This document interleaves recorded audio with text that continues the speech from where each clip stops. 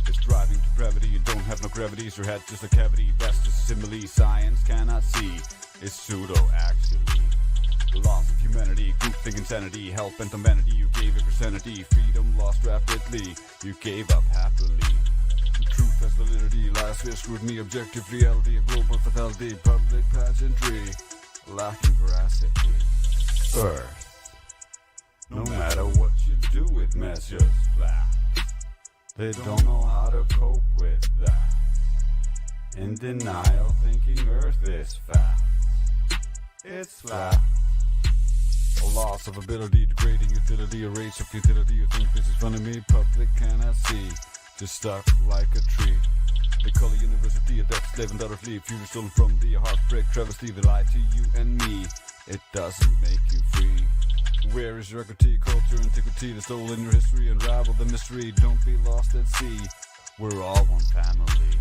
Raise the children to be free, don't die or work a bee. You cannot lie to me, no knowledge sets you free. Living in reality is the only way to be. Take accountability, find your rationality. Learn the logic and you see, it's just a 43. What's in breaker, take a knee, stop the we and top the plea. Open eyes, see the points, three, undeniably, but not all can see. Especially the pre-programmed NBC with the proud personality and the victim mentality. Living in a normal normality, this genial generality, a hollow superficiality. Earth, no matter what you do, it measures flat. They don't know how to cope with that. In denial, thinking Earth is fat. It's flat. It's time to rise up, come together, teach each other. It's time to rise up, break the bonds from one another. It's time to rise up, I believe in you. They lie to you about everything else. Why would they tell you the truth about where you reside? Brain fried, you don't think you're more easily controlled when the government debunks all the religious views of the world with a lie. The rights of the people come from the creator, something the government could not take away until this. Now most people think the government bestows those rights upon the people who can therefore take those rights away. Those are your freedoms you're giving up and the freedoms of your children. Don't bow before the tyranny, don't believe in this mockery. Getting hooked into a socialist democracy, a communist tyranny, a bold-faced hypocrisy. Obvious for all to see, NASA, Nazi repository, Nazi founded NASA, it's history. Behind the UN as well, it's no mystery. Do the research, stop the faith, it's your choice, your voice. Use it. 24/7 Flat Earth Discord. Come join us. Peace.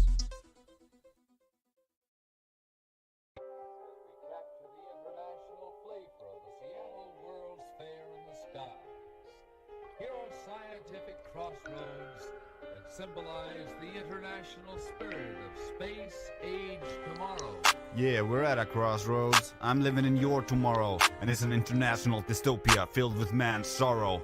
You can forget the delusional utopia. Sitting at your workstation, do you get the implication of your predestined designation? Syndrome, domestication, status, victimization, vocation, misapplication of man in creation. One step closer to automation or complete behavioral modification, a psychological operation on the entire population. Programmed emasculation and freedom eradication, now it's truth by declaration and character assassination. Wars between puppet nations, propaganda on every station, public lost in mass consumption of poisons like fluoridation. They fool you with the concentration, it's still rat poison by demonstration. Is Epstein's friendly relation the solution to overpopulation?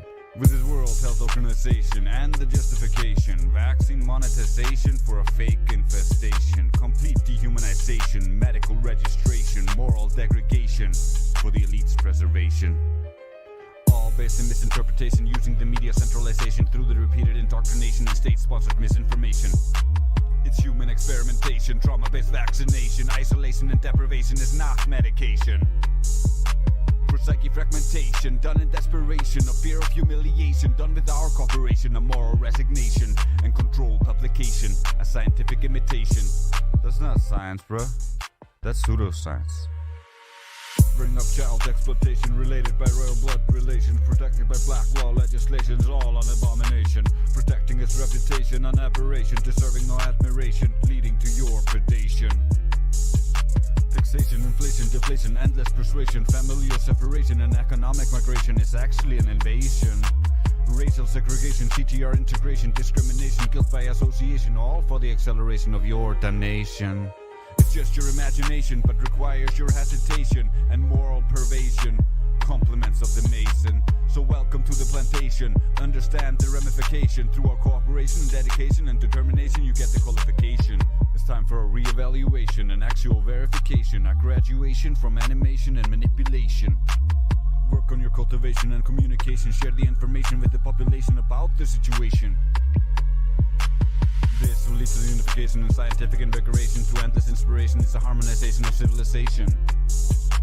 Avoid the temptation, break the domination, have the realization and find the motivation. The invalidation of the explanation and imagination brings about a transformation. It's time for a rejuvenation of mankind in creation.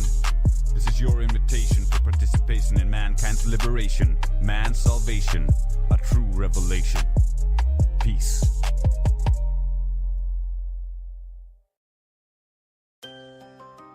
Trace and Karma, Collab 2020, 24/7 Flat Earth Disco. Here we go. We're talking about experimental science, the precursor to all of your appliance, the father of natural science, its son a method of reliance, in defiance of the current pseudoscience, consensus-based non-compliance, to the actual method of science. Robert Tarr on the beat. Open your eyes and your mind and pray God really with me. Make the truth into fact, into science and naturally. Open your eyes and your mind and pray God really with me. Make the truth into fact, into science and naturally. Naturally or unnaturally, the public is subject to lawful banditry, lacking in philosophical faculty, shuffling around happily. It's a travesty, a tragedy. They believe in a galaxy created by gravity. It's insanity, worth the convexity. It's a fantasy lacking substantially, although understandably with lost morality, divorced from reality and total depravity, lacking in humanity without spirituality. You have to think rationally, think critically, and drop the fallacy. You can't prove causality with vanity. That's the wrong mentality. Open your eyes and you might just be surprised. Look at these lies, just don't get hypnotized. Actors and guys who should not be idolized. Meet all the guys who come to Discord and be biased. You know it inside, it's a psychological divide. Open your eyes and your mind and pray God really with me. Make the truth into fact, into science and naturally. Open your eyes and your mind and pray God really with me. Make the truth into fact, into science and naturally. Let go of your pride, the truth cannot be denied. There's pie in your face, do you know what that implies? Get your perspective revised, it's the globe model's demise. The world is all centralized and disguised, the population all mesmerized and paralyzed. So is it so wrong to criticize? Do you get a Nobel Prize when you go against the enterprise? When you work, they demonize, and those who stole it, they glamorize. The work they sanitize, compartmentalize and monopolize. They propagandize, we memorize, we rationalize, we visualize and theorize and romanticize. To get us to internalize, they televise, to terrorize, to traumatize. I don't overemphasize. They want to destabilize, to sterilize and neutralize. It's time to vocalize, to organize and mobilize, to revolutionize. Join us in Disco. Open your eyes and your mind and pray God really with me. Make the truth into fact, into science and naturally. Open your eyes and your mind and pray God really with me. Make the truth into fact, into science and naturally.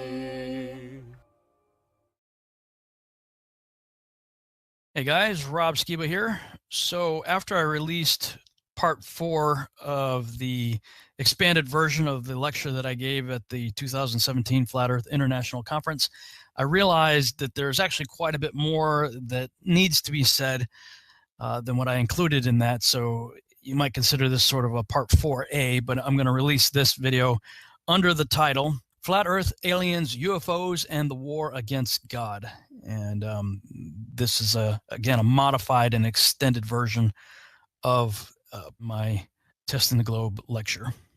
I'm sorry, but, you know, when you look into the founding of these organizations and the people involved, there's absolutely no reason whatsoever that I will ever trust these people. And when I look at their allegiance against God, against his anointed, against the Messiah, and all the things that they do in favor of the man of sin, the man of lawlessness, the beast, the Antichrist, whose number is 666, and all of the things associated with the globe that they push that just so happen to also, in one way or another, end up equating to some form of 666. I have to be honest with you, it sure does look like, if not the great delusion itself, a big portion of it, a huge portion of it. Evolution is not even remotely plausible without the cosmology that is being pushed in the Copernican model. The whole idea of suns eventually spitting out, or, in the process of forming, creating planets that cool and orbit around suns, and the whole idea that all the stars that we see out there in the heavens are suns just like our sun, and likely with planets going around them just like we have planets going around our sun, supposedly. The possibility that some of those could have life on them, to me, all of this is a big setup. And one of the things that I find interesting about the idea that flat Earth is coming out now is I believe we're getting really close to some sort of disclosure event. And you've got other people out there, of course, the Ancient Aliens crowd always pushing it. The Anunnaki and whatnot are ancient alien creators. Evolution has run its course. It's gone completely bankrupt. So even people like Professor Richard Dawkins saying, well, intelligence design, is likely the way it could come about, but it would come about in the following way, that some ancient civilization out there in the universe, who itself allegedly evolved from some sort of Darwinian evolution type of scenario, reached a high level of sophistication and came here and seeded our world with the mechanism that made evolution possible here. Of course, it just keeps pushing the problem further out. How did that other, if it requires intelligent design to kickstart evolution, then how did that other allegedly advanced civilization out there evolve? I mean, sooner or later, you're going to get to a first cause, and that first cause is going to be God. But this narrative is being pushed on us that ancient aliens have been here before. They were likely our creators, or at least helped kickstart life. And they're coming back. UFO sightings are increasing exponentially every year. UFO and alien abduction scenarios are being reported exponentially more and more every year. There's never been a phenomenon like this. This is completely unprecedented.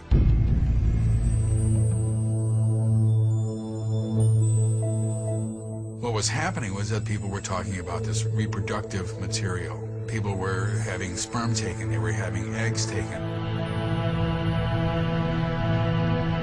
People report that they were having embryos injected into them and sometimes retrieved from them.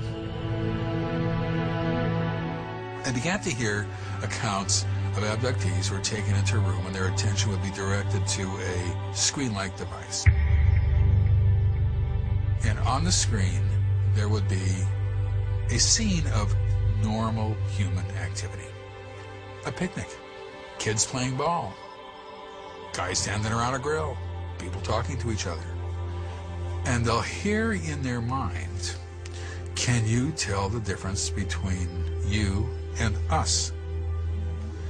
And the person will look at the screen and say, no, everybody looks the same to me. And I'll say, see, isn't that wonderful? Isn't that great? Soon we will all be together. Soon it will be wonderful. Soon everybody will be happy. Now, you hear that once. It's not a pattern. You hear that once, you just discard it. Interesting, who knows? But when you begin to hear it over and over again, then suddenly it has different meaning. This is from other people who are not aware of this testimony.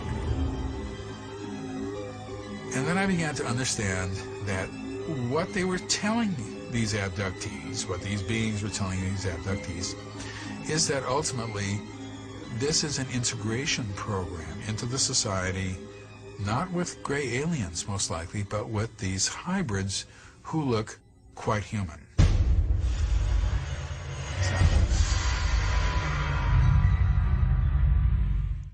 And you got people like Stephen M. Greer out there saying, hey, disclosure is imminent. It's just around the corner. It's going to happen. Although he's been saying some stuff that's rather interesting lately that he even believes it's going to be a counterfeit version of it, that we have the technology right now that human beings could fake UFOs with our own technology, make people believe that it's alien spacecraft, but it could very well just be, black budget DARPA type projects, developed in Area 51, human engineered aircraft that are being used by our government or the governments of the world to deceive people that it's really aliens. He's warning about that. The military term, so you know it, is a false INW or a deceptive INW, indication and warning. And it's basically like the Gulf of Tonkin event in Vietnam. You basically exaggerate or hoax an event that then manipulates policymakers. So this was the ultimate takedown of official disclosure, which was about to happen in 1989. Got it? 26 years ago, November 1989. So here we are in 2015, and it took a lot to piece all this together, and I began to look into what the electronics were with this and what kind of technologies they might have. And one bit of insight that the Prince had, he said, so he told me that the reason he was funding the abduction groups is that he was convinced that there was an existential threat from outer space. That's been the Sub Rosa plan since the 56. And that he wanted people to hate the aliens enough to pay the blood and treasure of World War III. And he also wanted it to be eschatological, where it would result in the end of the world so that Christ would return and the good folks would go up in a flying saucer, I guess, with Christ. Now, this is what he was telling me. I'm just listening. And I'm going, whoa, this is like, woohoo. And he was completely convinced that this is what needed to happen.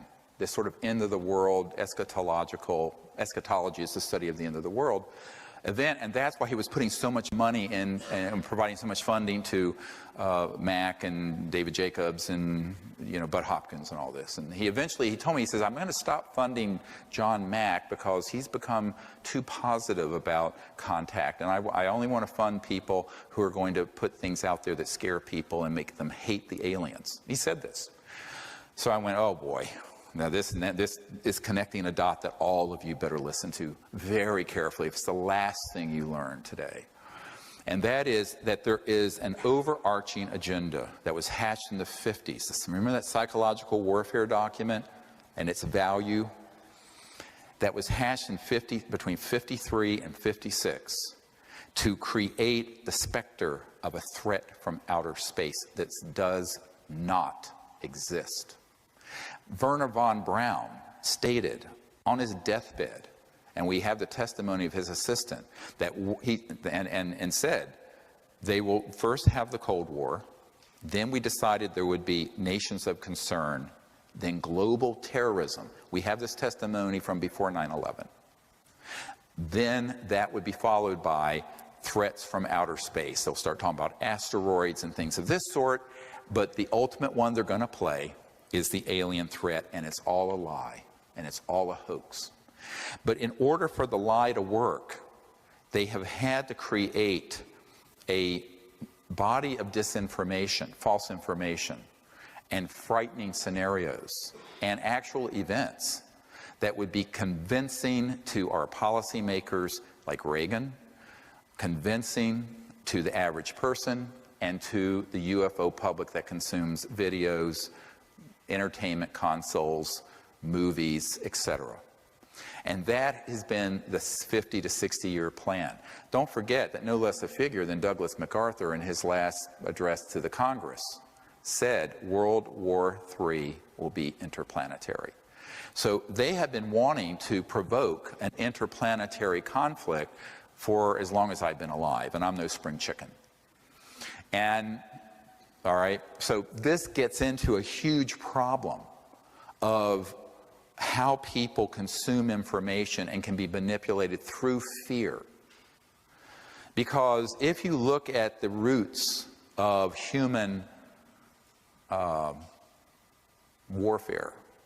The early days, and even today, it's people abducting a tribe's women, raping them, abusing them sexually, etc., and so on. This is all stuff that they are simulating and saying that the ETs are doing through these abduction scenarios. It is 100% being done by military special operations that are this paramilitary force.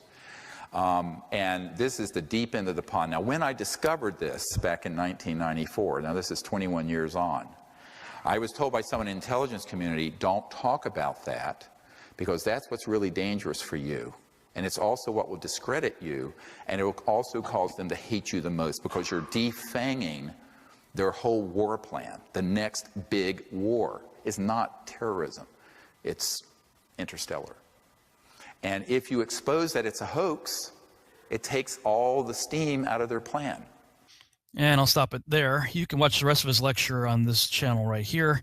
And I actually recommend that you check out a lot of his stuff. He's got some really interesting stuff. I know a lot of people want to write him off, but he seems to have some credible sources for his, for what he's saying. And, more and more in the last few years, he's been talking about a counterfeit alien disclosure that be 100% orchestrated by human beings in order to push forth an agenda. Now, of course, he's not a flat earther. He believes in the spinning globular earth model and that there are ancient aliens out there, and he believes we need to reach out to them and, shake their hand and say, hey, let's be friends, and all that good stuff. But, to me, I don't believe, even before I got into the flat earth, I didn't believe in ancient aliens anyway, or aliens in other worlds. I believed in all along that we're dealing with fallen angel activity and demonic activity and things of that nature.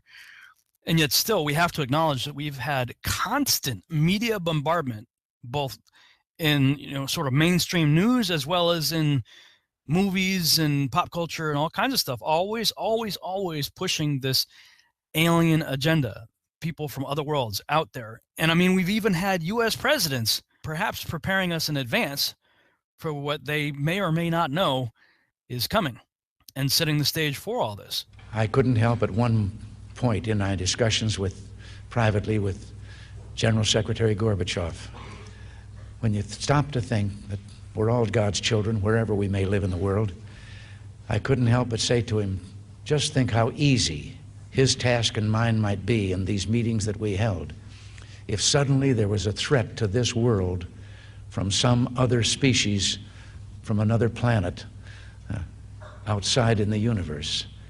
We'd forget all the little local differences that we have between our countries, and we would find out once and for all that we really are all human beings here on this earth together.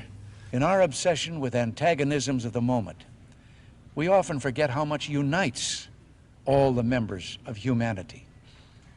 Perhaps we need some outside universal threat to make us recognize this common bound. I occasionally think how quickly our differences worldwide would vanish if we were facing an alien threat from outside this world. And yet, I ask you, is not an alien force already among us? What could be more alien to the universal aspirations of our peoples than war and the threat of war? I think maybe I'd answer it this way. I keep, in my frustration sometimes, actually, if you count some of the things going on in smaller countries and all, there have been about 114 wars since World War II. But I've often wondered, what if all of us in the world discovered that we were threatened by a power from outer space, from another planet? Wouldn't we all of a sudden find that we didn't have any differences between us at all? We were all human beings, citizens of the world, and wouldn't we come together to fight that particular threat?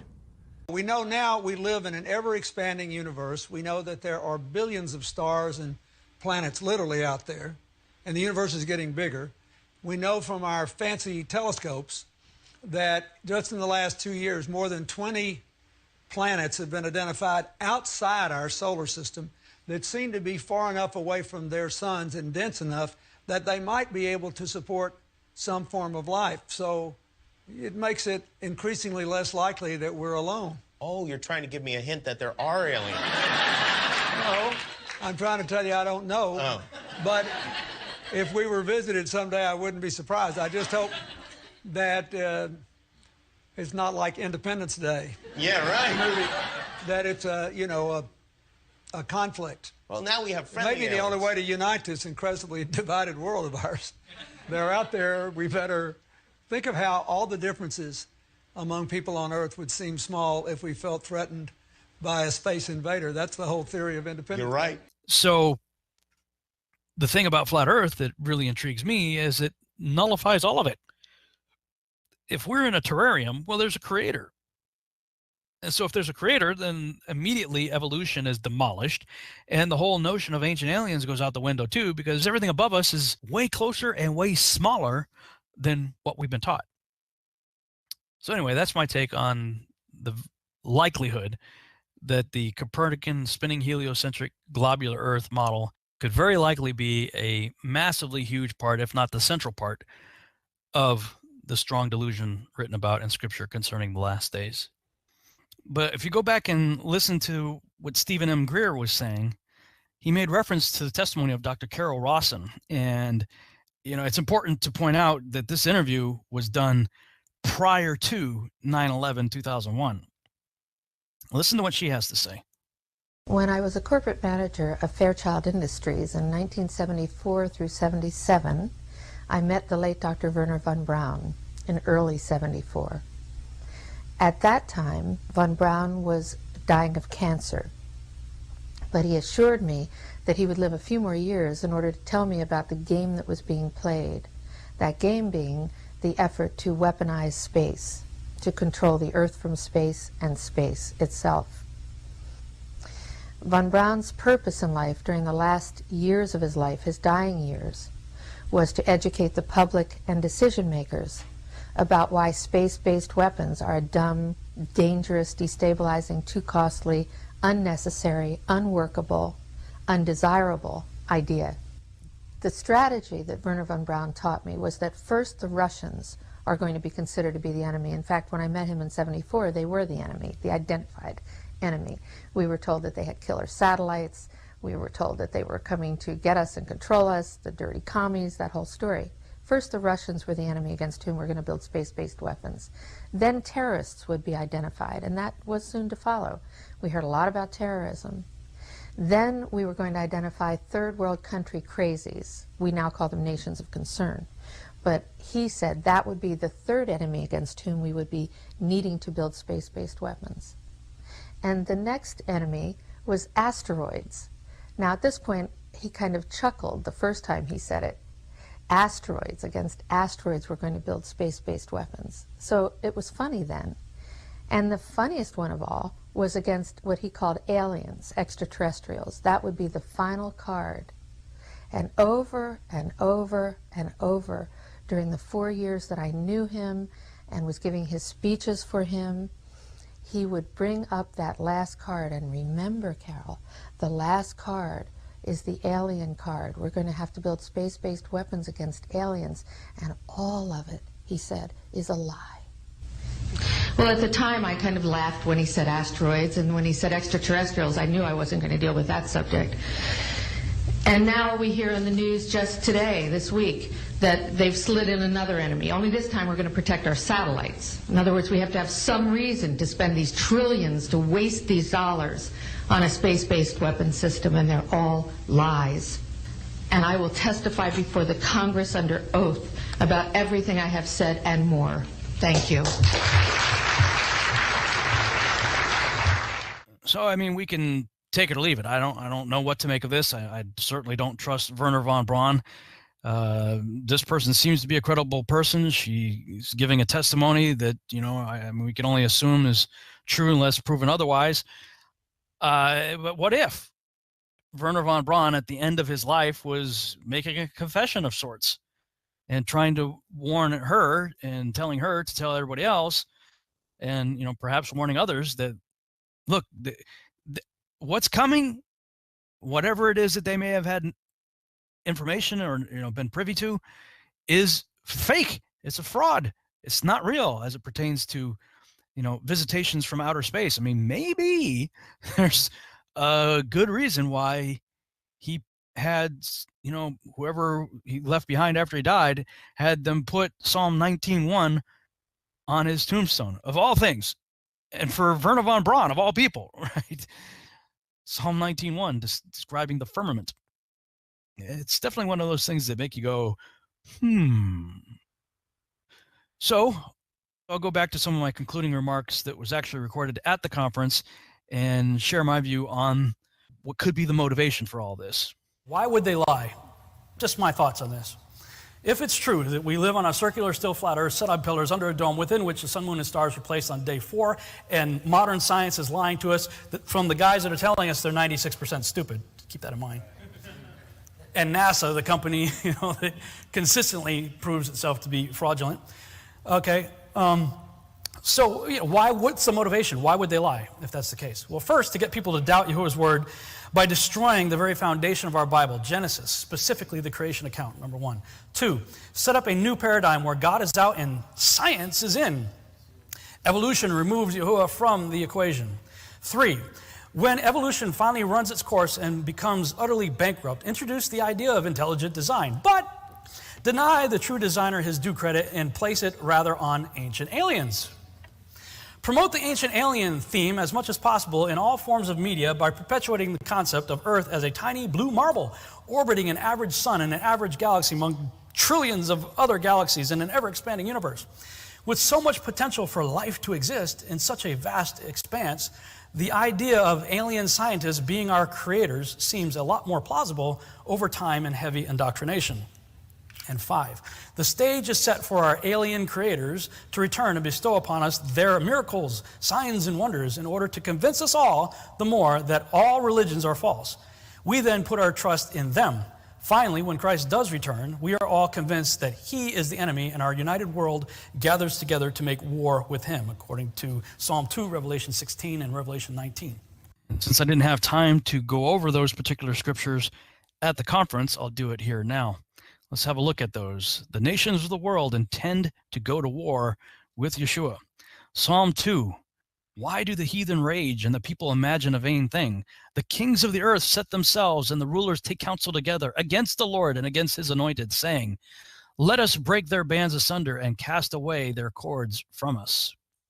Revelation 16 is the fulfillment of that. It talks about the 6th angel poured out his vial upon the great river Euphrates, and the water thereof was dried up, that the way of the kings of the east might be prepared. And I saw 3 unclean spirits like frogs come out of the mouth of the dragon, and out of the mouth of the beast, and out of the mouth of the false prophet. For they are the spirits of devils, working miracles, going forth unto the kings of the earth and the whole world, to gather them to the battle of that great day of God Almighty. Behold, I come as a thief. Blessed is he that watcheth and keepeth his garments, lest he walk naked and they see his shame. And he gathered them together into a place called in the Hebrew tongue Armageddon. And in Revelation 19:19, and I saw the beast and the kings of the earth and their armies gathered together to make war against him that sat on the horse and against his army. And the him in this case is Yeshua coming back on that white horse. So we know the end game. The end game is the whole world at some point is going to gather together to make war with God. And other places in the scripture, we see that the heavens are going to roll away like a scroll.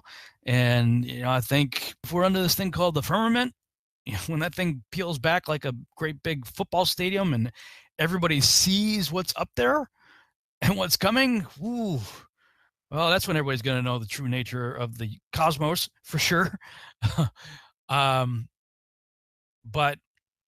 when it comes to, let's say, a worldwide conspiracy,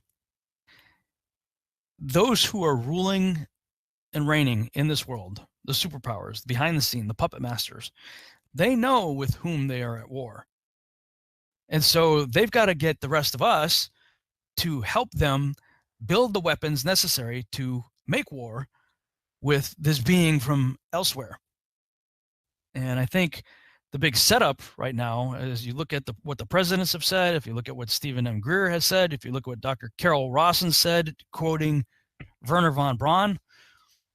The whole alien thing is a big fraud. It's either fallen angel activity, demonic, and or human agencies creating a great deception to get everybody convinced that we have to make weapons to get ready for space invaders, when the reality of it is evolution doesn't work, ancient aliens doesn't work, everything that's in the cosmos is within the firmament, therefore everything is much smaller and much closer. There is no real threat out there. The only real legitimate threat to those who hate God is God.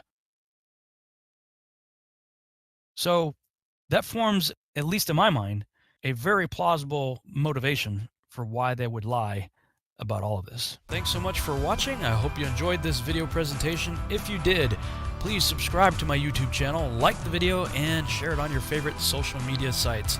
There's a lot more to come, so stay tuned and we'll see you back next time.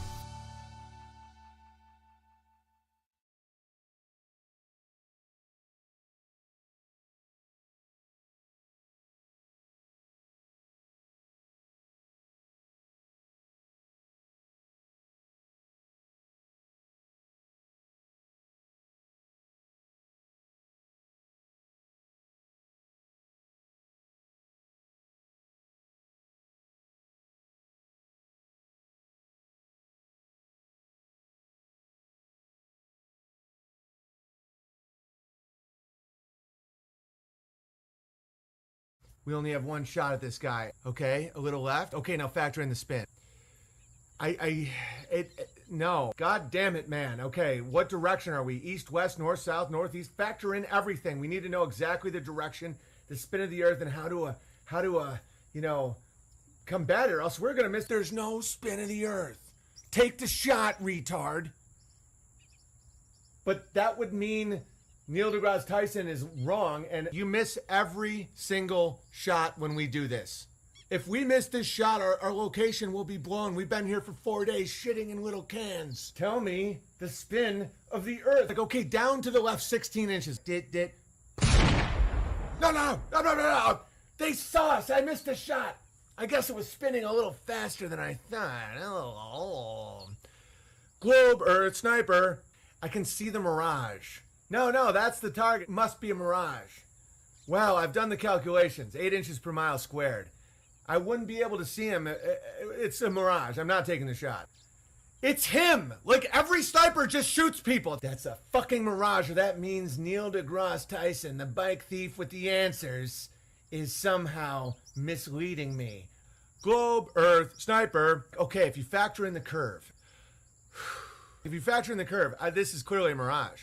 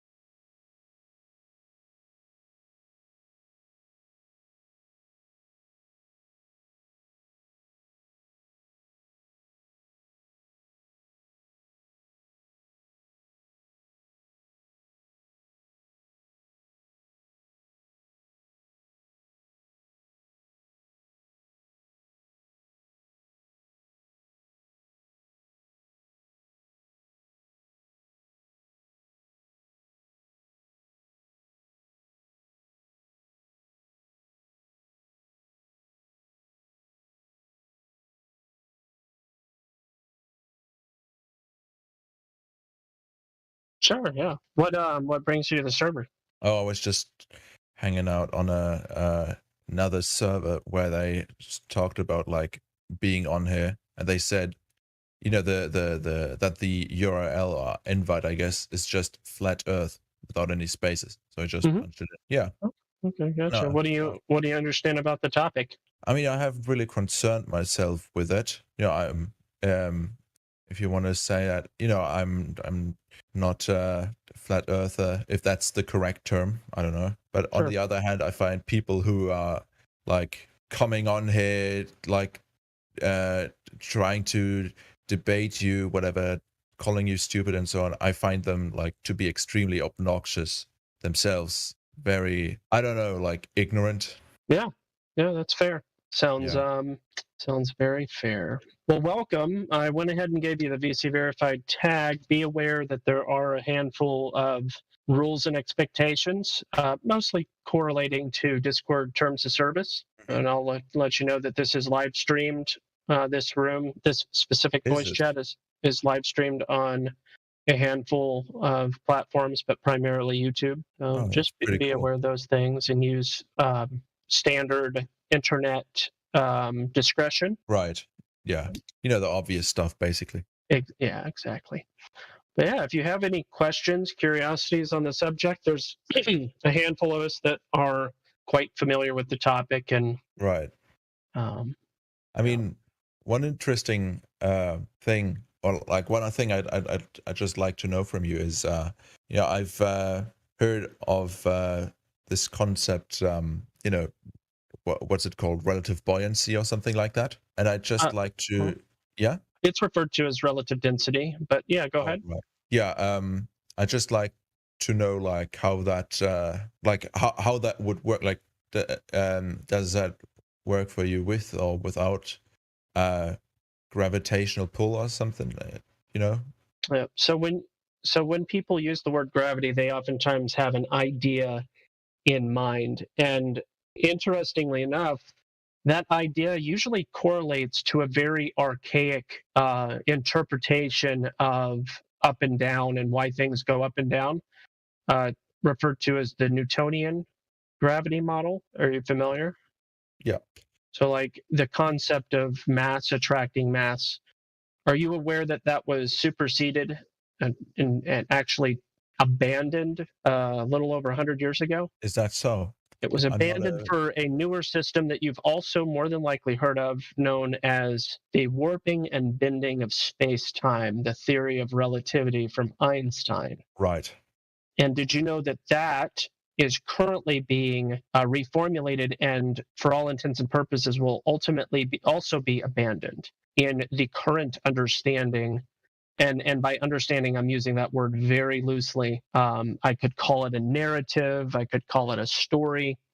Right. But they're abandoning that for a medium or an element or a component that exists between matter, such as there's different theoretical elements that they're inventing, like the graviton, or the Higgs boson, or antimatter, or black matter, to explain in a more consistent way what we see in reality. Now, right.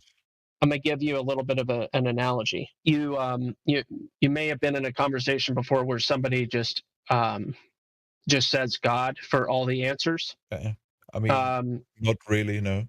Okay, or basically what I'm saying is, if you just say magic is the answer, magic could answer everything, right? So, and I don't mean that literally. I mean that logically. Yeah. So if magic can do anything, then magic can fill the hole of explanation for anything, because you could just say, magic is the answer. Magic is the answer. Magic is the answer. Yeah. And I'm using that as an analogy for what's currently happening as they continue to obscure into deeper forms of sophistry, I would call it. Right. They say things that sound really smart, but they're really just using a synonym for the word magic when they invent ideas like particles or forces. And they just make a new name, oftentimes after somebody's last name or something, who talked about the subject, and they name it this new thing after that, and then they're like, this explains it. This answers all the questions. So I know that's kind of a convoluted way, a roundabout way to get to the point. Things go up or down. The question of what causes things to go up or down is only answered in part by relative density. Yeah. I had a really good analogy for this the other day. Oh yes, here was my analogy. Are you familiar with when somebody slams their hand on a piano or doesn't know how to play the piano and it sounds really bad? They call this dissonance. Yeah. Okay. So my question for somebody else the other day was, why is dissonance, why does it sound bad? Right. Why does harmony sound good and dissonance sounds not good? Yeah. I mean, like if I'm allowed to answer with of course. at least what I know, it has to do with more or less the frequency being, let's say in a let's just call it pleasant ratio, like to each other, right? I mean, that's more or less how I understand it. Like, yeah. I would just reduce it down and say, why are those ratios inherently good as opposed to bad ratios being inherently bad or unpleasant, right? So I'm asking a question that might not necessarily have an answer, but you do understand the effect, and you don't have to understand the cause to fully understand the effect. Yeah. That it's just another roundabout way of saying we can fully understand the effects of things going up and down and all of that. The cause may not be an answerable question. Yeah. But here's what. Yeah. Sorry, I know I'm talking a whole lot. I don't mean to cut you off. I will just add to this whole thing. The fact of the matter is, mass attracting mass was never demonstrated. It was an idea, somewhat of a post hoc, drawing the target around the object. You know, you shoot an arrow and then you paint a target wherever the arrow landed. Right. Kind of an after the fact. Well, this is the explanation, but we can't demonstrate it. Right. I mean, I'm not. I think it possibly could be demonstrated, but I don't think that it up until now it has been demonstrated in a way that's like super impressive. Like we haven't really attracted like a meteoroid or something just with, I don't know, like a gravity beam or something.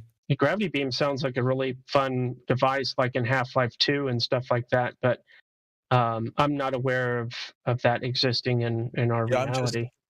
I'm pretty sure that there's some that particles, not even like on a molecular or atomic level, but just like basically dust has been recorded, basically just attracting itself more or less. Yeah, you have to. I would say this: ask the question: are there other possible explanations for for the effect that you're witnessing? So, for instance, let's say you see a particle of dust, and you're like, "Whoa! I just witnessed other dust particles going to that dust particle." For instance, right? Or is there more than one possible explanation for the cause? I mean, if you just said it's just a yes or no question, right? I mean, if you don't account for other variables, right? Surely there could be. So in regards to, is there more than one way to explain something you're witnessing? And that I would say yes. Mm-hmm. So determining which one it is would require experimentation. The issue is, are you able to account for all of the variables? Okay. Yeah, I get what you're trying to say. But I mean, there is stuff like the Cavendish experiment and so on that, have been performed in basically in surroundings where there's basically zero there are zero other factors affecting it other than gravity. Air's been sucked out, it's been done pitch black and so on, right? No nothing, no sound, no vibration, just what we would assume is the gravitational pull. I appreciate you using the word assume.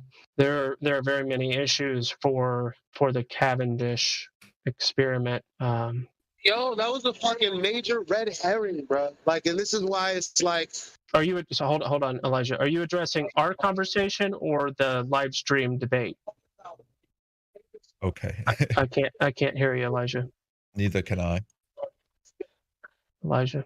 There's an active flat Earth. Well, I'm not going to call it a debate. It really doesn't deserve to be called a debate. Argument taking place. I believe that's what he was referring to when he was popping in here, because he was probably replying to the text chat.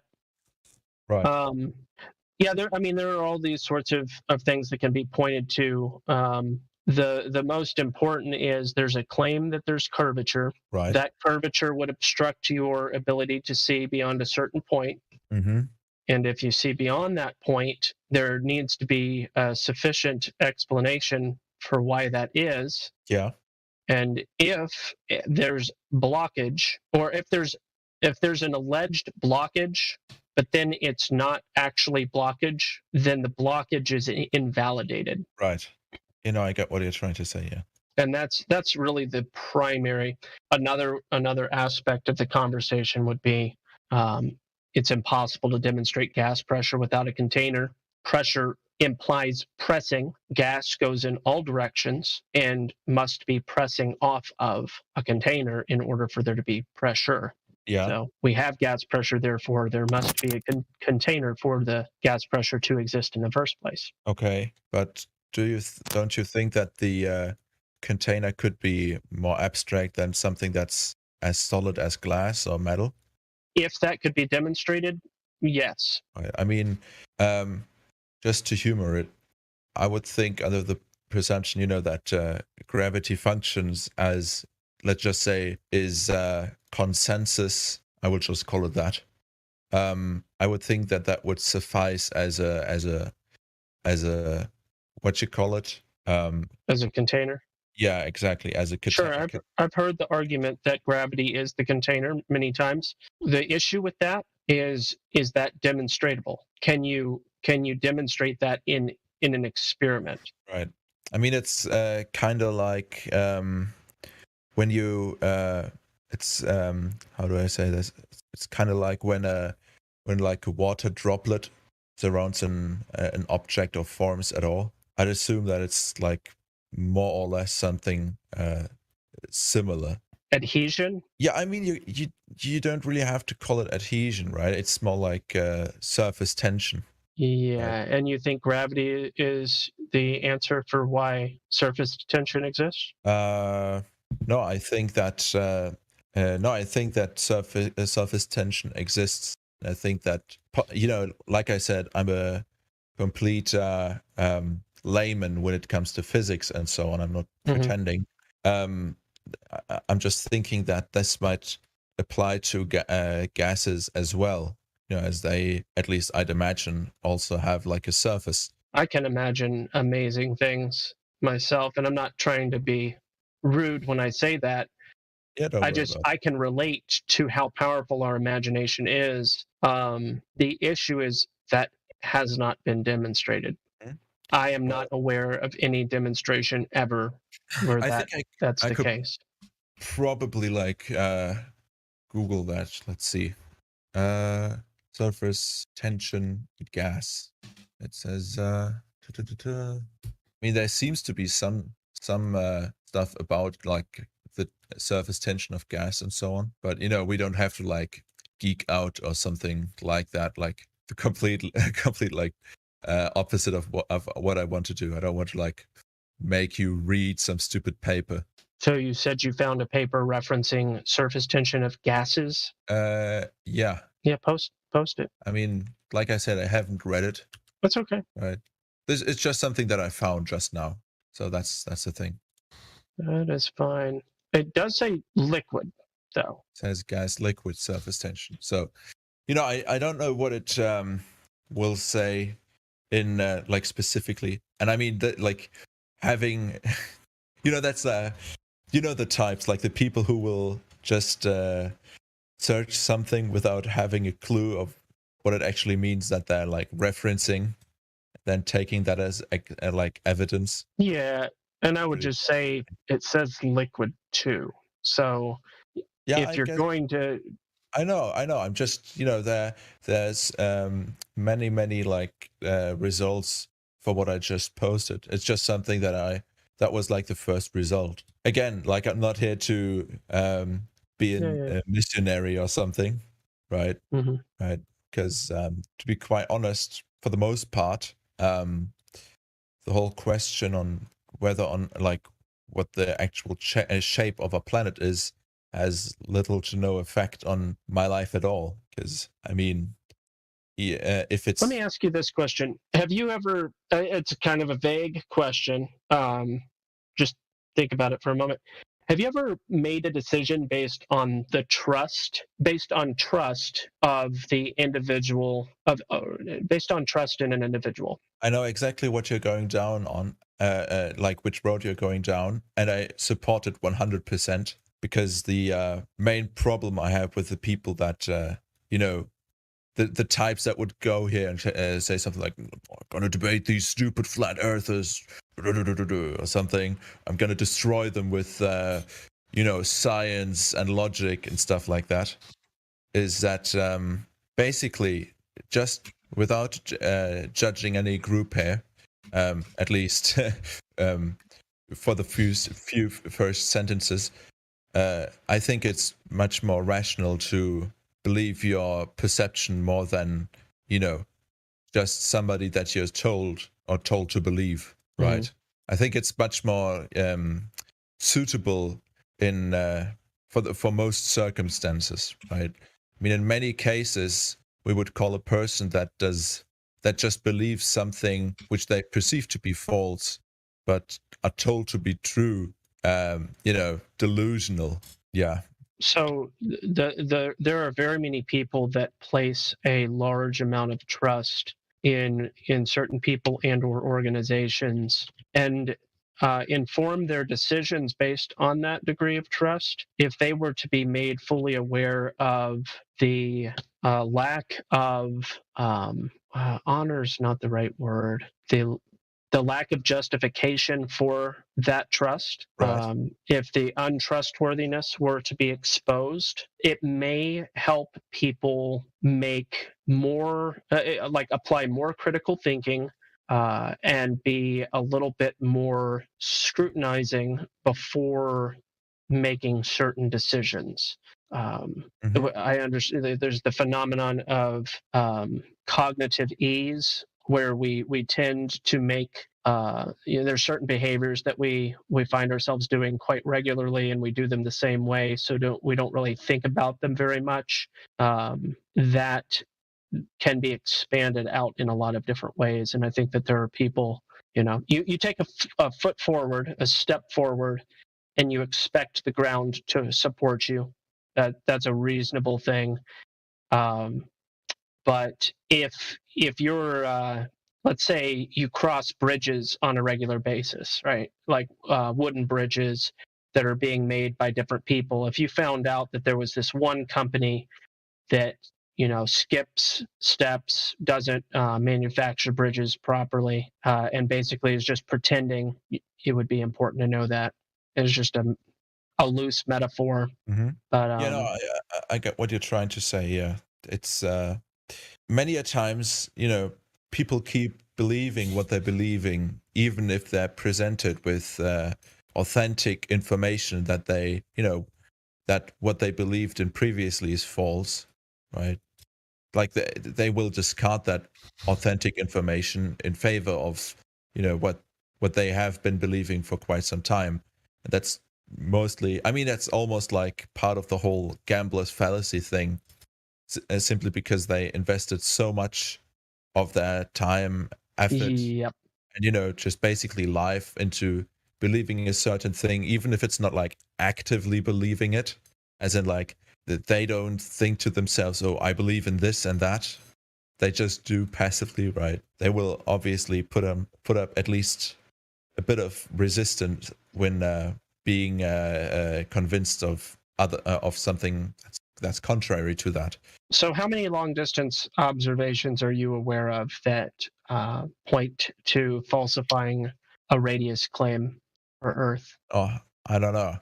I don't really, like I said, I don't. I mean, no, it's okay. You could just say I'm not aware of any. I've heard of one or two. Like that's all the answer I was looking for. Like I said, I saw some videos, right? But I'm not tracking that. That's kind of like looking out for looking at those things, like waiting for them to happen and then looking at the results. I don't know. That kind of seems like. It's obviously it doesn't track at all, but it's kind of like if you allow that comparison, like baseball for flat earthers. Like it's like you just wait for it to happen, and then like hopefully like your team wins, more or less, right? But I seriously don't have any recollection of like any serious trials or experiments like that, except for my own, which aren't really planned or scientific in any way. Yeah. So this specifically would not be referred to as an experiment. I'm referring to just what's known as long distance observations. Right. So if you're not really particularly aware of any, it sounds like you're kind of just, as far as this topic goes, you're hanging out for a verdict at some point. That is that fair? Kind of your position on it? Like, oh, it looks like they're arguing about something, and one day maybe we'll finally know the actual answer, something along those lines. Yeah, the thing is, if we were to like seriously debate, like if I was some like staunch globe head, if you want to call it that, and you were to completely like disprove me in every single way, I would probably not change my opinion, simply because I have been more or less, and to be frank, kind of programmed to instinctively like reject flat Earth as like a serious belief. Mm-hmm. And not only that, but how do I say this? Basically, just see those that do believe in it as ridiculous. That's like something that I don't know, can't really do anything against. But the thing is, I want stuff like, for example, Hollow Earth to be real so bad. Yeah, because of Godzilla, of course, man. Yeah, that's what I was hoping for as well. Damn, Godzilla brought Hollow Earth. Damn, I was all in for it. Yeah, a huge monster like that in the middle of the earth. Damn, it went crazy. One thing I was just curious about your age, though, if you don't mind. I'm 34 right now. What's your age? Oh, I'm 21. 21. Okay, so I was in globe religion for like about 25 years. So my case is worse than yours. There you go. I win. I'll stop it there. Boom. Yeah, no, I'm not. Like I said, I'm not trying to judge. We're all programmed to think exactly what you just said. All of us. And I think one day, if you can realize that there's nothing to debate, then things would change. Because it's not like anything can be debated about. You know what I mean? Nobody's going to be able to debate how tall you are unless neither person or one of the people don't know how tall you are. So out of ignorance, they might say, well, I've stood next to him and it seems like he's shorter or it seems like he's taller. In that sense, the only way you can debate it is if you're actually debating ignorantly against something that already is. Then there are things to debate, like things about opinions, like your favorite color, your favorite restaurant. But when it comes to measurement, or when it comes to persons, places, and things, well, that we can go to, those things just matter. Yeah. A thing is a thing. There's nothing to debate about a thing being a thing. In this case, the Earth is supposedly a globe thing. Well, we test that. We can test whether or not the dimensions are accurate the way the math describes them. And we have an argument called the Black Swan, where we focus on the distance to the horizon, which is supposed to be geometrically blocking the rest of the Earth, because the rest of the Earth is hidden by the curve, right? That's why we can't see everything. That's what Professor Dave just said in his debate. And the bottom line is that horizon is never geometrically where it's calculated to be. As a matter of fact, it's further. As many times as I've actually seen it, and there's been the times that I've seen it on video now. Well, video came first, but then I went out to actually view it myself. But at that point, you don't debate whether or not the horizon is geometric. We just know that it's not. There's nothing to debate unless you're a person who doesn't understand what an obstruction is. Right. Obstruction being the geometric horizon. Metric because it's supposed to be measured to be 1 mile away if you're 1 foot off the ground, or a 6 foot person, it'd be somewhere around 3 miles away. That's its measure, the measure of your physical blockage from the rest of the Earth. So the moment that you realize that that's actually not true, there's nothing to debate about it. It's just something to realize. Right. I mean, like the obvious follow-up question is, I mean, it is said that supposedly the Earth is not spherical, but more like basically like a discarded apple, almost like an apple you've thrown against a moving vehicle or something. Yeah, I think Gospel Bearer has one of the best answers for this. Yeah. If Gospel Bearer is still there. He's on a call. Oh, give him a second. Right. But I would just say overall that's not the case. Overall, they would say that it's a minuscule amount, and for all intents and purposes, it is curving at a specific rate. That's like when they say Kansas is flatter than a pancake, but then you're like, well, on a planetary scale, not really. Oh, no, on a planetary scale, yeah, but when you're standing there, not really, right? Yeah, but I read about that. Didn't they actually if you scale Kansas down to like a pancake, isn't it even flatter than a pancake? Yeah, flatter than a pancake. But the thing about that is you can't have two different kinds of elevation, right? Because when we talk about 8 inches per mile squared, then it's the elevation drop between you, the point that you're standing on, and the Earth that's curving away from you. And consequently, that would be what the horizon is. the cutoff at which you can see the land, because it's curving away from you. But you can't have that kind of elevation drop and have an elevation profile of flat when determining the flatness of Kansas, because that's exactly what you would have to use. Like the profile on Google, the elevation would have to be flat for you to know, based on that zero baseline, how high and how low things are on an average. Right. I have a completely off-topic question. What do you what, in your opinion, is the more or less like optimal flat Earth fast food item? Because I'm ordering food right now. Fast food item? I try not to eat fast food. How about flatbread? My refrigerator broke, so I don't know. I don't really have an option right now. I would say, what would I say? I would say flatbread. Dang. Steak. How about a nice flatbread sandwich? Thomas is Italian. I don't. I mean, I'm thinking about like a real like trifecta here. So basically, on one hand, like you'd have the like the donut Earth, like the torus, right, where it's like double hollow, represented by onion rings. Then pizza balls for the globe, and then what's a pizza ball? Yeah, I've never heard of that. Yeah, it's basically just like a made from like pizza dough with a bit of like mozzarella and sauce in it. Yeah. Oh, And Gospel, then- I think you were on a call. Oh, go ahead. Your third item. Yeah, and the third one is like it could either be a pizza or like a chicken burger.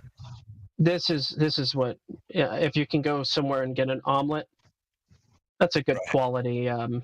There's not a lot of garbage in omelets. I mean, some people, you could have the argument about if ham is in it or whatever, but omelets oftentimes have, pretty legit things depending on the quality of the cheese, like bell peppers, tomato, onion. Those are all good things. Okay. That omelet is raw. I don't know. Maybe it's just melted cheese. I mean, many people often overcook their omelet. Yes. But on another note, like, what do you think is more flat Earth like, a burger or pizza? I don't know. I have different ideas about how things might be. The bun, because at the on the underside of the bun, you have a plane, and then under, You're just who knows? thinking about a burrito, bro. and I find it hypocritical that you didn't say burrito the whole time, because I know you were Because thinking about it. burritos don't have a flat level surface. Yeah, yeah. Well, not level. I mean, you got to hold it level for it to be level, but they don't have a flat surface. Get out in it. I mean, You tried it. You were reaching. You were reaching. As a matter of fact, that's exactly what I had only 30 minutes ago. A steak and chicken burrito. So I'm very upset that MJ called it out, because he could not have known that unless I really eat them as much as I do. yes, So exactly. Yeah. Uh-huh. Oh man. But on another note, back to the Gospel. I was telling him you would be the best person to talk about, because when we were talking about the curvature, he's like, yeah, but don't they say it's not perfectly spherical? It's more like an apple. So Yeah. it wouldn't. So check this out real quick, Spangle. They say oblate spheroid. They'll even invoke the word pear. I said, an apple thrown against a moving vehicle. That's my what I said. Okay, but I, just in case that idea ever creeps into your imagination, let me help you with it. Based on the globe model, based on the equatorial radius versus the polar radius, you understand the two reference points? Yeah. Okay.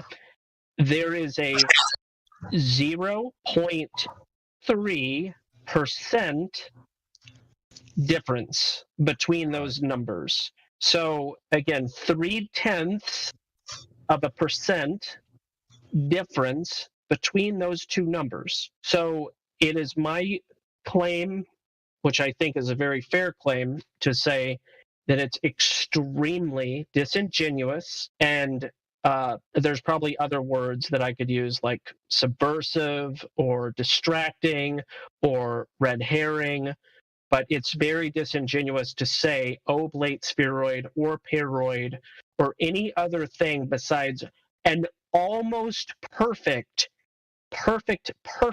ball is what they claim this Earth to be.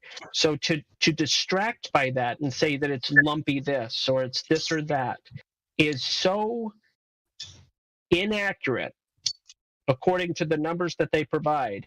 It's absurd that they even go there, but they do. And I find that quite suspicious that they go there. Don't you think that might be due to like 2-3 factors? The first one being that you can kind of like spin the polar radius like around if you just discard like the Greenwich line, and the next one being that supposedly water kind of like covers it, kind of just flattening out the dents, if you want to call it that. You know what? I think I'm glad that you went there, because I just went through a video the other day. I kind of cut you off. Keep going, and then I'll post this really helpful video. Right. I mean, the next funniest thing is that there actually is an ice wall, and they were like, they were just like, shit, let's just like make this up. All right. So on the concept of, take into consideration all the claims of the globe, okay?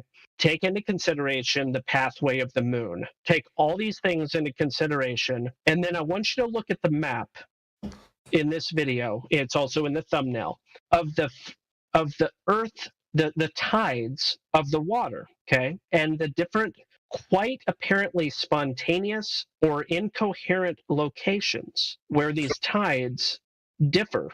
This, to me, is a very helpful visual to dispel the illusion of a globe, to dispel the illusion of the moon causing the tides. There are places in this world, and you can watch that whole video, it's nicely done, but there are places in this world that have 4 tides a day. There are places in this world that have 2 tides a day, and there are places in this world that have a mixture of both of those, as in not always the same. Mm-hmm. Yeah, I get what yeah. So when people are like, the water, the earth is spinning and the water bulges a little bit, or any of those sorts of things, that's not what these tidal maps demonstrate in the slightest. But anyway, again, 0.3%. I give an analogy for that.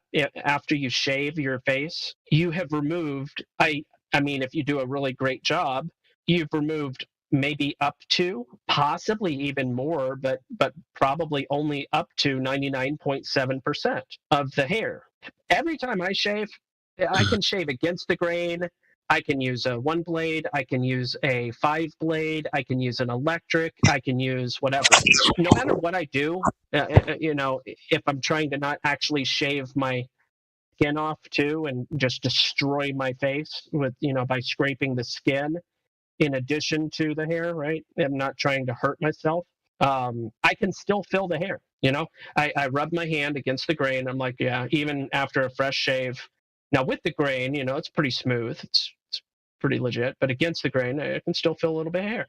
My point is to say that 0.3% of the hair is present means that you're unshaven. Oh, look at this unshaven man, which in reality he's a freshly shaved man. He just dried his face off. And oh, look at that unshaven man, is the equivalent to calling the earth some type of oblate anything or paroid anything. But even worse. It's even worse. Right. I still have only one question. Yeah. Should I order a burger or pizza? Yeah, they're both relatively unhealthy foods. You're probably going to have a better physical response to a burger in general, as opposed. Pizza tastes fantastic. I mean, unless it's just crappy pizza.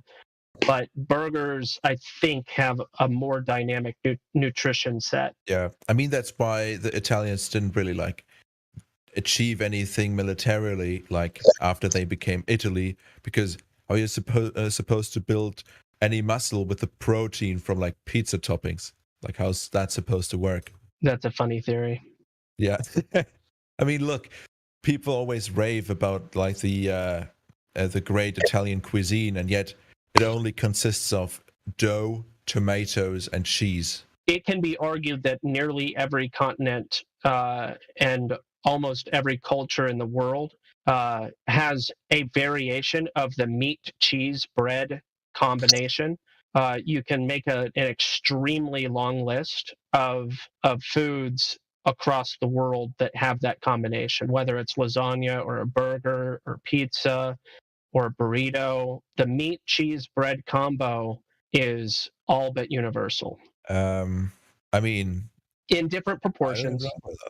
I don't even know about that. The only thing that comes to mind when I think about the rest of Europe is cordon bleu, and that's a weird specialty.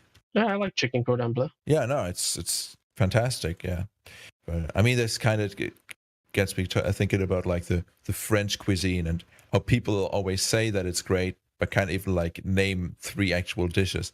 Croque monsieur, cuisines of the East aren't at all based on cheese and bread. Just I know there's a lot of Asian cultures that avoid cheese, but that doesn't mean that they don't have a carb, meat, and other component trifecta. Yeah. I mean, I have the feeling that you kind of like generalized it just maybe a small bit there. Yeah. But there is a long list, right? Pizza, bread, cheese, meat. Burger, bread, cheese, meat. Burrito, bread, cheese, meat. Lasagna, bread, cheese, meat. Spaghetti, bread, cheese, meat. Like you, yes, all come out of Europe. Yeah, that's all. Like most of it is like a just a remix of Italian cuisine, or is just Italian cuisine.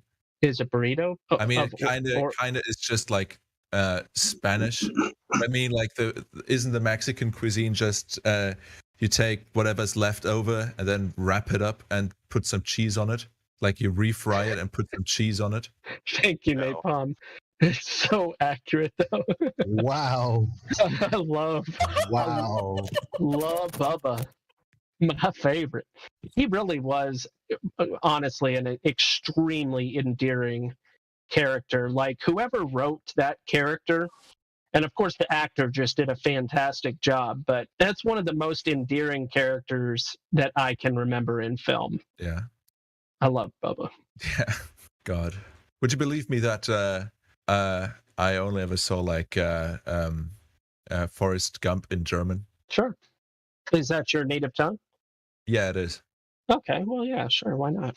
It's fine. I find that I found out that it sometimes freaks people out that like we watch almost all movies like dubbed exclusively. Ja, und auf den Fliegen out meine Marsch. Okay, that's like like a very broken sentence with some vague like offensive words. Yeah, because it's a reference to Wayne. It's a reference to Wayne's World. So if you've seen Wayne's World, I don't know how it was dubbed in but German. Yeah, und auf den Fliegen out meine Marsch. Yeah. Yeah. For the non German speakers, that's and monkeys might fly out of my butt. Pretty much. I mean, I see. Kinda. Like with not enough imagination. And back to the imagination thing. It comes full round circle. Yeah, everybody reminds Wayne from Wayne's World's classic catch wave when he sees a woman. Boing. Okay, now I'm just fucking with you. I'm just fucking with you. Swing. Yeah, obviously that's what they say in German, the German dub as well. Mm. Yeah, won't you believe it? They also dubbed the second movie. Okay, but still be like on the food delivery question. Burger. Chicken burger or normal burger? Ooh, it all depends on the quality of that chicken. Because if it's well done, not well done as in fully well done cooked, but like if it's the right level of juiciness, a chicken burger could be pretty good. But yeah, I think you have a higher likelihood of success with the standard burger, but depends.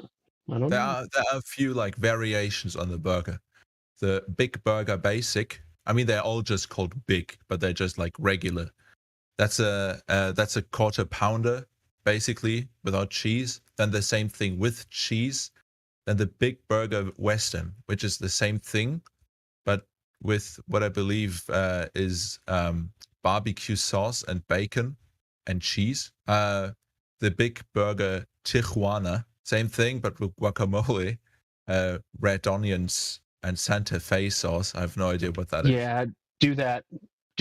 Sounds good. Yeah, but to be honest, I'm a sucker for some guacamole, though. Yeah, but I don't know like how well it will go with like Santa Fe sauce. I have no idea what that is. Yeah, I'm probably just gonna stick to that thing then. I mean, in all likelihood, like the place is run by some people who have to eat halal, so they will most probably like make a decent like chicken sandwich. Oh, okay, yeah. Yeah, I mean, some of the best chicken I've ever had was at a Turkish restaurant. Yeah, I mean, they're basically stripped of all like pork privileges for the most part, right? So that's basically what they had all of their like guild points into, right? Let's see. I have to log into my bank account just to verify this payment. I don't know why it does this to me. Yeah, always be careful when something redirects you to your bank. Yeah, no, I have to like log in on my phone. Oh, okay. To like put a TAN into the thing or whatever. Okay, there we are. God. Yeah. But I mean, this might be like my hubris or whatever, but I have the feeling that like here where I live, we use significantly like less seed oil when we like make food, even if it's like junk food. Wo in Deutschland kommst du? Nordrhein-Westphalia? Yeah, I'm just gonna answer that in English. Currently, I live in Berlin. Berlin. Okay, cool. Yeah. Are you from NRW? No, I'm not from that place. That's all I'm gonna call it. In many places, I guess it's tolerable, but other times, it's kind of a hellscape, right? NRW or where you're from? No, like NRW as you call it, right? North Rhine-Westphalia. Yeah. You say it's a hellscape. Are you from somewhere else originally? Yeah, I mean that whole place, right? It's basically chock full of like cities, right? That basically just rose to their position during the Industrial Revolution, right? Yeah, a lot of foundries and stuff like that in the area. Yeah.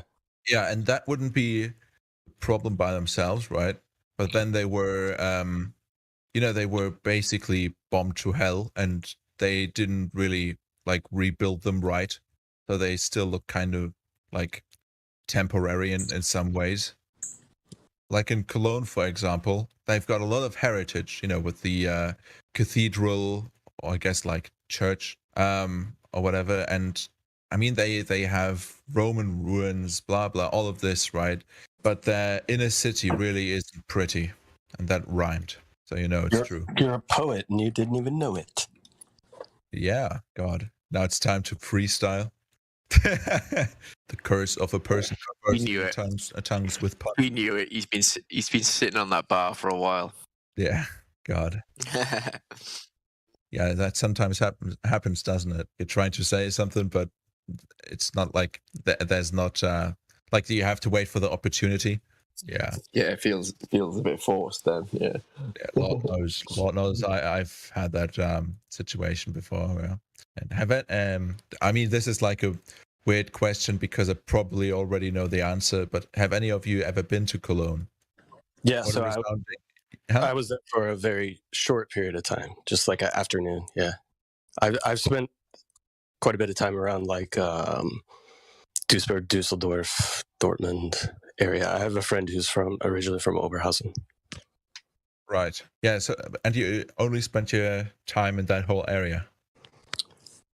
Yeah. Well, I was there for his wedding and spent a lot of time. I actually, if anybody has the opportunity or the ability to experience another country by staying with a family, it's a much more enjoyable experience to spend time with families and kind of learn more of the culture than to just kind of see the touristy aspects of areas.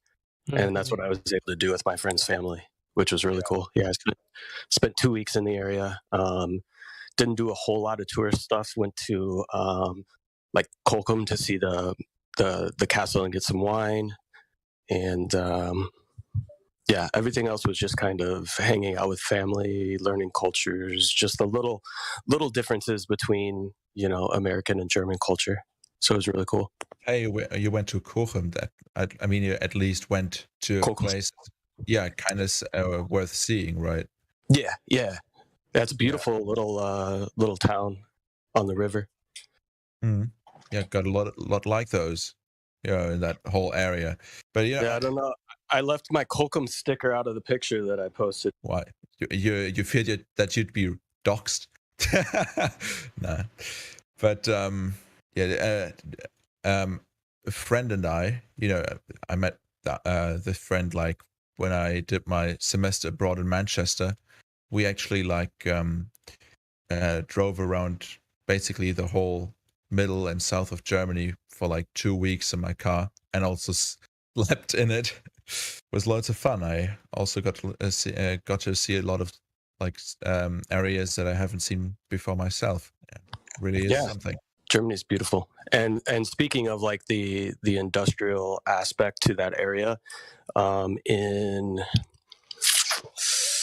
I think it's in Duisburg, there's a old abandoned steel factory or foundry where they've converted it into a park, and you can really just kind of go all over this whole entire factory. It's lit up at night with a bunch of lights. There's rock climbing within some of the containment outside for the coke that was used for the processing of steel. It's really cool, and it's just completely open to the public to climb all over this whole entire old structure that used to be a steel mill. And one of the funny things is when we were there, you're kind of climbing and going through all these areas of this old shut down factory, and there's just sharp metal edges everywhere and stairs that are really slippery. And I was like, there's no way that you could ever have something like this open to the public that's run by the public government. There's just no way, because somebody would fall and sue and whatever. And my friend was like, yeah, well, if you fall and hurt yourself, that's your fault. Why should anybody else have to pay for that? And I'm like, I like that attitude. Why is it somebody else's liability because you're being an idiot? Mm. Yeah, that's kind of like the attitude. Yeah. Yeah, we have such a so many lawyers here in the States, and this culture of suing people for money and all that kind of crap, that something like that would just never fly. That's true. I mean, that kind of sucks though, right? Yeah, definitely. Yeah. I mean, near Berlin, there's this place called Ferropolis, right? City of Iron. That's what it's called. And basically, it's like a place where they used to dig coal out of the ground, and this big, I guess, crater is now filled up with water, and in a little peninsula that is smack dab in the middle of said now I guess lake, but ex crater, right? They still have all the machinery that used to work there. So basically, you have these ginormous machines that are just standing about, right? These old coal diggers and whatever, and they actually do festivals and concerts there. So that's a bomb location for a festival, right? In this peninsula, the middle of this lake, with all these big coal, I don't know, tools there, right? Really is something. Yeah, it's probably very similar to the one that I went to in Duisburg. I think they call it Duisburg Landscape Park or something like that. I'll see if I can link it. Really cool, beautiful. The way they have it all lit up with different color lights and stuff at night. It's really awesome. Right. Yeah. No, I have it. I have it on Google Maps. Found it right away. Yeah, I mean, it is cool, isn't it? You can bet that or you already know that so many banned pictures, photos, have been taken there. Oh yeah, when we were there in the evening, my buddy was like, by the way, you might come around the corner and see a naked girl getting her picture taken. It happens here a lot. Yeah, kind of weird. Yeah. No, but like I said, I'm not from North Rhine-Westphalia, and I'm also not from Berlin. From the general Wiesbaden, Taunus area, near west of Frankfurt. Cool. So are you new to the server? Yeah. It's brand new. Yeah. What originally brought you here, if somebody hasn't already asked that? Yeah. I was just preparing for some exams, and because I wanted to ask a question, I joined a mathematics Discord server. That's, I don't know, kind of dorky if I think about it. But then I joined the voice channel, and they talked about this place, how they debated, I guess you, right?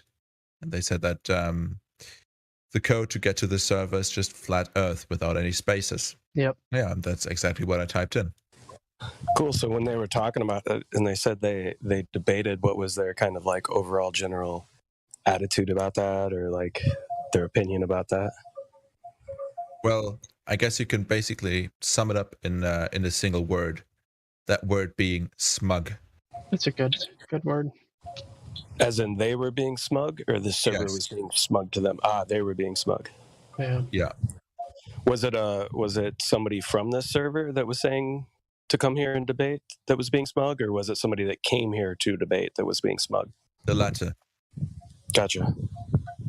So just kind of like a general attitude of condescension. Yeah. They were probably just butthurt because they were provided evidences that they refused to accept, and it probably got them hurt their feelings. Yeah. It's typically what happens. Spongo, are you willing to snitch this person for entertainment purposes for later on? Can't even remember the name. All right. Like they were just in and out, more or less, right? Gotcha. Yeah.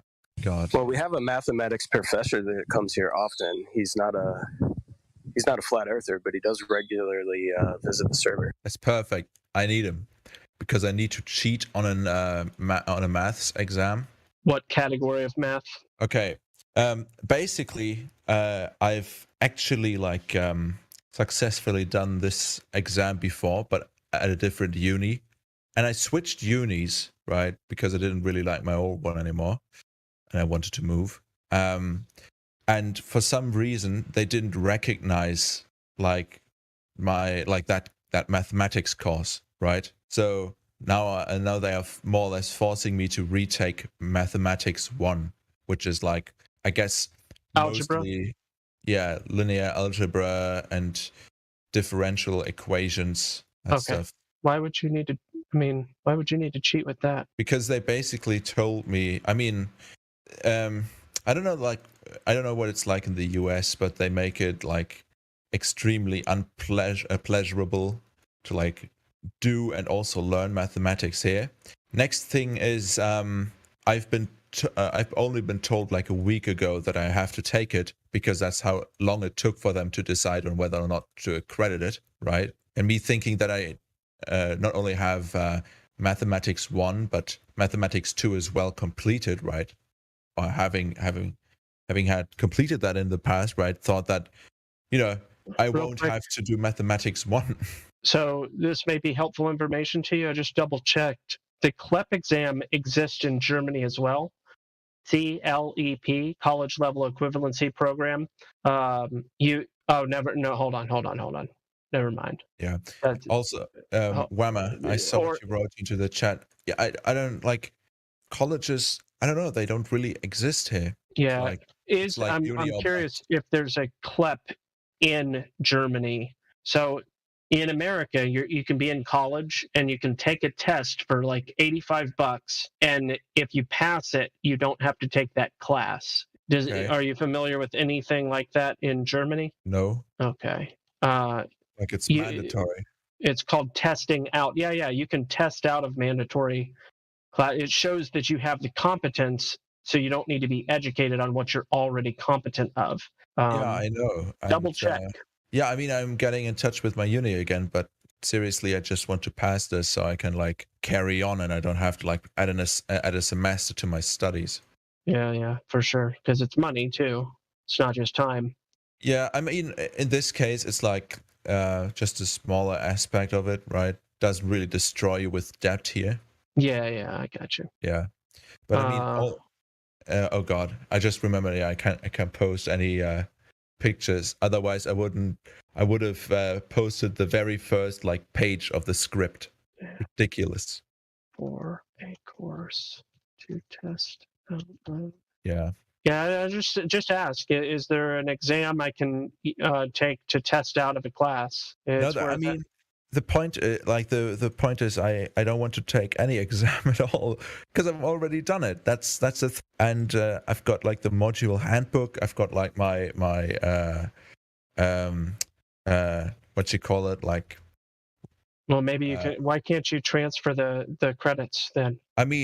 For most of my courses, I could and I did, but but in this case, I don't know if they didn't allow it, and I'm now getting in touch with like my uni again. To like You get got them to appeal. to do it. Yeah. Yeah, All right. because it's Algebra's kind of not ridiculous. not a big headache, bro. Yeah, it's just like it's how do I mean, look, it's not like you don't need to tell me that it's like not that big of a of a deal because I've already done it. It's just that the like the material that they give you is so it's just so like I would tedious. describe, yeah, like just kind of chewy to go through, right? It's just very tedious. Yeah. Right. And it's like they the first like three pages are all about sequences and series with you know, overly educated definitions and laws and so on, right? Mm-hmm. Right. And it's like if I didn't know what all these signs meant, right, I would be lost. But all of this just builds up to them saying, oh yeah, by the way, you can calculate interest with this. It's so ridiculous. Like I don't need the first three pages to get how to calculate like interest and like compounded interest. Completely insane, right? Just, I don't know, feels like a lot of chicanery. Nice vocabulary. Yeah. Thank you. Yeah, it's I mean, the worst thing is I always enjoyed mathematics, whether it was in school or like the last time I like took it in uni and so on. But this time it's just it really is just I don't know. It just feels mean-spirited. Like this is a first semester course, like a first semester class, and I have the feeling that they make me go through this just to like kind of test me, because everybody who's new to the uni has to do it to like prove their worth, even though I've already done it and I'm like a few semesters deep. Sucks. Mm-hmm. God, like they don't trust you because you're from Frankfurt. I mean, then they should trust me because I'm like from the actual Frankfurt and not from the second Frankfurt that's actually closer to Berlin. Yeah. Can I ask you one quick question, Spongle? Sure, go ahead. If in reality the Earth is not a globe, would you want to know that? I mean, the obvious answer is of course, right? Well, not everybody. That's why he asked, because we actually find a lot of people. No, I wouldn't care.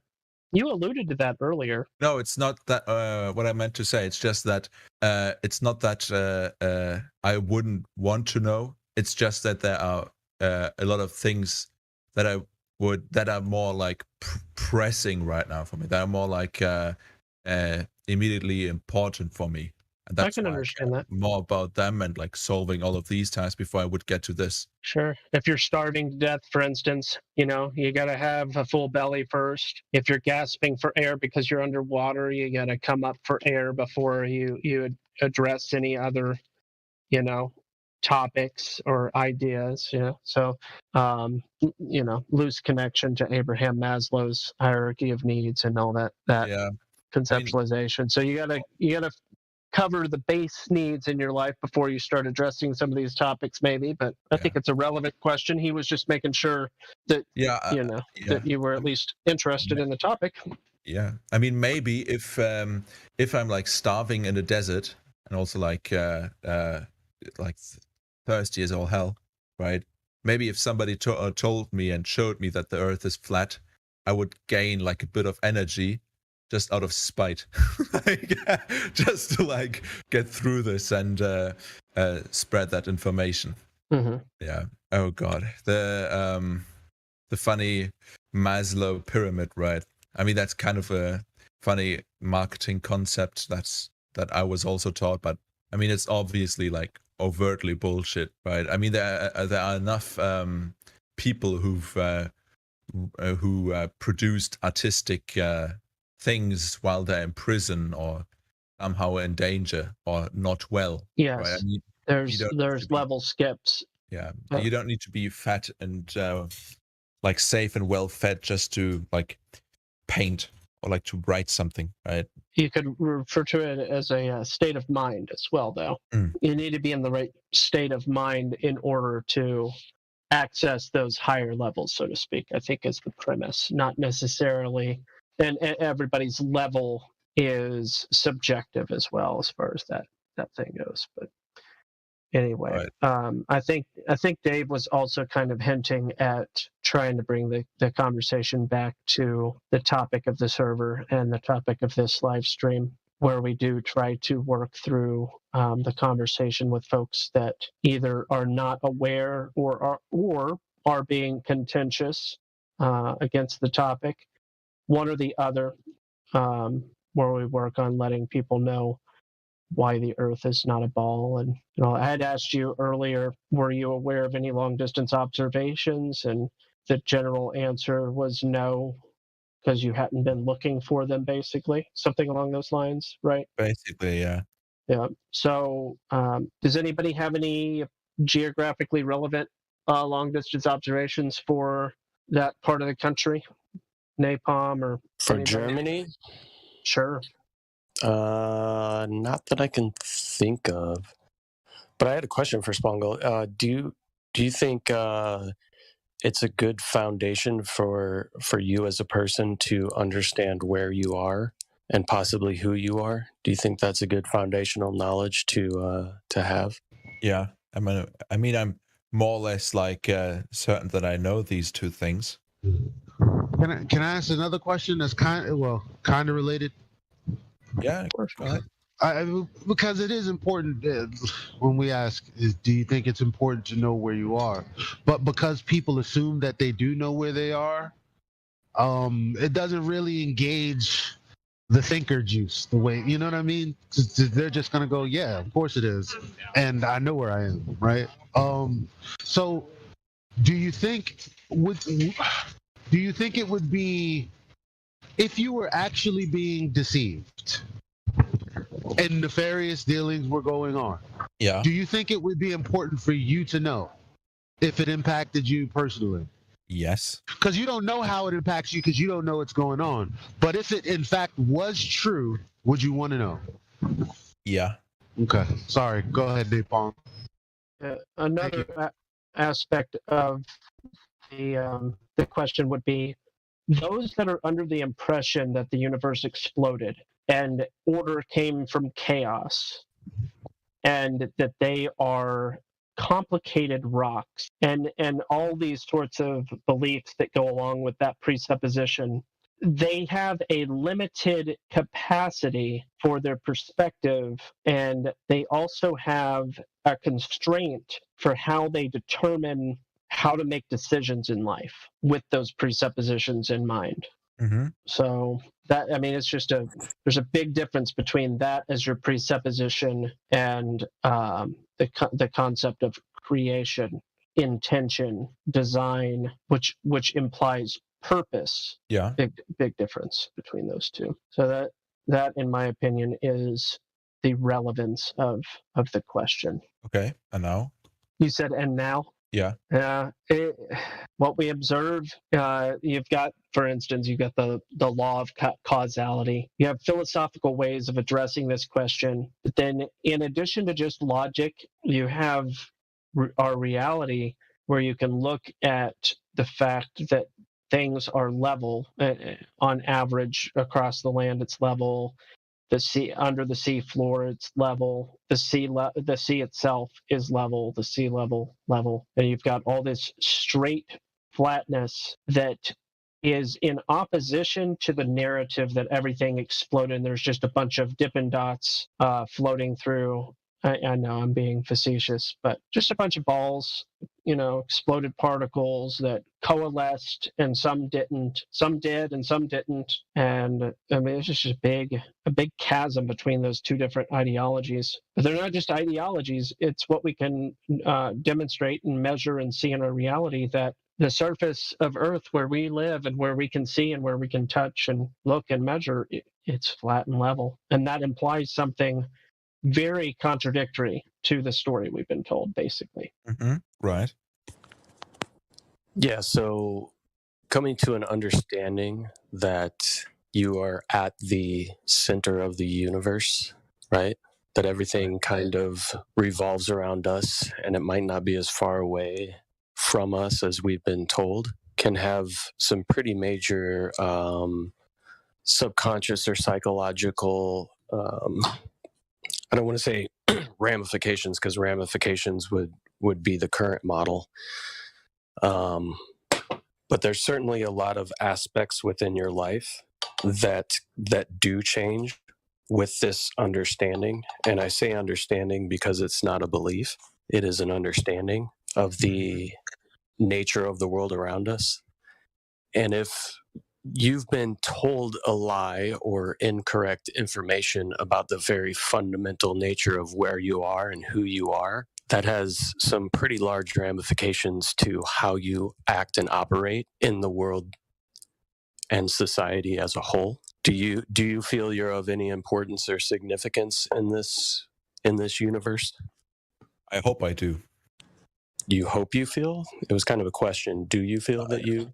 I mean, from my own perspective, obviously, I think I do. Do you think that this belief would maybe change or would increase a little bit if you understood that what we call the world is everything, that this realm that we live on is everything, that there's no billions and trillions of light years away, there's no possibility of, us just being a nowhere planet in the middle of an ever expanding universe, and we're just some speck, just like all the other billions and trillions of specks. Were you taught that in school? No, not really, no. So in Germany, do they teach the Big Bang and the evolutionary theories? I mean, they kind of allude to it, but they also teach creation. So your school curriculum does involve at least the other side of that equation, and they do teach a. Well, actually, when you say creation, can you elaborate? The Christian creation. Neat. Was it a religious school or a normal school? Normal school, like fascinating. Yeah, I mean, basically. Well, they taught creation. How so? Explain. Well, basically, it's just like normal class. Like basically, you begin having that class. So basically, starting in, I think maybe even first class, right? You're separated into Catholic and Protestant. I guess. I'm sorry. I don't care about that stuff. No disrespect. I'm talking about. We were just one sentence away. Cosmetically, because we're talking about We're talking about the Big Bang and evolution, and things coming together by way of gravitational accretion. That's that creation story. So, in terms of the actual creation, right? Like, what did they talk about in regards to cosmology? Okay, like I said, in religious class, we talked about creation as it is in the Bible. Right? I know, and that was very vague and obvious, but that's why I'm asking you to elaborate, because you're the only person that can say that. Like, make it interesting, please. Well, I'm just asking. Do you remember the details, Spangle? I mean, you all know the story, right? Like with the 7 days.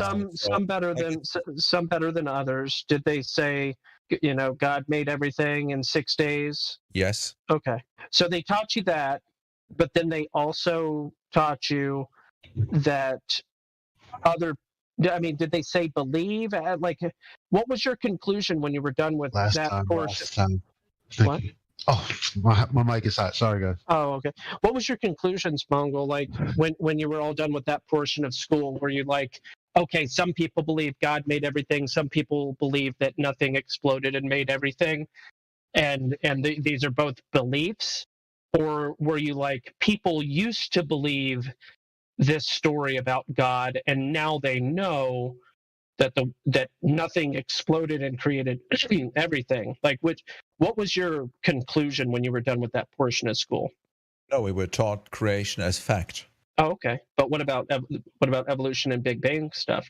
Are you saying they didn't go over that? I mean, not at that time. I mean, we're talking about elementary, right, onwards.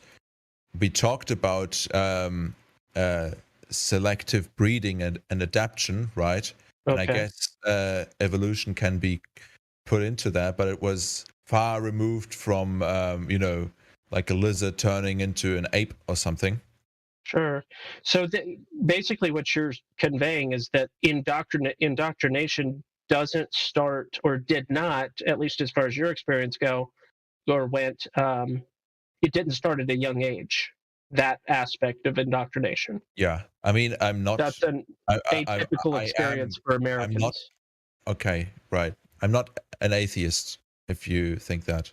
Okay. No, I didn't really make any assumptions. I'm just asking questions for clarification. And right. It's peculiar. Like, that's not the normal experience. It wasn't my experience going to school in the 90s, the early 90s. And I mean, I'm still not convinced that all of the details are clear. Because in all honesty, before Flat Earth, we all knew that most people regarded themselves as Christian, even if they didn't go to church, even if they, for whatever reason, didn't really espouse the faith. But they're like, yeah, of course, Jesus died and whatever. They used to go to church and yada, yada. That's most people's feeling towards it. At the same time, they'll have a conversation with you about exploding stars and black holes and whatnot, as if that's real. So that means that the indoctrination did happen in a way that was far more subtle than we really think. Yes, I mean, that's obviously true.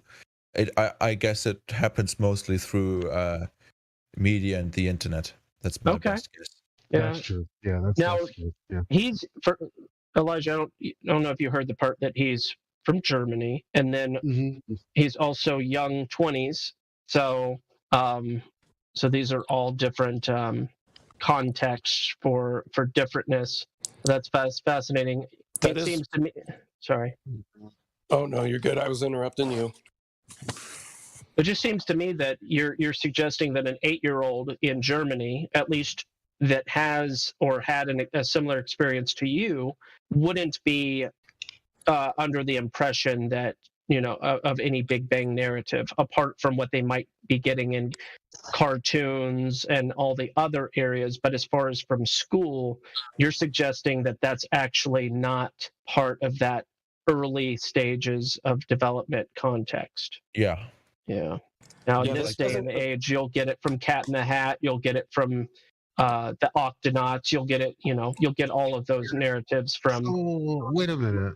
Everywhere else. That's hard to believe. Because again, my media tells me, and there's also Europe, and it seems to be the consensus right now. Of course, when I speak to other people, I have more of a mixed reaction.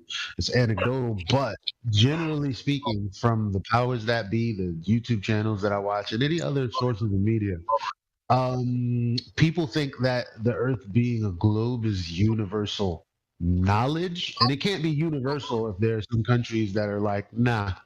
You know what I mean? But there are many countries that supposedly have a hand in the space station, and then there are other countries that just have things orbiting, satellites orbiting and whatever, doing various different tasks. So everyone's on board, and they can't be on board if some people are like, yeah, I know some people are taught that it's a globe, but not me. I just don't believe. I don't know. It's odd. Culture has a big way of, reinforcing the whole heliocentrism, globe model, all of that fun stuff, and it's not too surprising to me that in Germany you were taught the biblical aspect of it. Many Americans probably don't know the closer connection that the church and the state tend to have in Germany than they do, say, in like the United States. There's a very large presence of Christianity within Germany, and it's a very common thread within that country. And like I said, the separation between church and state isn't quite what it is here in the United States. So it's not too surprising that you were taught that in school. And you could possibly correct me if I'm wrong, but it's my understanding that even being a part of a church or a congregation, your tithe is basically extracted directly from your pay. It's that closely related to the state. But it's not about being taught both things. I'm more considering the takeaway. And he's saying his takeaway wasn't that he was indoctrinated with understanding that this is how things came about. Yeah, there's that thing over there, but he's saying, I think, that didn't particularly happen. And that his takeaway was at least open enough for him to think for himself. And I'm saying, okay, well, is that everyone's takeaway? Because on one hand, I have a mass media and nobody from Germany stepping up, most certainly, saying, hey, that's actually not true. They're saying globally everyone thinks this. Where's this coming from? Like, I don't see the people out there in droves coming out to say, don't put my name in your mouth. Well, let me just say, what I meant mainly was we were taught creation. I don't know like which like Earth model they used in like first grade. It's just that I just know, like, because I know that we had religion in school, and I distinctly remember being taught like Christian creation, the whole story behind that, right? But I don't know specifically like which Earth model they used. Like, that's, at least in my mind, that's such a minute detail that I don't even remember it. Mm-hmm. Okay, interesting. Fine. Yeah, but yeah, I mean, like the average like I guess like life of somebody from like my area was like, you go to school, I mean, as an infant, you were baptized. You are taught basically more or less everything about the Bible in the in elementary school, carrying on. Right? Can they hear me? Like yeah, you're interrupting a sentence. Don't do that. I mean, like the basics, obviously, and in middle school and so on, you go deeper into the material, right? Talking about the individual prophets, right? What it means and so on. And then when you're around like 13, 14, 15, you get your confirmation, right? Where you become a full-fledged member of the church. Good old Sky Gazer in on the conversation. I was hoping he was still alive. No, I'm alive, bro. I was like just saying, yeah. I was like cheering on. So what was the comment? Like, what were you gonna say, bro? I think GP. I think you interrupted the whole thing. It was gonna say something epic. No, I didn't interrupt. Yeah, no, it's just you could go to your confirmation. I guess like classes or whatever, like in order to prepare you to become like a member of the church, like a true member. And yeah, I mean, you go there like for like half a year or like a year on every Saturday or something. And at the end, right, like more or less part of the tradition is that all your relatives give you a lump sum of money, and many buy themselves like a motorcycle or something. Hey, Spongle, was I incorrect in my statement that typically the church will take a tithe directly from your paycheck as being a member? Yeah, but you can kind of like block them from doing it. Imagine like living in a world where it's like some kind of hot take. Imagine being like the kind of red pill Neo situation where it's like, yo, like Morpheus takes you to the red pill level. And it's like the red pill is just about like, well, yeah, the church, like when you're like giving money, it's like going to the church, like 5% is like going to administrative fees. I mean, you can also just like no, but also like that's not that impressive and interesting. Sky Gazer. Oh, I'm sorry. You're being a little disruptive. Slow the roll.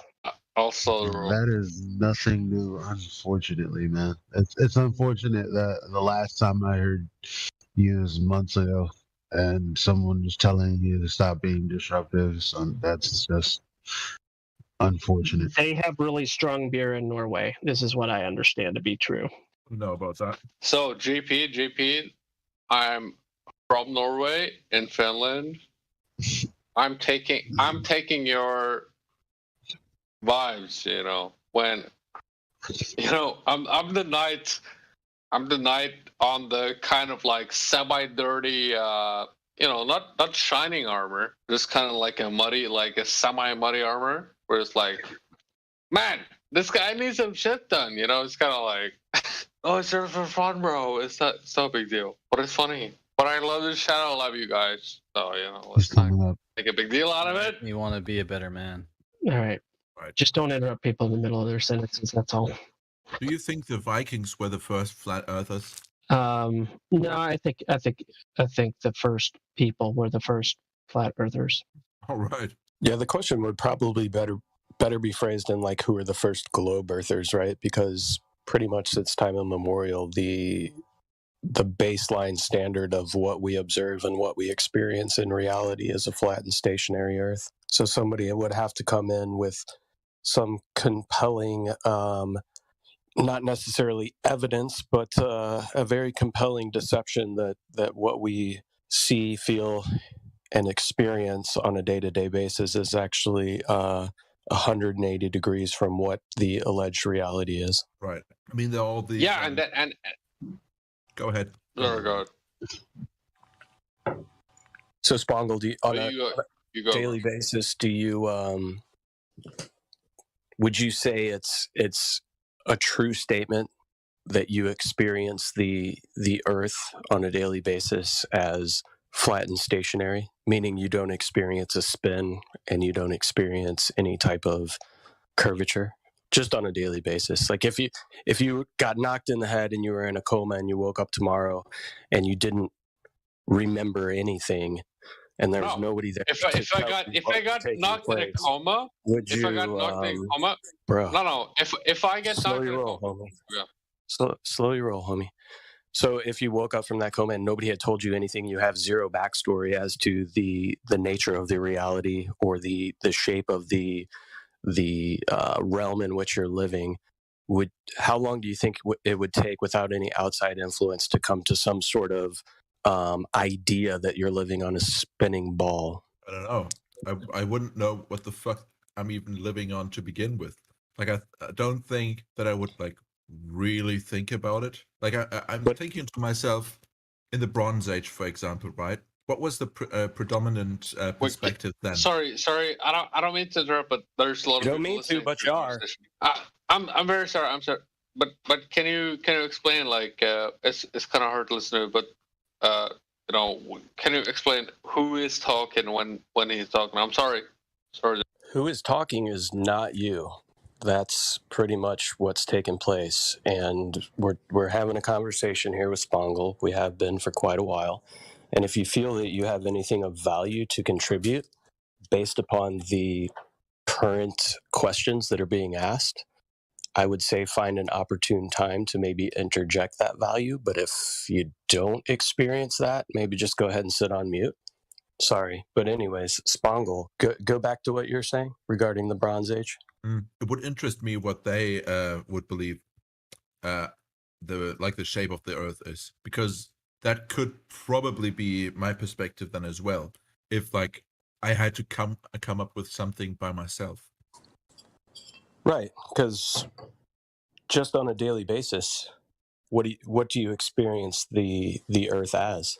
That's like, I know what you want me to say, but the thing is, I'm not even sure what I'm even experiencing. I think that as a I'm a side I'm a side viewer, and I think that you should just explain because you're criticizing the level of subjectivity that's happening in the current kind of thing. So I would like you to just please, because I think you're failing to realize how many viewers that are viewing you for you, and you need to present the pure you to the audience. So please disregard the authorities and become the pure you just for once in our lifetime, and let's see what that happens. Okay, like, I'm sorry, I really have no idea, first of all, what you meant, and second of all, I don't know what I would think the Earth's shape is like if I didn't. If you're responding to Skygazer, I'm sorry, I was on the phone. If you're responding to anything Skygazer said, he gets intoxicated. I wasn't I was being lighthearted about the Norway having strong beer as kind of a hit kind of thing. Yeah, I know, I got that. But he's a friend of mine. When he's sober, he's actually a really great guy. It's just drinks a little too much. When he drinks, he's even a better guy. Like he's even out of a higher caliber or whatever. Yeah, he gets really esoteric and cheeky and rude, disruptive, and a little incoherent. That is what alcohol does. But we can move on. Right. So basically, I guess you're saying you wouldn't begin to know unless you could see it or measure it. No, it's just which is pretty much what we're saying. I wouldn't know because I'm so far removed from that situation where, I haven't been told what to believe or what not to believe and so on and so forth, right? Can I ask you a question? Yeah.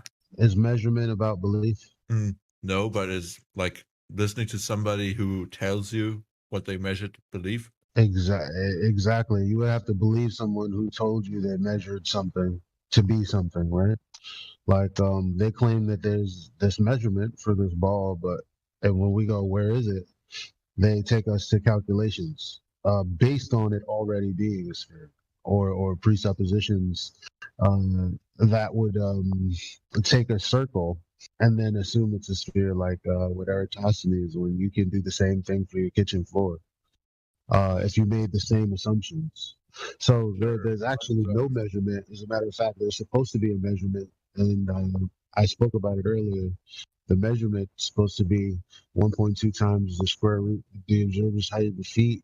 That will give you the distance to the horizon based on the measurement that the Earth is a sphere with the circumference of 24,000 and change miles and radius of 3,959 miles.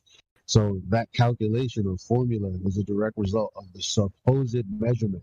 So the problem is when we use that calculation, we don't see where the horizon is measurably where the math dictates it should be. So it can't be derived from the measure of the surface of that size. The only way you can determine the shape of something is to count its size or measure it. Only people who have a belief in this situation say unless, because no, that's actually the only way you would do it. In fact, you already know this, as you said, without any other outside inputs or whatever. How would I know what shape it was? Exactly. But the thing is, the way you would determine it is the way they've claimed they've determined it. And when we ask for where that is, it's non-existent. So okay, calculations out the wazoo all day long, but the actual measurement, nope. Sorry, I'm just finishing eating here. Schnitzel, currywurst. No, I actually ordered the 3 different Earth model meal, right? Like pizza balls representing the globe, onion rings representing like hollow Earth / donut, and the burger representing flat Earth. Yeah, but again, I think like it's funny. Yeah, the burger can't really represent it, right? Remember what I said earlier about the bun, and what I said about the portion of it that's flat. Is because that's an aspect of the thing in question, right? It's not actually the shape itself. That's so it's like again, like none of us are even claiming to know anything other than topographically what it appears to be. As far as the whole thing, how could anyone know? That's the same. That's all we want to know. How could you know? How do you know? I guess like a good way is but just think about like my vacation experiences is being at some place like the shadows setting in a completely different manner, as well as like the earth the sun doing so, right? Like obviously, and basically the times of when the sun sets and rises being different. And if I were immortal and nobody else were around, I could probably figure out like the difference in if there is a difference, right? Difference in degrees between the shadows or the sun to a certain inanimate, immovable object, like two of those at different positions. You know what's funny about the difference in degrees? The difference in degrees is going to be measured off of the fact that you're using a flat baseline, like a protractor. Isn't that interesting? Okay, but the basically the effect it has is so negligible. It's kind of like you kind of have to use the Taylor approximation for that, as in you can at a certain level you can ignore certain factors and just approximate the the result, right? I mean, it like if you can you give me an example? Okay, if you try to calculate the area of something, right? Like the area of your garden, right? You for the most part you ignore the and it doesn't matter if this has to do with the globe or whatever, but for the most part you ignore curvature.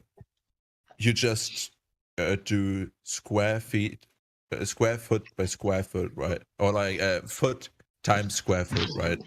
And that's what you do. And the Taylor approximation, like I said, could also apply to like a round Earth, where at a certain scale you could ignore the curvature of the Earth.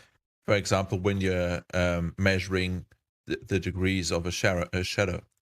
Not when it's 500 stadia apart. That's insane to say. What? No, you measure.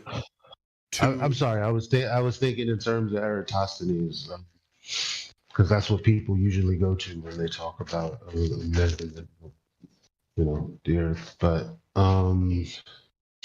yeah, it's funny because listen to what you said about ignoring the fact that there's curvature, except for the fact that that's just begging the question. That's just saying, well, we're going to ignore the fact that there is and act like we're not.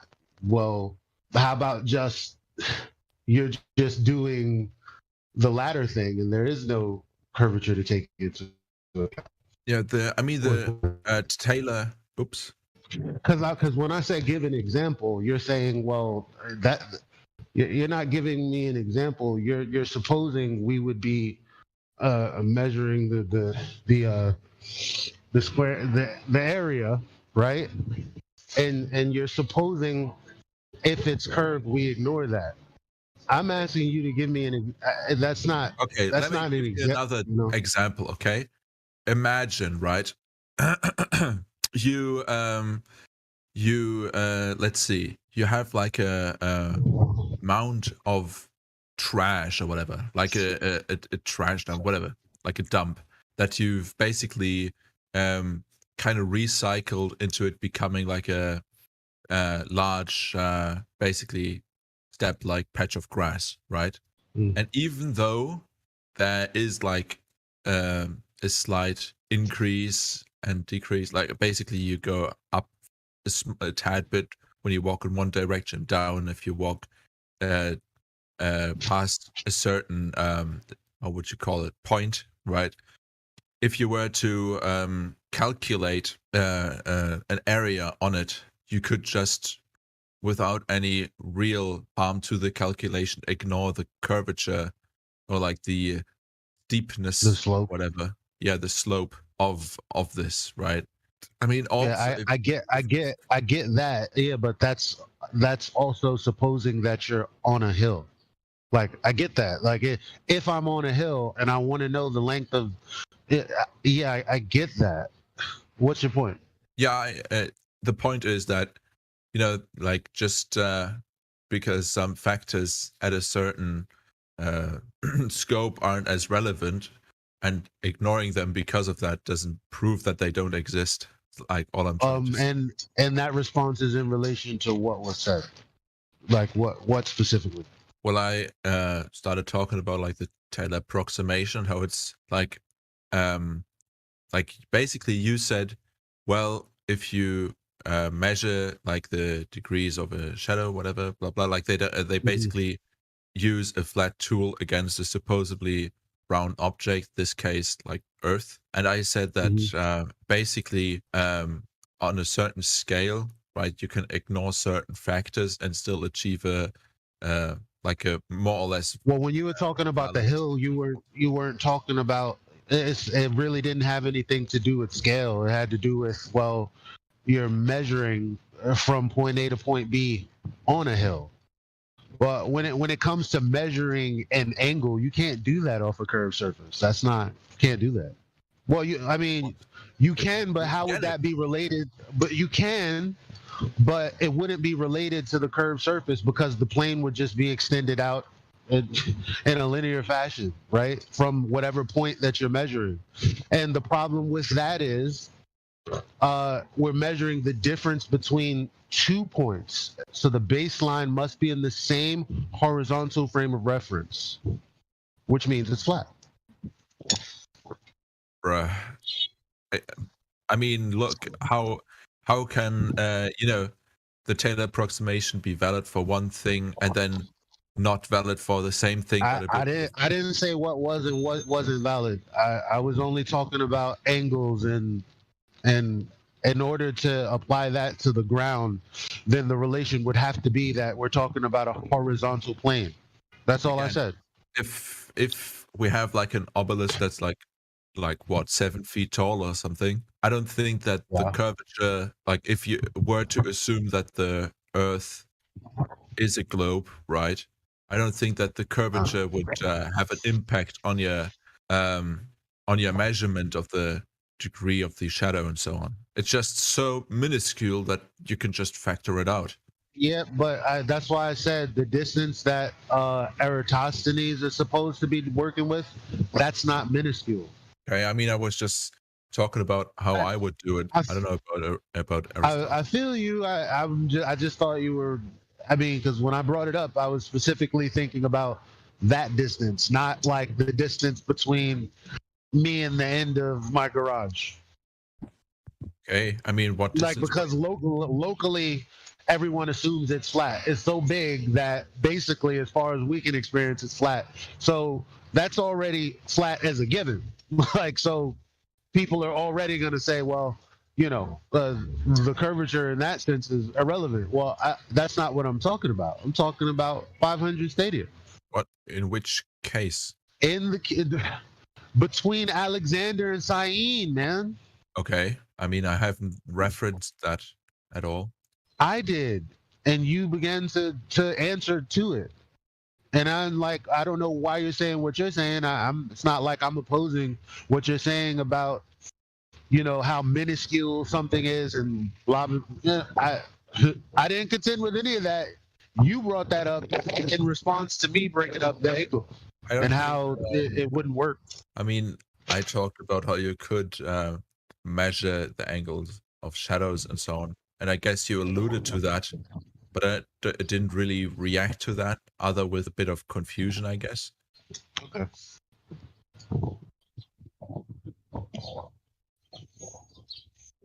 I really like that GIF, by the way. I saved it. The kicking the ball out one. Yeah. Yeah, also at the last. So what about trying to validate that there is curvature, right? Because in that sense, oh, excuse me, sorry. In that sense, the conversation is a little different, right?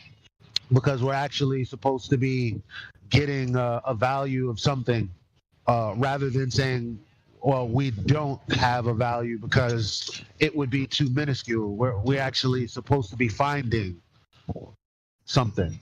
So in the sense of curvature, we're supposed to be able to somehow figure out that there's convexity over certain distances based on how high above the surface of the earth you are. And whenever we do that and there's no curvature to be detected anywhere, we don't really get any responses other than, well, that's because the measurement you're taking, the straight standard that would normally be a laser, happens to be bending with the rate of curvature that is also presupposed, i.e. begging the question. There's this obstruction that's supposed to be at 1 mile, but it's at 10 miles instead, which doesn't make sense because they're not talking about the geometric horizon. They're talking about light arriving to your eye from that blockage from another location. So it's actually non sequitur. When we say, where is the obstruction? It's not there, but they tell us the reason that what they think is obstruction is somewhere else is because, well, light bends around the ball at a certain rate. I don't get that. Okay, I mean, sorry. Like, everybody knows that light travels in straight lines for the most part. When they're detailing seeing something, I've seen them specifically say, the reason that you can't see my face behind this piece of paper is because light travels in straight lines. If not, you would expect to see my face from around this obstruction. So it's fairly simple, fairly straightforward. We understand that there's Snell's law and refraction and how the angle of incidence can change when it goes, when light travels from one boundary, through a boundary from one media to another. But bending along the surface of a like light rays bending along a curved surface to give you a picture perfect image of what you normally would not be able to see, you can't even practically demonstrate that can happen in any other circumstance other than you trying to ad hoc explain why the numbers don't match. Not you specifically, but typically the people that we talk to that try to argue after we've laid out the fact that the horizon is not geometric. Okay.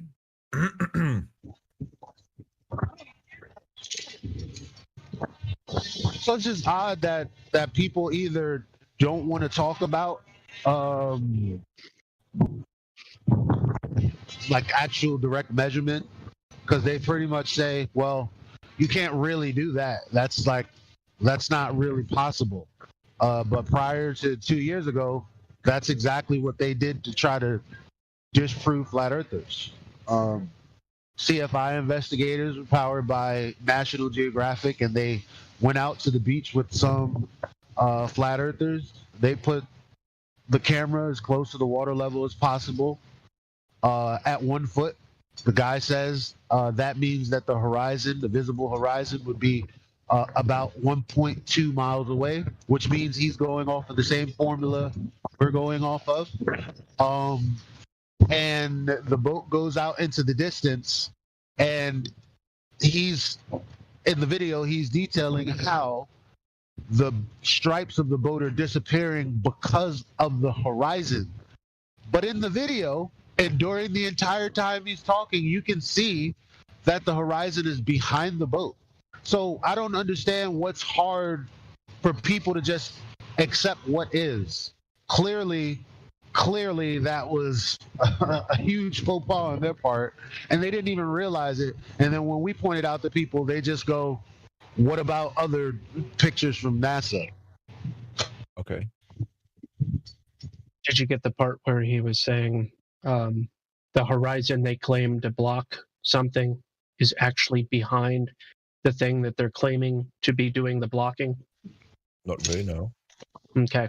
So let's pretend that I hold a sheet of paper behind my head, right? And you can't see all of my face for whatever reason, and you can clearly see the sheet of paper behind my head. And I say, the sheet of paper is blocking the front of my face. But you're like, the sheet of paper's behind your head. And you're like, yeah, but technically the sheet of paper is blocking the front of my face. You would look at that person like a crazy person in that example, right? Okay.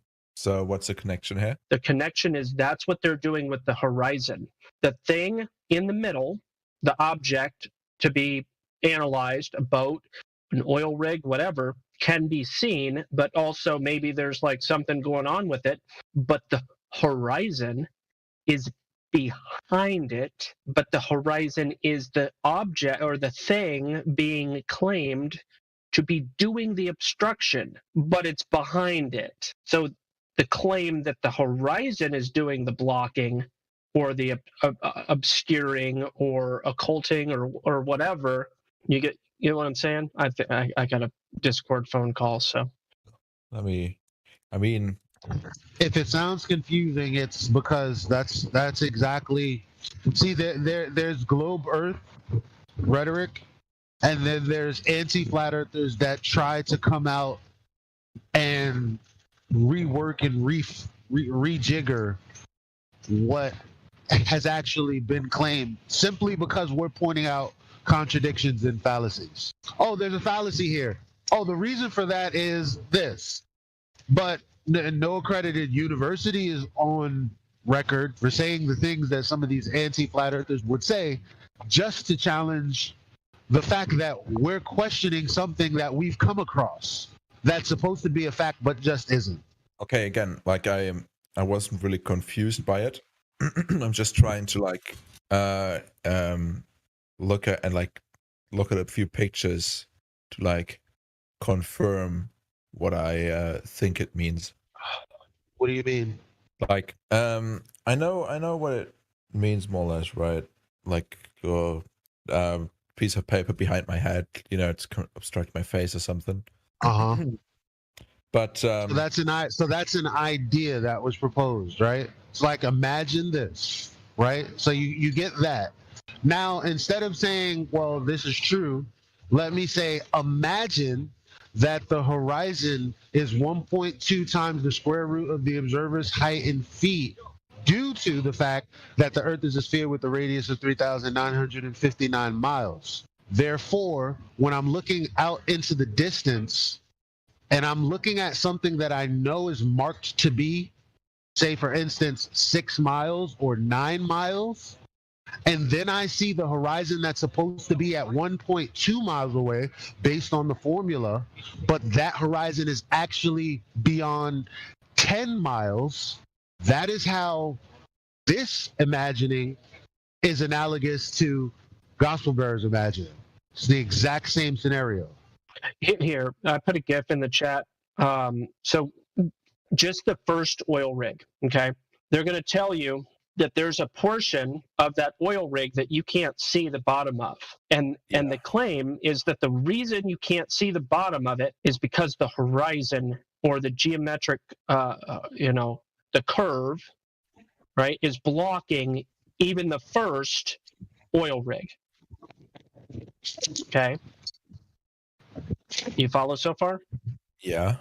But the horizon, the thing that's in question here, is behind the first oil rig. It's behind the second oil rig. And to claim that that horizon is the thing that's doing the blocking is downright silly. I don't see a problem with any of this, though. Like, I'm a sailor. I sail on the down low, right? And this all seems completely normal. How many horizons are there? No, you have to you have to decouple what you actually, because that's what they try to do, is hijack our experience and tailor the globe to it when actually there's no connection. So your experience and what a geometric horizon is has no correlation whatsoever. So whatever you've seen, just know that you've never broken out an Earth curve calculator and said, "Yup, that checks out." That's the point. That's what we're trying to point out. You may have seen something and said, "Well, oh, that's being blocked. Cool. Okay. That's the Earth curve." I'm gonna ask it a different way, Swangle. If there's a horizon at 1.22 miles in this GIF, how is there also a horizon beyond 9.6 miles? I don't know what, like, 1 point whatever miles. Like, I don't get what. Okay, from 12 inches off of water, from 12 inches off of the sea level here, you would expect, based on the math, the geometry of the 3959 mile radius, you would expect a 1.2 mile horizon. That's where that number is coming from. It's from geometry of a 3,959 mile radius. So again, based on the claim that the Earth is a ball, based on the claim that that ball has a 3,959 mile radius, the horizon is supposed to be at 1.2 miles, 1.22 miles. If there is a horizon at 1.22 miles, how is there also a horizon beyond 9.6 miles? I mean, the man is not flush to the ground. It doesn't matter. It does. Again, the math of where that 1.22 miles is coming from is based on an elevation of 12 inches. Don't know what that means. 12 inches? 1 foot, 12 inches, a third of a meter or whatever. Right, but I assume this person is standing at, taller than a foot.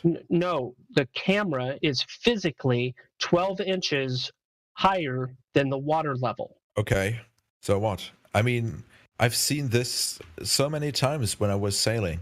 And I don't see like two horizons here at all. That's correct. You don't see two horizons. To claim that there are two horizons would be silly. That's the point I'm trying to make. So what? There's only one horizon. The horizon you see. If you live on a globe, you have to go on this imagination ride, right? And imagine that the obstruction of the rest of that land that you actually do see is at 1.2 miles. That would be factually correct in this imagining, based on the rhetoric from the globe, based on geometry. Except what we see is not that. So a Glober's attempt to explain that is why we drew the parallel to the piece of paper. Because in essence, they're just basically saying that and going, yeah, it checks out. What's the problem? Like, you're kind of going, I've seen a horizon. What's the problem? But I don't think you get what we're saying about it being geometric. Like, the formula is 1.2 times the square root of the observer's height in feet. In the examples we're talking about, both National Geographic and the Black Swan that we have with the oil rigs, the observation was taken at 1 foot. You plug that into the calculator, it's going to give you a distance of 1.2. So distance of what? Distance to your horizon. Except the distance to the horizon is not 1.2 miles. So it can't be blocking anything. You see the horizon beyond where it's mathematically described to be. If you lived on a ball with a sphere at the radius of 3,959 miles, there's really no way around that. The only thing we can say is, well, no, the horizon is beyond 10 miles. Yeah. I mean, I'm still kind of looking at it. What part of what I'm saying aren't you getting? No, it's just, let me just look at it for a few minutes. Yeah. That's fine. Oh, okay. My bad. I thought, is it posted in the chat? Does anybody have that video? Because if not, we can just watch it now. It's like from the 3-minute mark to like the 4 minute. It's like a minute long. It's not that long, if you like. I just.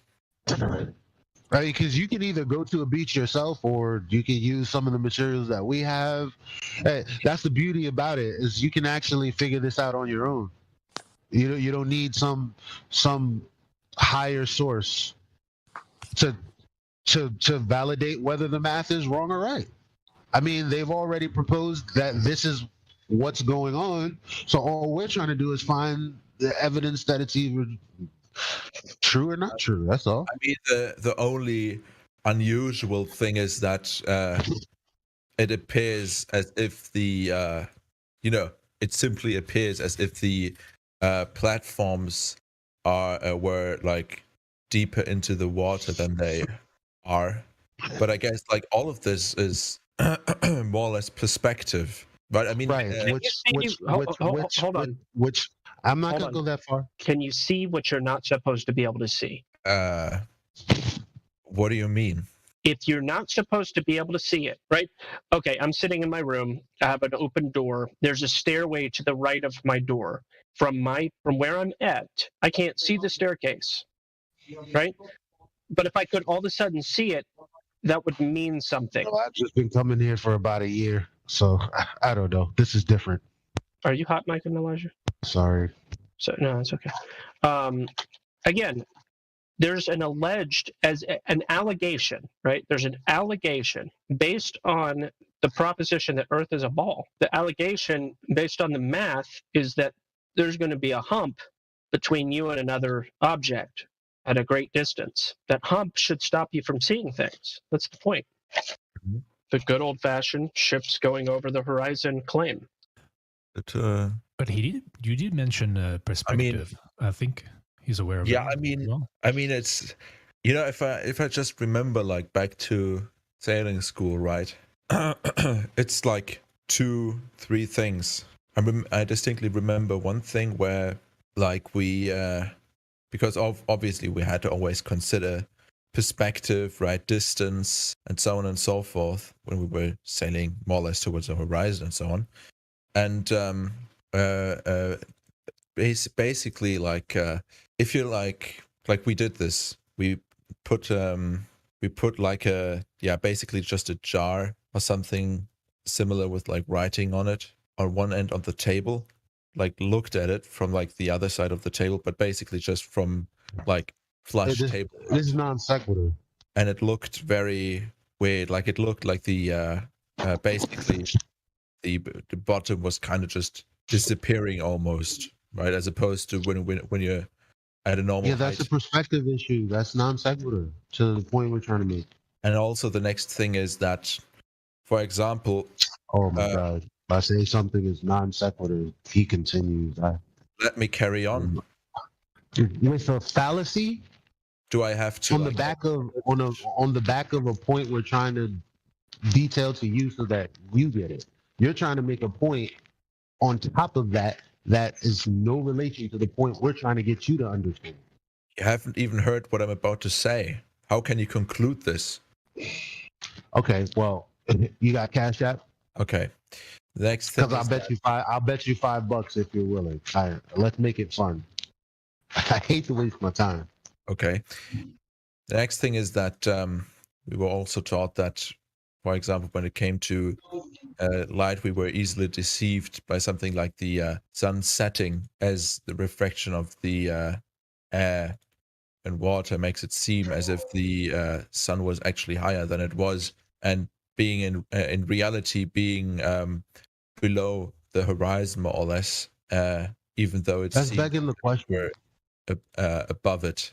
Right. That's begging the question and non sequitur to the point. Kind of making it hovering. Okay, I can't. This is rude as hell. When someone even wants to stop you to ask a clarifying question or stop you to point out that you're off track, like it shouldn't be something that's rude, because now I can see how people can consider me being rude at this point. But in all honesty, we're having a conversation about something specific. Now you're talking about perspective on top of a begging the question fallacy. When you have something that's obstructing your view from something else, you have no perspective of the thing that is beyond the obstructive. That's the point. There is no obstruction here where there should be, is the only point. Okay. Either way, perspective is something that's more complex than, you just look at it and it's there. Yeah, but it doesn't apply to the globe model perspective. That's the problem. It's like the bridge is out or something, right? So he's trying to make the point that you should not be able to see what you shouldn't be able to see. But we see, therefore, the claim that you shouldn't be able to see it is invalid. Well, we don't see the base of the oil rig, and we shouldn't see it, and we don't. The position is Yeah, but the horizon is wow. Yeah, the horizon's behind the rig. So if you're going to say that the horizon is completely irrelevant if you factor in refraction. Listen, the horizon is relevant unless what you're saying is a non sequitur. Then I could see why you're saying it has nothing to do with anything, because now you're making a point that's not relevant or related to the point that we're making, which is what I tried to tell you in the beginning. Now, when you're talking about geometry and when you're talking about something being physically somewhere to obstruct you, in this instance, at 1 mile, there's nothing that's going to change that. For instance, if I come into town every day and I know that my house is a mile away and I can see my house a mile away when I come into town, that means there's going to be no instance in which I come into town and it's like, oh, wow, I see the hospital that I know is behind my house, and oh, gee, look at my house. It appears to be behind the hospital that it's normally in front of. That will never happen. Perspective doesn't do that. Geometry doesn't do that. Nothing in this existence does that other than ad hoc thought projects. What? I.e., being able to, exactly what I said, being a hypothetical situation, like, well, we have a horizon that's 1.2 miles, but it's actually beyond 10 miles, but it's actually 1.2 miles. It's the same thing. Exactly parallel. And while we see it at 10 miles, he's also trying to say that it's obstructing 30 feet of a rig that's in front of it. And then he says that it appearing at 10 miles is irrelevant, while at the same time he says it's obstructing a rig that's in front of it. That's why I asked you how many horizons you believed in. Okay. Spongle. So? How many horizons are there? How many? What kind of question is that? There's only one answer. How am I supposed to answer this? With the correct answer. It's a number. Okay. I don't know, 3? Doesn't even matter what I say? Yes, that would be an incorrect answer. Okay. I'll ask again. How many horizons are there? You probably want me to say 1. Can you show me a way that there could be more than one? I don't know. Okay. Well, let's slow down because we're not talking about there are Elijah, there's an issue here. He just said you probably want me to say 1, which implies I know. that That's he thinks there might be more than 1, and I cannot wrap my mind around any possibility of there being more than 1. It might get pedantic because then he'll be like, well, look, here's this source that says there's a geometric horizon, a local horizon, a celestial. What is it? What is the other horizon? All these other horizons. But refracted? When it comes to no, not refracted. That's nothing. That's not real. There's only one. We're talking about the horizon that is the visible boundary appears to be a boundary between the sky and the ground. That's the horizon we're talking about, the one that's visible, the one that we see when we look out into the distance. How many of those are there? Okay. Come again? This is the response. This is the image he posted. What about it? Yeah.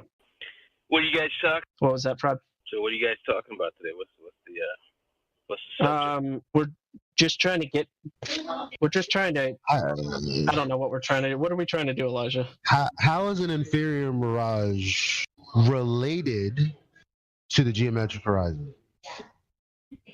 I mean, it's just, the oil rigs appear higher. Are you gonna do it again? Answer the question. I'm saying what is truthful. Just because you don't have the nerve to listen to me. So an inferior mirage is happening. An inferior mirage, because that's what this picture is showing. An inferior mirage is happening in the photo with the oil rigs. How is that related to where the horizon is? Because you know what inferior mirages are, right? They're what things appear to look like in respect or relation to the horizon. We're talking about why the horizon itself appears to be displaced. So what you're saying in this picture right here is non sequitur to the point that we're really trying to relate to you. Now, if you don't want to understand, then I'll just stop right now because you're a cool guy and it doesn't have to get into this, and it doesn't have to get to the point where I feel like now you're just playing a game. I seriously like see nothing wrong with it. Like is this Well, like you're not addressing it. That's the problem. You're not addressing the issue.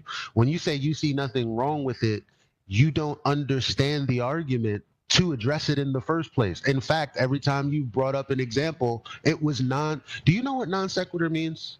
Of course I do. Okay, so then what's the problem? Can I maybe walk him through the modus tollens argument that may clear some of this up? Maybe, maybe not. I did it in a metaphorical way. Yeah, go ahead and do it in the more pure way. That may be helpful. But then, yeah, go ahead. So, Spongle, if I can direct you to the live stream voice text at 50 minutes after the hour, you'll see that I memed a picture there from the oil rigs, the Black Swan, and there's some text on top of it. Do you see that? See. 50 minutes after the hour, 50.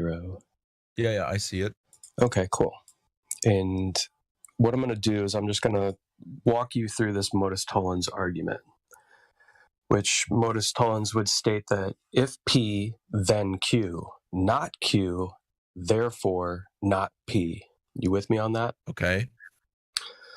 So if the Earth is a sphere with a radius of 3,959 miles, P, then every horizon distance measurement must be no more than 1.225 times the square root of the observer's height in feet, Q. How do you come to that conclusion? So that's just based on simple math. Geometry. Correct.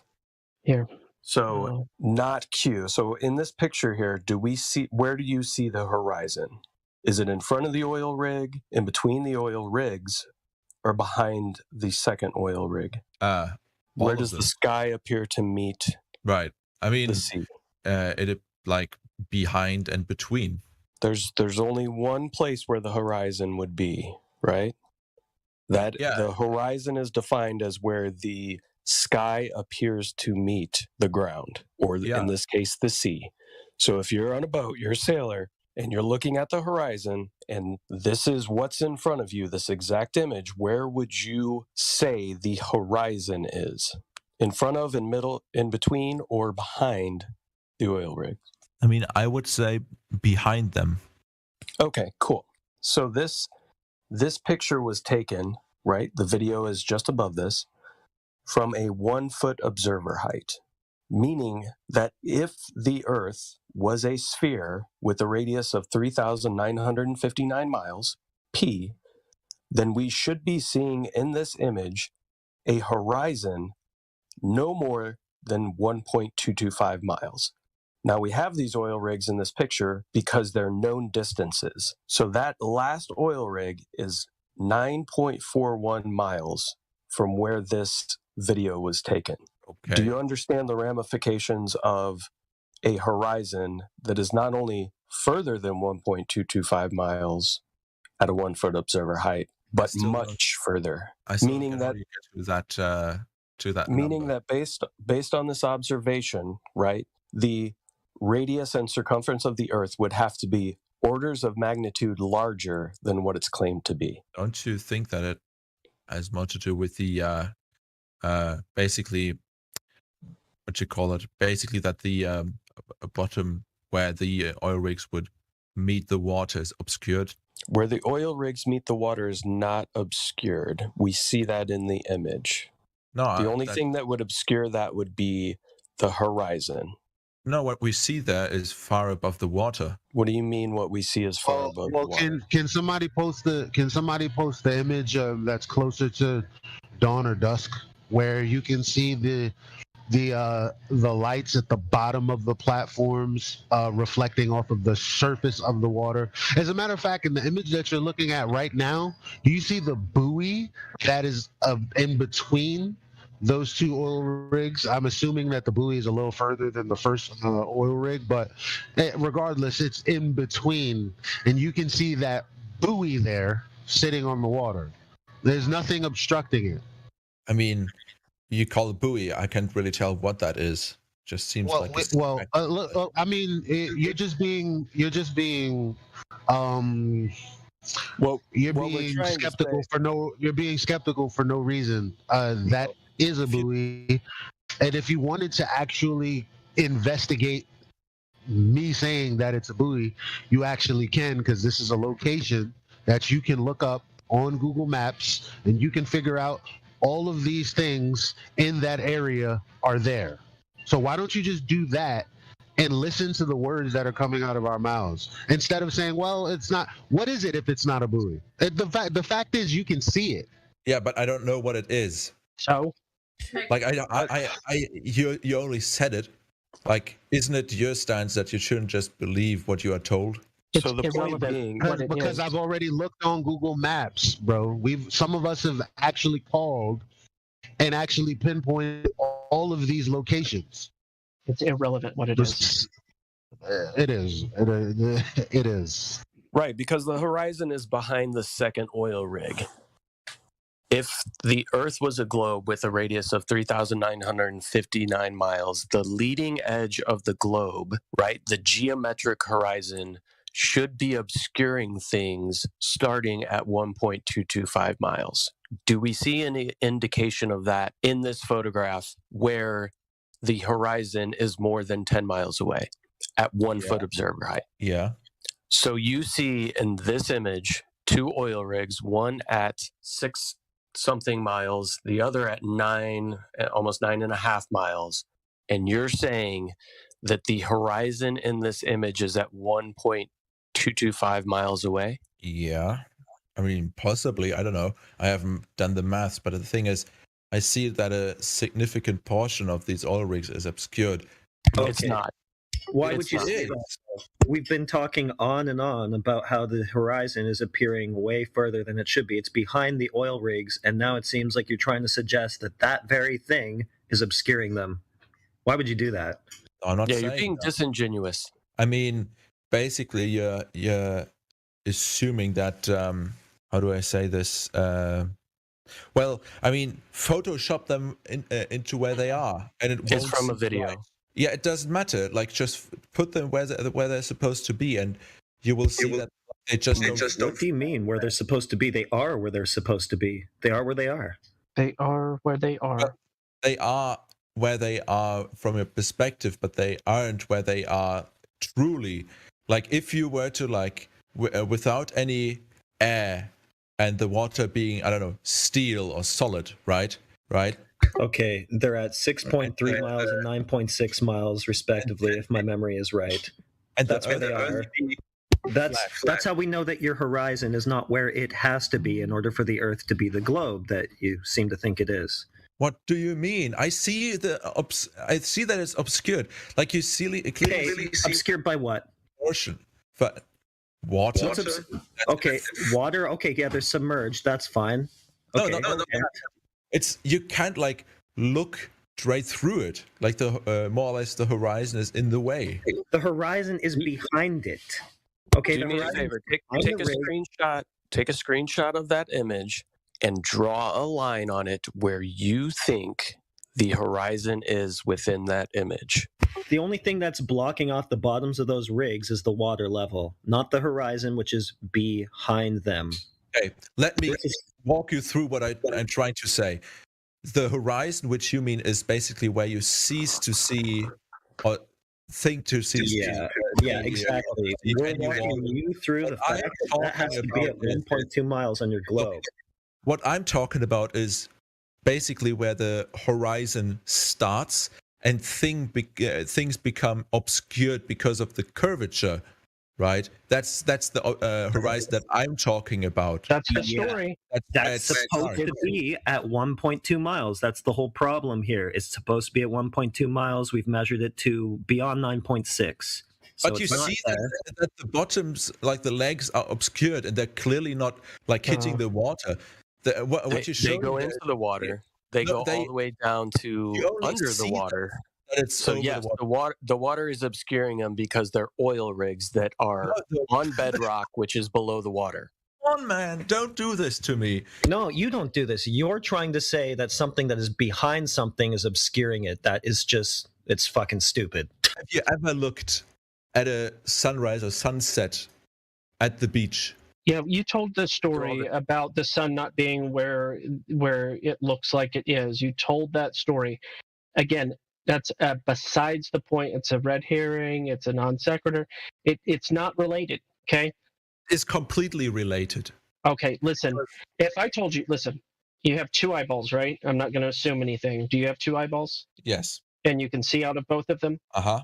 Okay. What if I made the claim that if you put your hand in front of your face and you closed your left eye, you could no longer see your hand? And then you closed your left eye and you could still see your hand. Would you believe my claim, or would you dismiss the claim as invalid? What are you talking about? Okay, I'll say it again. You have two eyes. If I made the claim that by closing your left eye, like your eyelid closing over your eye, winking your left eye, all of a sudden you won't be able to see your hand. This is the claim. But then you try that out. Okay. And you still see your hand. Yeah, with my right eye. With your right eye. Wouldn't you dismiss my claim that you would no longer see your hand? So how does this connect in any way to this? It's another example of a modus tollens. It connects in that they say that the radius of the Earth is 3959, okay, in miles. Okay. That demands a horizon. That demands a horizon of 1.2 miles. It demands it. Right. Geometrically. Okay. That claim is invalid. It's not demonstrable in reality. It has been disproven. It's fake. It's as fake as me saying by closing your left eye, you will no longer, your hand will disappear out of existence. It's an equally invalid claim, and it can be demonstrated over and over and over and over and over. There's probably 100 examples. There's probably more than 100 examples. There's as many examples as you can make up or discover, find, demonstrate, whatever. This can be demonstrated anywhere and everywhere is the point. And it has been demonstrated over and over again. There's no curve, bud. There's no curvature. It's an invalid claim, and it's been falsified. I just don't see it. Yeah, exactly. You can't see the curve. It's invalid. I can see. What I can't see is the non-existence of said curve. The non-existence of said curve, precisely. No, that's what I can't see. What I can see is the curve. Say that sentence again. I can't. Are you see telling me you? Are you telling me you can see the non-existence? No, that's what I. Look, what I can see is the curve. What I can't see is the non-existence of it. Okay, point to the curve. Where do you see it? Where do I see it? I see it in the fact that like the oil rigs themselves are obscured.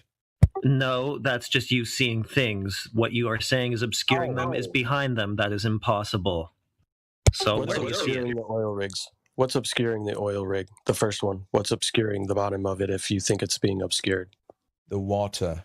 Right, because it goes down into the water, right? So you're saying the portion that's above the water on any typical day is being obscured by the water in this picture? Oh, if you were to go closer, you would see more of the base of it, but there's more or less water in front of it, blocking your view of it. Right. So that's why on the it first also oil rig. seems as if it's like slightly on a slope. So that's on the first oil rig. You're claiming that in front of the base of that oil rig, there is water obscuring it based on a horizon, right? Based on a geometrical curve. So then what is obscuring the front of the second one, and why do we appear to see water over a curvature? How is that taking place? Refraction. Like Okay, how- you're trying to have it both ways. You're using refraction to displace your geometric horizon to 10 times the distance that it can possibly be at, and then simultaneously you're claiming that that thing that's been displaced to beyond the oil rigs is also obstructing them. So you're saying, we don't see the curvature we're supposed to see, but we also do see it. That's why I asked you how many horizons there were, and you acted confused by that question. Yes. Yeah, there's one horizon, the one that we see. Okay. You're adding in an imaginary horizon and pretending you see it. No. Or believing you see it. I grew up sailing. I kind of know what I'm looking at. Right. So when we say that the horizon, the definition of a horizon is where the surface appears to meet the sky, right? So you're saying that at the base of that first oil rig, anything horizontally from the base of that first oil rig that we see above that level in the picture is actually sky, but then you're saying it's water. Do you understand why we're having a very hard time with your statements? Because the horizon, if it's blocking where the sky appears to meet the water, is blocking that first oil rig. But then we see water again, and we see another oil rig, and you say at the base of that oil rig, there's another line where the water appears to meet the sky. But then past that, we see more water, and then we actually see where all across the image, we see water meeting sky. Do you understand how illogical that statement is? And how it in no way reflects the actual image. You're just creating this statement because the modus tollens argument completely destroys the land plane rat logic. of the radius value. Clearly, none of you have ever gone to sea. Okay, look, here's what you don't understand. For the horizon, for the curvature of the Earth to be obstructing things from the bottom up, it has to be at that specific, necessary, geometric 1.2 mile distance, and it has to be also in front of the things that you think it's obstructing. This is really basic. Okay. Yeah. He doesn't even know what the word what's the word geometric mean? Can you define geometric? Is that something you can define? What? Do you understand what geometric means? Like yelling at me from a car or something? Oh, so now you're concerned trolling yourself? Oh my gosh, here we go. Yeah, he's not yelling at you. Just because his mic sounds that way doesn't mean anything in regards to the question he asked you. Okay. I mean, in general, as far as I recollect, it's concerned with like objects and space. Here, I'm posting definitions because that's what I do. Yeah, because I think that's where his mind is not understanding the word geometric. Because people throw this word around and they don't understand what it means. You know, we as human beings throw words around without understanding the definition nowadays, and that's a problem. I do it myself, so I've had to go back and learn things that I thought I knew, and so I guarantee he has no idea what that word means. Well, I posted the definition. This is akin to saying that the wall behind you is blocking you, and then saying that you see that it's blocking you. You like you're looking in the mirror, right? Looking in the mirror at your face, and you're saying that the wall behind you is blocking your face. I absolutely have no idea what you're talking about. Spongle, are you having a mental breakdown or what's going on? You have been listening to excerpts from the 24/7 Flat Earth Discord Live YouTube channel. If you would like to join the discussion, simply type in your address bar discord.gg/flatearth. Thanks so much for listening.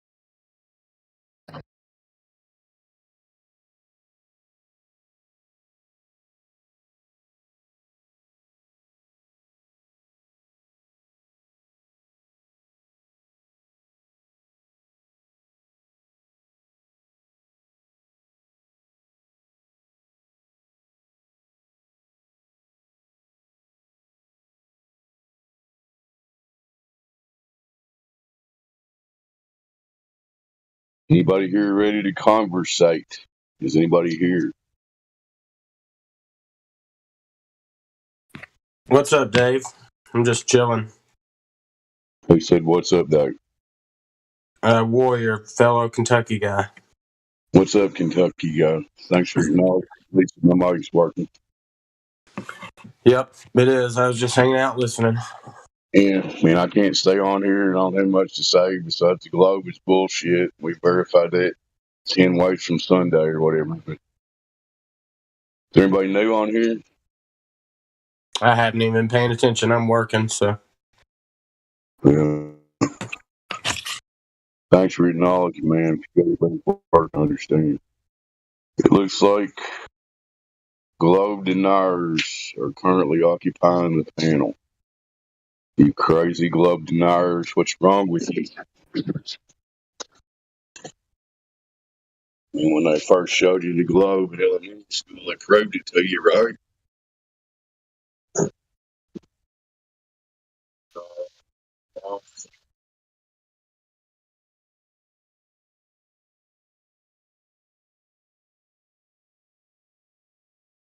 Okay, so I guess they didn't prove it to us, or we wouldn't be here. That's the issue we're having. In case there's somebody on YouTube listening, maybe it's the first time you're stumbling across this subject. Maybe not, but facts of the matter are, we all were taught the heliocentric model of our cosmology. Main claims of this heliocentric cosmology is that we live on a ball, a globe, of certain dimensions.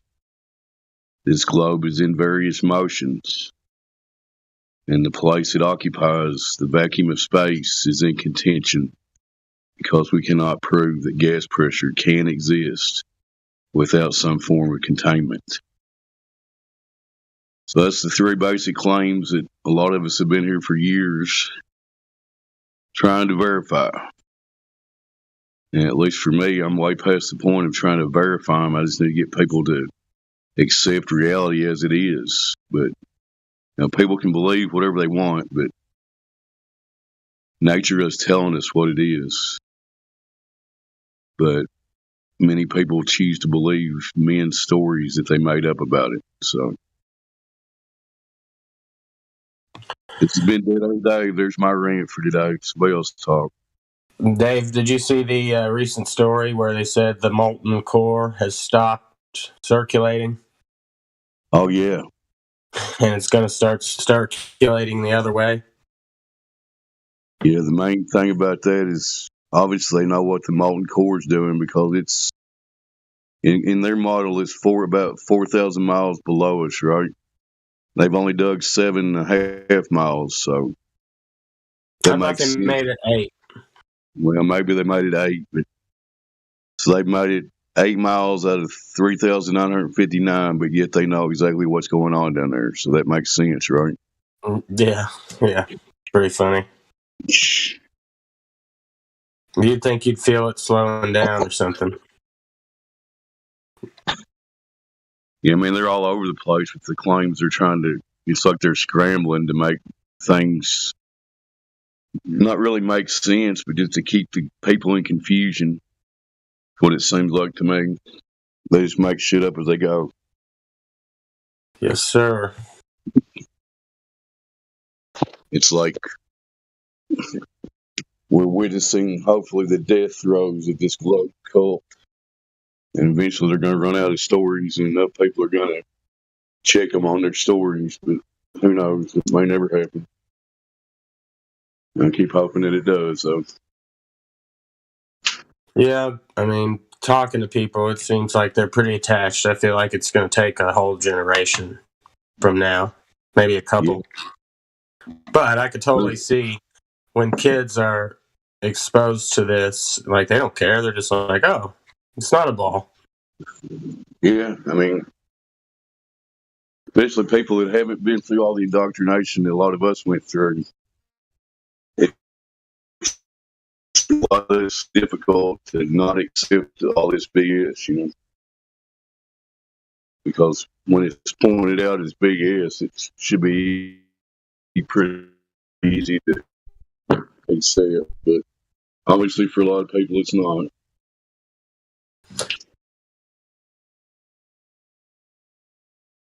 Yeah, that is the weird part. I just don't understand why people get so upset about it. Like when I found it, I wanted to prove myself wrong, and I set out to do that, but ultimately I couldn't. And it doesn't make sense to me how these people get so upset that I don't believe in the ball. And I'm just like, you can believe whatever you want. I don't see why it bothers you so much. Why are you so triggered? And all I can think about is the Matrix and the Mr. Smith or whatever.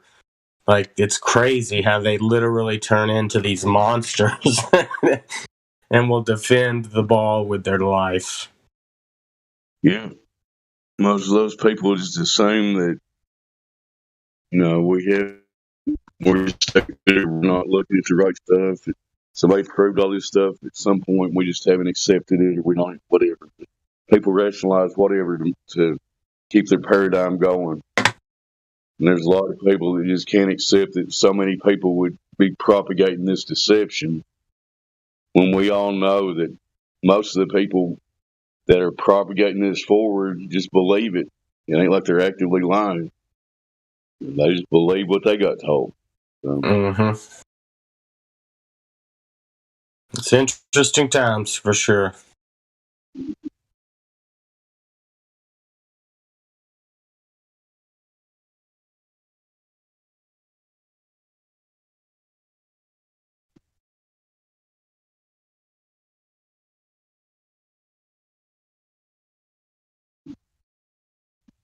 I can hang out here a few more minutes.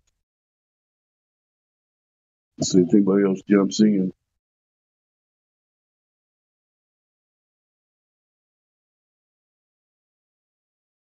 It's usually pretty slow in the mornings.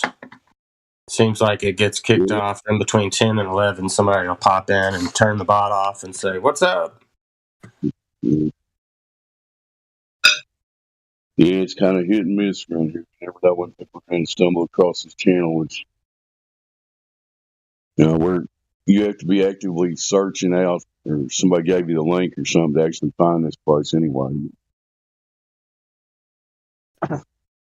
Yeah, I heard it on Modern Day Debates when I was going through and listening to Whitson's debates about a month ago after I had found that channel. And he mentioned it multiple times, but after like the third time, I was like, I need to check that out. And I had Discord, but I didn't ever use it. So I hopped right in. Well, it's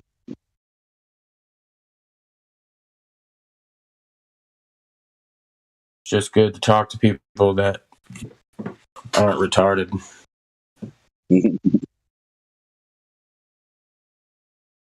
Yeah, I look at this place as a little oasis of sanity in an insane world, right? We can come here.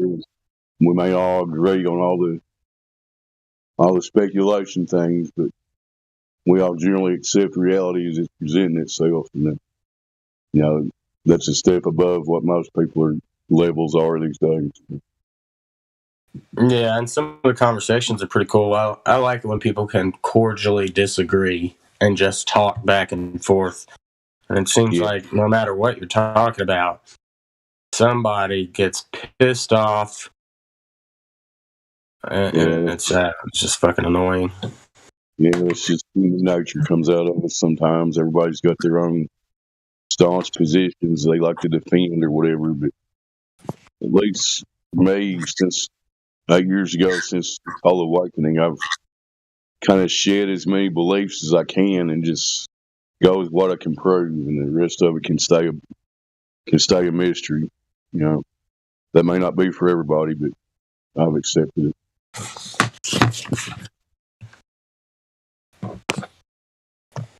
There's a lot of mysteries that maybe we can figure out some things, but just look at this creation, we're not going to figure it all out. Anybody who thinks they're going to is crazy. I do really want to know what the sun and moon are. Yeah, that would be the first thing I would. If God gave me one thing, He could give me the knowledge of it. I would ask for the sun knowledge. You know, how in the hell is that thing working and what's it doing? It'd be nice to know.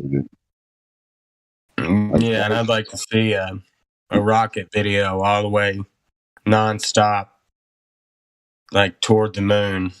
I don't know. Have you ever seen the Go Fast Rocket video where it just stops? Yeah, that's interesting. There's a lot of different takes on that, but that's weird as shit, ain't it? It definitely plunges into something. It seems like, and you know, it makes a literal stop. You can't deny that.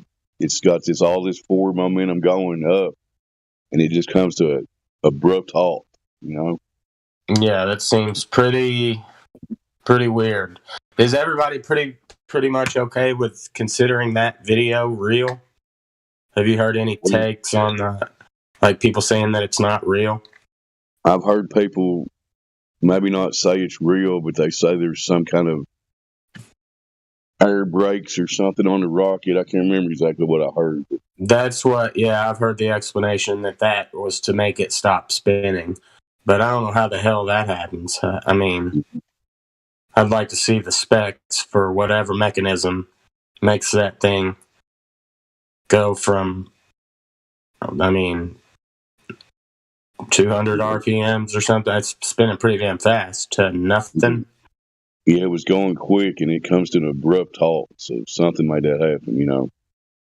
What's curious to me about that whole thing is, excuse me, that was in 2014. Why hasn't anybody done that again? Nobody's. That was in 2014. I didn't know that was that old. Yeah, so it's been like 9 years now.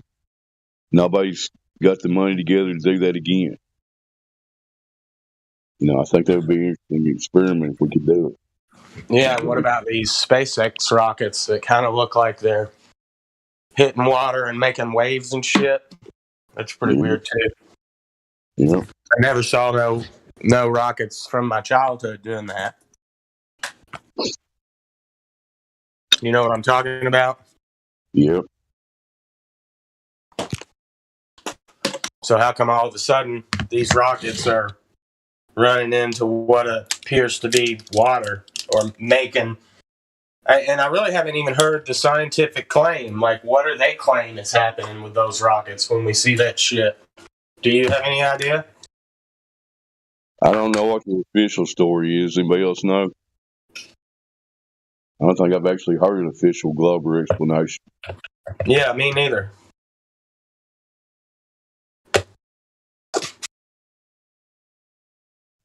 All I've heard Globers talk about that, they just dismiss it as fake or whatever. They're like, you know, that's CGI or whatever. Somebody made that up.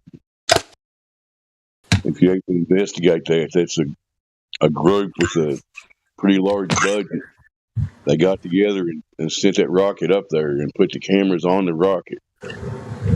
We're seeing what the rocket was doing from the camera's point of view. So maybe it could be faked. I don't know. But it's definitely interesting.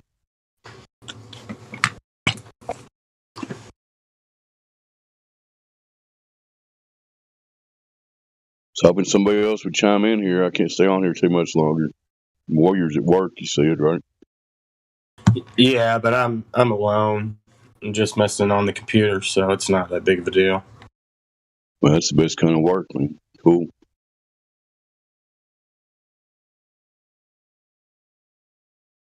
Just glancing through the list, it's still globe deniers on here, looks like.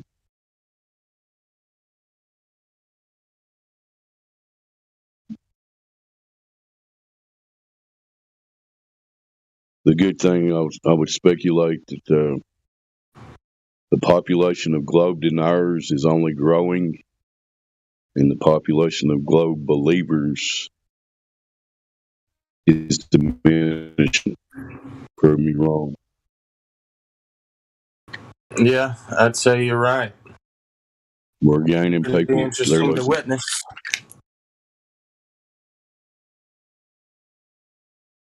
We gain people every day. They lose people every day. few and far between that say they went back to the globe after accepting flat Earth. I don't believe they didn't really accept. They didn't really accept nature as it's presenting itself. Bodies of water laying flat, not conforming convexly around a ball. That's just silly. It does seem silly now. I don't see how I would ever be able to go back, but it definitely didn't seem silly at the time. Extraordinary claims require extraordinary evidence, and I've yet to see the extraordinary evidence for these claims.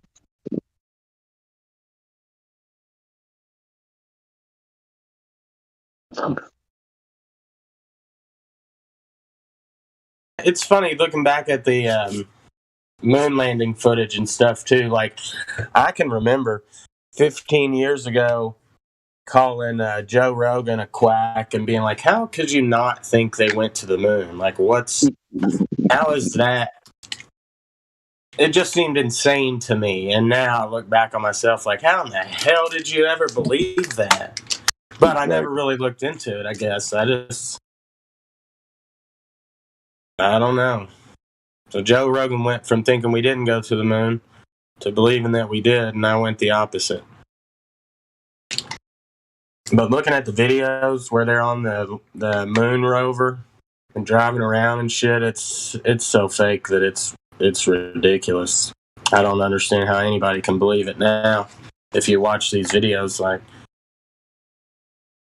yeah, I didn't even look into the moon landing until actually it was around the late 80s, early 90s when REM came out with that song "Man on the Moon," and I was curious about the lyrics of that song, so I actually looked at the lunar lander and stuff at that point, and it falls apart if you actually investigate what they're claiming. So. I need to look up the lyrics to that song then, because I've heard it, "Man on the Moon, Man on the Moon," but I don't know any of the if you believe that man on the moon, man on the moon. If you believe there's nothing up their sleeve, then nothing is cool. Now, I do know that space may be the final frontier, but it's made in a Hollywood basement. And I liked the Chili Peppers too, but I guess I never listened to that line. Yeah. REM's got another song that you've heard, "Stand," haven't you? Stand in the place where you live, now face north. Think about direction, wonder why you haven't before. I'll have to look that up too. What was that, "Stand"? Yep.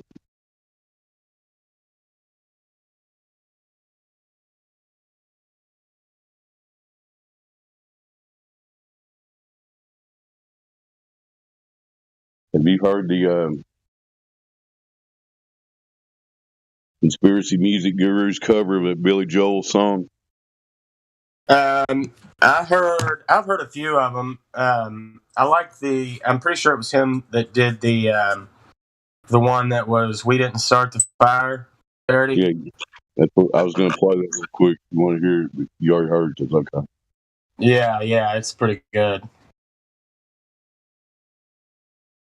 Let me look it up and play it real quick.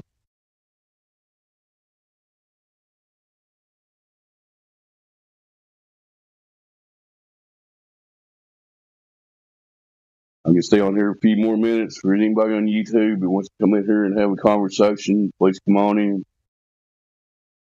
Most of us will not be mean to you. We're just trying to point out facts about nature and reality that you may not be aware of. You're not actually thinking about correctly. All we do is show you the open doors. It's up to you to walk through them. This whole thing is about self-awareness and self-discovery.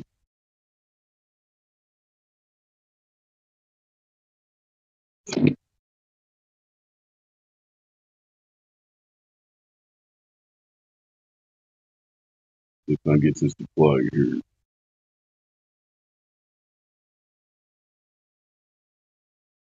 Cool, it's got 40,000 views on it already. Cool, it's only been out a couple months. So.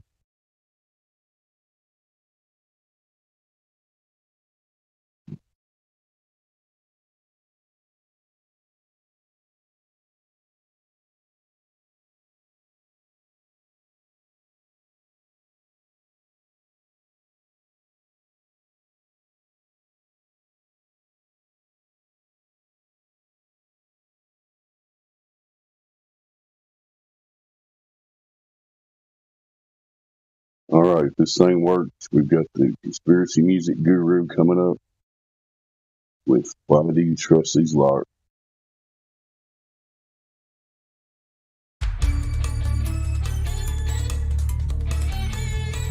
I wonder if you would recommend locking down schools if you had to do it all over again. You're okay. You're not gonna get COVID if you have these vaccinations. First of all, I didn't recommend locking anything down. Vaccinated people do not get sick. I recommended to the president that we shut the country down. Night comes human level playing, missing curves, spaces game, Boston bombing, false flag, Joe Biden torpedo. Dr. Fauci always lied, Stevie Wonder is a blind, fake the real, we shall see it down the rabbit hole.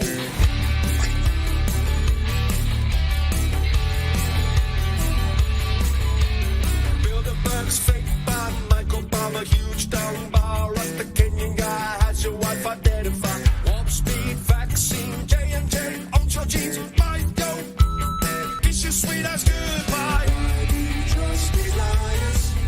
You must be discerning, cause the world's not turning. No more astronauts on wires. This world is making it going, now it's time we expose it. Health Department, NSA, CDC and TSA, IRS, CIA, and NASA is a crock. SpaceX, Space Force, space is clearly fake, of course. Devon Island is Mars, Elon Musk is launching cars. Einstein was a queen, 2 more weeks of quarantine. Jussie Smollett, fake attack. George Floyd, swallow crack. Said he couldn't breathe at all, overdose from fentanyl. ALC and Alex Stein, my big booty is so far. Why do you trust these liars? You must be discerning, cause the world's not turning. No more astronauts or wires. We are sick of these clowns, let's get the circus shut down. Bin Laden in the city, Robbie Parker smiling. Epstein didn't die, flight logs are classified. California communist, you certain tops the list. Mask your kids, stay inside, for your health formaldehyde. You want nothing, it bugs, World Economic Thugs, Klaus Schwab, Castro, his son Justin Trudeau. Psychos, the elite, Bill Gates, tracking me, biotech, Moderna, Pfizer, AstraZeneca. Why do you trust these liars? You must be discerning, cause the world's not turning. No more astronauts or wires. This world is making it known, now it's time we expose it. 9/11, no planes, another dream, another day. Building 7 falling from the plane they're calling. Nanothermite concrete, passport found in the street. Lucky Larry Silverstein, wounded like a slot machine. Shanksville, Red Pill, Rumsfeld, this up, that's what hit the Pentagon. Where is all the footage gone? Trust these liars. You must be discerning, cause the world's not turning. No more astronauts or wires. We are sick of these clowns, let's get the circus shut down. Climate change, MSN, selling fear on CNN, moonshot, spacewalk, Alfred Dalton. All the astronauts who died have a twin still alive. Challenger, master plan, Buzz Aldrin is drunk again. We have moon rocks, petrified. That sucks. Yeah, they lie. The rockets fly. CGI. Planets no. CGI. The ISS. RBS. Is Earth flat? Actually, yes. Not dinosaurs. Yes, of course. I can't take it anymore. Why would you trust these liars? It may be concerning, NASA building is burning. Maybe carbon caught these liars. They deserve a take down for saying we go around and round and round and round and round and round and round and round and round and round. Why do you trust these liars? You must be discerning, cause the world's not turning. No more astronauts or wires. This world is making you know, now it's time we expose it. Why do you trust these liars?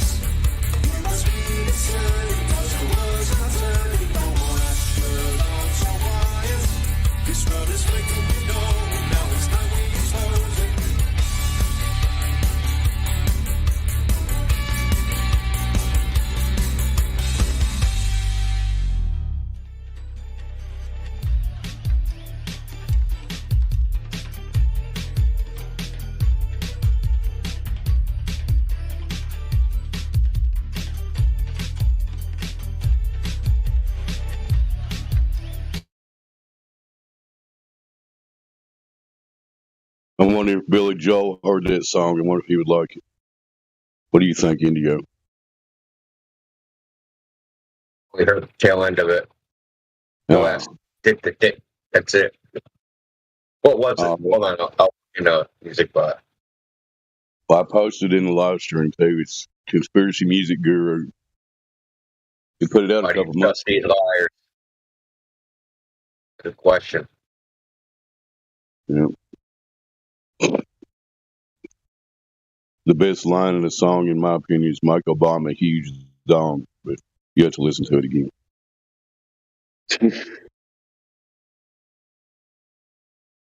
I listen to mainstream scientists talk. When they talk to each other, they don't say the things that they say to the public. It's kind of funny.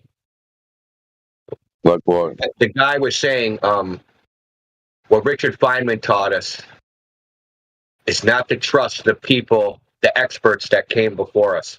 That's the point of science. It's not to trust the experts that came before. But you have all these Gobers that come in here. Science says blah, blah, blah, blah. But the top people in the field say, that the people before them were full of shit, right? So. Yeah. It's another example of the globe defenders talking out of both sides of their mouth, Oh, it's been proven a long time ago, but science doesn't prove anything.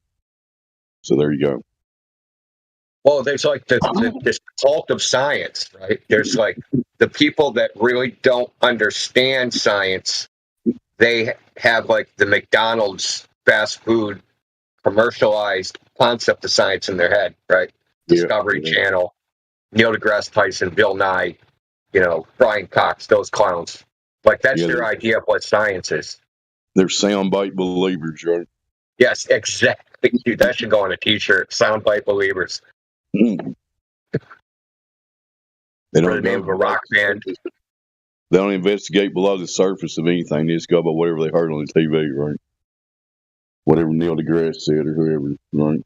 Yeah, whatever they read the headline, and that's it. Yeah. And of course, the headline's just clickbait. The headlines were clickbait before there was clickbait. Yeah, that's the main thing that we're battling in this effort is the apathy of people that just don't give a fuck, right? They don't want to go below the surface level and actually investigate what they think they know. But anyway. Oh my God, I got like totally triggered this morning by there's a guy named Flat Earth Pilot. He's not actually a pilot. He tried to pretend to be a pilot until a couple of us caught him. He didn't know like a whole bunch of things about flying, which like you have to know. One being like the angle of attack of a wing. You got to know the angle of the wing's at, otherwise you crash and die. So he didn't even know what that was, proving he's not a pilot. But that's not the point. He's like stalked. For some reason he's following me on Twitter, stalking me like a psychopath. Anyway, I responded to, what made you hesitant about not taking the vaccine? And I'm like, because I'm not a sheep. And he replied to me, how'd that work out for Flat Earth Dude and Rob Skiba? Right? So those two died, supposedly, Flat passed away from COVID, right? Not Flat Earth Dude. I talked to him the other day. No, not Flat Earth Dude. Flat Earth Fokker. Oh, yeah. Canadian dude. So, and I was like, dude, they died before the vaccine was out. Like, what are you saying? And he said something like, good. I'm glad we got rid of some human rubbish. Like, what the hell is wrong with you? Man, that's like, I'm actually going to just post it in the chat, dude. It's so disgusting to me. People that sink to that kind of level, just there's no reasoning with them. Whatever.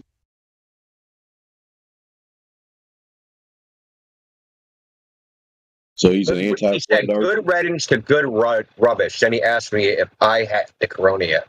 I've never even been tested for corona. So whether I had it or not, I never would have known. But I'm not dead.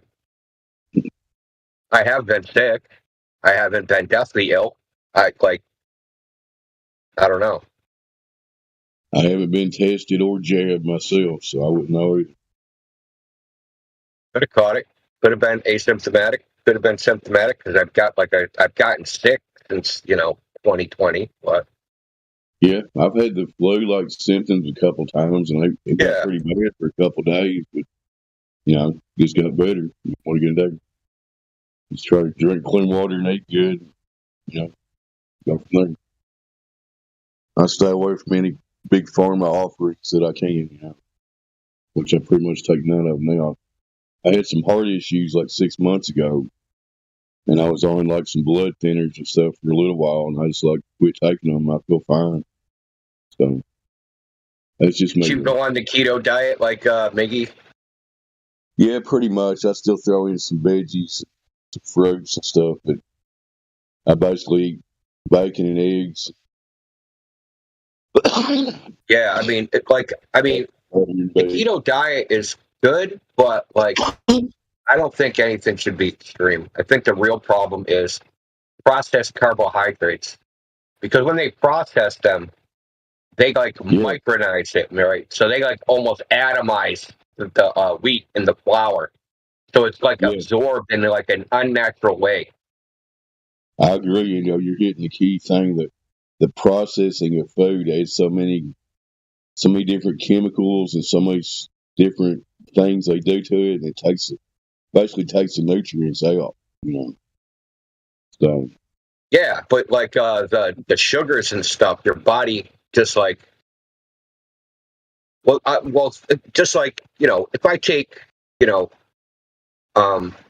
raw sugar, right, with the huge crystals, and I try to dissolve it in my coffee, I got to stir the shit out of that for it to dissolve.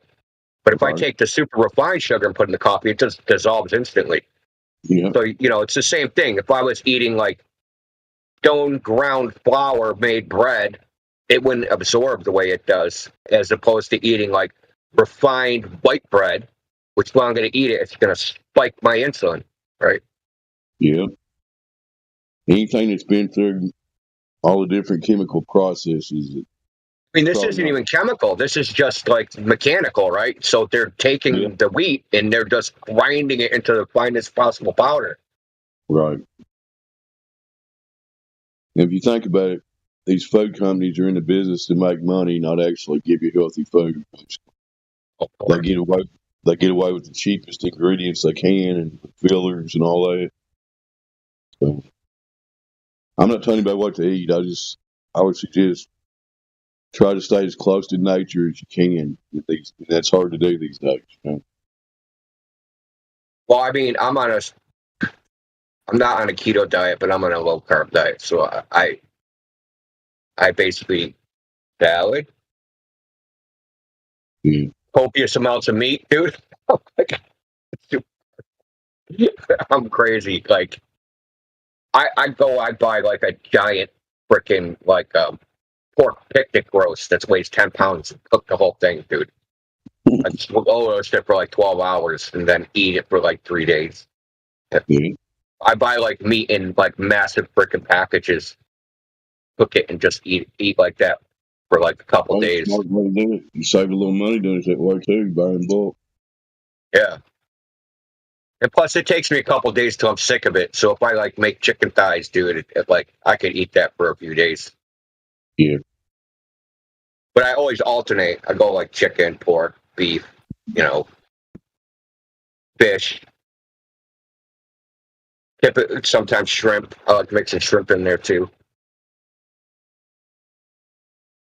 So I'm shrimp is kind of tell you it's a good idea. Yeah, so shrimp, I don't want any what was it? What was the name of the freaking oil thing that freaking blew up a while back in the Gulf, man? The oil rig that spilled oil. Dude, I didn't eat shrimp for 5 years because of that shit. The BP. Yeah, the BP. Yeah, that one. Yeah. It's been 10 or so years ago now. It's been a while back. But yeah, I remember that too. I figure it's clean by now. It's the core exit they were putting in the water. I didn't want to ingest any of that shit.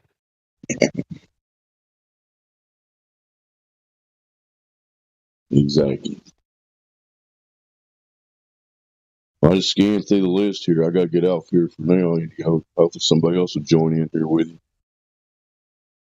Yeah. Glot Flab, are you there? Oh. Flab. He said Flab. That's his name. Hot Flab. That's me. What's up, guys? Continue. Earth is not a ball spinning in a vacuum of space. Discuss. It's Glot Flab. Maybe you need to keto diet too. Yeah, man. I'm just listening. Just woke up a little bit ago, getting ready for the day. So love to hear you guys chat.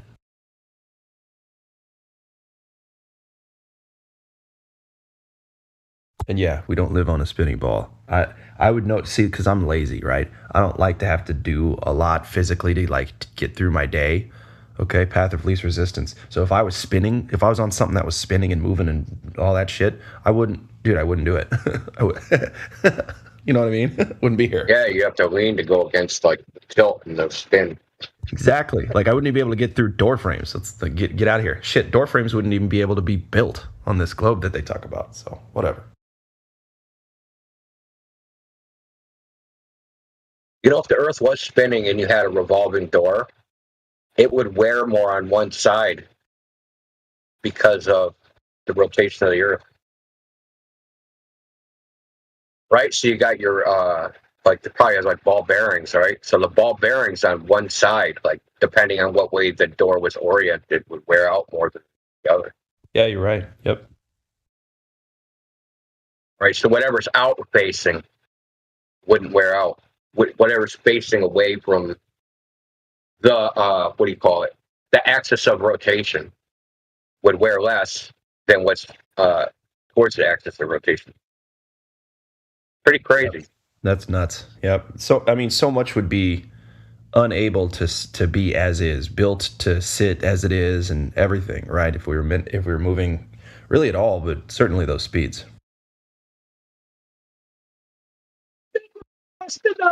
Still spinning too slow.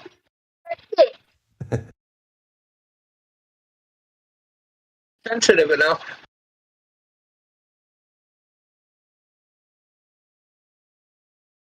God damn, if you have a revolving door in a building for 30 years, dude, I'm sure you'll get a little more wear on one side than the other.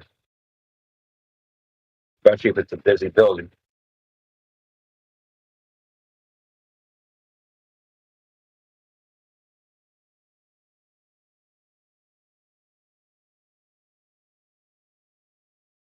Wish they'd build buildings like they used to in the 20s and 30s. With the wood and all that stuff, man.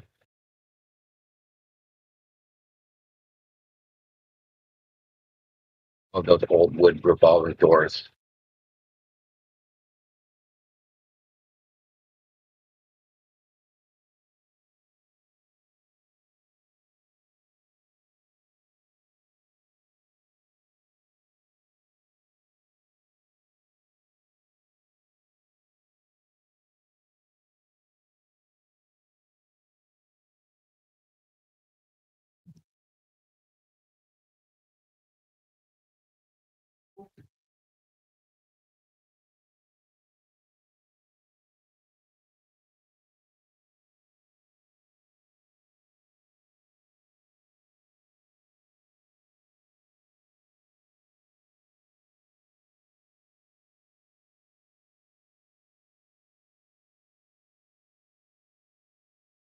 Oh my God.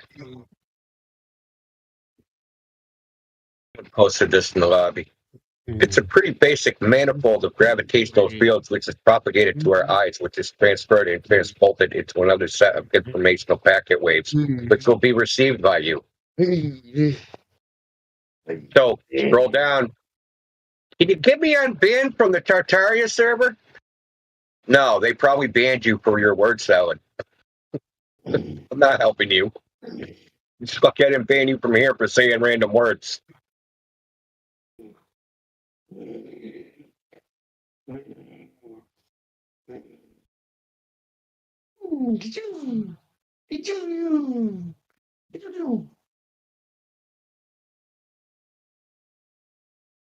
Good boy, Bruno. Good boy. Good boy, Brady. Good boy.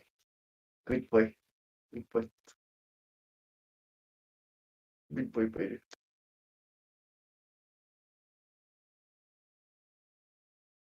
Good boy. Good boy. Good boy. Good boy, Brady. Brady, good boy. Brady. Brady. Oh, Brady. Brady.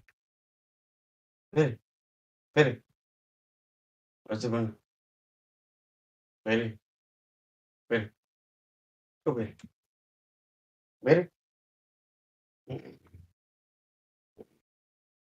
Ooh. Ooh. Ooh.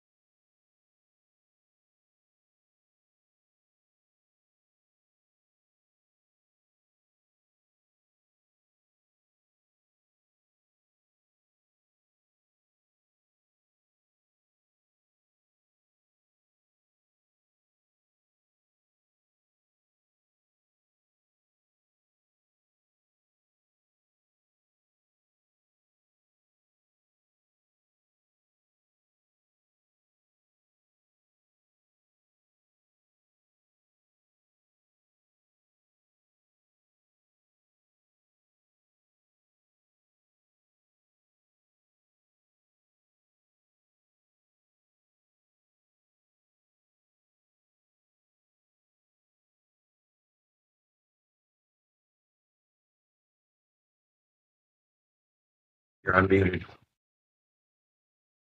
You have to unmute yourself.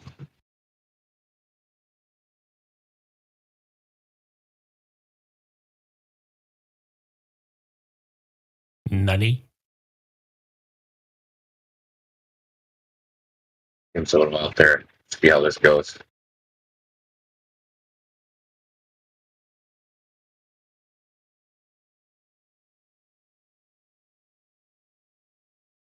Mark, you're unmuted. You asked to be here, I guess.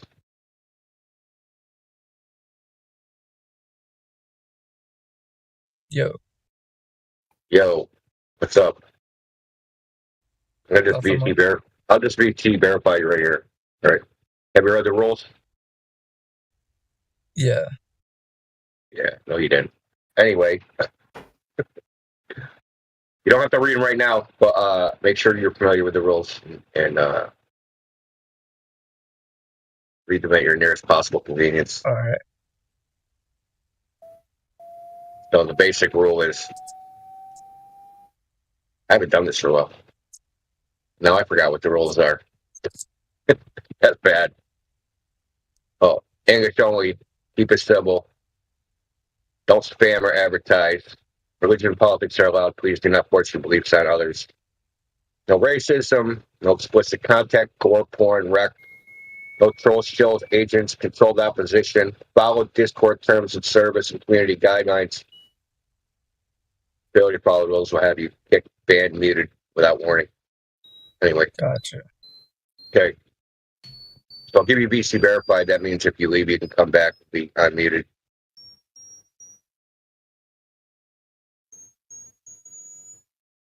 All right. Don't engage in general douchebaggery. Yeah, I mean, with today's subjectivist society, I guess that's like a sliding definition. So we have to be very explicit on what douchebaggery is.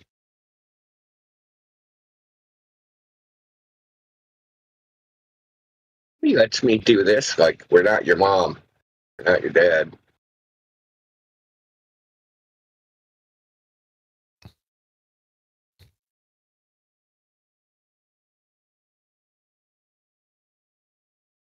Hey, Quark, Anyway. what brought you in here, dude? Nothing much. He was in the Tartaria server. He said he got banned. What prompted you getting banned there? A lot of the people in that server used to be mods over here. Yeah, I kind of call one of them a toddler. You didn't like that. Toddler. You had an argument? Oh, toddler. Toddler. Yeah. Who was it her name? It was like Death or something like that.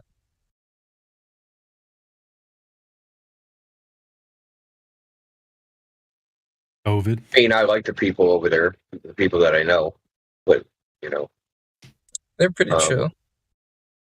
Well, I mean, they got a lot of degenerates in there that have been kicked out of here for being degenerates. But I mean, it's their server; they can run it the way they want.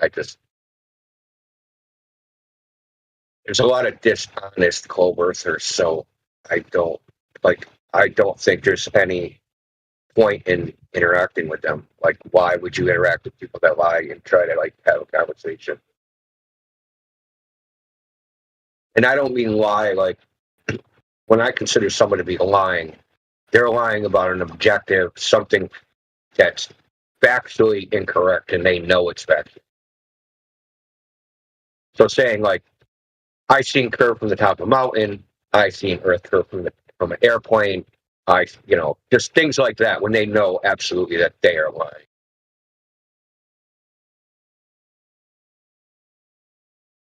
My dad's an astronaut.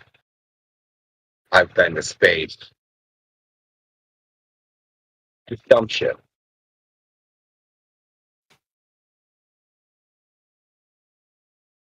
I mean, we've had so many children of astronauts on this server. I don't even know. Thousands. And probably twice as many astronauts. Yeah, more astronaut kids than astronauts for sure. That ratio don't add up. Yeah. Well, I mean, they have lots of kids, I guess. Yeah. Well, they've been to the moon. They got to get some action, right? What if their kids got herpes from the space herpes that the astronauts have? Yeah, more than likely. That gets passed down, doesn't it? It's rash on your forehead, youngster. Don't worry, it goes away for 7 years. Yeah.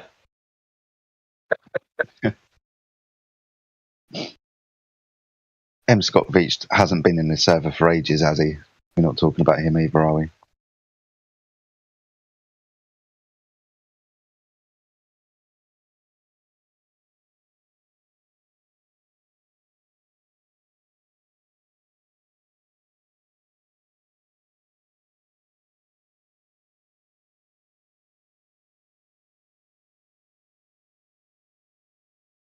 Quark, are any of us acting like toddlers right now? No, you're pretty chill. Checking. Are you I mean, it doesn't matter like what your position is. You can be a Clover. The only one I'm really prejudiced against is concavers because they're usually pretty freaking crazy.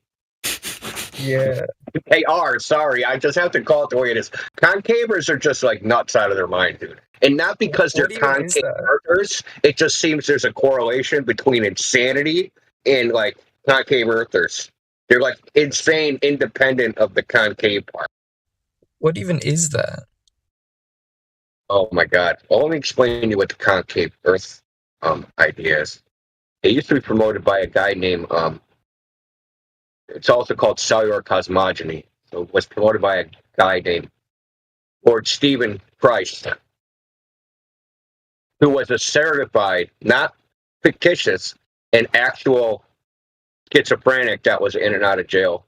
And he made a bunch of concave Earth videos.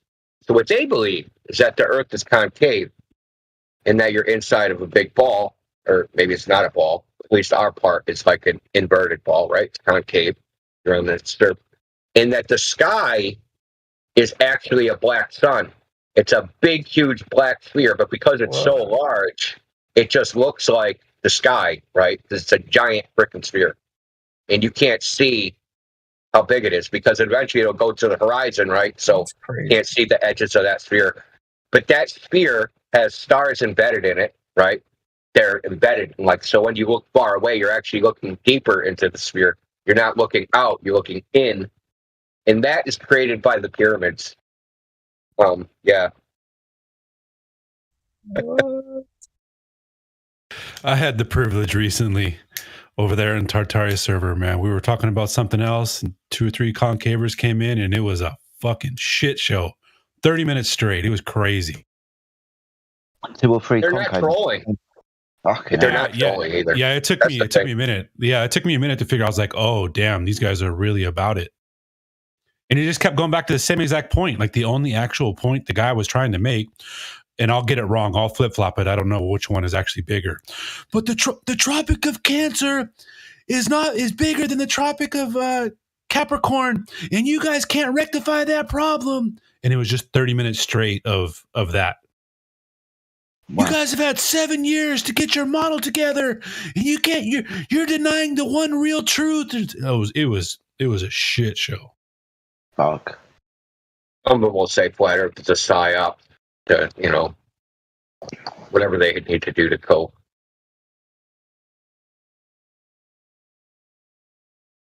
I didn't even realise these idiots were still around.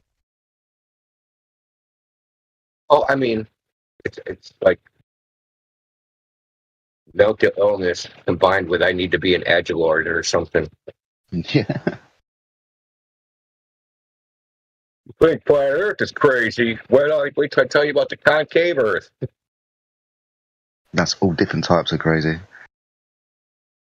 I've had conversations with concave earthers in here before, and mate, after 5 minutes, I just wanted out. Just want to get away from these people. They can't form a coherent thought. That's the problem. The problem is they can't form like a coherent thought and train of logic, dude. They just like monkey poo throwing, dude. They're actually worse than the Glovers when it comes to like forming a complete sentence. Yeah, that's what I always thought. If I heard one of these concave earthers in here, that was a new type of religious zealotry that I hadn't seen a Glober have. That was weird. Is it Lord Stephen Christ? So an actual religious zealotry. The concave earthers are like a hallucination. Someone that dropped a bunch of acid and they think that like the little fairies that they're seeing in the sky are real. It was like PCP, bro. It was like some angel dust. That's what I'm saying, dude. They're like, listen, we used to have a mod named Gandalf, and he was a flat earther, and like, I love the guy. Seriously, I like him on a personal level, but like, dude went off the deep end. I think that's who it was. What, Green Gandalf or something like that? Gandalf the Green? Yeah. That was him, bro. That was him. That's who I was listening to in that other server. And he was batshit crazy. I made the mistake of like being honest with him. Like, yeah, I guess there's a couple pieces of evidence that would support the concave Earth. Because he was, this is right when he was looking into, like, he watched a piece of a video. So we just discussed this. I said, yeah, there's a couple pieces of evidence that would support concave Earth. Divergence of the plunge lines at the Tamarack mine, and what was it? There was another one. I can't remember. Someone did some sort of the rectilineator, the rectilineator, which was a structure that was made in the 1800s by it's called the Koresh Society, where they were going to try to measure the curvature of the Earth. So they created this 1 mile long structure. It was supposed to be originally longer than a mile, so see 10 miles. But according to, and it was a rigorously done experiment, right? The numbers and taking the data, that was all fine, and it came out to be -8 inches per mile squared. The problem with it is that they used the materials of the time, which was like wood and iron rods and steel and or not even steel, just iron rods and wood, and they used it on the coast. So obviously, what happens to wood in a humid coastal area? It absorbs water, it expands, it twists. Right? You have crazy thermal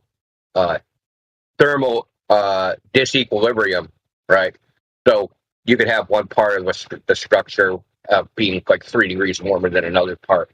So like the measuring device is not reliable. It's not that the data they took isn't reliable. It's just that the measuring device, they had the limitations of the time, right? They just used wood. But he took these, then he went and watched some 6-hour video.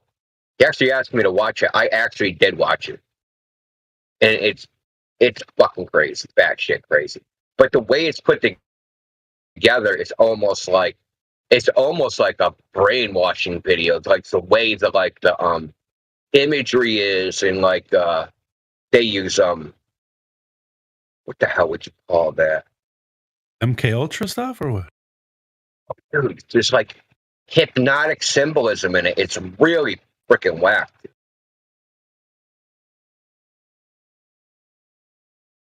There's a lot of like iconography and symbolism and like what would you call them? Like, you know, like a kaleidoscope.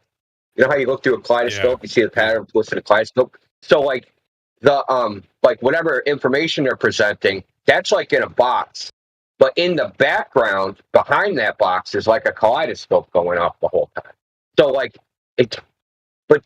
imagine me making a video, and instead of just like having the video be the whole screen, right? I take that and put it in Adobe Premiere, right? And I make it a little bit smaller and add another layer that's like a kaleidoscope behind it. So the whole video is like this, like with this like hypnotic shit going on in the background while it's like presenting information. So yeah, that sounds very MK. But the information they say is just flat out wrong. Like the things that they were saying, it's just wrong.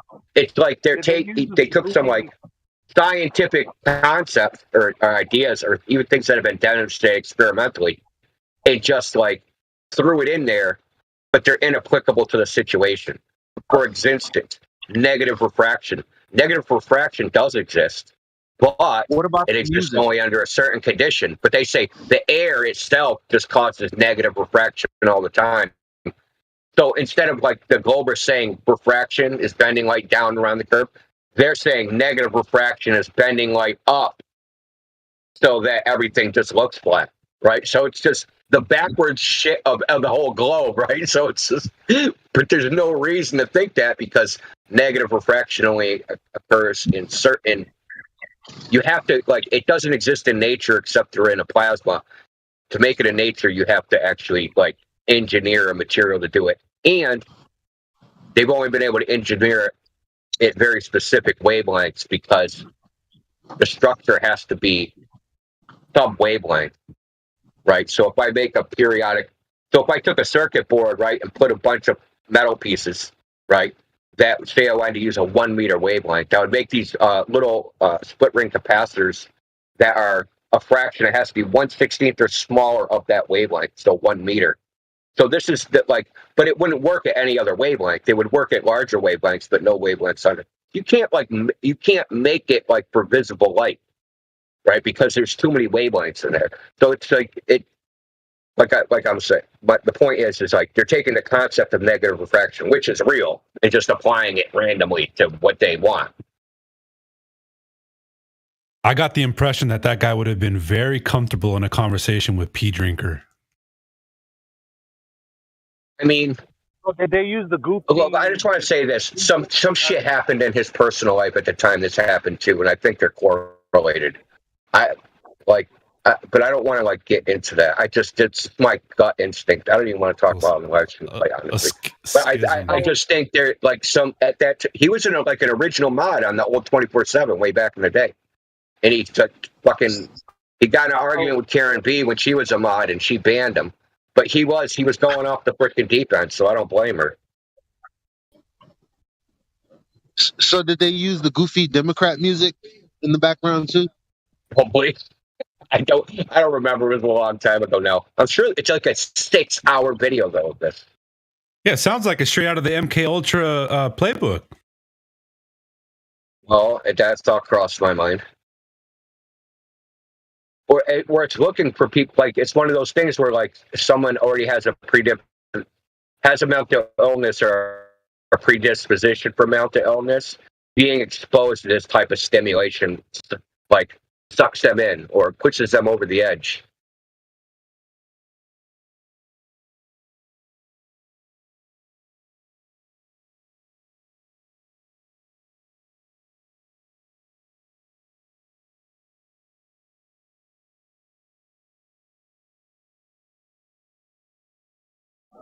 Yeah. By the way, I told Chocolate that we had tightened the ship, and the main players are showing up. Miggy, Jedi. He's like, Jedi's back. I'm like, yeah, man. He's like, he's in the. I was like, yeah, man. I was like, come on by. He's gonna come through. Chocolate saying, yep, awesome stuff. I received a DM from him today. So yeah, he might make a special guest star appearance at some point soon. Yeah. Getting the band back together. Hell yeah. What's up, guys? What's up? Back together. That's hilarious. I'm with the band, man. What's up, Mig? What's going on, Just India? wake up. Hell yeah, dude. I just got up right now. With the sleep schedule that I have, the job that I'm working at, getting out at 2:30 in the morning. So I try to get something to eat real quick and then go to sleep. And it's just it's weird waking up when the sun's up already. Strange. We got to break out of prison. But you know what? Miggy, look, I've worked third. Well, hold on, Elijah. Miggy, I've worked third shift before, and the most important thing is that when you're sleeping, make sure it's absolutely black, right? Don't sleep in a sunlit room, because if you're waking up now, obviously the sun's been up for a few hours, right? So, gotta black out your room. I got no curtains in my room. That way, because the thing about third shift is that you feel tired all the time. That's one of the side effects of it. It's when you have this unnatural sleep schedule, you'll feel tired all the time if you have to sleep during the day.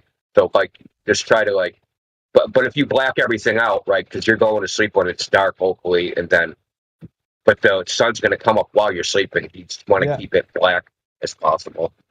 I'm gonna put that. I might have to buy if that's possible. Buy dark shades, heavy curtains, something like that. That's what my stepson did. He bought some dark shades, and his room was pitch black during the day. I'm gonna need to do that because I woke up 4 hours later. What? The sun actually wakes you up. It's weird, but I have to force myself back to sleep to get more sleep on because I only had 4 hours. So body can't do that. Working 10-hour shifts on a 4-hour sleep schedule. Shit, no. So, Nathan Oakley was on fire today. I have to download the episodes because they were just talking about today. It was a video about this teacher who's critiquing a presentation that one of his students did about flat Earth, and Nathan is making the point what's crazy? If he was talking about the molten iron core and all that, a place that you never measure, the places you never been to experience anything like that, and the guy would have just said, all right, great presentation. but because his religion is being challenged, he had to say, "Great presentation, but by the way, is that satire? Because you challenging my religion, and I can't have that." That's basic. Like the bias is so open. And one of the points that came out was that, well, half of his class gave him a standing ovation. And remember, we talked about why they shut us down. Not us, but us, yeah, but not in the whole world.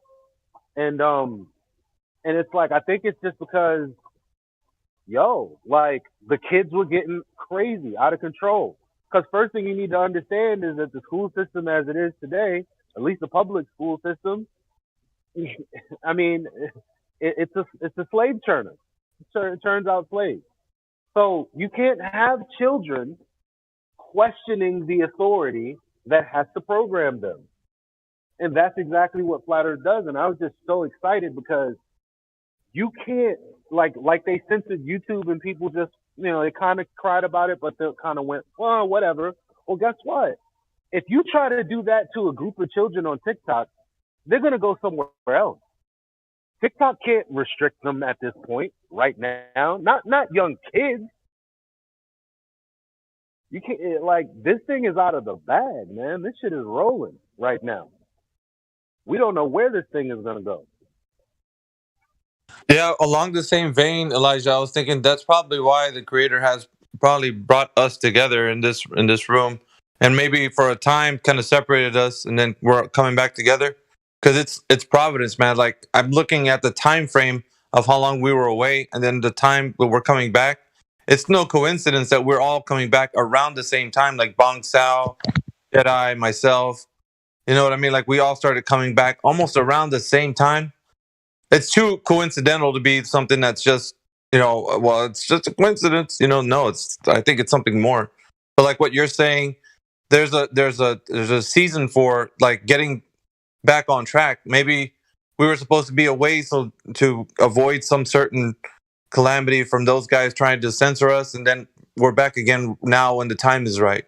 So I think, it's going to be time for us to get back in the scene and making some videos. And like I was talking about even starting my own YouTube channel and having some, but the content behind it was going to be like more of a, if you could think of like Joe Rogan's podcast kind of thing, where it's just an open kind of discussion about truth and like what reality is, and having maybe some people come on and talk about things, but so that it covers like a wide variety of topics, and it's not just one single thing. So they can't say, well, you're only talking about this thing and that's why we're censoring. It's just like, everything. Because you can talk about different things and just, in a different way. But and I was thinking about actually moving forward with that and probably doxing myself and having people realize who they're talking to when they see me. So, but yeah, I mean, I was going to ask you guys if you want to take part in that, because I think all of us, it's time.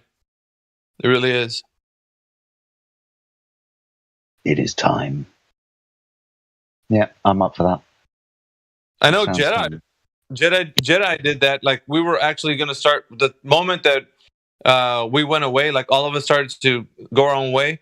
We were going to start. Me and Jedi were going to start doing that. He actually, I've seen him in real life, so he doxed himself to me. But we were going to have a podcast, or not a podcast, a video of us like being on screen and talking to people. Like I was saying, the only person I'd probably be disappointed to seeing is Indio, man. Like, cause I see you as that Kung Fu master. Like, if I see you any other way, dude, like I think I'm just gonna be wrecked. I'm be like, oh shit, yeah, this guy can't do that. You got to keep the mask on, man. It is what it is. First, the Kung Fu master mask or something. I'll keep him better in real life. Oh shit. Yeah, but gray if you want. We don't want even better. We don't want even better. We want to imagine you flicking your nose hair. Yeah. Yeah. If you look anything else than Paimei, Indio, the yeah. We're gonna have to shut this down, bro. No, I'm just kidding. No, but I mean, what do you think about it? Like, I mean, just So I do want to be on video because I think it's more of a personal. I'm down. Hell yeah, let's do it. Like, I gotta set I'm not getting on video. I don't put my face on the internet. I never have. I literally have no pictures of me on the internet. Well, you can be the only mysterious one if you want, but I feel. Well, it's just like I don't like. It's just something like I decided to do probably in '95. So I'm gonna change that. No visual There is a picture of me on the internet. There is one picture. It's because my brother put a picture of me on the internet from like a family picture of me, my little brother, and him. But I'm like 5 years old. I'm like 7 years old or something. So good luck. So it was like, family portrait, but it was just me and my two brothers. So we took a picture of it. So we scanned that picture. Picture of a picture. Yeah, and I was talking to everybody about the OGs about getting a bio going on a webpage for the legends, bro. Like I really want to move forward with that as well. Like I don't know if I have to create the webpage or whatever, but I do want to have something created for the 24/7 legends, like the people in here that have contributed and like are still here, and they're the ones that kind of keep things in line when stuff goes, south in the chat with both globe and flat earthers. Like it's like we have to be the bad guys sometime, and it's not easy doing that. You know what? Like the Gandalf situation. Just out of photographers. Yeah, Gandalf. What I like to say, that bias thing that Elijah was talking about. Yeah. So I was talking to a Globe zealot in the lobby, right? And like he posted like, you've seen the GIF with like the flat Earth and then the sun and the moon are like circling above it, right across from each other, and the sun's lighting up a small circle. I'm sure you've seen it before 100 times, right?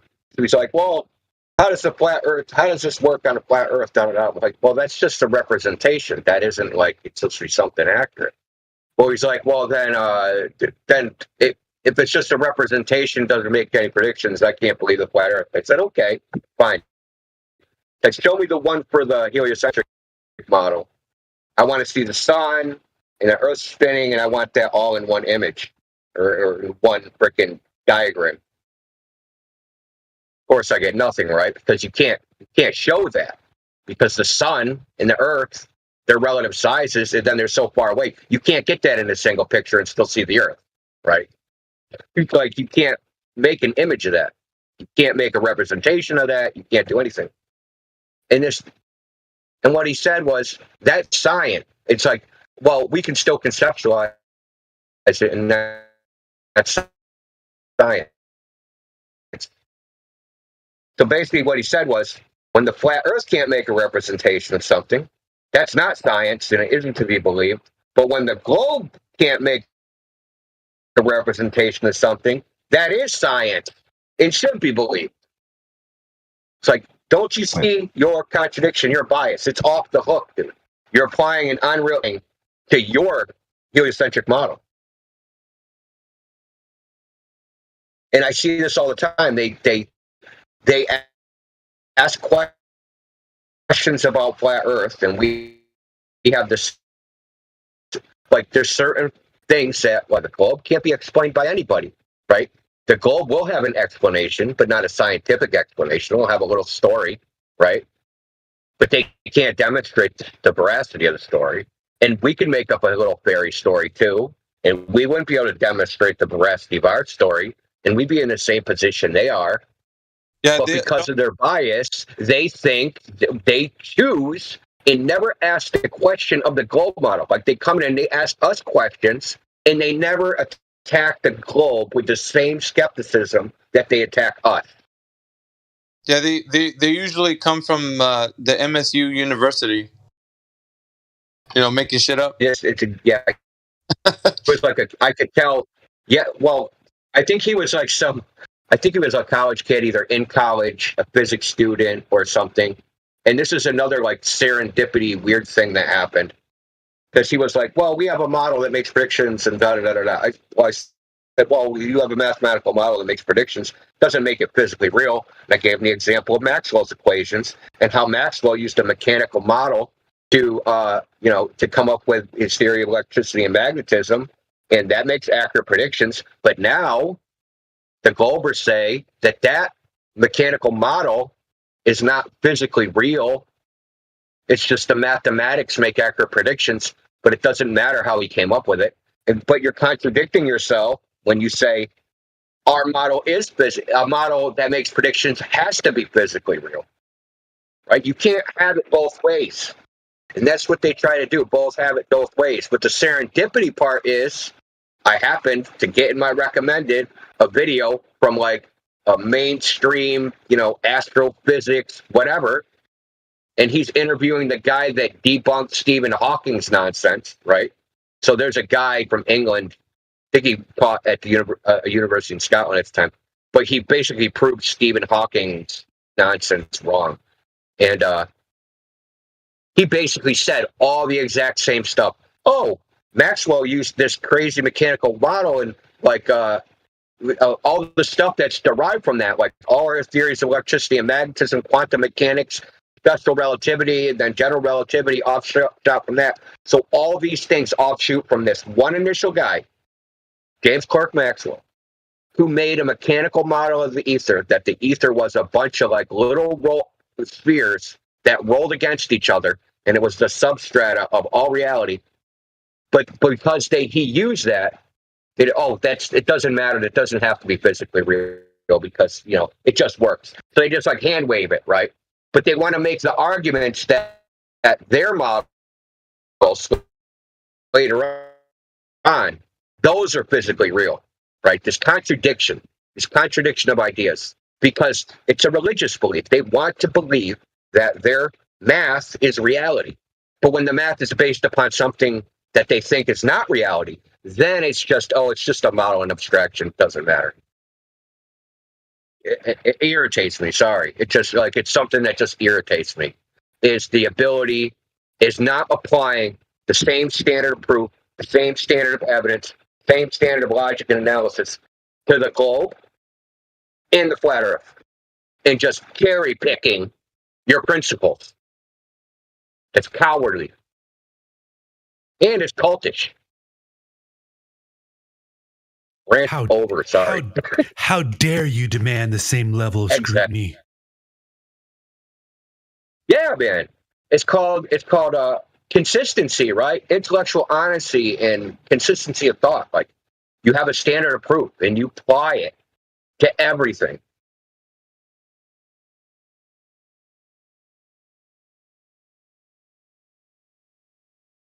Like, the thing is, how come it is so easy to show the contradictions in Glober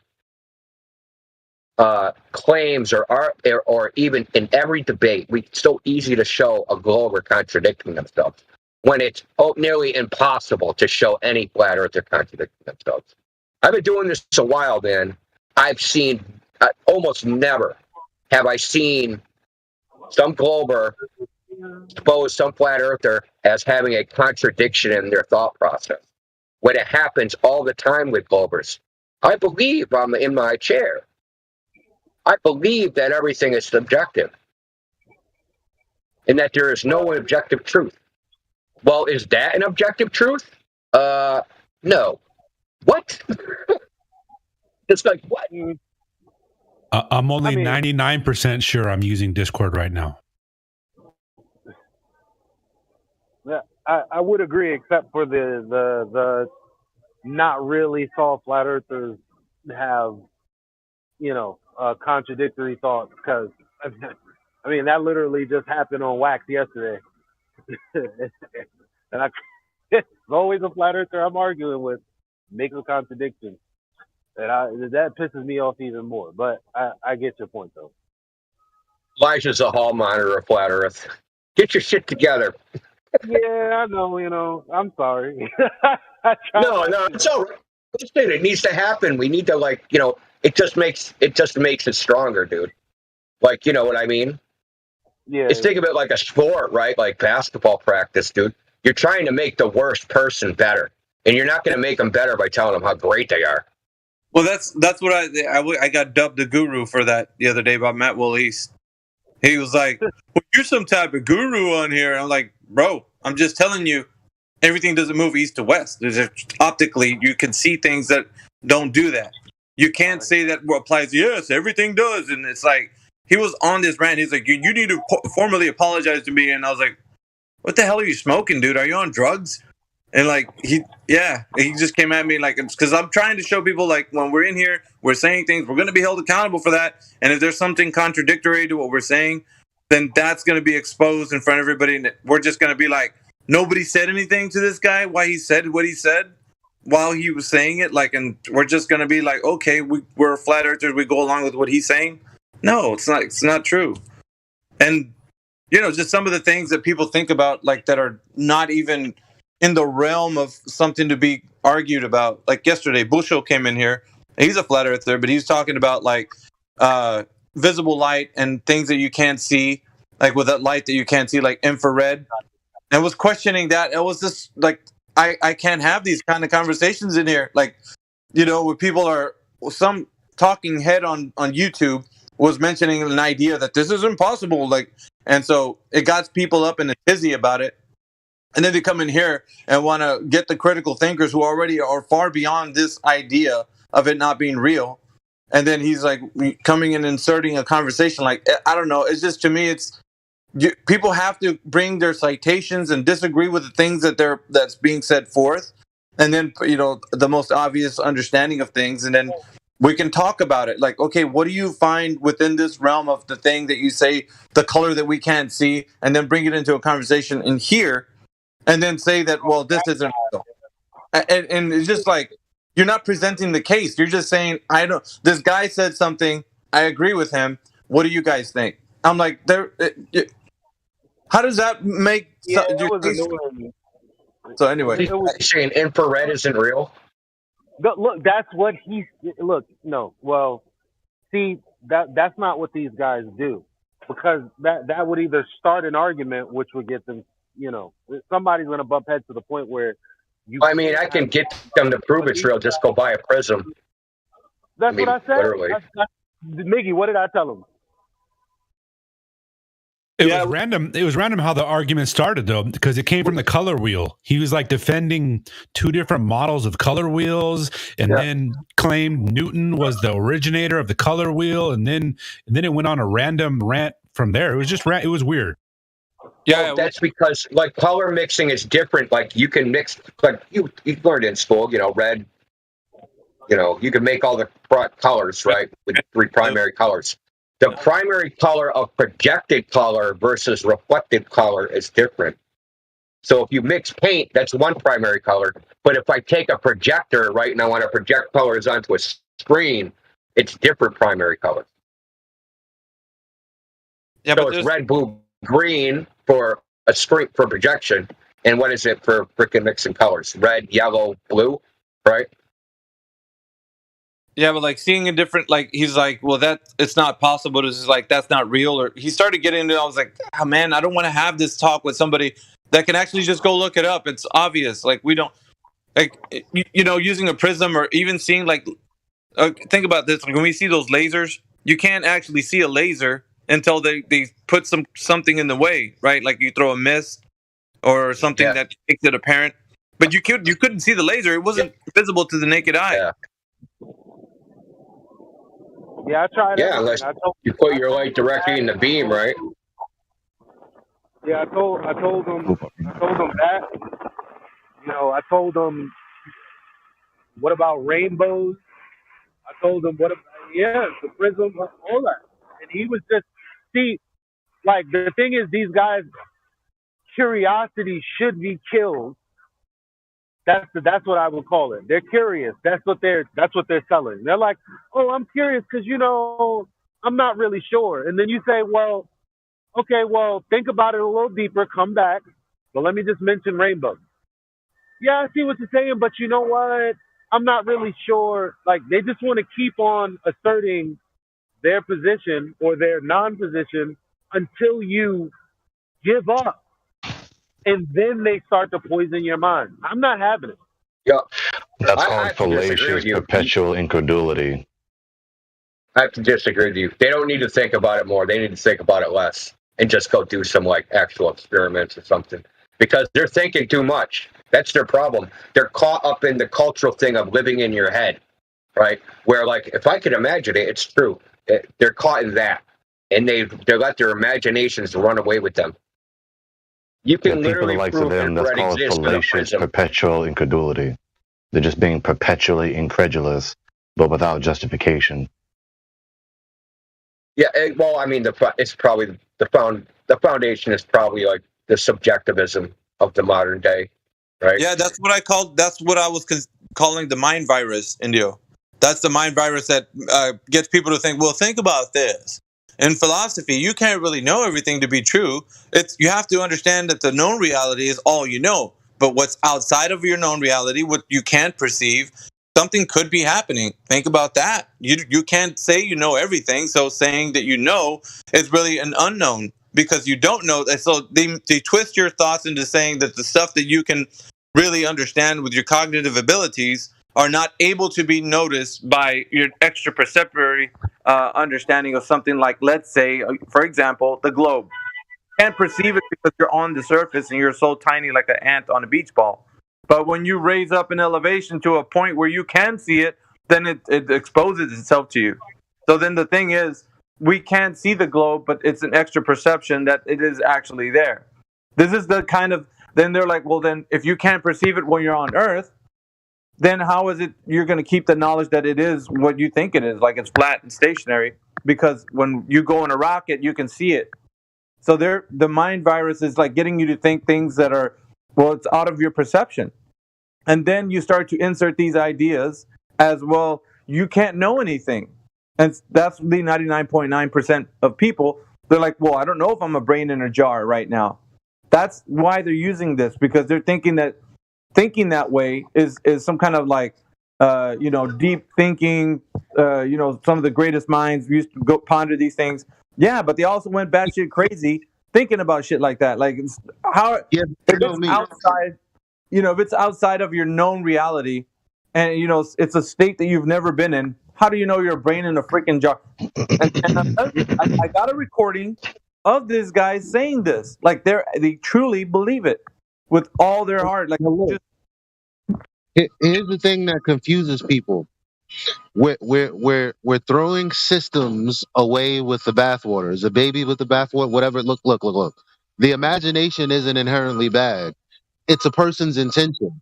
If you're trying to utilize this same avenue or the same highway with good intentions or true intentions, it's perfectly fine. But when someone gets you to agree to their mind idea, and they're pushing and you're finally like, okay, I see where you're going. Then they concretize it in your mind.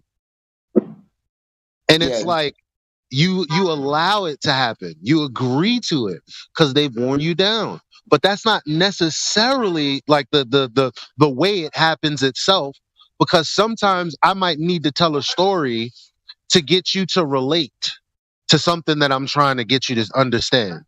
You know what I'm saying? It's just they've used this truth in their what's the word? They're doing nasty things to it. That's all. Yeah, in this situation, persons the likes of them, they are the skeptics in the classical sense of the word. You type in skepticism. The skeptic historically, as it concerns philosophy, they doubt that knowledge can be known. We cannot know, or we do not know anything at all. So it's okay to go into any supposition, any proposition, any idea, any notion that you can contrive in your mind, and all the ideas are equal in their validity because no one really knows anything. So no one's idea is more voracious, more valid, more justified than any other. And so these persons wander through idea after idea without any true foundation. And then they also assert that no one has or no one can have a foundation for their beliefs. And so it's just a one big free fall in the marketplace of ideas, which is why in the history of philosophy, it has been summarized as being the quest to refute the skeptic. You have to have an epistemological foundation in order to know anything whatsoever, including any empirical knowledge, including knowledge about the surface of the earth. Yeah, ironically, they do know that they must insert into the conversation that they don't know. Insistently. They know that they don't know, but no one knows anything. Immediate self-refutation of skepticism. You cannot be without knowledge. It's not possible. Well, So given that we cannot be without knowledge, then what do we know? It's a contradiction. They have no, like, Globers have no problems with contradictions. They just, like, wear them on their sleeve, dude. They're, like, it's no problem for them. So given that the skeptic is self-refuting, that is literally how you should think. You should be thinking in order to avoid contradiction.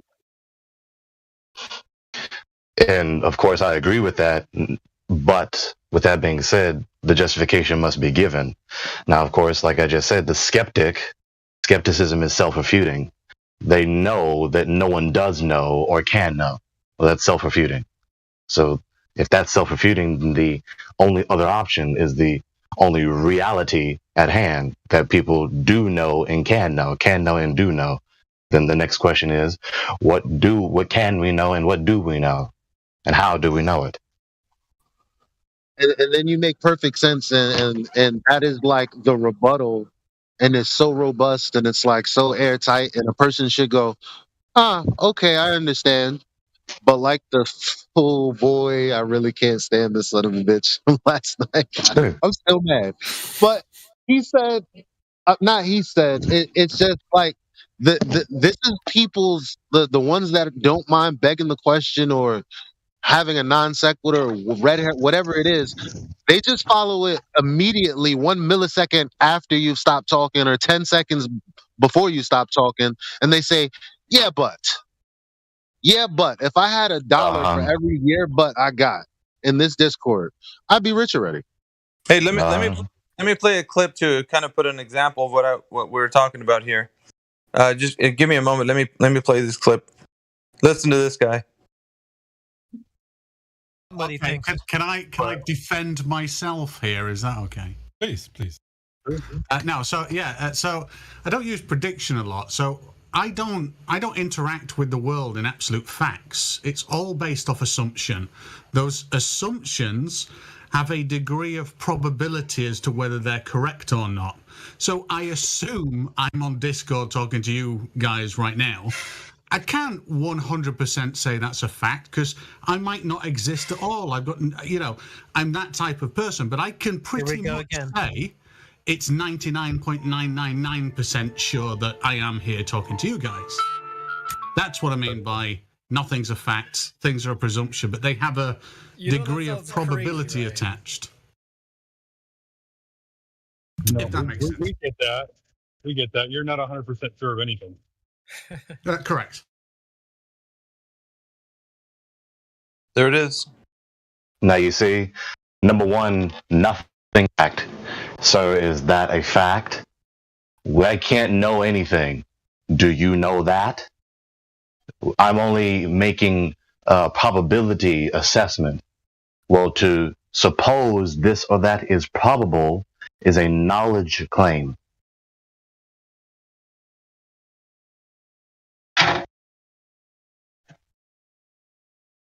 I was just talking to this kind of person, a classical, ridiculous, physicalist, empiricist, right?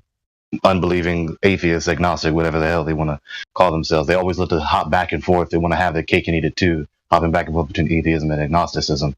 Anyway, I said this exact thing to him. The very same thing. You cannot be without knowledge. If it is possible, if it is possible to be without knowledge, then you have no justification for your skepticism.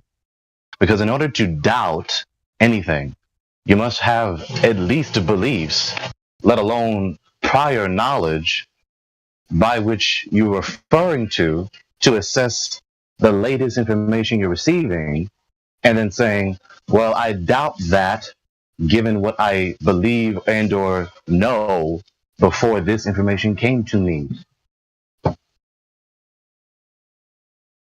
Yeah, it's just a throwaway line he uses, this probabilities and shit. There's only 3 people that I've ever met that put their money where their mouth is. They use these terminologies like probabilities. It's day traders, it's professional gamblers, and it's professional poker players. Those are the guys that say probability and they actually mean it. And none of them are skeptics because they all know the money they have. And whoever, I forget who that was that said that, but he didn't strike me as any of those guys. So that was Stingray, and he's been known in this particular arena for quite some time. And he's in our server, I think. He is not booted, I don't think. But him just like when you have conversations with them, this is not known. Like, let's say you haven't had that particular conversation with them, as in like an understanding or foundation for your conversation with them. You don't know if they don't adhere to the same principles of logic that you do. So when you're speaking to these guys, she got it. She got it. I ain't got it. Can't get it. Hello? Never mind. Somebody's hot micing. So yeah, if you talk to these guys, you're not gonna know if they're thinking this way. You have to actually ask them, is this what you think? And they'll tell you straight out. Yeah, they don't believe they're sitting in their chair right now while they're talking to you. They assume that they are. Assumption. Like, that's all they're. And once you do have that, you start to see the problem. It's a pattern, and it's like it's a program. It's a program that's running, and it just continues. Like all these guys that come in here, I say there's very seldom that somebody would say, no, I do know I'm sitting in my chair. I know that to be 100% sure. Like, they don't say anything that they can't make this knowledge claim of their reality.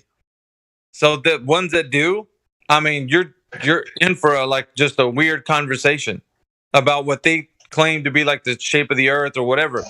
So I'd say most of them, like the biggest anti-flat earth proponents are the ones who actually think like this. Like the Gem Pandas and the Koshos and all them, like they would assert the same thing.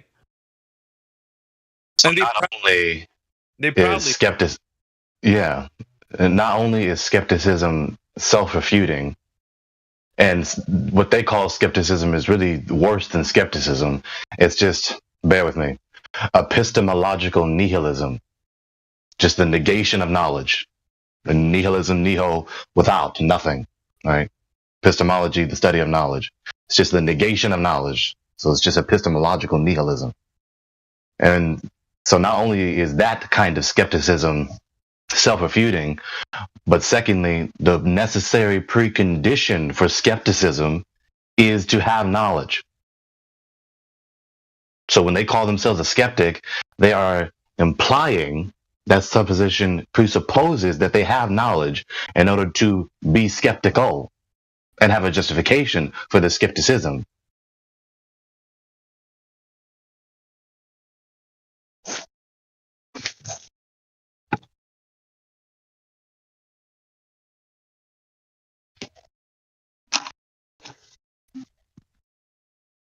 Yeah, but they don't come in here, well, the prominent ones don't come in here anymore because they know what happens when they do, like Stingray and that.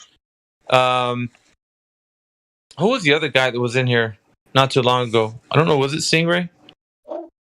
No, there was a guy I was asking that he needs to say Waterhill. I confronted him with, like, he was basically saying everything but that. That was him. Same guy, I believe. Was it Stingray? I think so. It was. It was Stingray, yeah. So yeah, Stingray. Well, yeah, every time he comes back in here, and if he does, he's gonna have to start off with saying the Earth has a water hills. I'm not gonna, and everybody's gonna get upset about it, but I'm gonna hold him until he says it.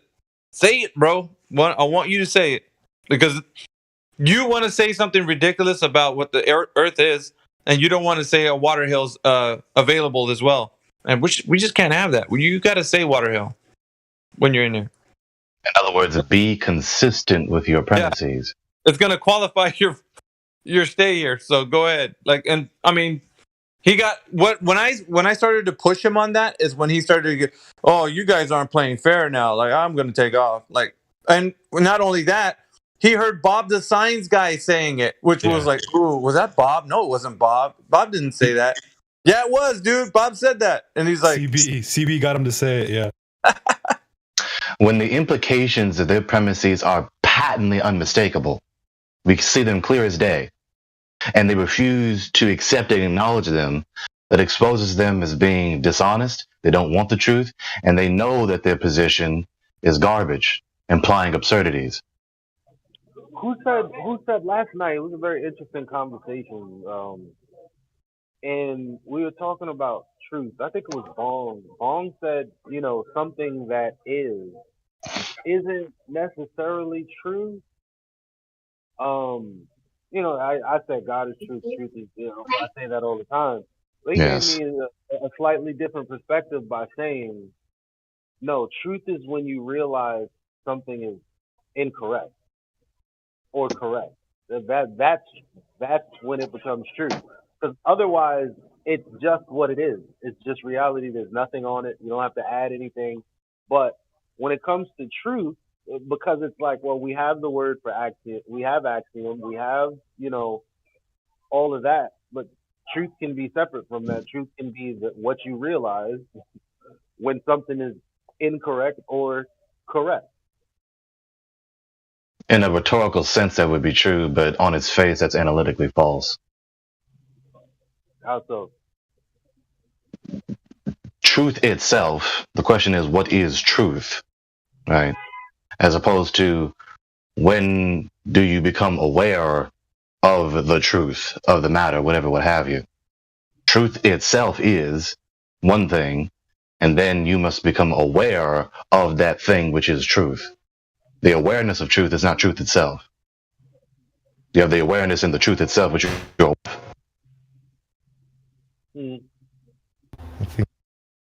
I don't disagree.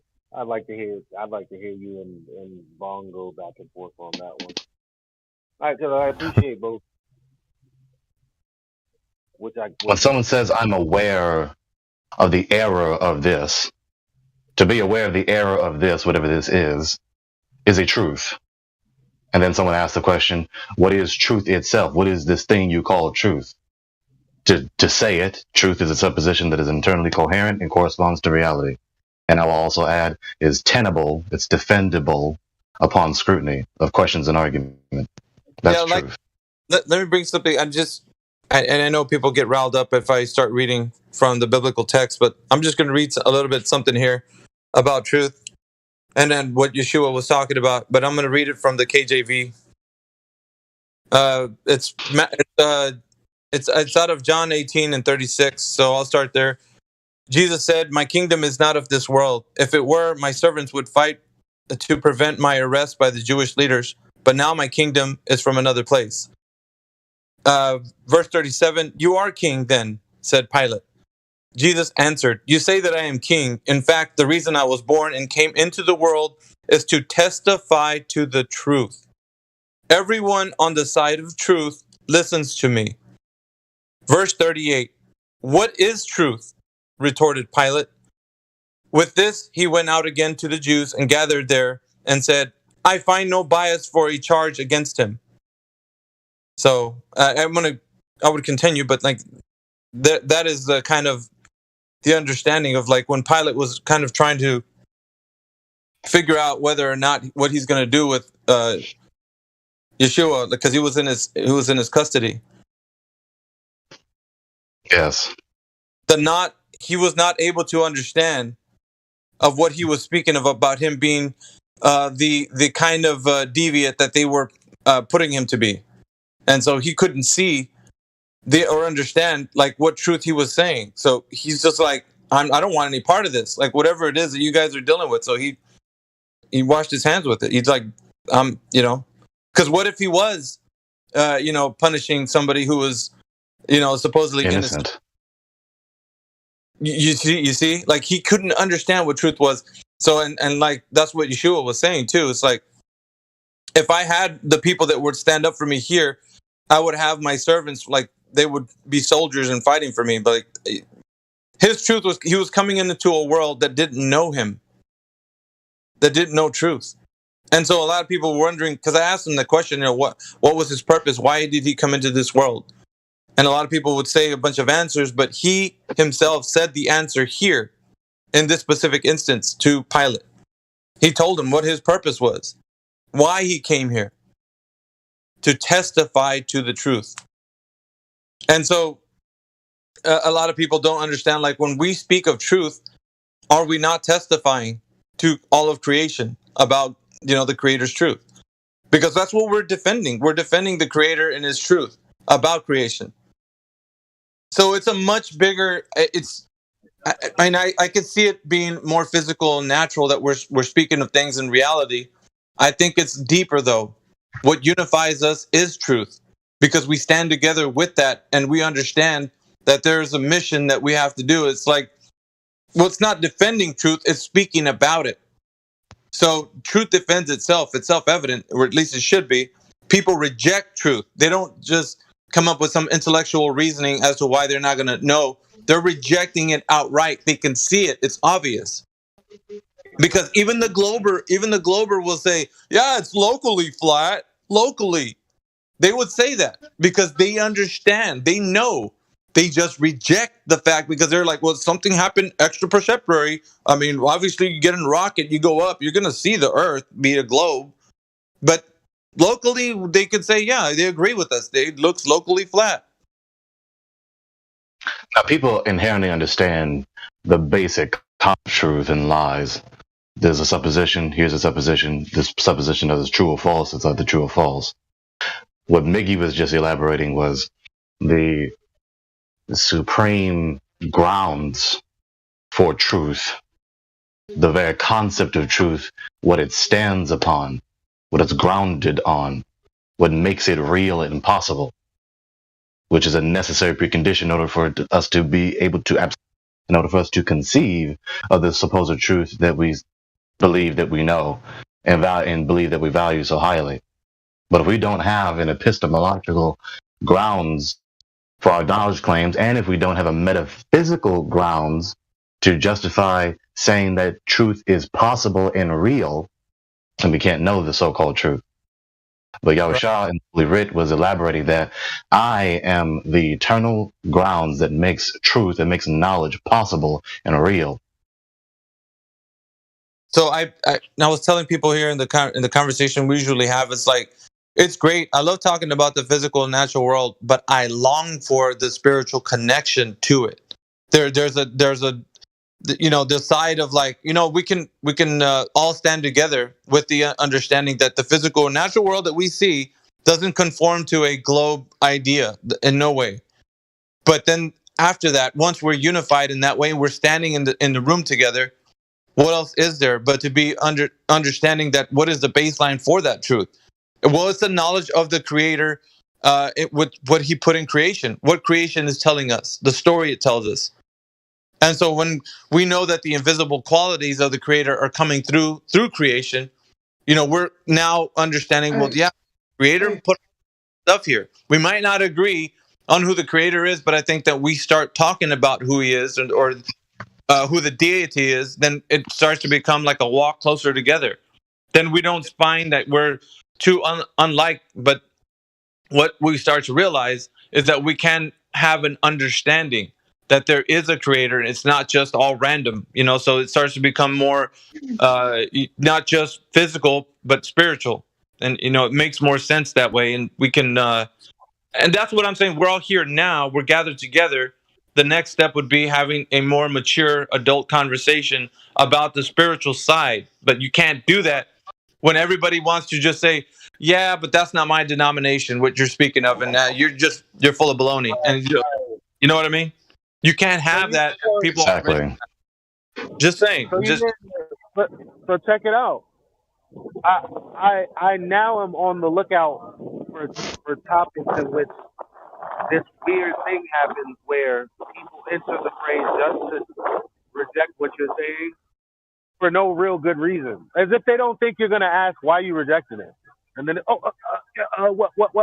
well, see, you said, I didn't say that. Well, I just think that this, based on, I didn't say that. Nor do I have a problem with what you said. Why are you trying to, paint a picture like I'm actually against what you just said? Like, why are you talking? Okay, so we agree then. Good. What the fuck? Like, it happens with religion. Or the spiritual. Me and AI were talking about finance yesterday. That blew up. I told somebody to SMD. I told someone to SMD me. That's how heated it got. What other corner does this happen? What else? Yeah, you name it. When you start talking about government, the point that I'm trying to bring up is flat Earth. Yeah, water is flat. It's level at the top. Simple solution. What did they do? Drag it out for thousands of years. Okay, well, the system is fucked up. No, it's not. Here's how you can fix yourself in it. Drag that out for forever. How do we? What about God? How do we know that God exists? Look at His creation. I don't really know if we should drag that conversation out forever to the point where there isn't a definitive answer, and there are definitive answers. I'm not going to let you tell people that there's not. Why the fuck do we talk about it then? Yes. To further appreciate this, in spite of all the hostility that comes out of the mouth of the Antichrist and the anti-theist, to further appreciate this, we're talking, Miggy mentioned the metaphysical grounds for truth. Now, why does this matter? Because we're talking about an entity, a thing. What thing? Quote unquote truth. What is truth?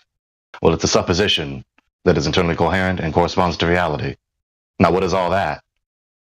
Are these things truth, coherency, correspondency, suppositions? Are these like rocks and your cell phone and the trees and the ground? Are they like that? No. No, they're not some kind of concrete, physical, substantial particular that you can go out your door or find under your bed or find on your bedside table or in the cabinet somewhere. No. So then what kind of thing are they? Well, they're abstract. What is abstract? Okay, they don't have any substance, but they are real. They're abstractly real. We conceive of them in our minds. We have the ability to grasp them. Now, did these things exist after humans or before humans? Is their existence contingent upon the human mind or no? For instance, for the very easiest question to ask is this. When there were no humans on the earth, was the sentence, there are no humans on the earth, true? Yes. Therefore, truth is not contingent upon human minds. Truth, the reality of truth being real is not contingent upon humans thinking thoughts, including that thought. So then what makes truth real? What makes any all abstracts real? Well, did abstracts begin to exist? Or have they always existed? Are they eternal? Well, if they begin to exist, go with that supposition, how do they begin to exist? Because they don't have any extension in space. They don't have any substance, right? So then you can't begin the existence of abstract entities. They must be eternal.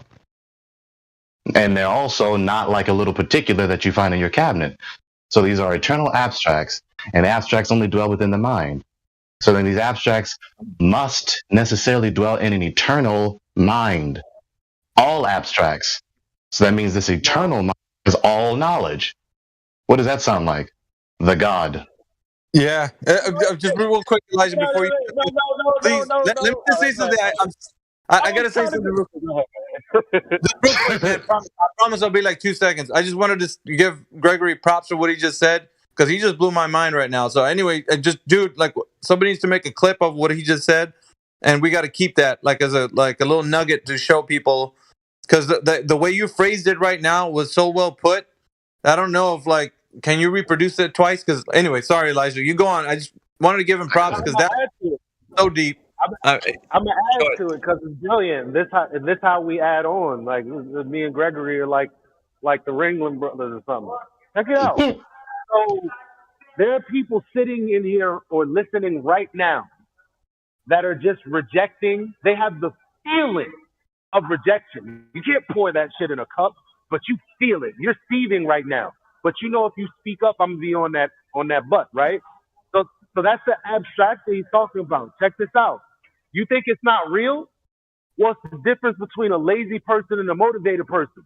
So you tell me when I'm talking about the abstractor, right? Oh, that's like, well, we're talking about flat earth. We're talking about, don't do all that. You ain't tell that to your coach when he was trying to coach you to win. You use that willpower. But when we talk about it here, it's unnecessary. It's necessary for everything you do. Speak it, man. What are you talking about? Sorry, Speak it. My bad. I don't know. No, speak it, man. I need to hear more of this. You got fire in your belly right now. It needs to be exposed because it doesn't often. Because people come in here like, I don't like what you're saying. And they'll say something stupid. And it's just like, what he said was so ultimately profound. It like shakes the pillars of your mind. Like you should even be like taken back by it. Like, damn. Like, how can I refute this? It's irrefutable. You can't. There's no. If you chime in right now, you're about to get your head cut off because it's like you can't refute what he just said. How could you have knowledge before there was any minds to have knowledge? Duh, right? Mic drop. All praise to the Most High Yah. Well, see there, Gregory, you're going a little too far now. Amen, guys. Elijah, some people fall in love with being a perpetual contrarian or just playing devil's advocate just to play devil's advocate. That's because they did not like to retain knowledge of the God, but exchanged the truth of the immortal God for a lie. Now, I never liked devil's advocate, but the only reason devil's advocate exists, well, okay, maybe I can't say that, but let me, like devil's advocate. I mean, here you are advocating against me or for, can you say that? Or for something else in refutation of something I'm saying. However, for me, this often happens not when I'm speaking of an idea, but when I'm just telling the truth about the system that we have here, which, by the way, that thing that we're talking about, the thing that had to be in place for humans to play the game, that had to be in place first before we even existed. It was here. Truth was truth. Reality was reality before we realized it. Because the stage had to be set for us to be where we are. We couldn't just be here. And I mean, come on, yo, these people get on my nerves. On my nerves.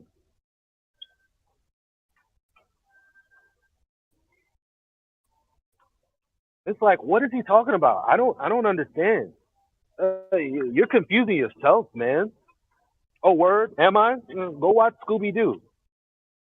Why are you chiming in when I'm talking? Why don't you just come back later? I mean, I don't get it. Well, like you've heard me say before, some of us who genuinely do want to make sense of things, when someone says something that is nonsensical, that is without sense, we sometimes make the error in trying to find sense in a sentence where there is no sense to be grasped. Trying to make sense out of nonsense, trying to find sense where there is no sense. Then when you realize that, then you say, okay, this is nonsense. This is without sense. It's not even meaningful. It's worse than a lie. To call it a lie, to call it falsehood would be a compliment. It doesn't even rise to the dignity of an error.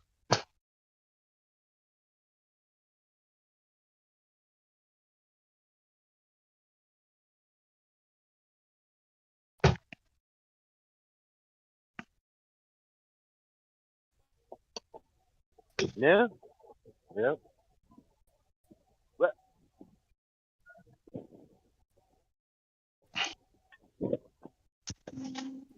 The funny part is I have a lot of those qualities naturally inherent in me, and it makes me rethink. Like, damn, do I sound like that when I?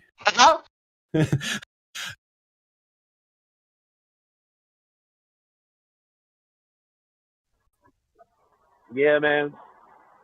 Once you get told, oh, you're talking crazy, or you're a Gemini, or you're like Kanye, you're passionate, you're the blah blah blah. This is water up a duck's back now. Oh, I sound crazy, so what? Am I wrong? You remind me of what I said earlier. If I receive anything in response to my argument that is anything less than an argument, it's garbage.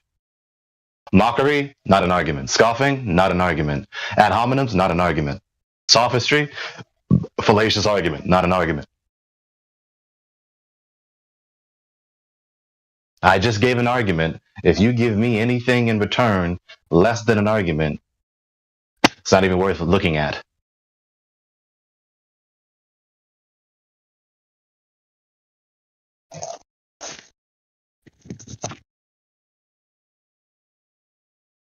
Ad hominems, of course, for those who don't know, whoever's listening, attack against the person. You're crazy. You're stupid. Fuck you, etc. Those are ad hominems.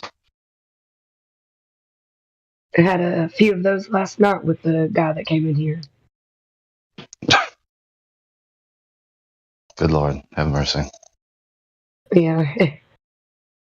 Yeah, it was something else. That guy just came in here to mock us, and he kind of set his crosshairs on me, but he wasn't getting to me, and I think that was making him even more mad.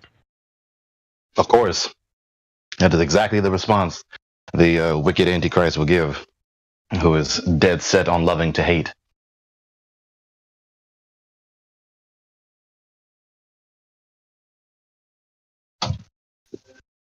He ended up making himself look foolish. And I told him that. I was like, if anybody's watching this on the live stream, you're the one that looks foolish because you don't know anything about the model of, or whatever, it's globe. And the you're paradigm. making fun of Yeah. flat earthers. Yeah. Inevitably so. Choices have consequences. We have the volition and the right to choose our choices. We don't have the right nor the ability to choose the consequences of our choices. But they definitely have consequences. If you want to walk a path that is contrary to the way of the Lord, the only way to life, then you're going to go to death and foolishness. Oh my God. So yesterday, everything got set off for whatever reason. And literally, the one thing that I kept reiterating was, look, man, I'm not telling you what to do. I'm not telling you how to live. I'm just exposing to you that there is a choice.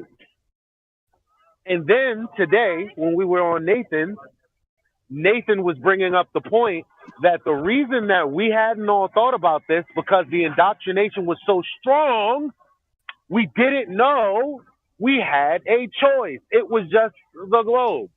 Make sense, don't make sense, be damned. There was nothing else. There was just, well. But the moment we realized there was a choice, what do we start to do? Make a decision. And every time I speak to a Kosho, and I'm trying to make a decision on something that should be definitive, he tries to take the choice away by telling me how to go about it. No. Forget the choice. How about this is the road? No, but what about that road? Forget about that. I see where you're trying to go, but that's wrong. Don't look at that. That's the same thing they did with what I was talking about yesterday. No. There isn't a choice. You can't do anything about it. So what we need to do is cry about the system, because there's nothing we can do, because these greedy F's are too big and too strong. Well, I say the truth is stronger than all of that. And the truth is, You have a choice.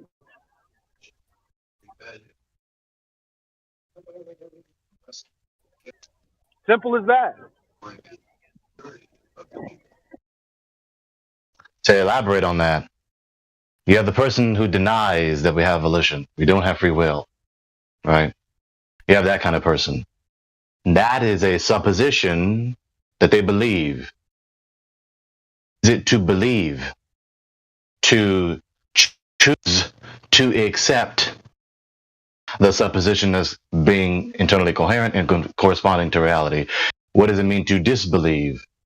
To choose to reject the supposition as being internally coherent and or corresponding to reality. So the necessary precondition to believing that we don't have volition is to have the ability to choose to accept that proposition. I can't squeeze that damn wood from you. It is not possible to deny volition. To deny volition simultaneously affirms it. Try it. So both the denial of volition the denial of volition is to simultaneously affirm it, and the necessary precondition to deny that you have volition is to have volition so that you may volunteer to deny that you have volition. The same thing as when they say that nothing is objectively real and claim that as an objective truth. Thank you. It's the same thing. Thank you. They have no problem doing it, but they'll try it. Like, I mean, that to me, that's just. Oh, go ahead, Elijah. No, I was just going to say the rebuttal is, oh, that's semantics. You're playing word games. I love when they say that. I love when they say that. Because what? Semantics is what? The study of meaning. They say that retort as though paying attention to what you are saying so as to ascertain what you mean is at best vain or at worst immoral. You ought not do it. It's not even worthwhile doing, and are detrimental to do so. So if we don't play semantics, if we don't pay attention to the meaning of the message you said or typed, then we can't communicate. We can't communicate. We're not communicating. We can't communicate if we don't pay attention to the meaning of what we're communicating, the message we're communicating. If your sentences are meaningless, and if anyone's sentences are meaningless, they cannot be true or false. And so they cannot be known. And they cannot be believed. I mean, to me, it's just like a level of cowardice. Like, you're going to dynamite objective reality so you don't have to concede. I'm going to blow up the whole world so I can be right. That is the mind of the unbeliever. I don't want to live in the God's world. So if I can't live in another world, I don't want to live in any world. Up your nose to spite your face. But Gregory, we have to escape the horrors of a favored position. Right? We must escape the God's world. Being in the God's world is just not acceptable. Well, they're trying to do that in a physical sense. They want to get off this rock and go live on Mars under a dome. That's ironic. What is the actual quote? We reject this notion on the uncomfortable grounds that we cannot be in a favorable position. What is that? Yeah, that was a statement about the Copernican principle, right? That, we can't be the center of the universe. Yeah, exactly.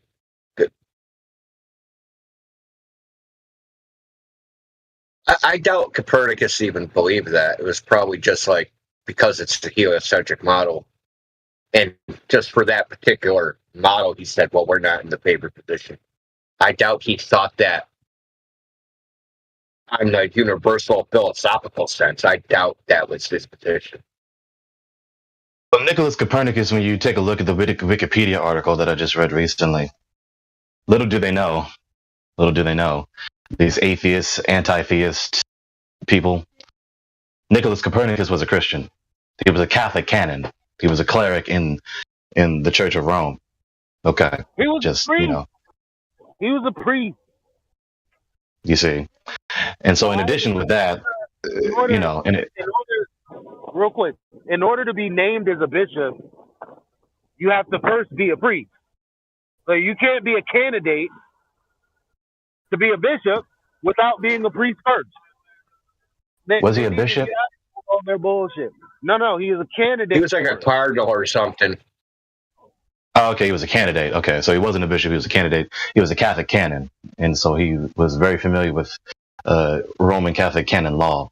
So I just mentioned that because, you know, these modern neo-atheists, anti-theist types, they think all their doctrines are just not theistic, even though the vast majority, the entirety of all the elements of their philosophy come from theists. But anyway, besides that, the greater point is Nicholas Copernicus said that the sun is at the center of the universe.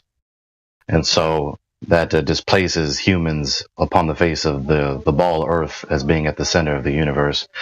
Funny thing is, before Nicholas Copernicus, you had the Pythagoreans, and they heard me say this yesterday. You go to the Wikipedia article, the Pythagorean astronomical system. Why? Because the modern ACP, as it is illustrated and articulated to us, the academic cosmic paradigm, the ACP, you have the Earth and the solar system and all these other solar systems and all these galaxies flying around in an unfathomable large vacuum. And at the center of this vacuum, which is supposedly also expanding, so they also believed in an enclosed cosmology and it's also expanding, but never mind. At the center of all this is a so-called great attractor. And as they illustrate it, it's what? A big brilliant light, or as it were, a flame. This is an ancient doctrine. Why do you say that? When you read the article on Wikipedia, Pythagorean system, it is an ancient doctrine where Pythagoras and even folks before Pythagoras, they taught that in the plurality of worlds, because they also believed that they lived on a ball and among other humongous balls flying around in a vacuum, at the center of all this is a quote-unquote central flame. So they love, the modern neo-atheist scientistic fool loves to talk about they don't believe the ancient superstitions. But like I just said, that's false, which includes this particular detail in their philosophy and their cosmology. So in addition with all the other ancient doctrines that come from theists, that they believe, it includes this quote-unquote great attractor, the ancient precedent before it being the central flame, the central fire. It's ancient Pythagorean, ancient Grecian cosmological superstition.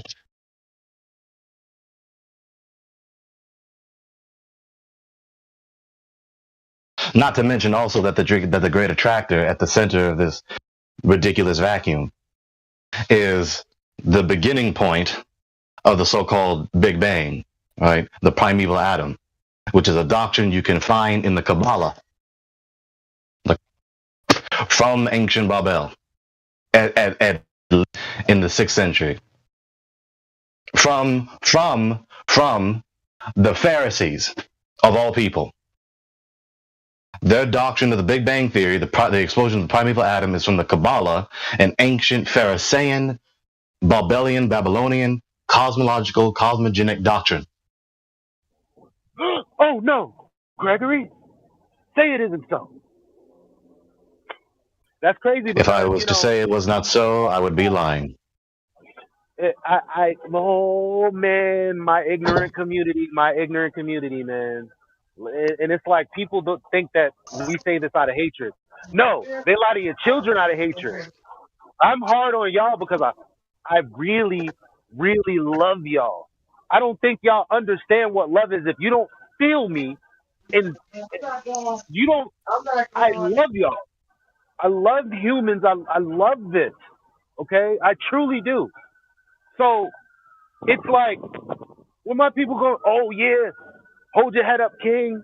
This, that, and the third. The kings are the ones who oppressed us anyway. No, not all. Well, I'm going too far, but I'm just saying, like the Pharisees and all of that. Why are you why you trying to look all Egyptian and shit? Why you trying to have like costume parties? Like, why are you doing that? They was against you. At least their ideology. I don't care if they was white, black, anything. At that time, they were against you, God, and truth. That's it. Why do you worship that shit?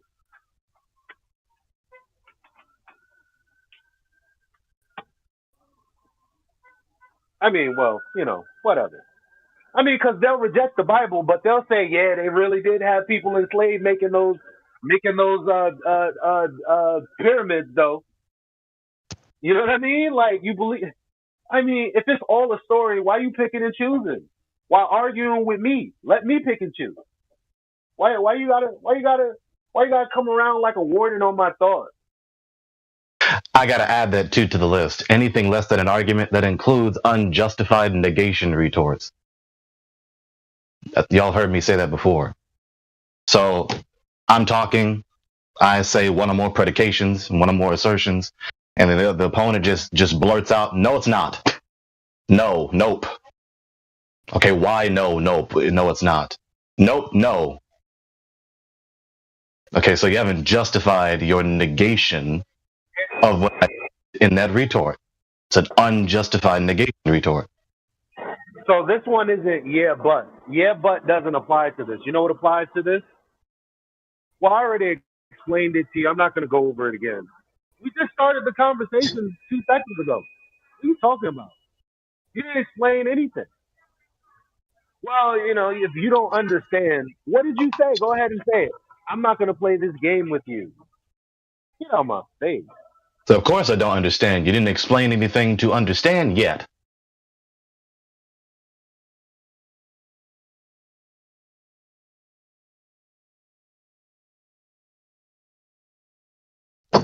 On a side note, Wait. One more joke. Go ahead. I be going a little too hard. I was like, I love y'all. Somebody in the background was like, gay.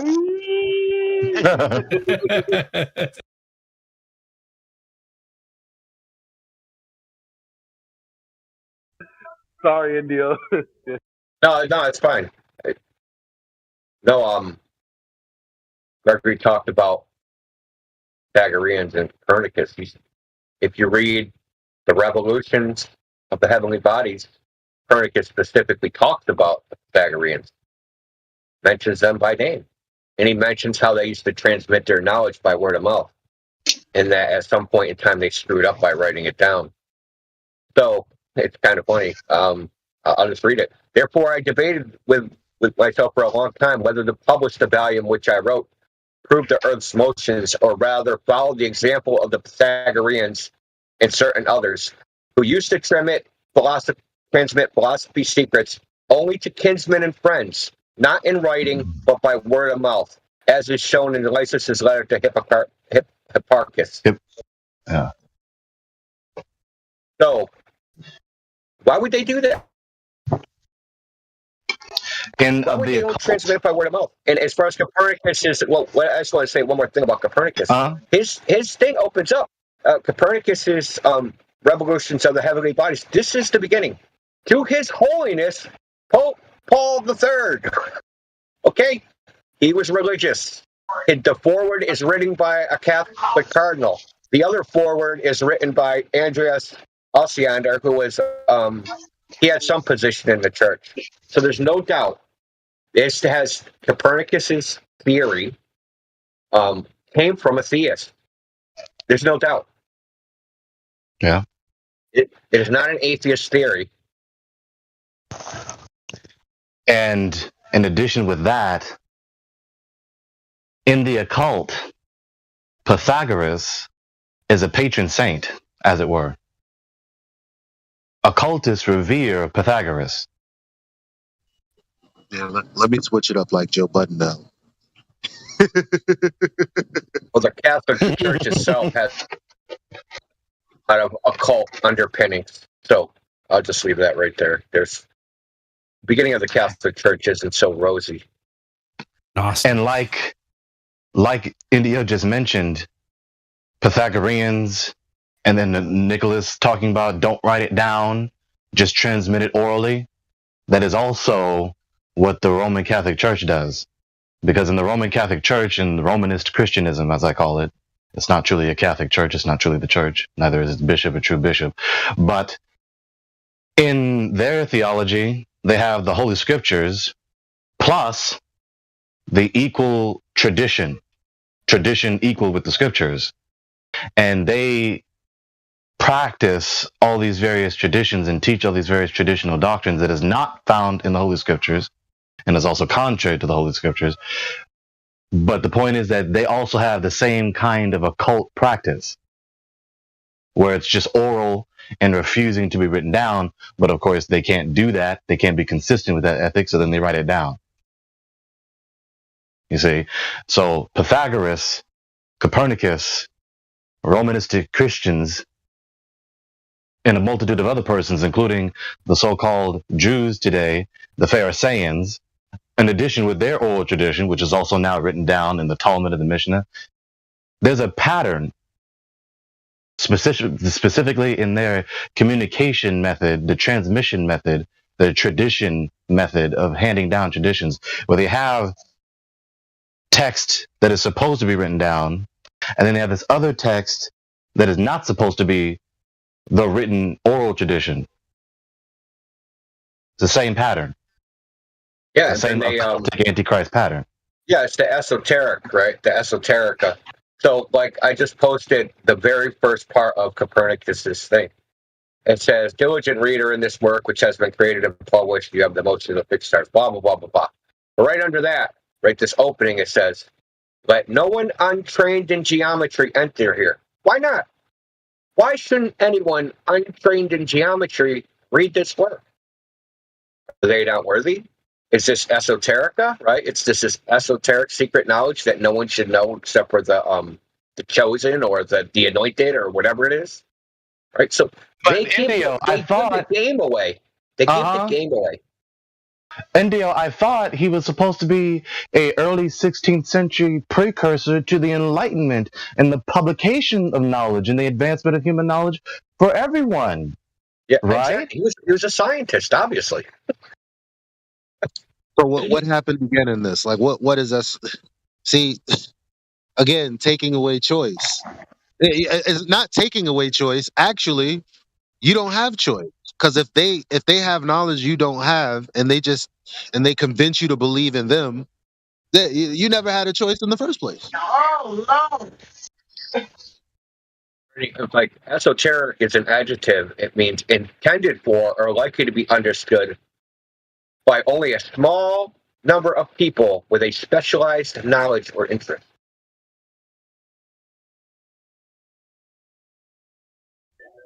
Yeah, it's called the cult. Or gatekeeping, you name it. It's dirty pool. Or as Bill Cooper put it, the mystery religions. Which is antithetical the ethic which Yahushua taught. He said in the Gospel of Yochanan, everything done in the dark places will be exposed in the light. Everything done in the secret quarter will be shouted on the rooftops. I am the light of the world, and the darkness cannot overcome the light. He is the light of the world, and the light that is the life in every human. The Lord publishes to all. He makes himself revealed to all. They want to occult it, keep it concealed rather than revealed for some. The only question is, if the people then thought this was their, secret knowledge, their special thing. I mean, a lot of people don't understand or really have knowledge of the history of science. People didn't freely, in the Enlightenment, like you said, they didn't freely disseminate knowledge. they kept like their methods, especially in mathematics. A lot of people should learn this about mathematics. Is that if I figured out a way how to do something mathematically, I guarded that like a secret, like a treasure. I didn't let other people know. The only reason we know about some of these mathematical techniques, and I don't want to like name the names of people that nobody ever heard of. But there's a lot of them, like the imaginary numbers. Like the guy that invented these didn't tell anybody, or how to solve a cubic equation, or like all these things. They kept them secret. And the only reason we know about them is because they died, and other people read their work. But at the time that they were alive, they didn't tell us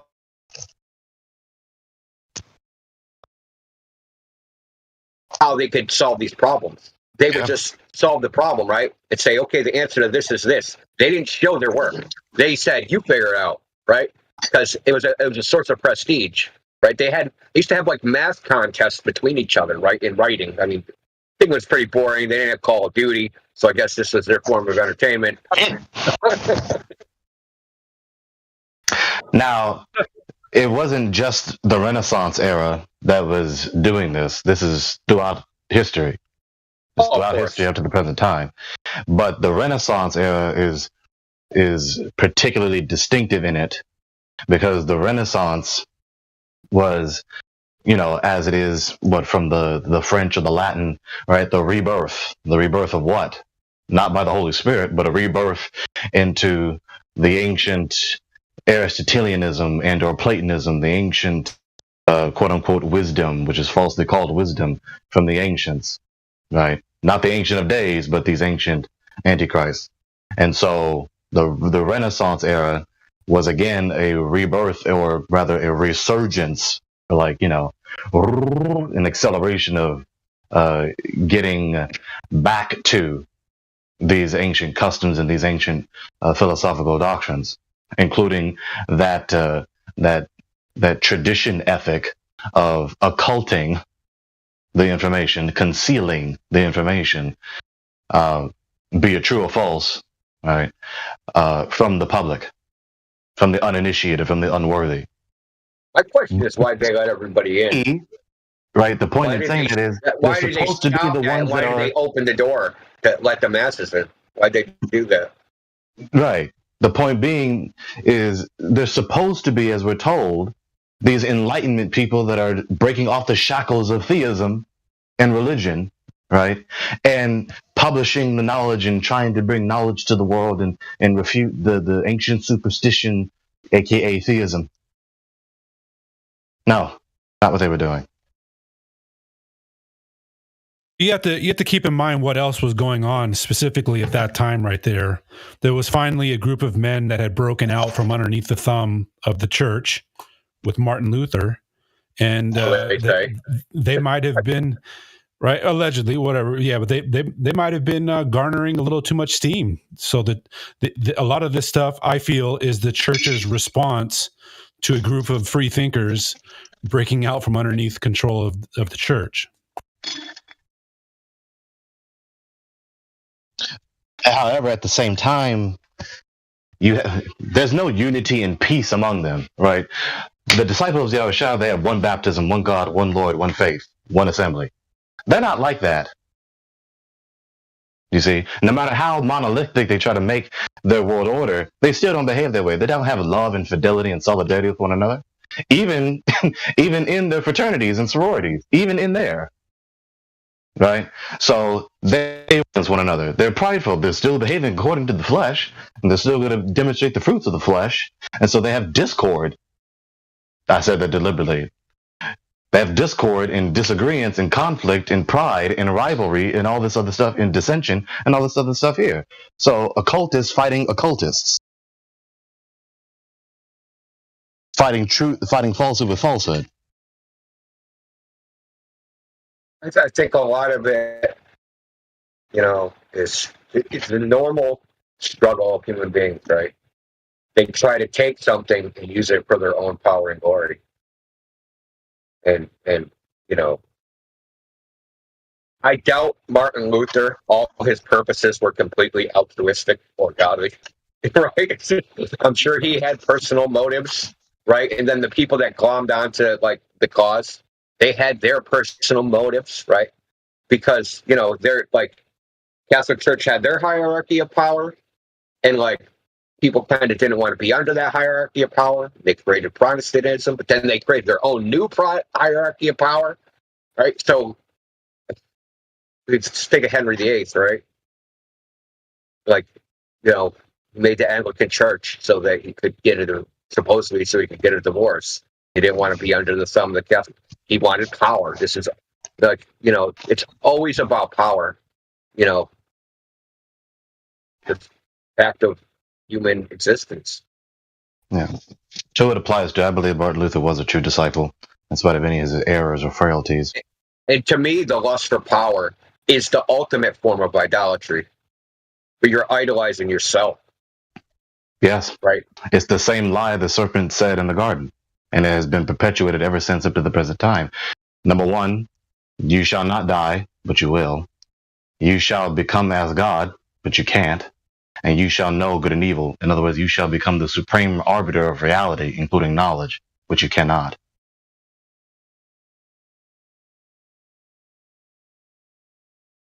Yeah, which is Gnosticism, which is New Age, Madame Blavatsky. It's all full circle. Like he just listed right there, those supposed distinctive schools of thought, they're really not distinct, which is to be expected. False distinctions from people who exchange the truth of the God for a lie. And so these schools of thought nowadays, in their false distinctions, is yet again another instance of what I was saying earlier about false distinctions among these so-called occultists. Yeah, it's like a woman changing the ribbon and the color of the ribbon in her hair, thinking it like a different color ribbon makes her more beautiful. It's ridiculous.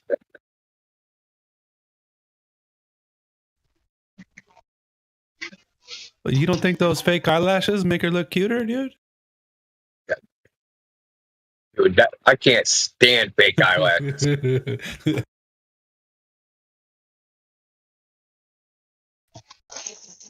I don't even like tattoos, quite honestly. I don't like alterations to the human body. It's unattractive to me. So the power lies into how to manipulate the mind of someone else. Say that again. That was scratchy for me. The power lies into manipulate another mind. Disconnect, reconnect. You still scratchy again. The power relies to manipulate the mind. That's all. It's kind of what. Yeah. Mutilation. If you can manipulate a mind, is that the power that they hold to manipulate the mind of someone else? Yeah. It is the source of all power, dude. Unless you're just using brute physical violence, like that is the source of power, is mental manipulation. It's to convince somebody of acting a certain way. The scary part is how easy that seems to be able to do. Yes. You just go on TV and say, be afraid, be very afraid, don't leave your house, be scared. But that's pre knowing what they're going to do with that fear. Look, imagine all of a sudden the TV went out and boom, Vladimir Putin comes on TV and says, we have taken over America. Don't leave your house. Everybody would have been up in arms and left the house. But some freaking stupid moron, gets on TV and says, there's a Fauci, or there's a corona beer germ out there. Be afraid. Look at these videos of people having seizures in China. And, be scared and don't leave your house. And everybody's like, okay, boss. Look, they did what a freaking army could not have done. An invading army could not have kept people in their house. But for some reason, this did. It blows my mind. It really does how you could just get on the idiot box and just say some words and alter the behavior of 300 million people to their detriment. not even like it's not even like it was neutral or good for them. It was to their detriment, and they voluntarily did it. I'm not one of those people. I got pictures. I was out and around. I don't like you tell me not to leave the house. I'm leaving the house. I think you're up to something. The first thing I did was go have a meal in Chinatown. That's the first thing I did. I went and rode the subway. The first day after they said stay home, I went on the subway. I took a picture at rush hour on a Friday, which is just usually insanity here in Boston. Like rush hour on a Friday, everybody's trying to get home for the weekend. It's just nuts. Not a single person on the entire train, not in my car, in the entire fucking train, which is like 10 train cars at rush hour. That's a dystopian sci-fi movie right there. Dude, I got crazy pictures of just emptiness. Kind of does scare me that I mean that it was that easy. All of the people that were in the house that we didn't see when we were out there, like that those are the same people that would go on a witch hunt for us for some information that they didn't even verify. And they could tell them anything. Oh, they could tell people we came from space. People would believe it, and they would witch hunt us. Probably. Unfortunately, probably. I mean, like the police can just gun you down in the street and like, well, he resisted. And if people see that on the news, oh, he resisted, oh, he deserved it. That's it. They don't think another thought about it. They don't go, oh, did he really resist? They don't. They just like, okay, they said he resisted. He must have resisted. He deserved to be shot to death. And that kind of the people that you want to save are the same people that they can fucking hang you. That's that story coming out of the. Oh, go ahead. Sorry. I'm just saying that the same people that you're trying to save, they'll come back. They will come back to you for any little thing if you're wrong. Like the story coming out of Louisiana, 5 police officers arrested this homeless guy. He's so injured because he resisted. 3 days later, he dies of his wounds, internal injuries and whatnot. The police officers, not a scratch on them, not even a broken nail, nothing. How about ask the question? How did he resist? There's no injuries on you. He's injured so badly that the marvel of medical science couldn't even keep him alive. His injuries were so severe. At some point, it wasn't physically possible for him to resist because he was dying. And medical stuff kept him alive for 3 more days. Well, every time he kicked him, like his body jerked. So they were like, oh, he's moving. Kick him again. Yeah, they've done that. I've seen the videos where they'll yell, stop resisting to a dead body because the body isn't complying and putting its hands behind its back. A dead body can't resist you, dumbass. They're taught to automatically just start screaming that when they want to beat somebody up. Just start screaming, stop resisting. We're going to kick the shit out of this guy. Is that like a loophole, like they say when a bear? Yeah. I mean, you go hunt a bear. Oh, the bear. Yep. Oh, they're coming right for me, and then they can just shoot because my life was in danger. I felt my life was in danger. I had to. Qualified immunity. I mean, that's basic self-defense anyway. It doesn't, if you're in fear of imminent serious bodily harm, you can use as much force as is necessary to save your life. And they're trained on what to say, dude. It's like when they go through the academy, they're taught the script that they're supposed to say. This is what you say. You hurt somebody, you say this. If you kill somebody, you say that. If you shoot somebody, you say that. Because those words are what you're going to use in court as the legal justification. You have to say, they're training you to state a state of mind, which is a legal justification for lethal force. Or, force enough to arrest somebody. They're trained on what to say. I've heard so many cops say the exact same thing in different places, different municipalities, different towns, different states. They all are trained to say the same thing. Look, like you can train yourself. Go get annotated statutes annotated for your state, right? Look up justification, justified, justified assault or justified, killing, and just read what the courts say is a reason for justified killing. And then when you kill somebody, just say that's the reason why you did it. Boom, done. Case closed. It's over. It's like an instruction manual. Or a settlement. Get a big settlement. Look, you just say I was in fear for my life.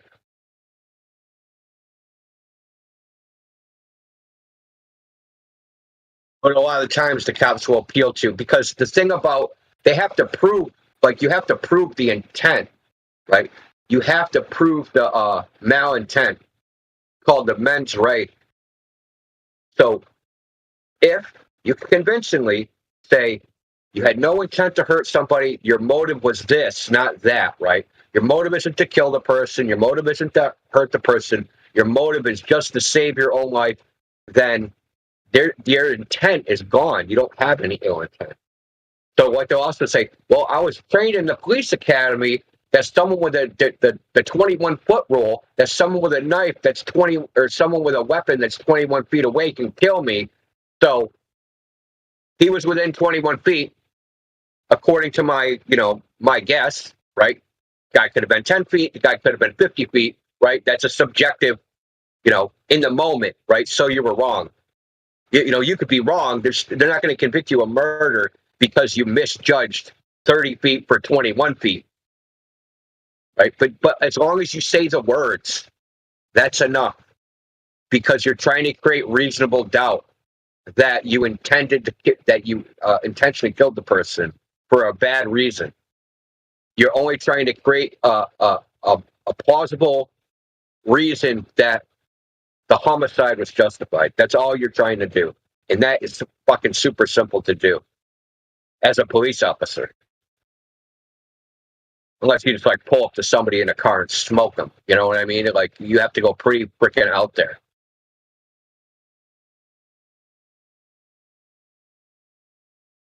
Yeah, that one case where the guy's like, yeah, I mean, just go on and on about case studies. But yeah, it's crazy. Yeah, it's like all they have to do is be afraid. And they train them to be scared. They train them to believe that the public that they took, the person they took an oath to protect, wants to harm them. And that should be enough insight. Do it in the academy. They do it in the academy. Like, listen, I know someone that was a police officer. He told me what they went. He became a police officer right after 9/11. So, but he got hired under the what was it? They wanted to hire 100,000 cops. There was some name for it that they made, State Communities Act or something that was passed, right? So he came in under that. Said at the academy, they constantly had at the ends of hallways, they would have a TV in the corner constantly showing video, right? So it showed Al Qaeda. Remember that Al Qaeda training video where they're working on the monkey bars? You ever seen that? Oh, yeah. That stupid video. He said they used to loop that, right? Oh my God, I'm scared to death. Al Qaeda knows how to do the monkey bars.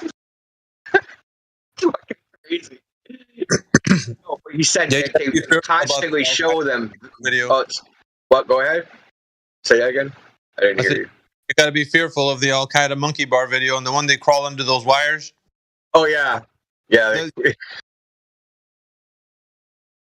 They'll kick your ass in the obstacle course. Anyway, he said that they showed him constantly, police dash cam videos. There wasn't a lot back then, but videotapes of cops getting hurt, shot, run over, just all sorts of stuff. Just all the time, every day. So there's constantly creating this thing of fear, like you were saying, for them to be just scared that they're going to die any moment on the job for any reason. And they're trained like this constantly and being reinforced and like the same way as like, you know, military training. But military training is actually not as severe with the brainwashing. They just brainwash you to be like, you know, follow orders and to be like all in on that shit. This is that, plus, in addition, the enemy is everywhere all the time and can spring up for no reason. And basically, the only people that aren't enemies are wearing a blue uniform. And what makes that even more crazy is the people they think is their enemy, they said they took an oath to protect that person. So if how much insight that you say, I'm going to protect you, and the person wants you to stop, that they're willing to fight you to get you to stop. Don't protect me. Leave me alone. And there's no insight gained from that. That they still think their job is to protect people, and it's like it's nuts. You know, we got to roll it back. This last 100 years of city police jurisdictions, it failed. This experiment failed. It failed freaking 200 years ago. How many times have you heard of the police killing somebody to save them? To protect them, yeah. That just happened too, where I shot him because he had a gun and he was about to shoot himself in the head, so I shot him. Yeah, that just happened in Texas. A guy had a gun to his head, said he got into a wreck, he wrecked his car, he was distressed, he said, I ruined my car, I'm not going to be able to repair it. The family called the police, he has a gun to his head, the police show up and shoot the guy. Like how? How do you get there that this guy is going to kill himself, so you shoot him? Because he's going to kill himself. Like, that makes sense. Well, how about the stupidity of like, oh, I'm going to give this guy a speeding ticket. Now, why do we give speeding tickets, right? Because they're driving at an unsafe speed. That's the idea. So I go to give him a speeding ticket, and he speeds off, and we all chase them and cause 42 car wrecks and run over 3 civilians, right? To make sure that this guy is not a danger on the road. What the hell is that? What you just did as the antidote is 30 times more dangerous than what he was doing.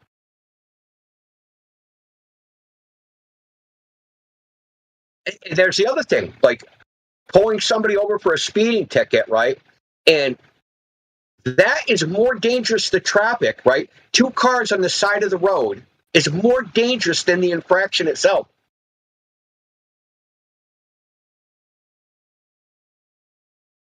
Like what they do doesn't actually make sense. It only makes sense as it can't be the reason they say. It can't be we're enforcing traffic laws to make the road safer if you enforcing the traffic laws is more dangerous than what you're trying to avoid. Think about the seatbelt law. Like, who are you harming? Who are you putting in harm's way by not putting on your seatbelt other than yourself? And you can get a ticket for that.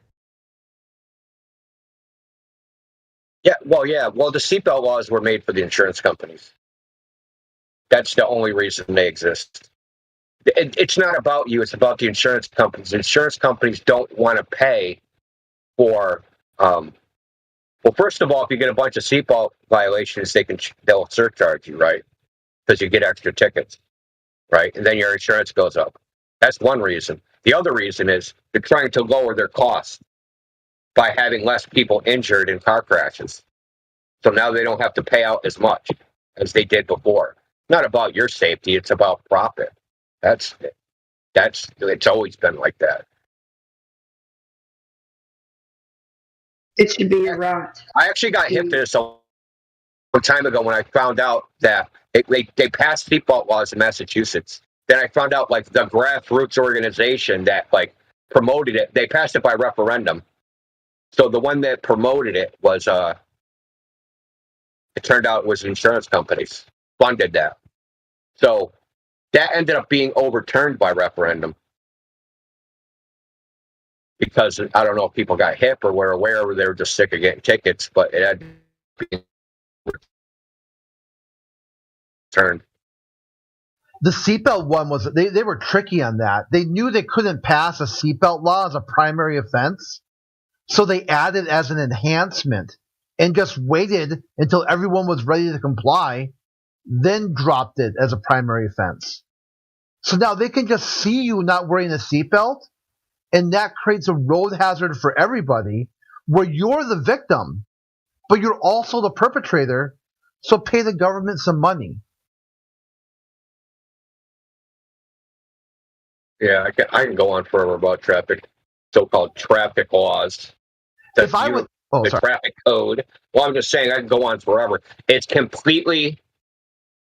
I'll just say it. It's unconstitutional. The way it is formulated right now is completely unconstitutional because they use the traffic laws as revenue when they're not supposed to. They also create they're doing more. Like, there's a rule in the law where, like, your cure has to, like, whatever you legislate as a cure has to be a better alternative than the evil it's trying to get rid of. There's no justification to be able to pull you over for a seatbelt violation when that pullover and stopping traffic is dangerous in and of itself. In that can be demonstrated by the number of police officers that are killed while doing traffic stops. It exceeds the number that are killed like by shootings or stabbings or any other reason. So the number one reason police are killed is doing traffic stops. Right? So there's the financial part, right? So if a cop is killed in the traffic stop, now the state has to pay their pension. Now the state has to, all the other stuff that goes along with it, pay their dependents, pay other stuff, right? Their insurance, everything. Then there's repairing the car, and then having the blood cleaned off the uniform, whatever cost that is. If the civilian gets killed from not wearing a seatbelt, the maximum is $50,000. So there's no like I said, the cure is worse than the harm, right? The cure causes more problems. That they're not allowed to make laws like that.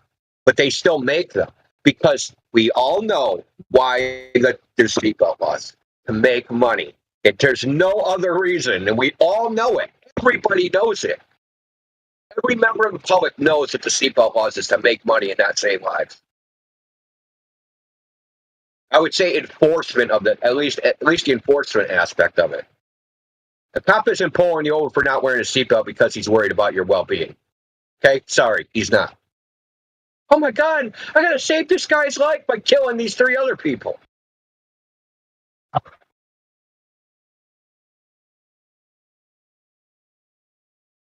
So glad I don't drive. Fuck, dude. That was a big deal with that Derek Chauvin, the guy who kneed on George Floyd's neck. That was his 7th body in the line of duty. He did a high-speed chase where he crashed into a mother and 3 children. Killed the whole car. What the? I didn't even know about that. That dude should have been taken off the force a long time ago. I have to say I'm skeptical of that whole thing.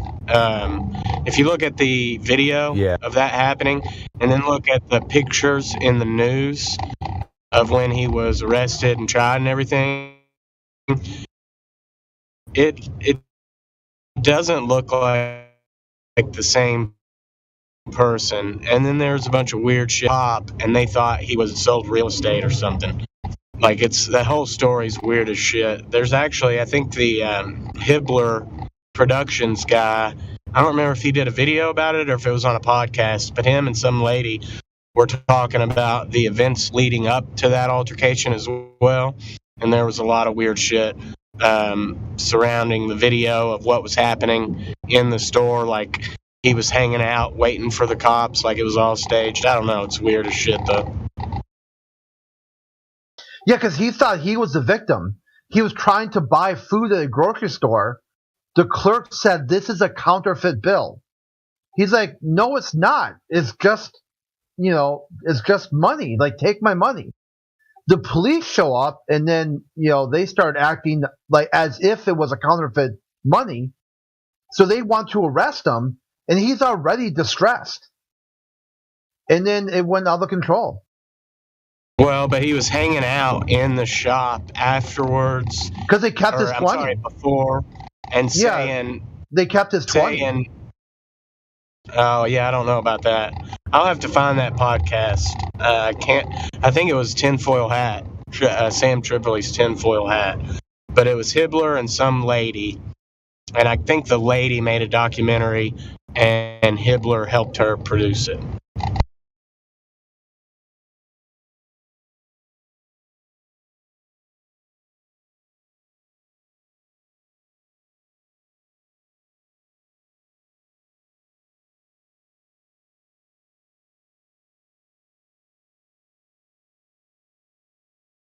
But given the state of things, I really don't trust anything that's on the TV at all anymore. So, Yeah, why should you anyway? Like, seriously, why should you anyway? The real story there is adding a government agent with a gun who's afraid for their life will never make the situation better.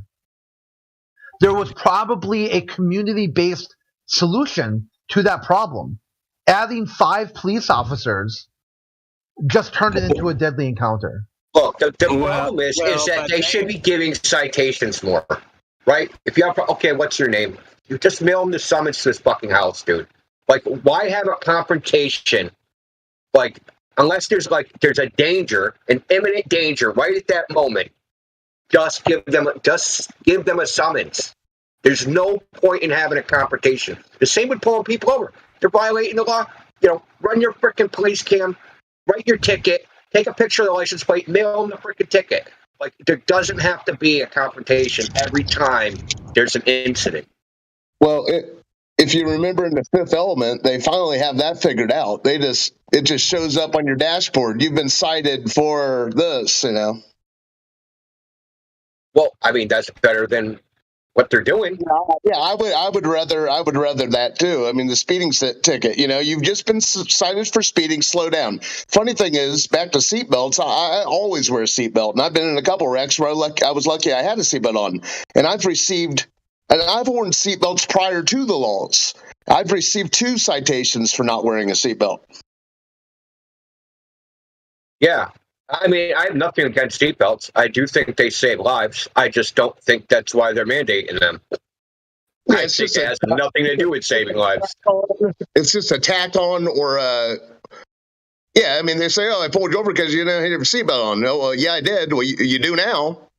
Let's begin. Well, it's for sure. But I think that's that's the same mafia stuff they always do. Oh, come on, state, pass this law. You'll make money. We'll make money. Yeah, okay. Like in the movie, in the old movies, the cop would walk up to the mobster's Cadillac and bust out his rear blinker and say, "Oh, your light's out." Yeah, well, in this case, it's the insurance companies have made more money because they're paying out less money for personal injury. Right? Well, they have less personal injuries, less deaths due to vehicular accidents. Right? So they have less money going out the door because of the seatbelt. The state has more money coming in, and the insurance company has more money coming in because they can raise your insurance rates for traffic violations. Right? So it's like a win for the state, it's a win for the insurance company, and it's not for your health. Policing per prop, it's a win for the police station as well. They privatize police basically now. When they go out and they distribute all these fines to everybody, the police station itself gets to keep a large portion of the revenue that they brought in. Drug busts, right? The cash that they seize, the police station itself gets to keep that. That goes under their budget. Everybody gets a little piece of the pie next year. And there's the other part, the added benefit, the violation of your private property. Right now, they pull your car over. Oh, can we have a dog react on your car? Yada yada yada yada. He was the head dude of the Las Vegas State Police, And he's I don't know what ever became of this. He sued the state of Arizona because he said that their dogs were trained to react on cue. So anyone that handled any canine officer could get their dog to react as if there was drugs in the car, regardless of whether there was drugs in the car or not. So now they get to search the car. So basically, it was up to the cop whether the cop decided, oh, I want to search this car or not search this car. And he could just get the dog to do it, right? So, and then the courts would go, oh, that's a good search because the dog reacted for drugs. The cop didn't do anything wrong, but the cops were doing something wrong. They trained the dogs to do that on cue. And this guy that was head of the entire state police of Arizona ratted them out. I think he was like the head of public safety or superintendent of public safety or something. But that's the thing.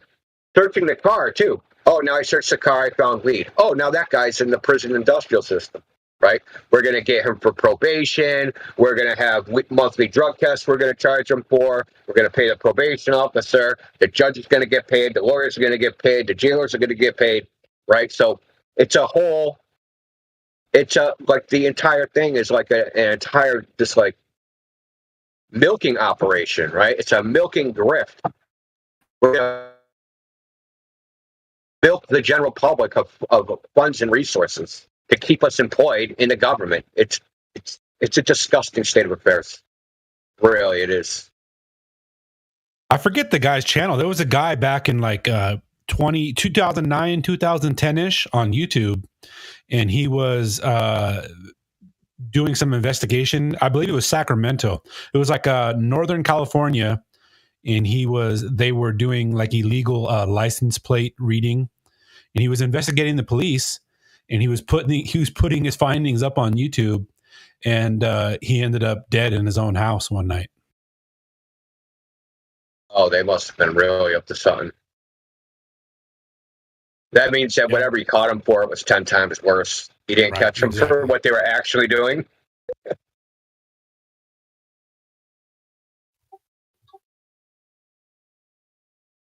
Yeah. I forget corruption on a flat earth.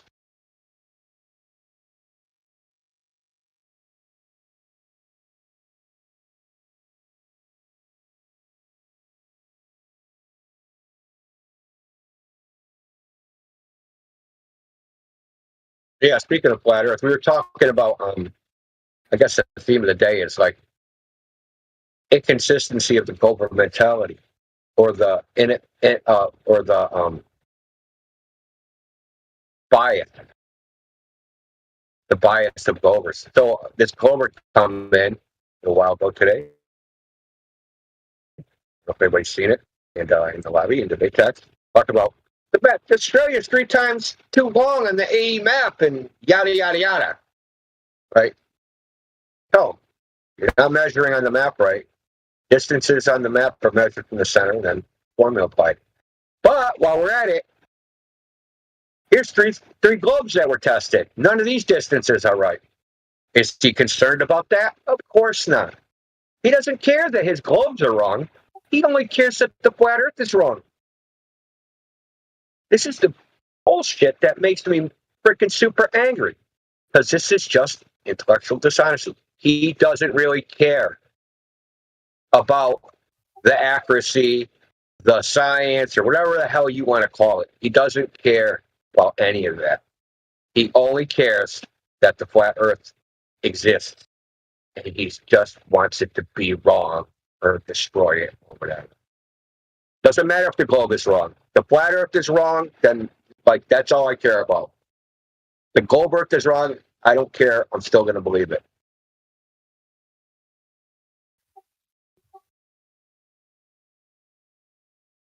So this is how you test a physical globe. Take the physical globe. You take a piece of string and you look up, okay, how wide is Africa? You cut the piece of string to that width, right? Say 7,000 miles or something. Okay. I'm going to find someplace 7,000 miles between points, and I'm going to compare this piece of string to that section. Well, it won't match. You do the same thing. Take Australia. Take the the north to south, like the length of Africa. You could just apply this all over a physical globe. None of the distances match up with each other. Right? They're inconsistent within the so-called globe model, what they say the distances are supposed to be. Globers have no problem with this. They can just hand wave this away, and it's not a problem. But the AE map, the Gleason's map, any map that's got huge problems. That can't be allowed to exist.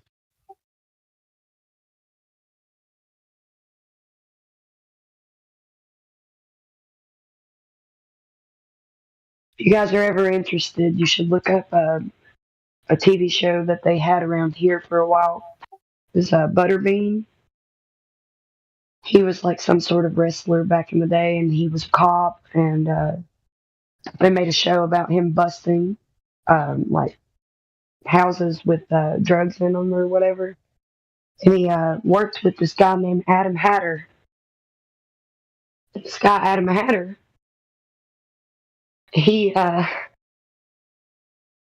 was accused of shooting somebody in the back of the head, like stopping him off the road, like one of our interstate areas here, and he pulled him over, and they found that guy shot in the back of the head, and he never got persecuted for it. He just got transferred to another place. It's messed up.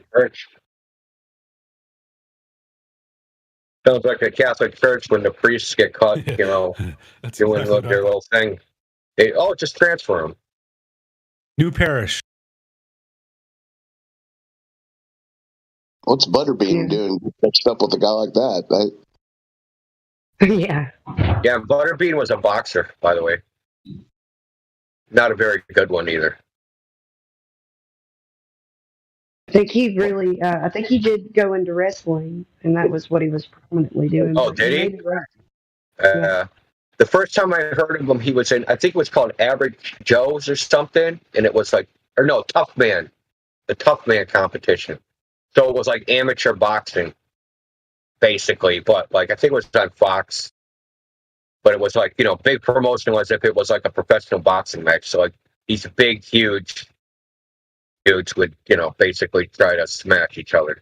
I think you got to start doing that.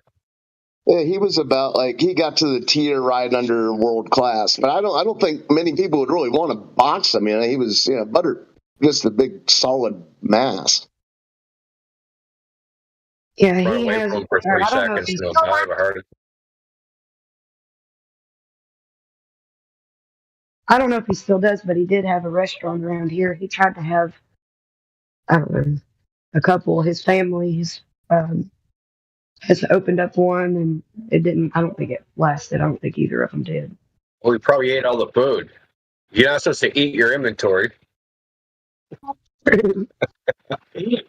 Sorry, but that dude was huge. Butterbean was an apt name. He looked like a bean. I'm glad you guys know about it. But if you ever look into the show that he had, that guy that he had, Adam Hatter, probably one of the worst crooked cops that where I live in Jasper has ever seen.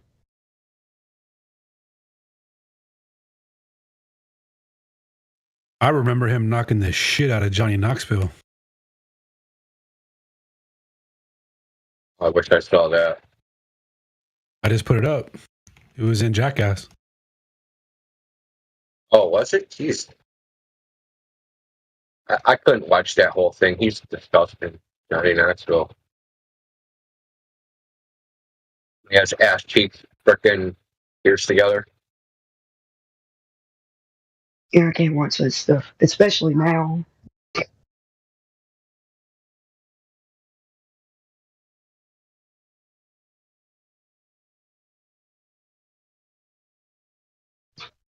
Also, some point that you made earlier about you don't like tattoos or whatever, I think I'm the only one that I know of. There's very few people besides me that have no tattoos. Everybody's got tattoos. I mean, I just don't. I mean, it's not a deal breaker, but I'm just not I just find them unattractive. And the more even if the woman's attractive, I find the tattoos themselves unattractive. Yeah, And the my more, husband has the worse it is, dude. Especially on the face. You got a tattoo on your face, that is a deal breaker. That's a red flag. Yeah, that's the Chinese army with red flags.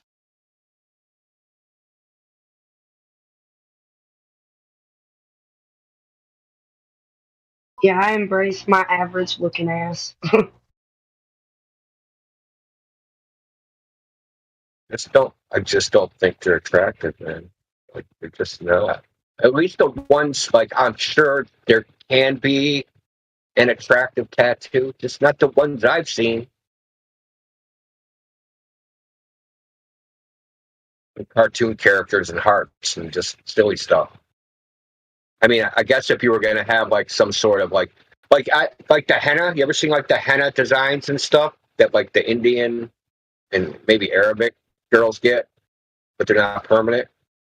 I don't think that they're that bad. I wouldn't like looking at it every day though. I've seen like a family coat of arms I thought was cool. That's about it. I'm not a tattoo guy either. I don't have any. The only markings I have on me are from having my son. God's tattoo.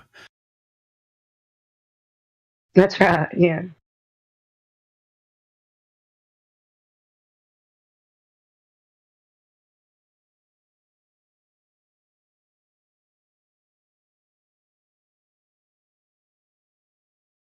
Yeah, I'm not a big fan of piercings either. Piercings are red flags. I mean, ear piercing is fine. Septum piercing, red flag.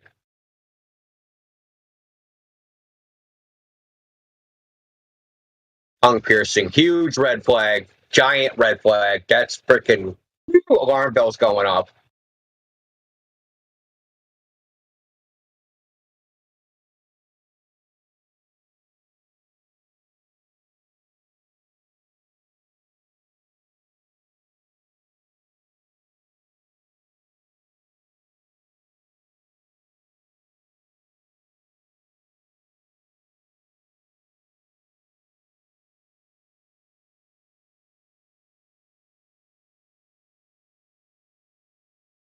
I think No nipple scars, piercings man. are the biggest red flag. Who said no scars in females? Come on, man. How about if they have a wooden leg? No scars, that's unrealistic. Everyone's got scars somewhere. Or you freaking were never a child. Wait a second. Who's saying no scars? On women, checkmate is his name. Who said that? Hold on. Oh, I'm in the locker room. Hang on. The scars are on my heart. Ah, okay. Checkmate. No, what do you mean by no scars? Emotional damage. Maybe they just take the bike or the bus.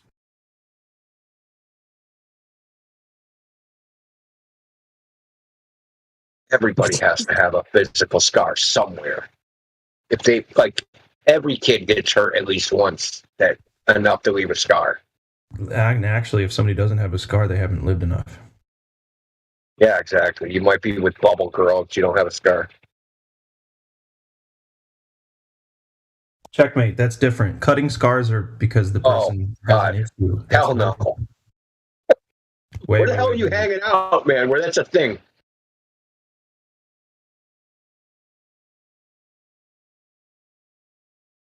Jesus Christ, man. And let me guess, Checkmate, they're more than willing to show you those scars too. They're like, hey, check these out. Yeah, like, stay out of the strip club, okay? What the hell?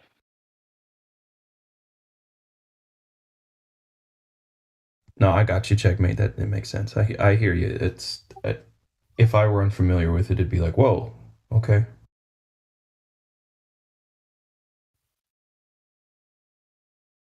Actually, I wouldn't be surprised. No, I wouldn't be either. I know. Okay, not anymore. Not like in adulthood. Kind of like a thing that teenage girls do. But I do a lot of girls that cut themselves. Yeah, cutting's a lot more common in just people in general than most people think. A lot of people hide it pretty well. Excuse me.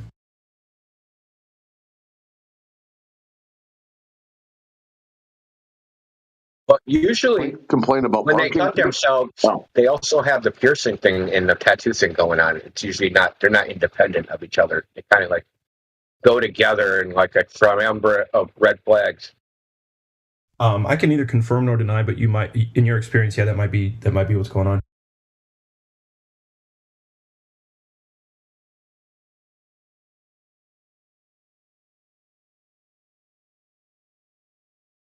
Piercing, tattoos, cutting scars, dyed black hair, black lipstick.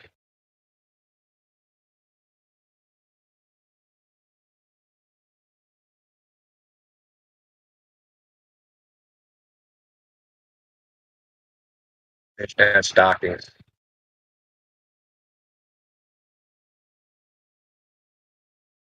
No, I'm not stereotyping. I'm just like thinking a common denominator. Girls I've known that cut themselves.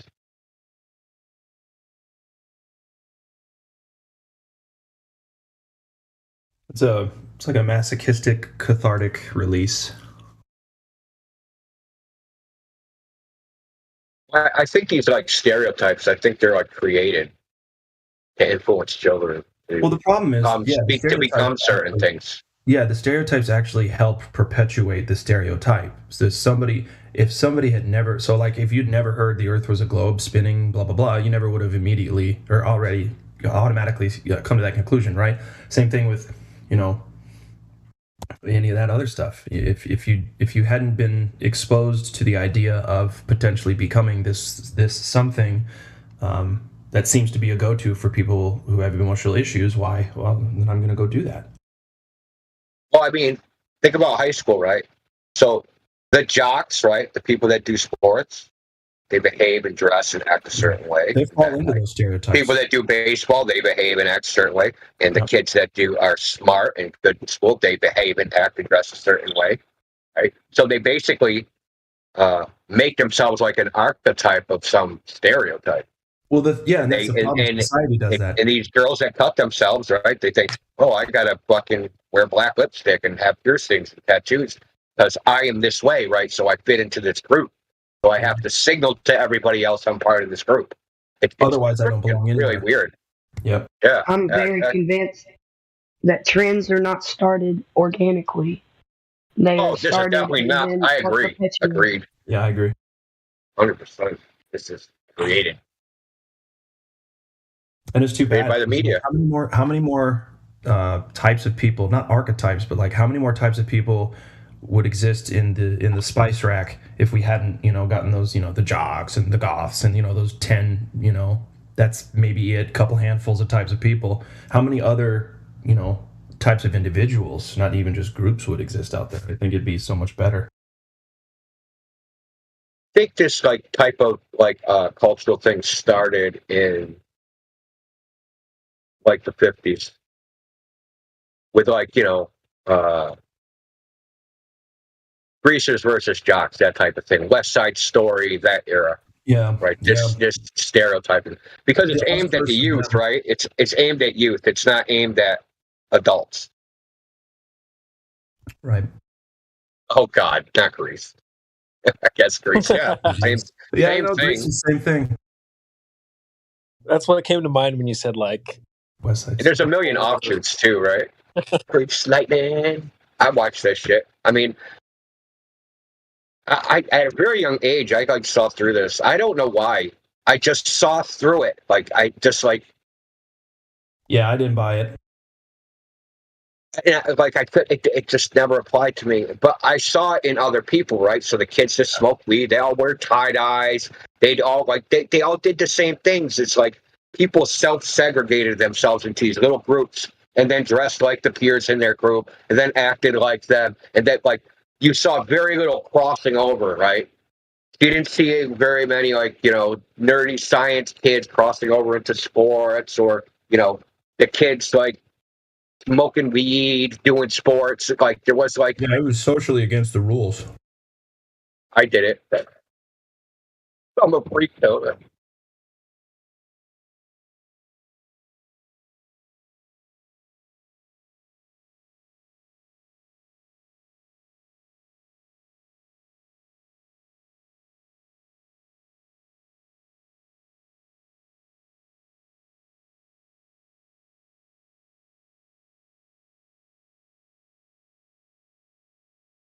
Yeah, my high school experience is kind of weird. They made it easy to transition the high school lifestyle, or I guess apply the high school lifestyle to everything after high school, make people get addicted to that sort of behavior. What, sitting at the cool kid table? Yeah, clicks, the whole click thing. Like if you know, I sat at the freaking juvenile delinquent table. Me too, dude. I would sat with the special education students, and then I would look back at the popular kids and be like, "See, this is how it's done, you fucking assholes." Now, I wasn't fat or anything. I was really skinny, but I would sit next to the people that I knew wouldn't eat all of their lunch, so I could eat the remainder. Well, that's okay. See, you're very pragmatic, man. I wish I would have That's thought kind of of that. smart. Hey, you gonna eat that PB&J? Hey, you gonna finish that? Slide them crackers, bro. I swear that was everybody laughed every time I would ask that question because I asked it all the time. Yeah, I was always hungry at school too. I was always trying to steal people's stuff. But that's just because I was a jerk. I was spoiled. I was like, I need candy now, all day. Candy now. Well, I didn't steal it. I asked for it, so. Yeah, you're a nice one.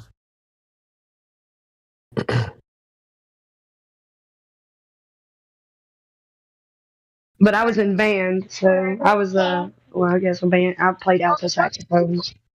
That's cool. Nerd. Was it? We stereotype the band people, right? Got to stereotype. The band people are the worst. So they're like everybody shunned them. It was. Yeah, I was on the snare drum throughout high school, half of my high school career, and yeah, we got made fun of quite often. But you know, I took it as like a notch in my belt, because if you feel that you have to make fun of me, you're actually insecure about how you're living something in your life. Yeah, but you play the snare. Actually, the snare drum is like, oh, you want me to shove the stick up your ass, motherfucker? Hey, you'll keep your mouth shut is what you'll do. I can't put a football up your ass, it's too big, unless you've been busy in the locker room there, sir. You know, you could just go off on these bitches. Everyone's seen drum lines. You don't mess with the drummers. No, you don't.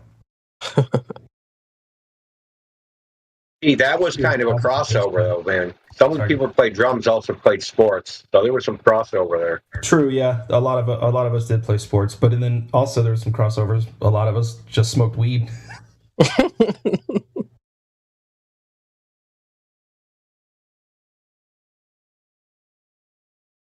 Yeah, I drank way more than I smoked in high school.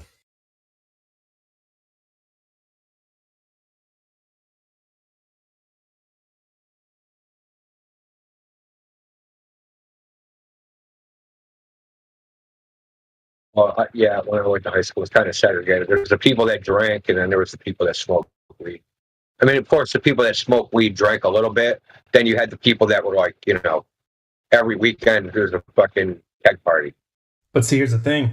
Once the keg party dudes got bored, they'd go to the weed smokers and be like, hey, you know where I can get some coke? And then it'd all be crazy.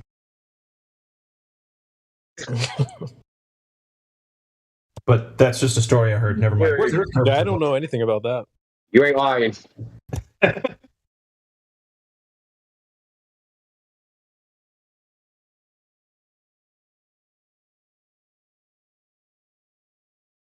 Well, because you learn that weed is the gateway drug, right? So you figure all the people with the weed, they know where the coke is. Well, that's the thing, that like they were taught it's a gateway drug, but really what it is the guys who sell the weed also sell the coke. That's just how that works. It's not like, oh, I smoke weed, so I'm automatically going to now want to do coke and get addicted to. It's not how it works at all. It's in the way that you use it.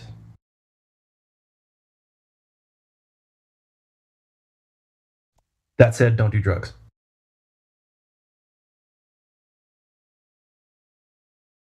Yeah, don't do drugs, kid. Except for medicinal purposes. Supervised by a licensed doctor. You know, and I've heard this before, and I didn't realize that it was actually true until I got sober. Is that you can get high, way higher on regular life, just being sober and enjoying stuff genuinely than you can on drugs.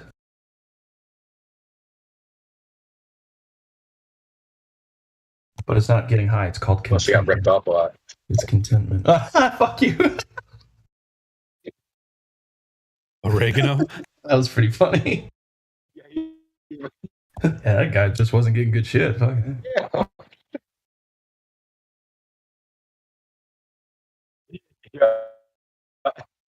He's like, I'm going to hire up a way.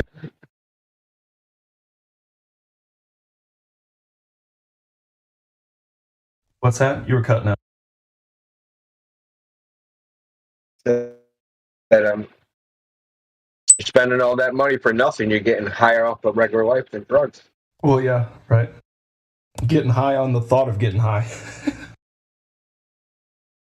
I actually stopped smoking weed because it just became too much work to smoke weed. Yeah, it is. It's a chore. Sure. Yep. It's like too much of a pain in the ass, man. This is when it was still illegal, right? So, like, finding it, having the guy, then, like, the forgetfulness, not remember where your keys are, not remembering anything. Like, it just became too much, like, paying money to do work, to get high. Like, what the hell am I doing? Integration. Yeah. Cleaning stuff, you know, make sure you're. I'll tell you what drove me over the edge, man. What did? I'll tell you, I was supposed to. What drove me over the edge was I was supposed to meet my weed guy, and I waited for I went to this place and waited for 4 hours for him to show up. He never showed up. This is before cell phones, so it wasn't like that. You had to call him, so go home, call me. Well, you never showed up. So next day, you gonna show up this time? You swear? Yeah, doesn't show up. Same deal. Like, I'm never doing this again. Just wasted 8 hours of my life, dude. Just say you don't have it. You know what I mean? Just say you don't got it. No, man, no, I'm getting it. I'm going to get it right now. Shit.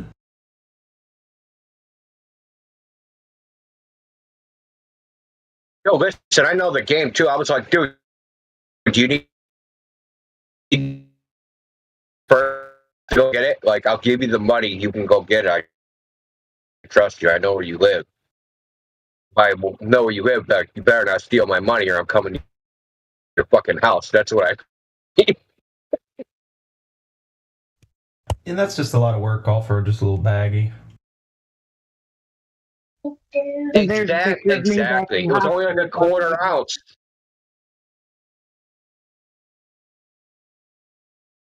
My band uniform. Good old black market days.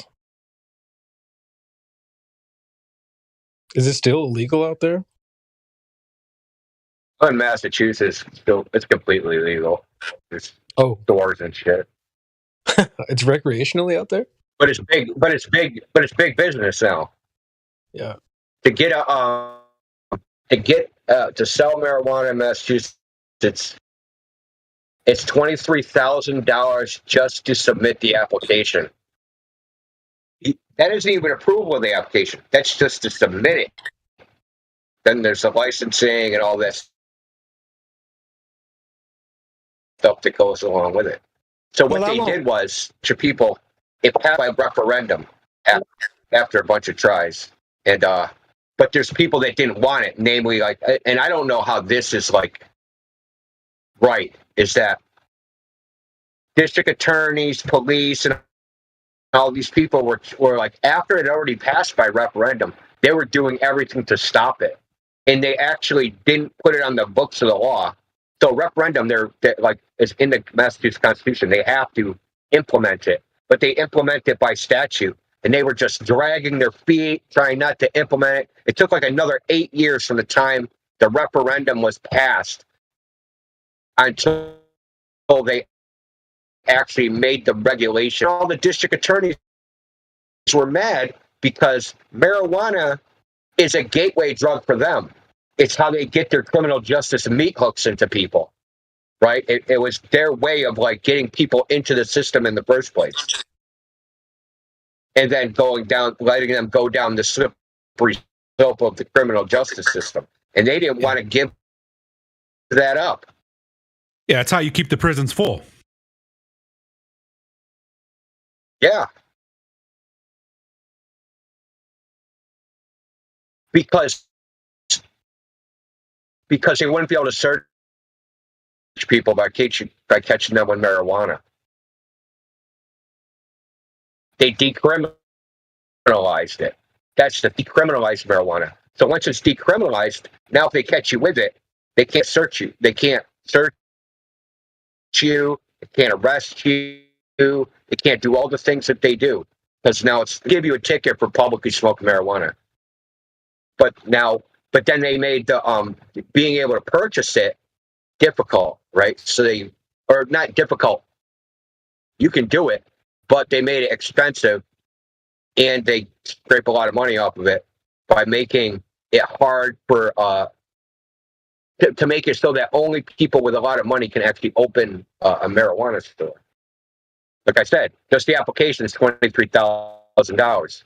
Then they have background checks, all that crazy stuff, right? And then you can only buy it through like approved distributors, right? So that jacks up the cost because now they got a monopoly. They can charge whatever they want, right? So it's like, yeah, they did it. It's illegal, but it's not like optimal. It's not like a free market. I wouldn't call it that.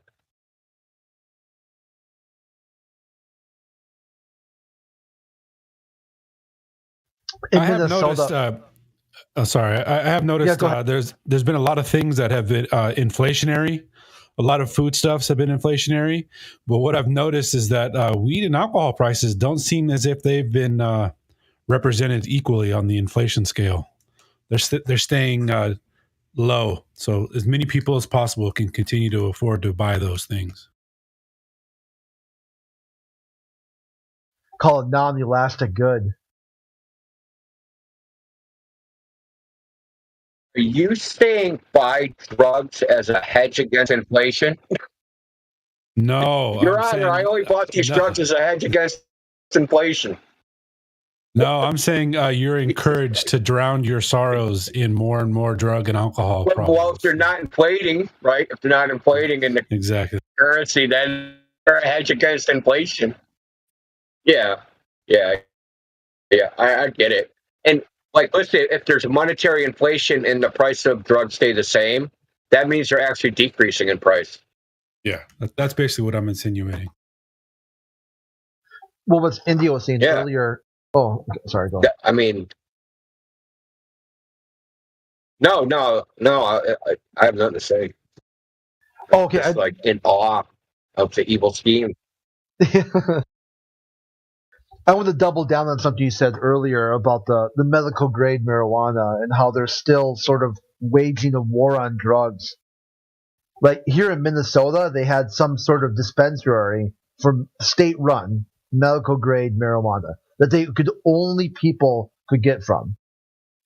It got infected with some sort of fungus, and a bunch of people got really sick from it. And you're like, what's wrong with you? You know, like you can't, you're like, here you said that you're uniquely qualified to handle this problem because the people can't do it. Only you can do it. And you gave people with serious medical conditions, immune compromised people, a drug that you laced with fungus. You're fired.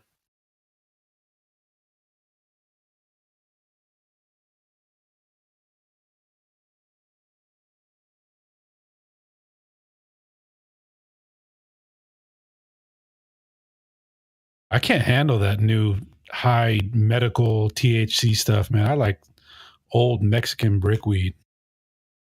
Microdosing, that's what I'm into. Yeah, there's something wrong with it. You know, it's not healthy. It's like You know, it's kind of the same. Adding government to anything doesn't make it better; it makes it worse.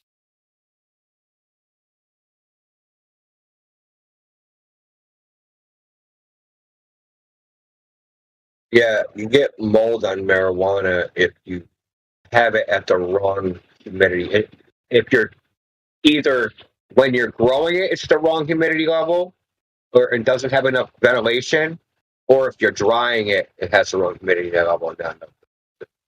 So it's pretty hard to, I wouldn't say hard, but negligent not to get that right. Especially if you have like some sort of industrial operation. The humidity should be climate controlled all the time, right? So in the drying out process should be same as like proven, like we know how to do it. Like go buy the marijuana grower's handbook. Like there should be no mystery about like how to do this. Yeah, that's what people are saying. You that dry it out a certain like. They did it on purpose. They wanted to make people standoffish about medical grade marijuana by effectively poisoning people, so they wouldn't want the product. Hey, during Prohibition. They did during Prohibition, so it don't shock anybody. It doesn't shock me. They killed hundreds, if not thousands, of people during Prohibition by putting things that you could drink as ethanol and poisoning it with methyl alcohol to stop people from drinking it. Well, dude, alcoholics are going to drink it anyway. They're going to take their chances. And they took their chances, and a lot of them died.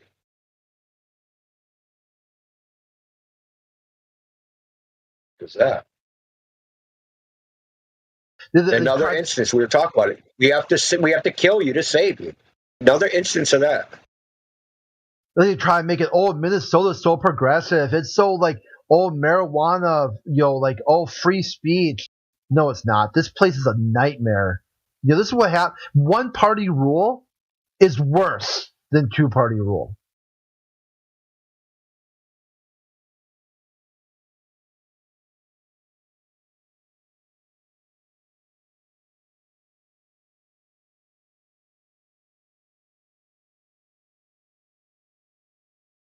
About zany space news, they found a dog on Mars.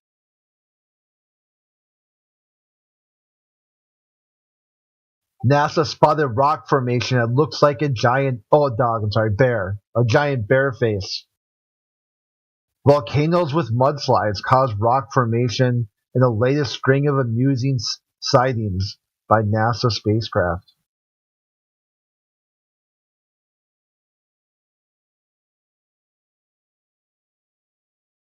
Great, the NASA petting zoo. Got lemmings, got dogs, cats. What's next?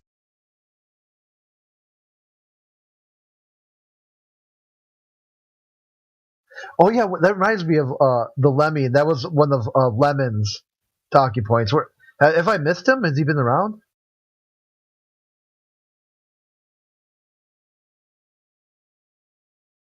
I've seen some other people ask about him. Hope he's doing well. Yeah, because he does a lot of server hopping too, but I haven't come across him there either.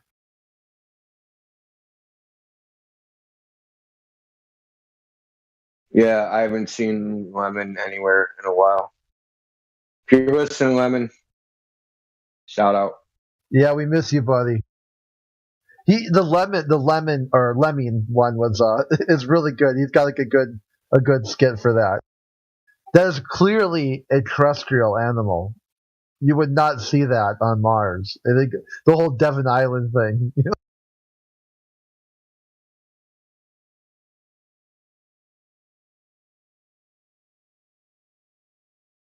And then someone will trigger. He's really good in voice, because then someone will trigger and start screeching at him. Like, yeah, I'm going to ignore that road turd and just step over that.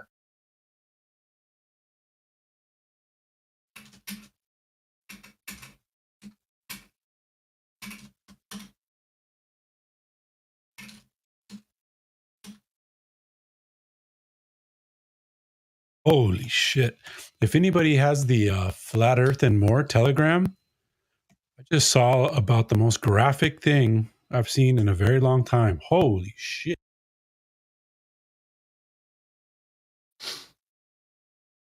Hey, would you mind sharing a link to that Telegram page? Yeah. Thank you.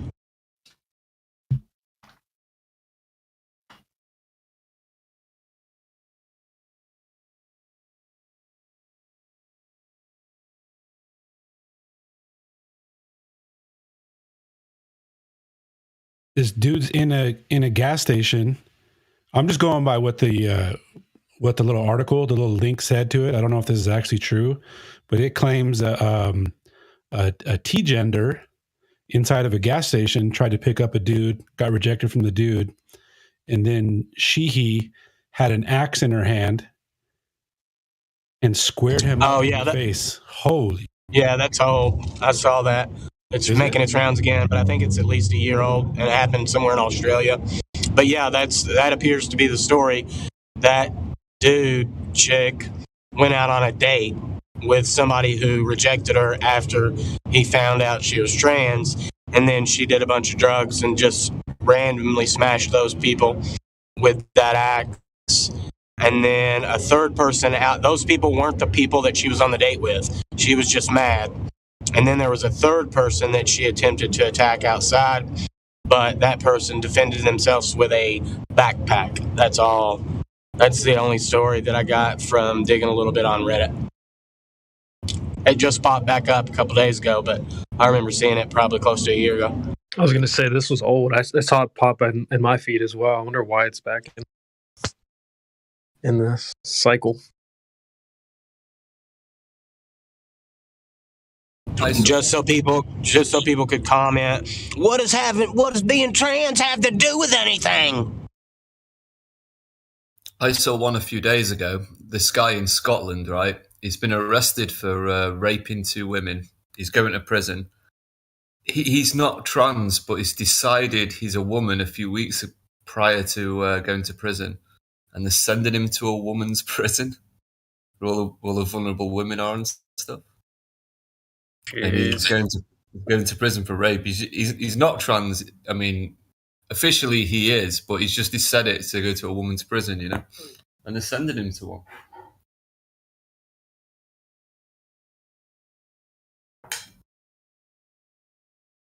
That is unspeakably stupid. It's a batshit crazy world.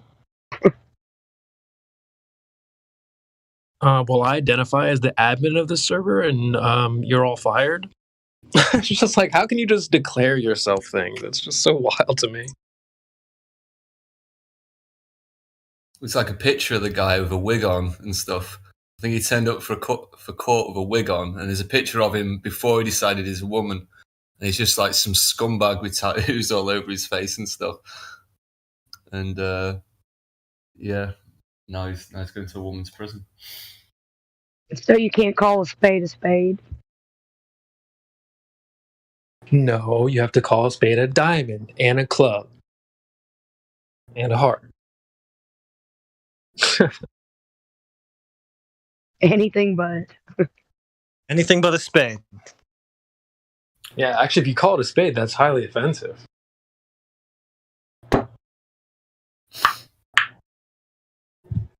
Hate crime. You can call the Earth a pyramid. That's okay, just don't call it flat.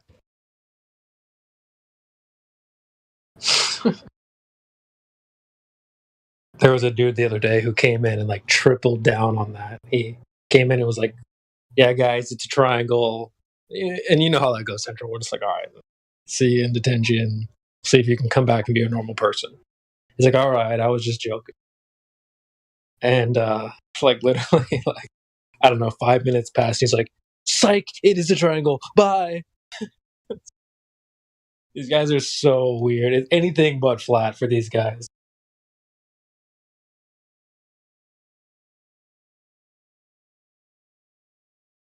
Hey guys, check it out. An 8-year-old girl just gave a presentation to her class on flat Earth. Here it is. Check the live stream voice text. I saw that in my. Saw that pop up somewhere. Oof, Glober's not looking so good. Next generation coming up. They know. Well, that's actually pretty good. She's got the iodized salt, not iodized, egg in the water, density. She's got it. Y'all Globers corpuscular rays. Damn, okay. Globe is fucked. I think someone's going to report them to the government for that one. You might get child protection services calling round. An 8-year-old knows how to debunk Eratosthenes. That's a death blow to the Glovers. Come on now.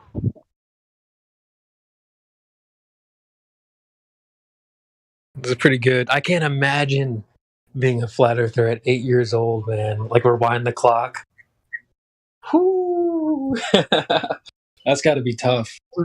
The veteran already, dude. All of us flat earthers having kids now. Like, I've got a little boy.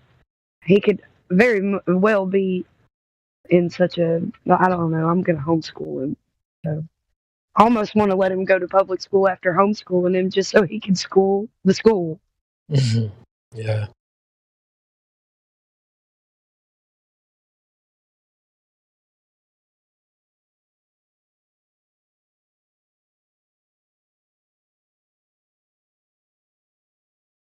You'd really have to pull him aside and be like, look, listen, you gotta have discernment, young man. Like, there's things they're gonna try to teach you about, this, that, and the other. You gotta be sharp. Like, it would be an interesting thing to be a young kid with some, I don't know, red pills have already been swallowed at 8 years old. That's early, not in a bad way. I just don't know what I would do with that information at that age. Well, kids are way more resilient than adults. So, and we see that portrayed to us on a daily basis. I've also seen where kids in that age range are much more receptive. Like, intuitively, they know that we live on a flat earth. They have to be brainwashed into believing that they live on a globe. Precisely. Because that's the age that you would get them. That's right. It's exactly what I was thinking, Kim. It's like, that's why they teach you about the globe so young, so early, because they can just, you're impressionable. They can kind of just beat it into you.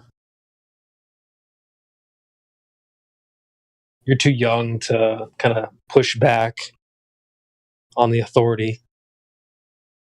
I think most people were like, wait a minute, how do we stick to the bottom of the ball? Oh, gravity.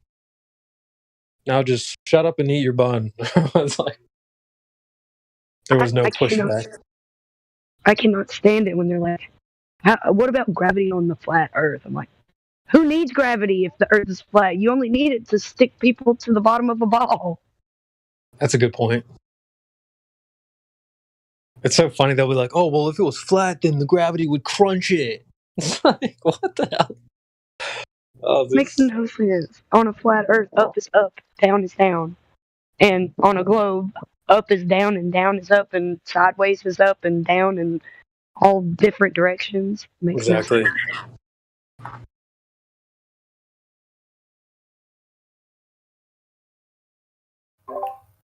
I had a Glober trying to gaslight me the other day, actually. It was kind of annoying. He was telling me we see boats disappear over the Earth curve, right, from ground level. But when we go high, we can't see the Earth curve. He's saying the reason we see boats disappearing over the Earth curve is we don't actually see curvature of the Earth at ground level. We see the effect of curvature of the Earth. Is this Jesse Gordon?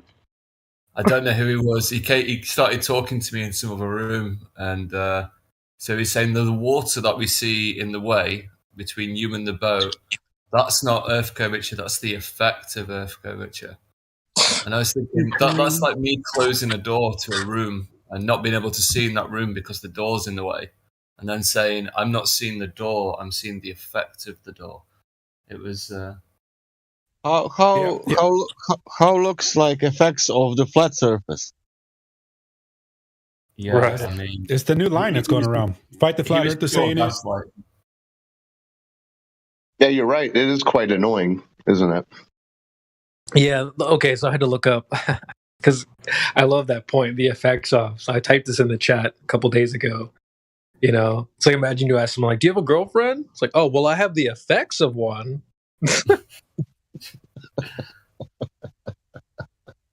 Like, come on, dude. I know. I believe I awarded you the quote of the day with that one, didn't I? Because people were in the chat, everyone literally, I'm going to take a screen because everyone was flaming whoever said that. Levelist, you type effects of curvature. Sasha says effects of curvature. Everyone's flaming the dude for saying that. And that's what made me think of the girlfriend thing. Like, I think you did. Levelist, you gave me the money bag. You can honestly say you are idiot if you say something like that. But honestly, without any to be rude, you know, what the fuck you are saying? Effects of curvature. It's so lame. Well, I was telling him, I was like, you can't have it both ways. I was saying you can't have boats going over the curve from ground level and then go on an airplane and not see curvature.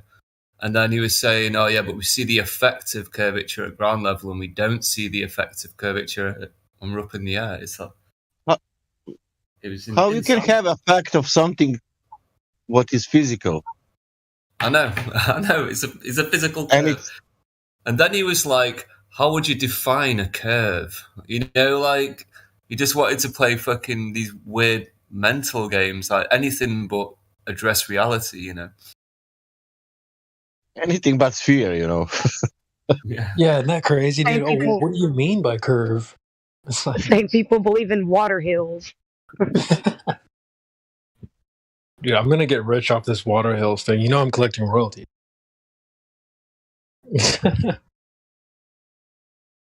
No, but it is funny. You know what is problem? All that affects what is happening, showing the flat surface. All effects showing flat, you know. I would know when it's flat, when it's some kind, you know, when some effects happening, when it's flat, when is that situation?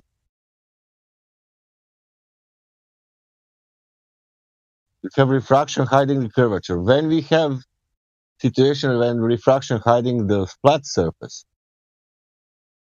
oh, that's not possible. It's crazy when I pop into some of these other chat rooms and I overhear the conversations and how deeply, deeply nuanced these arguments need to get before the globalists will even think that they're actually making headway in an argument. It's crazy. They're just like woo-woo theoretical bullshit. They've got a lot of explaining to do. It's like, I made an analogy the other day. It's like when you need to turn to page 21 of the refraction dissertation manual to begin to argue your point. I think things have got off the rail. Can we just talk about fucking curvature and movement, axial rotation?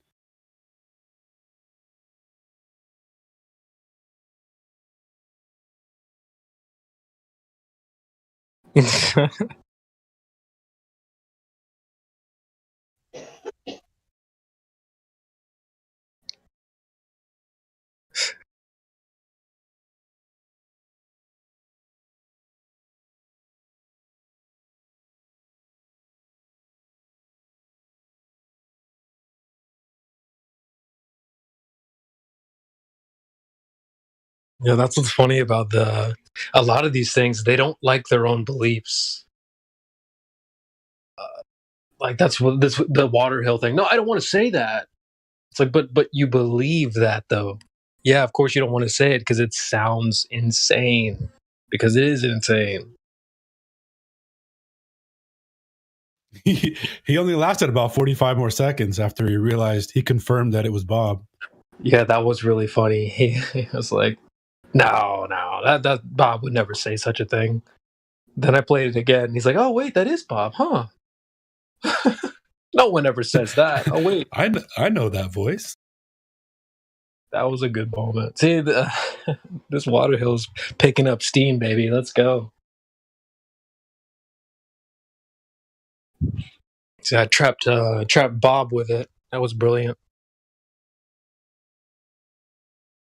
Waterhill, I would never say such a ridiculous thing. Yeah, they have to say straight lines are curved as well. They've had to say that for a while. Makes me giggle. Mm-hmm. Yeah, horizontal means curved, level means curved, straight means curved.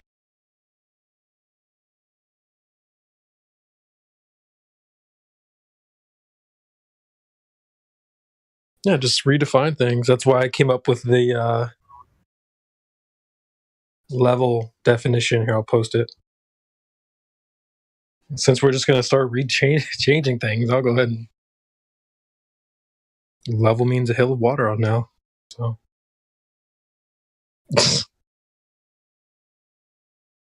Well, they changed the definition of man and woman, right? Change the definition of marriage. Might as well change that level as well.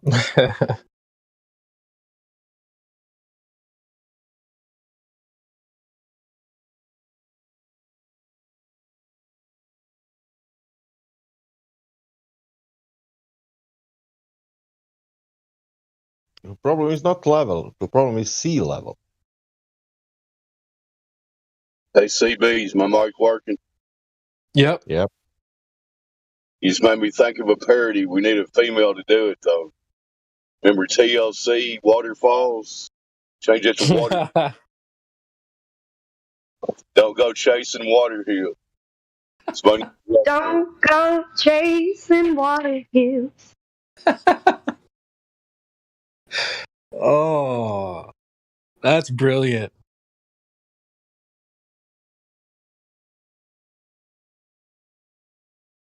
Yo, that's really good.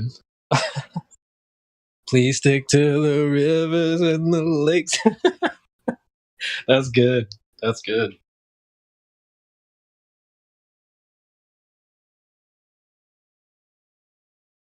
Huh. All right. Well, I guess we'll have to start writing. Please stick to the water ball due to gravity or something. I don't know.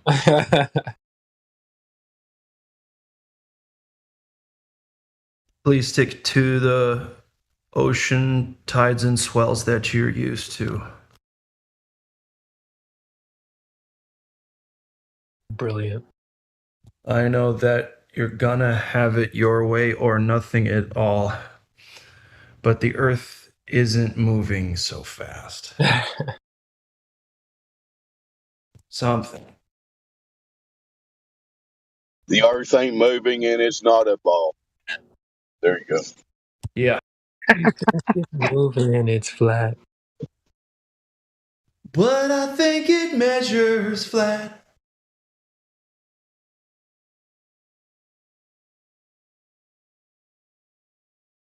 You just now thought of that, Dave? Yep, you inspired me sitting there talking about water hills. It popped in my head. That's Weird. good. Nah, that never crossed my mind. That's really good. You know me, I'm all about a good parody, so. That's a nice one, Dave Hinkle. Mm-hmm. Thank you. Can anybody name the 3 members of TLC? And I'm ashamed if you can. No. Left Yeah. All I know is Lisa Left Eye Lopez. T-Boz, Chili, T-Boz. Left Eye. Isn't it this one? Chili. Yeah, that would have stumped me. T-Boz, huh?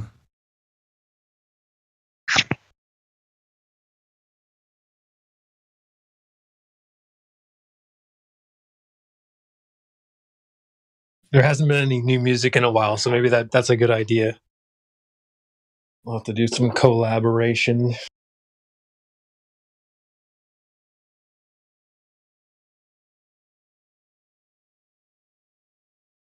Sounds like we already got a singer. That's Kim, so we just got to write it, right? Mm-hmm. I don't mind singing it. I am a singer. Maybe I can write it on guitar too.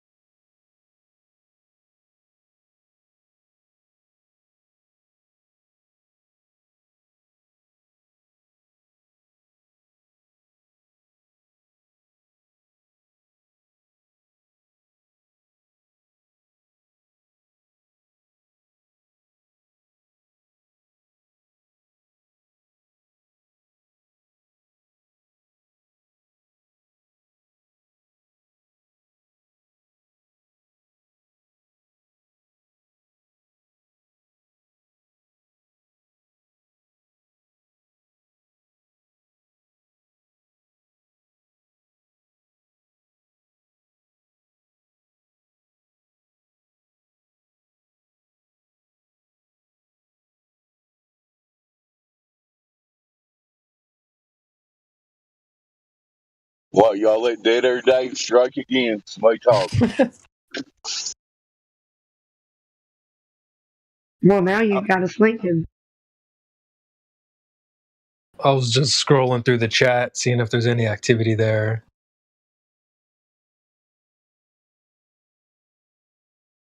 Yeah, my dorky ass picture when I was in marching band in high school. That's in the chat.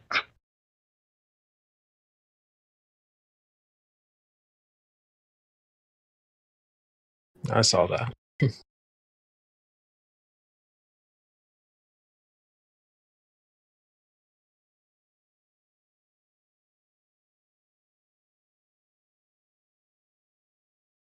I assume we have no one new, or y'all be talking to him. Who, Blood Edition or who else? I think that's it.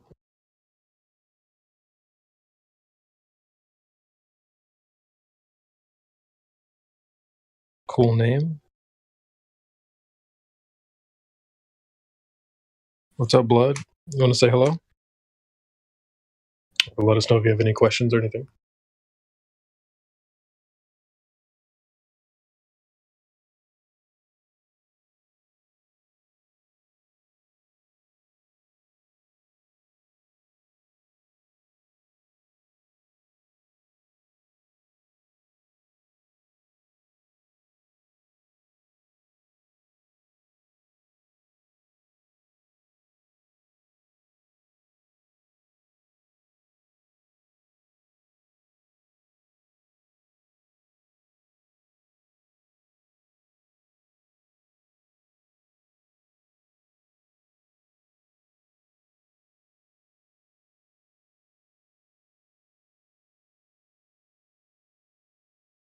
How about them Bengals? They're going to the Super Bowl again? Who days, CB?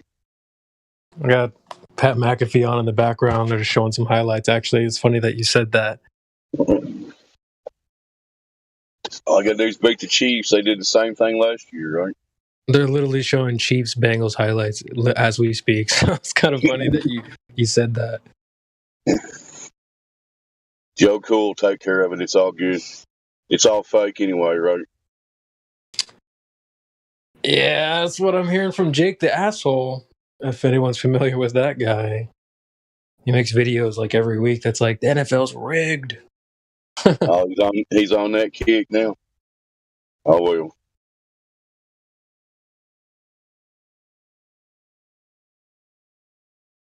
I've never been too concerned with it. I used to play football, but I've just had some free time, so stick it on in the background every now and again on mute. Yeah, I'm definitely not into it as much as I used to be pre-discovery of where I actually live. But I still think those guys play hard and try to win for the most part. I could be wrong, but they put a lot of time and effort into it, so whatever, you know. Yeah. I mean, the CTE is probably still real, so. Not probably, but definitely. So.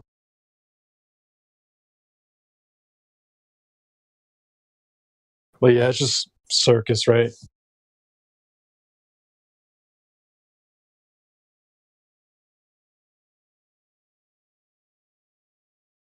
Bread in the circus.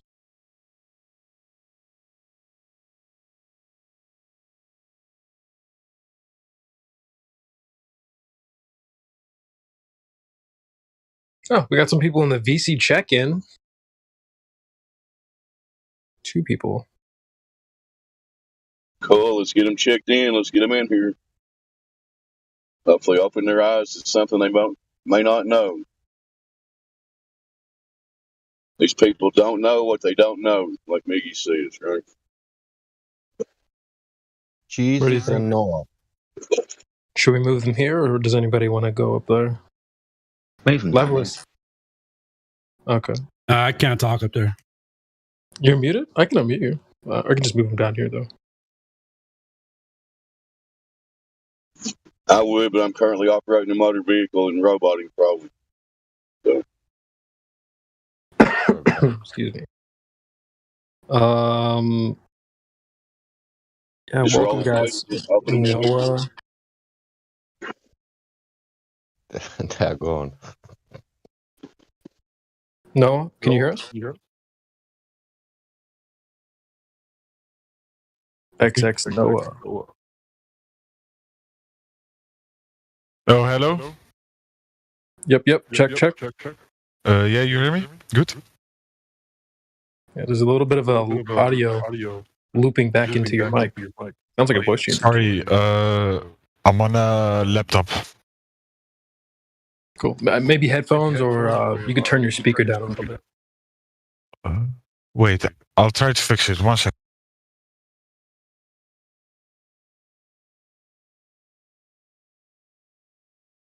Hello?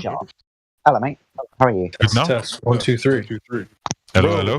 do you have some type of voice changer on or something? No. Why? Because my voice is coming through like way deeper through your microphone. Wait, do you know how I can fix the echo? Usually headphones will help with that. Okay, wait, I'll grab one. 1 minute.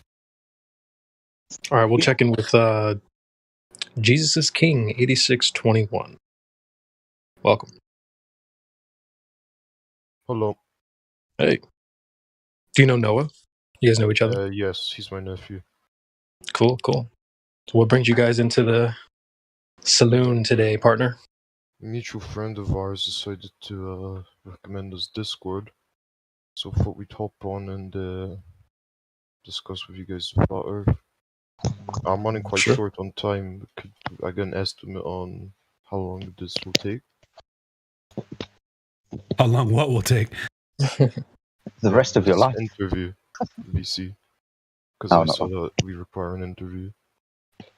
You guys seem sincere. It's usually just that room is just sort of think of it like going out to the bars or whatever, to the clubs. You know, just kind of make sure you're cool before you come in. So that's all that is. You guys seem all right for now. Just make sure you know where to find the rules. Do you know where to find those? Rules? Sorry, I'm new to Discord. No worries. Yeah, the very top channel in this Discord is hashtag welcome. Make sure you just take a moment to go through those. Hashtag welcome. Okay, I see. Yep. Alright, I'll read through this. We're just trying to make sure you don't repeatedly drop N-bombs on YouTube, you know? Yeah, understand. Hello? Check. 1, 2, 3. Good now? I think we're good. Okay, nice. So what is it you guys think that you're living on? Yeah, we personally think, of course, we're not flat Earth. That's fine. From our early childhood, we've been led to believe that the Earth is flat, and honestly, I think I agree with it. Really? Yeah, you know, I've never questioned it. It's always been what my family's taught me. You were raised as a flat earther? Yep, mother and father are both into this ideology. Did you go to public school? Yes. They taught you flat earth there as well? No. Okay. So who raised you as a flat earther? Both my parents. Both of them? Yes. Okay, what kind of stuff do they teach you? Well, from a very early age, they told us the ice wall and stuff. Okay, what else? My mother never teach me about ice wall. Never? Yeah. And stuff. My Flat mother earthers don't usually talk about ice walls, so... My mother always teach me about water. He said, Sasha, if water doesn't curve, air cannot be globe. And I said, yeah, but water is curving. And my mother said, no, Sasha, go to the beach and check the mat because there is a radius. And I said, Ma, guy, come on, that's not true. And then I go to the beach and I check the radius and water doesn't curve. And that was the story, not the ice wall. Oh, well, I've just came in here to maybe gain some wisdom from you guys. Not exactly question my original belief, but maybe learn something about it. Yeah, so what else did your parents teach you? Just out of curiosity. Well, the classic flat Earth, really, I've never really questioned it, never really asked them. Ever since I was born, it's always been flat Earth, flat Earth, flat Earth. Okay, what do you mean by classic flat Earth? What does that mean exactly? We live in a big dome. All the other planets are flat. Like, they were big on the ice wall. Oh, okay. Well, hey, buddy, I just want to say, like, maybe you should have done a little bit more homework on what flat earthers actually say, because that wig that you came in here with just fell off, and no one had to do anything. You just took it off yourself. So you're welcome to just be a globe earther like everyone else. It's totally normal. Fake flat earthers are very easy to spot, and we didn't really have to do much work to expose you. So I'll just be like a regular, normal Joe. Now, when we know, can you tell me why I am thinking that Earth is flat? Because you think for sure it's retarded, but I want to know what you think. Why I think that Earth is flat? Can you elaborate? Can I elaborate? Why other planets are not flat?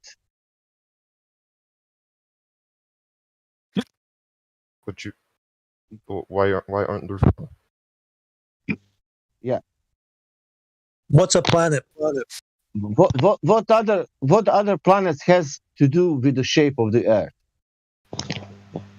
Well, I've already been exposed as a globe earther. I honestly believed everything, all the planets are round, and I didn't know if I was accepted as a globe earther, so I just came in here. You came here like a flat earther. Yeah. And why you a flat earther? I'm not a flat earther. We know. That's what the first few minutes of this conversation was. Jedi, I feel like you've been wanting to get in. Do you want to? No, I'm quite happy to let this go along. I want to know now the reason. Okay, you are not a flat earther, but you started like that with the ice wall, with the. Do you have any question? Do you what will be your first question when you come in this server called 24/7 Flat Earth? Who taught you that the Earth is flat? Who told me? So internet. Okay, nobody told me. It's how the Earth presents itself. There's no man that came up with any ideas. It's just what you observe when you go outside. Obviously, these buildings we all live in, they're not moving. So you can start there. Are you guys under the impression that the globe has ever been proven to anybody? And if so, can you please present this evidence to us? Well, I'm not saying that the Earth is 100% round. That's just what I've been taught. But round how? Describe round to me. It's a sphere. Yeah, and what proof do you have for that, sir? None. That's maybe why I'm here for some wisdom. Wisdom. I'll give the wisdom. Okay. Sorry, Sasha, you crack on, Sunshine. Go on. Well, if he wants the wisdom. Wisdom is dimension. The Earth has dimension. That sphere, it's big, like 25,000 miles. And now you put that on the ground and you calculate and you find out how much you can see on that sphere, and you realize that you cannot see more than 3.5 miles with your height. But somehow when you use some equipment, you can see 10 miles, 20 miles, 30 miles, 40 miles.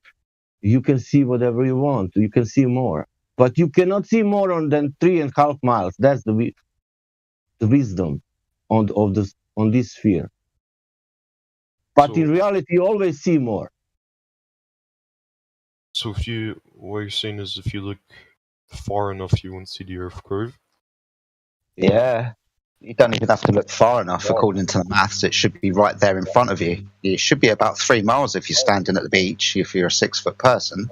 But what we will demonstrate to you, and you can demonstrate to yourself, is if you get some optical equipment, binoculars or telescope, you can see a horizon that appears to be 20 to 30 miles away, which is a problem if you should be seeing the horizon that's 3 miles away, right? Right. How can the horizon be in two places? Because it's a globe.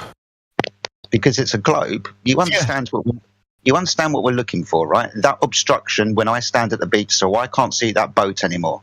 If that's physical obstruction, how can I demonstrate to you that it moves around? Because I've just got a telescope and binoculars and move the horizon around. If it's not physical, how's it physically blocking something? Okay, so if the Earth was... Okay, No, not if the Earth was flat. I want you to understand what I've just said, maybe repeat a little bit, and then question me what I've just said. Not go off on another fucking question about something else. Yeah, are you gonna let me talk? Yeah, you gotta respond to what he's going to be about. Yeah. Okay. Look, the Earth is flat, and so there's one... Wait, no. We've got to address what Jedi said before we move on. We can't just take questions and make them rain like Monopoly money out the short bus, right? So find questions that have value to you, ask them, and then get your answer, and then respond. We're not just going to scattergun 50 questions at once. We got to go one at a time. So do you understand what Jedi said, or do you need him to repeat what he said? Yeah. Can I ask my question? Do you want to respond to what Jedi said, or do you need him to repeat it? He doesn't give a flying fuck. What Jedi said, you only need to repeat, and that's all right. Hey, Jedi, you repeat real quick what you said? Did you understand what he said? No, my English is not good, so... My English also not good, but I understood. Yeah, but mine is not good either, so... My English is it's third language, but I still understand it. Okay, we're all going to listen. Jedi, please, take it away. If you live on a ball with oh my God, I've got background noise. Right, so if you live on a ball with a known radius, it's not going to be hard to figure out where the horizon is. Now, you believe boats disappear behind the horizon, don't you? Yeah. Yes? Yeah, awesome stuff. So that needs to be physical obstruction, doesn't it? Physical curve getting physically in the way, yeah? Yeah. Awesome stuff. If we know the size of the ball and we know your altitude above that surface, it's not a quick it's a quick calculation to figure out where the geometric physical curve of the Earth should be. For a 6-foot observer, 3 miles away, right? Yeah. Okay. So what would happen if I could show you an image from less than 6 foot that shows a horizon at 20 miles away? What has the horizon done? What's the horizon done? Yeah, that's a good question. Yeah. So if the horizon has moved, how can it be physical? Mountains don't just move, do they? Hills don't just move, do they? Physical curve of the geometric ball Earth shouldn't move, should it, if you can't see boats beyond it? But we can demonstrate, and you can demonstrate to yourself, the horizon's apparent, not physical. Do you understand that? Yeah, okay. I understand that. Good. So have you got any questions on what I've just said?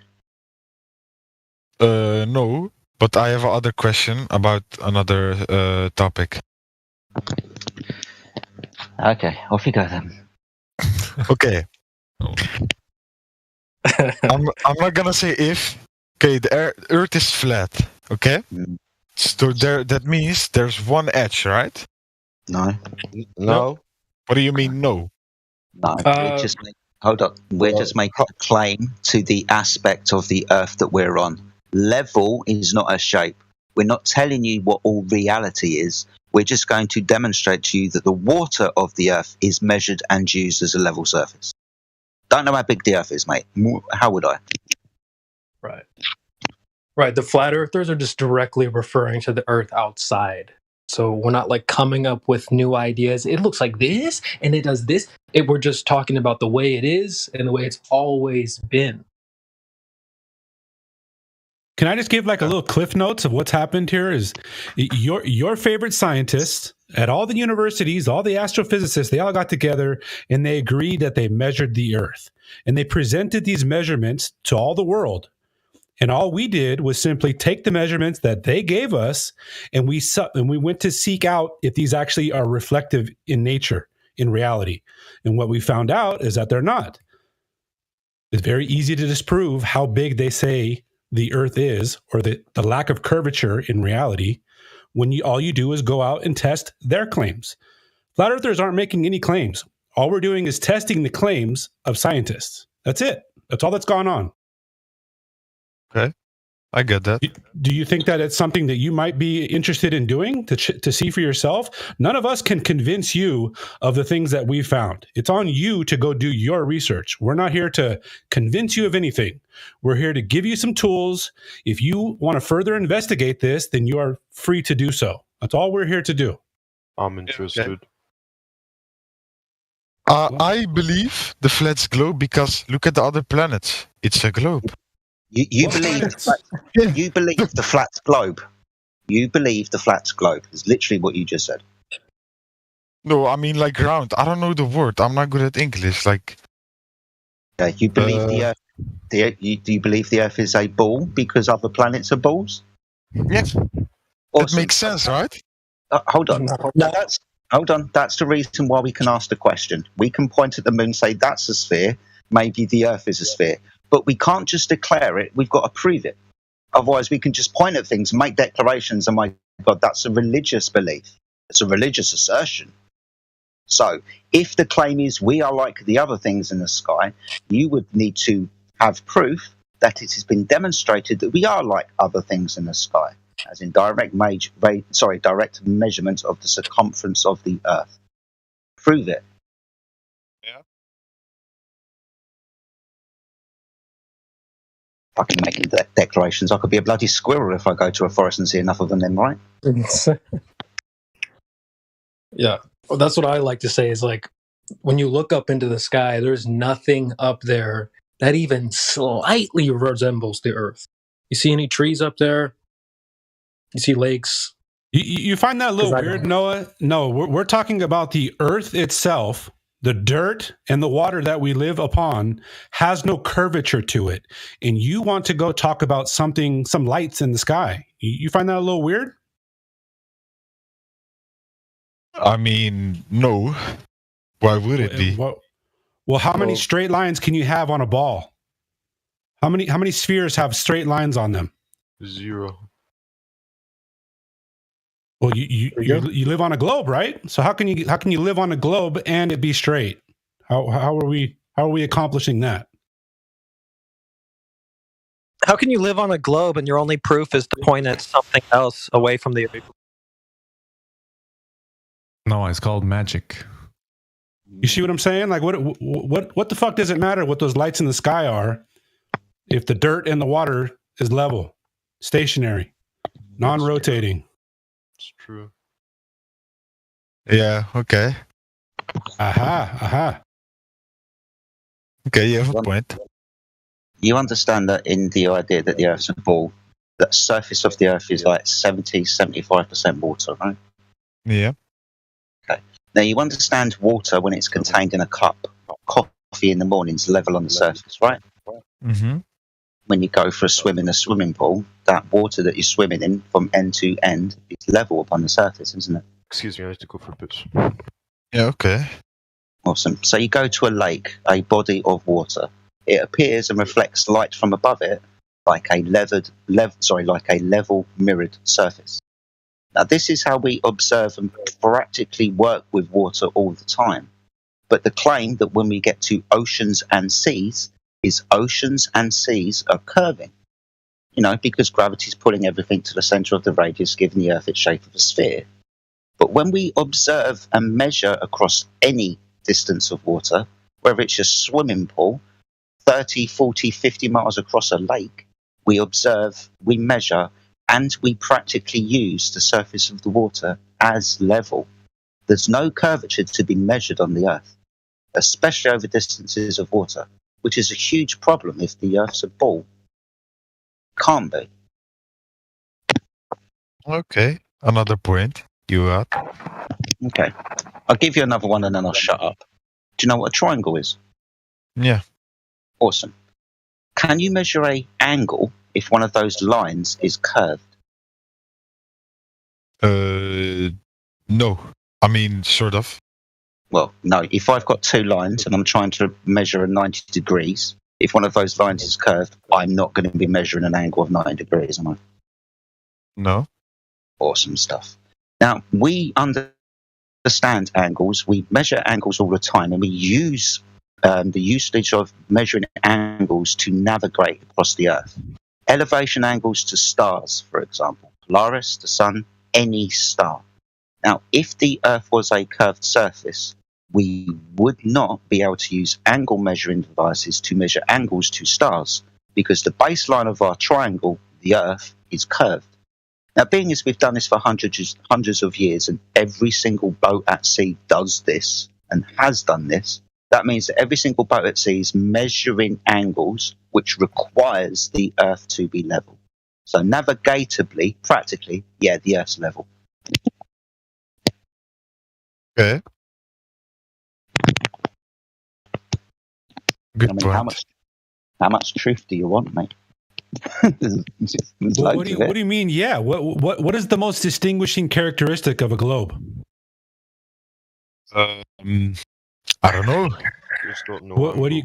We'll give you some time. Go ahead and think about it for a second. If you had to narrow it down to one thing, the most distinguishing characteristic of a globe, please. Wait, can you explain what the distinguishing characteristic is? I don't know what it is. The number one, the number one thing you think of when you think of a sphere in your mind. What are you thinking of? A ball. Curvature. Yeah, curvature ball. So we're telling you that everything we measure here in reality, when you actually put your toes on the sand of a beach and you look out over the water, we're telling you that everything that man has ever measured measures flat and level. So if you think that you live on a globe, don't you think it's important for that to ever be proven to you, shown to you? Don't you think it's important that it actually reflects reality? And has it ever been shown to you to reflect reality? Yeah, no. Welcome to Flat Earth. Wow, you maybe have changed my mind. I don't know.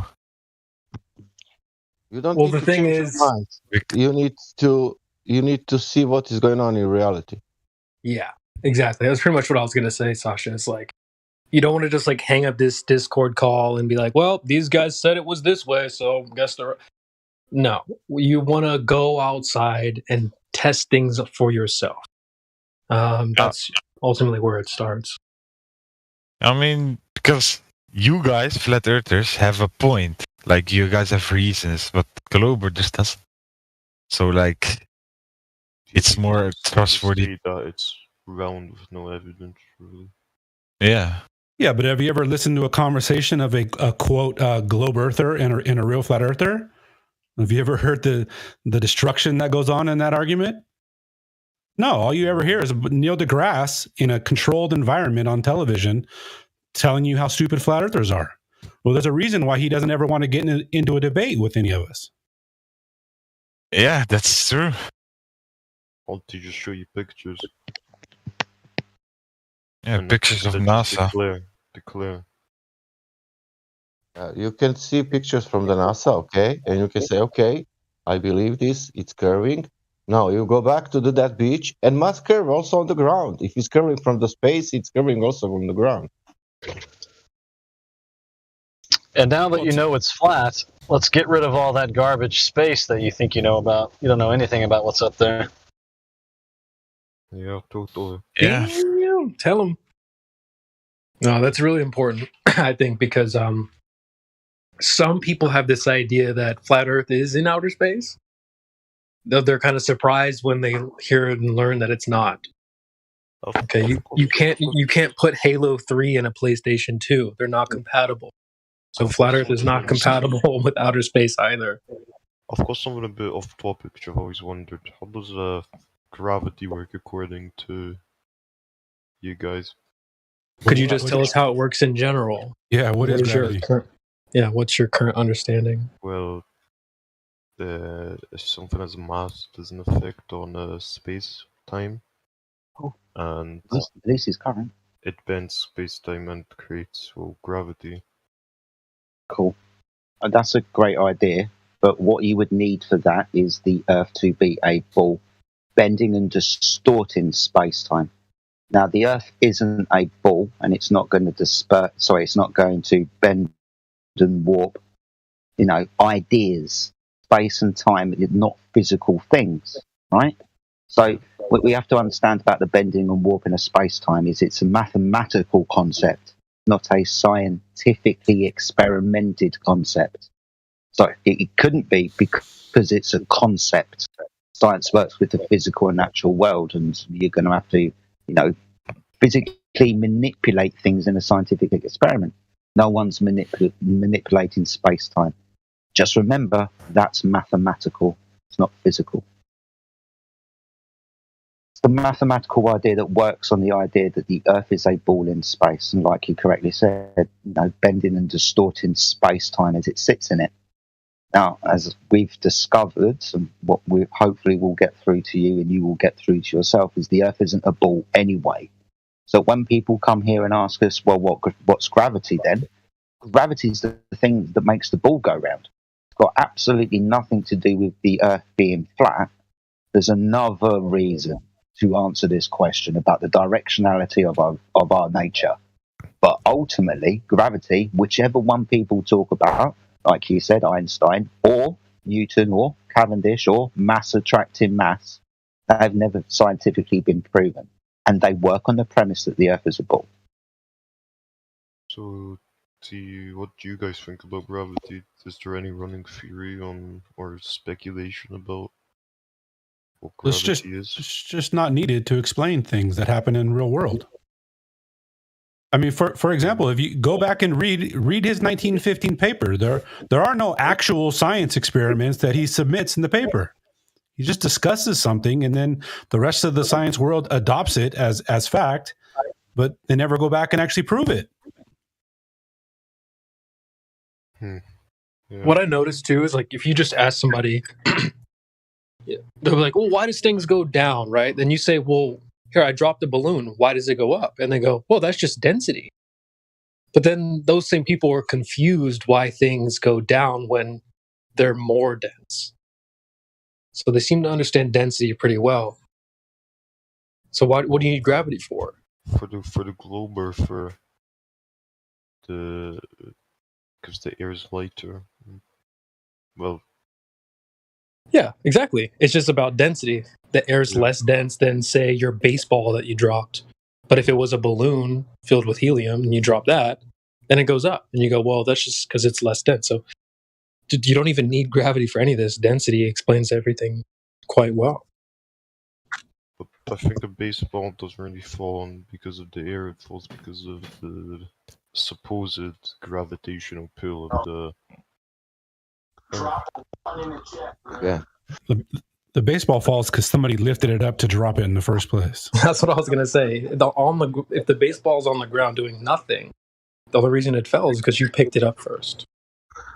How's this for the Globers? Where's gravity when the tornado comes along? That'd come in handy, eh? Hold them cars down to the ground and stuff. Nope, the wind lifts it up and tosses it around like a leaf.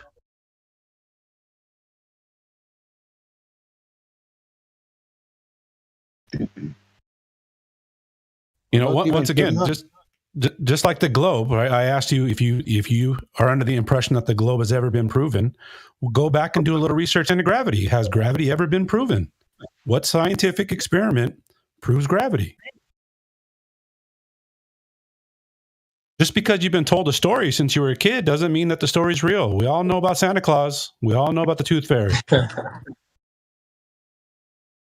And in the day when you realize what's gravity, you need to come back again to the ball, because you need to realize, okay, I find out the gravity. Now I want that ball to be real.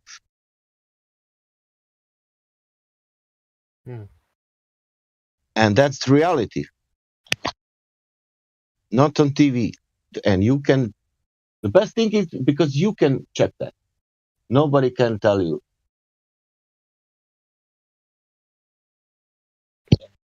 Earth is really, really simple. We've obviously spoken about, trying to measure or utilize the curvature of the Earth. Testing that claim. The second claim that they make is, okay, if there's a ball, presuppose it, the ball Earth is in motion. Now, we don't feel any motion, do we? Now, also, there's never been any motion to the Earth detected or measured. The only reason why we come up with this idea is because the things in the sky are moving. It's quite easy to understand that we can be still when other things can move. But the premise of the ball Earth being in motion, spinning on its axis, and rotating in orbit around the sun has never been physically measured to be true, unless you know of a way that it has been. Do you? I don't know. So this is like number 2 of the 3-step kind of claims. They claim the Earth is a ball. Well, have they ever directly measured that? They claim that the ball Earth that they haven't directly measured is in motion. Have they ever measured that? Have they proven that to you?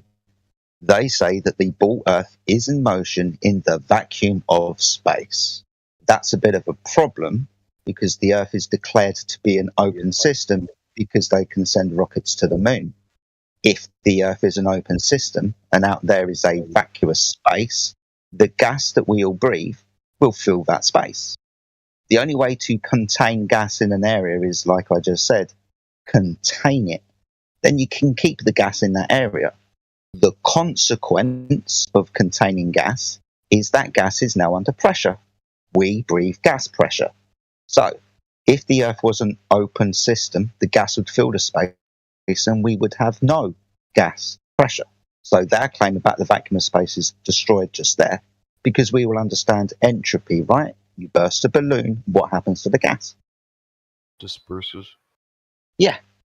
So understanding this law of nature, which it is, fundamental law of nature, understanding this means that their stories about what the sky is and does cannot be true.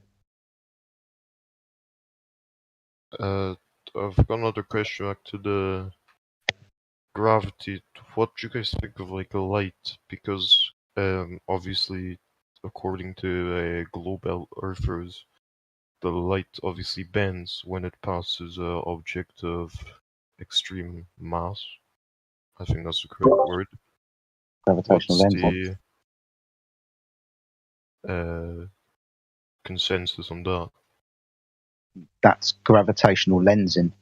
So I think it was 1919, Einstein and Sir Arthur Eddington observed a solar eclipse and noticed that there were things on the side of the eclipse sun that, were there. Now, this goes through the idea of the mass of the sun is bending and distorting space so we can see shit that's from behind it. Yes. Now, that's just a declaration. There's no science involved in that. They've just pointed up at the sky and said, "Oh, look, that's good," and then made a declaration about it. There's no science involved. No one's varied or manipulated any independent variables to see if it causes any effects. No science here. Gravitational lensing? What? Because there's distortion in the sky. There could be distortion in the sky for loads of reasons. But whatever the reason, and somebody makes a claim about it, they've got to prove it.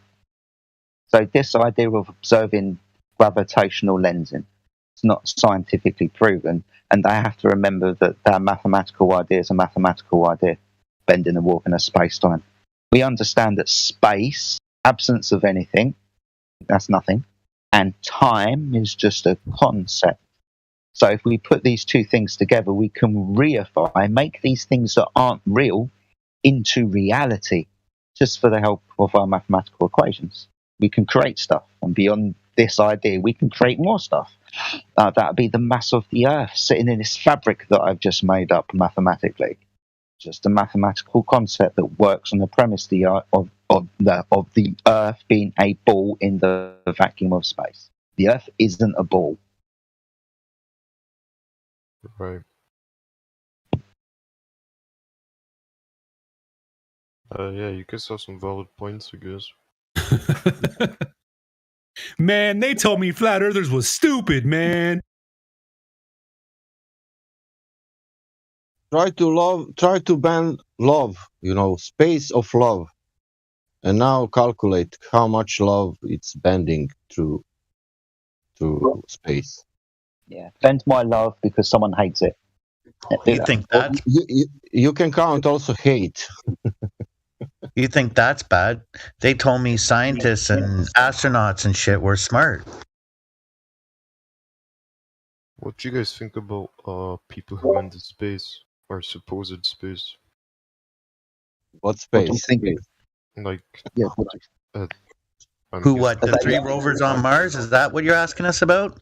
Yes. Oh, haven't they just lowered the cost of food, gas, travel, education? Like, haven't they improved our lives so much? Helped the homeless and the jobless?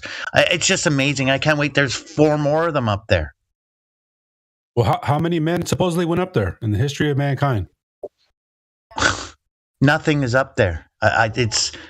We're overpaying for CGI here. Let's go with it. Let's go with this. So, how many people have been to the vacuum of space since the 60s? How many do you think? Well, even none ever. I'm not talking to you. I'm talking to our friend. Oh, sorry. I'm going to guess if he hasn't. I don't know off the top of my head. Well, let's think about it. At the moment, there's about 8 billion of people alive at the moment. How many people do you think have been alive and died and born since the mid-1960s? And if I was to tell you, about 600 people have been into low Earth orbit, I mean, I could probably count on 2-3 hands how many people have gone to the moon. Now, that's a very, very, very, very small percentage. How many zeros do I have to put after my point before I get to a 1? Loads. So, how many people have been to space and what do we think about them? Not many people have said to have been to this space, and they come from an organization. And we understand need to know basis and how military organizations work: corporals, captains, official secret acts, classified and non-classified documents. So to talk to these, 5, 10, 15 people that have been said to have gone to the moon, for example, mate, that's not many. And it's not hard to, get people to lie. People lie for all sorts of reasons, mate. Don't necessarily need a gun to your head. Alright.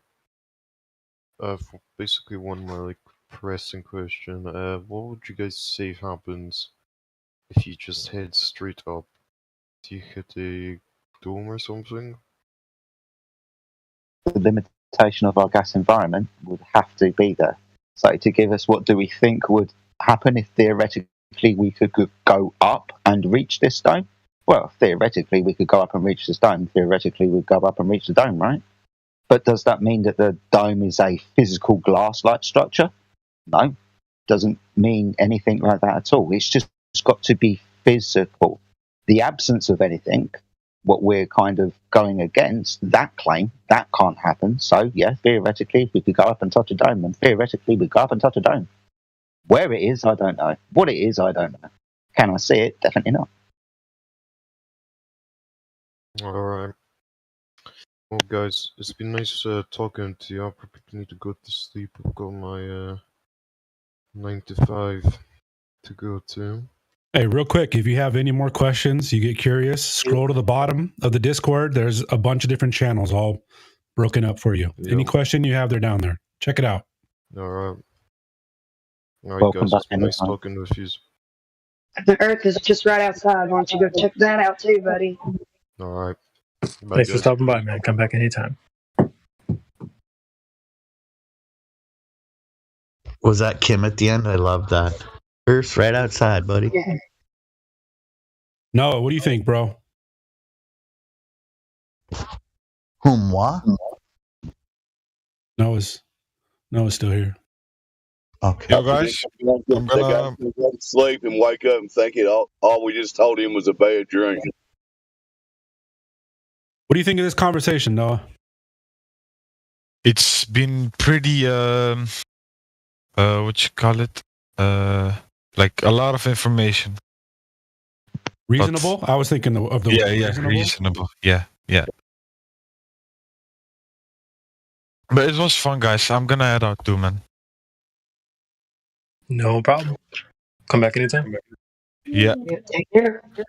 Stay safe, guys. Bye.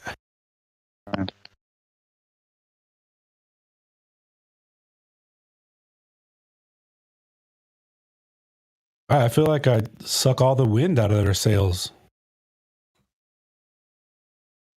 They come in with that little false confidence, and then it all just gets ripped away, and they placate. That was fun. Seriously, That's came at probably because the globe doesn't have any wind in its sails to begin with. You know what I mean?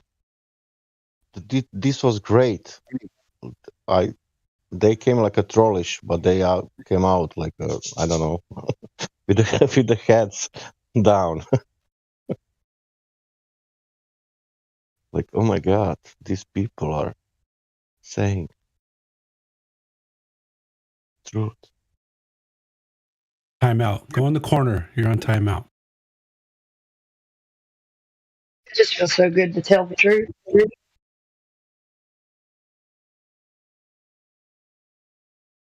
I'm a flat earther. My parents have taught me ever since I was born about the ice wall. And the fucking I was gonna let it go on, but as soon as he said that, I'm like, all right, it's squeak snatching time. Yeah, the flat planet. You went, nah, come on. That's funny, Timbo. Your parents also teach you that Australia doesn't exist. Yeah. They taught me that from when I was born in Australia. His parents said there is an ice wall. Okay, good. Yeah, that's what he started off with. He's like, oh, what do you know? Well, ice walls. Like, oh, okay. Go on. It was, you know, you can work these guys out within like 2 questions. Yeah. Yeah. Not even that. It can be just, hello, Yeah, how are you? Yeah, Right. let them talk, and they'll tell you exactly who they are. Yeah. I think we've all witnessed a few flat earthers come into the live stream over recent weeks who have been aware that the earth is flat since, say, before 2015. But every time these people come in, whether they're honest people or not, I know that my antennas are up, so to speak. If anybody says, I've been a flat earther all night the whole time, a couple of people have taken offence to a bit of hard questioning, and I think Angel 101 is one of these people that's understood the earth is flat for a long time, since before like 2000. But she's like on point, and she gets it, and she's here to learn more. And there's other people as well. But the only reason why we are the way that we are is because of videos like that. Because people do come in and they do pretend to be flat earthers. And then, like we just did, you just let them talk. We start smiling to ourselves, right? Well, I did. As soon as he came, he's I've been a flat earth. My parents taught me about the flat earth. Ice walls. As soon as he said ice walls, I knew everybody had picked up. I knew everybody. It was like, this is going to be funny. Well done. Well done. Yeah, I personally don't think. Well, I don't understand why anybody would say they've been a flat earther since 2009 if they'd been through the educational system and everything on TV and everything's telling them to live on a globe, and they just suddenly decide, no, I'm just gonna. No, it seems flat to me. That makes no sense to me whatsoever. I'm sorry, it just doesn't make no sense to me. Now, if you're homeschooled, that's something else. That's something else. I'm sure there's quite a few homeschooled people. Maybe Andy, if you're religious or something, I don't know. Yeah. I don't know. Maybe if you find out somehow through before all these things, before flat earth in the Bible, like a child. I don't know. Maybe some people had in the head all the time that they didn't believe in globe. I could believe in that, but they didn't want to speak about that or whatever. Well, we know 2015 was the big wave of it. So even if somebody said before that, I'd be sort of a bit like, okay. He said 2012. That's a bit of a push. I think you have, if you go look into, you have scientists, PhDs in 70s, in 80s. You can find the flat earthers. Yeah, there's books about it, like older books. Somebody's come across them, I'm sure. Yeah. I don't know. Maybe I'm just getting overly cynical in my old age. You old Bill. Old Bill. Old Bill is the police, CB. Or Ross. You're correct. Also, Andy, nobody came, I think, also in mind, like, okay, doesn't have, sense. If he didn't have any kind of information he had, I don't know. Like if you imagine somebody 20 years ago go to the beach and say, this is, why is this, horizon is flat or whatever. Yeah, it's one thing if I'm just saying, look, if they've had the full package of indoctrination, which is everything you can think, every commentator, every TV, every radio, every billboard, everything, and then you suddenly just like, nah, I think it's flat. I don't know. Don't make any sense to me for someone to say that, but I could be wrong. I've been wrong before.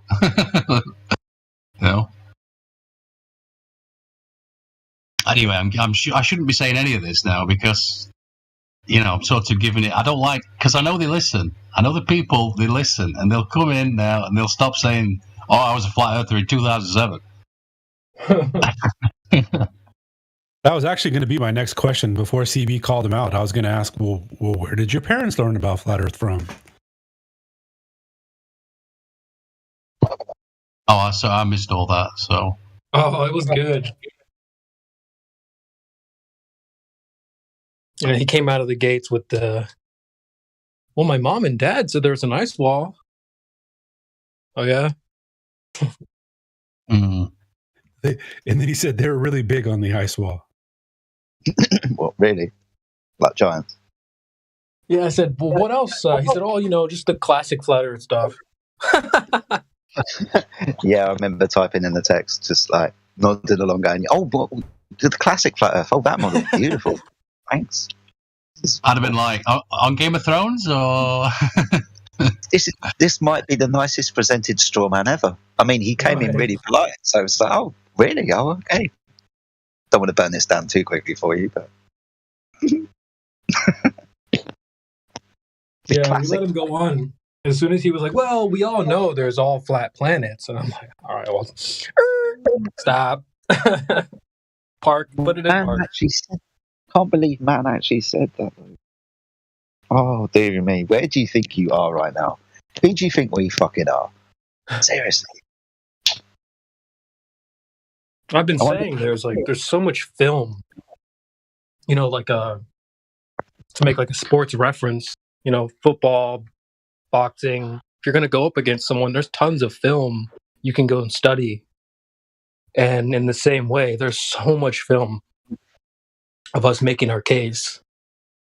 But they don't do any of this. They just come in making their little classic flat Earth, all the flat planets.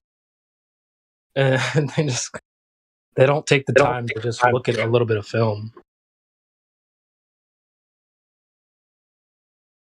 Speaking of film, I'm on all these kind of weird science Facebook pages. I say weird science, they call it normal science, but there was a guy saying, these moon hoax, these moon landing deniers, I've been watching hours and hours of footage, and if these guys think the moon landing was a hoax, then there's no hope for them. I just went, what the hell? He's watched the footage and he still believes in the moon landing? That's another category. That reminds me, I watched that film that we had talked about the other day with the wizards and the silent film. I watched it, and they didn't change into lab coats. They changed into regular, like, normal clothes, like your common clothes. Yeah, regular, well-to-do gentleman clothes. So you notice the guy on the left-hand side when he pulls the stuff out of his bag. It's a white coat, but then they end up putting scarves and hats and jackets over the top of them. Oh, so they get dressed up, but the lab coats are under there. It's interesting. Crazy to me, that. But yeah, you are 100% correct. So what? Scientists dressed as aristocrats. Mm-hmm. Wizards dressed as scientists dressed as aristocrats. Would we expect anything else? Come on.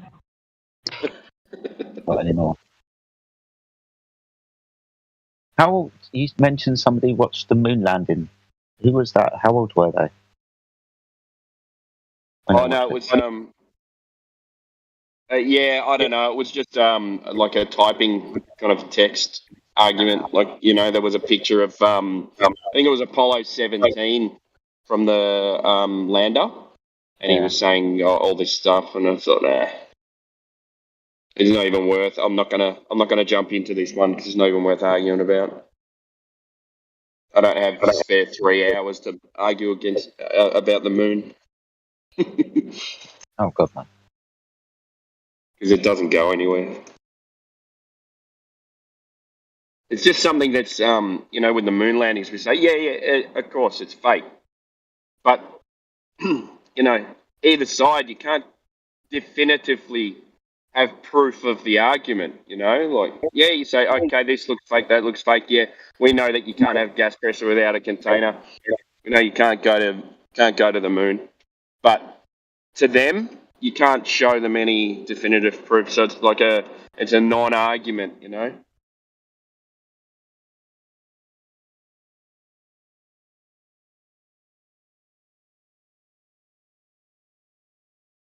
Thing is, with this ball Earth in space, they've got enough wiggle room.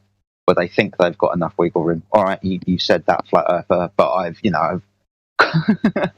got rounds of ammunition here. I've got loads of it. I've got loads of pictures. I've got loads of stories about robots on Mars. We can go through every single one of them because that's what they think they've got, right? They think they've got loads of ammunition. Like, you can say one thing, flat earther. Doesn't ring sometimes. Yeah, what I've been seeing lately is well, not lately, maybe the last 6 months or so. It's they can't show us a picture of the flat Earth. That's what they've got.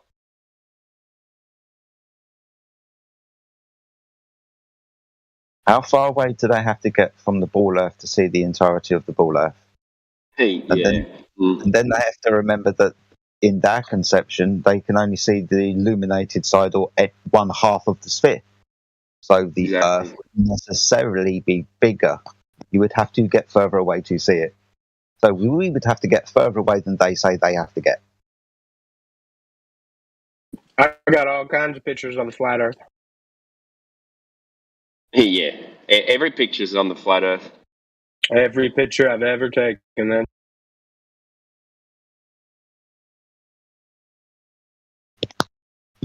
Yeah, they want some. I think it seems like most of the people on Facebook believe that flat earthers believe that it's a disc in space. I reckon 90% of them are on that premise. Facebook's a fucking hellhole for flat Earth. Oh yeah. Even the flat Earth pages, I reckon they've been started up by Globers because. You see some of the comments that these the so-called flat earthers make. A lot of them are really weird comments. And then 100 Globers jump on this one comment, you know, and this is on a flat Earth page, so it seems like it's set up by them. But some of the flat earthers, they make themselves look dumb. Yeah. Yes, they do. You know, anybody that would be coming in here to make us look dumb, they never succeed, of course. It's always the opposite. But what if there were, like, people posing as flat earthers in here trying to make us look dumb? We still jump on there. Yeah, their asses still get jumped on, though. I don't know. That's a very real thing. I'm sure of it. I've heard of NGOs doing that. I'm absolutely positive. Now, I could be wrong, of course. But, I reckon you're right. There's a new thing also. I've heard these a lot of, well, not a lot, but there's a few globe proponents saying that, oh yeah, the moon landing, that was obviously fake. I mean, they did go, but what you saw was fake. What? You know what I mean? It's like, okay, so we're shifting the goalposts over here this time. It's so they can discount the footage. It's you know, it's another one of those. It's obviously fake. Yeah, the whole thing's ridiculous. They just recorded that just in case they couldn't get the footage from the moon, so that they'd have something to show the public when they got back. And you go, come on, And man. we're the retarded ones.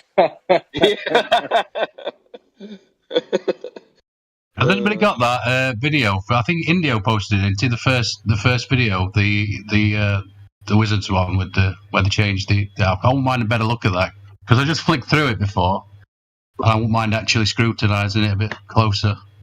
If anybody's got it, I'll grab. I don't have that, but I'll post one that I was looking at again recently, and it's this rover footage from the moon, and it's crazy how stupid it looks and how fake it looks. I'll post it. I'll have to pull it.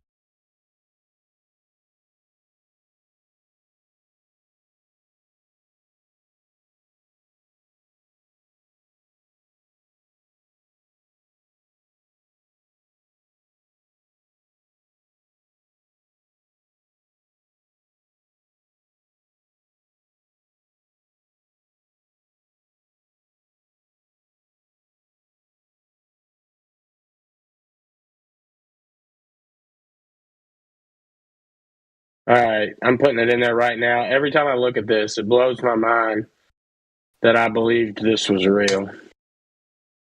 If you look at the way that this hill looks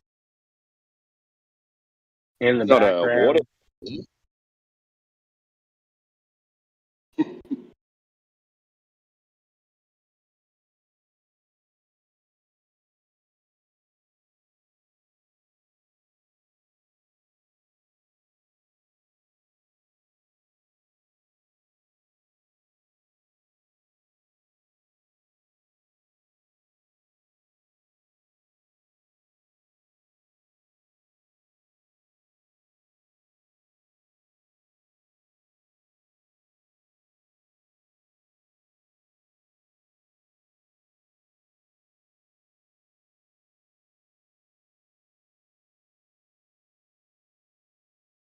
Oh, I've actually seen this before. So this is the video y'all been talking about the past few days. I remember watching this. A buddy of mine was talking about I don't know if correlation is the right word, but like if you look at science fiction, it all came in science fiction before it came to be quote unquote real.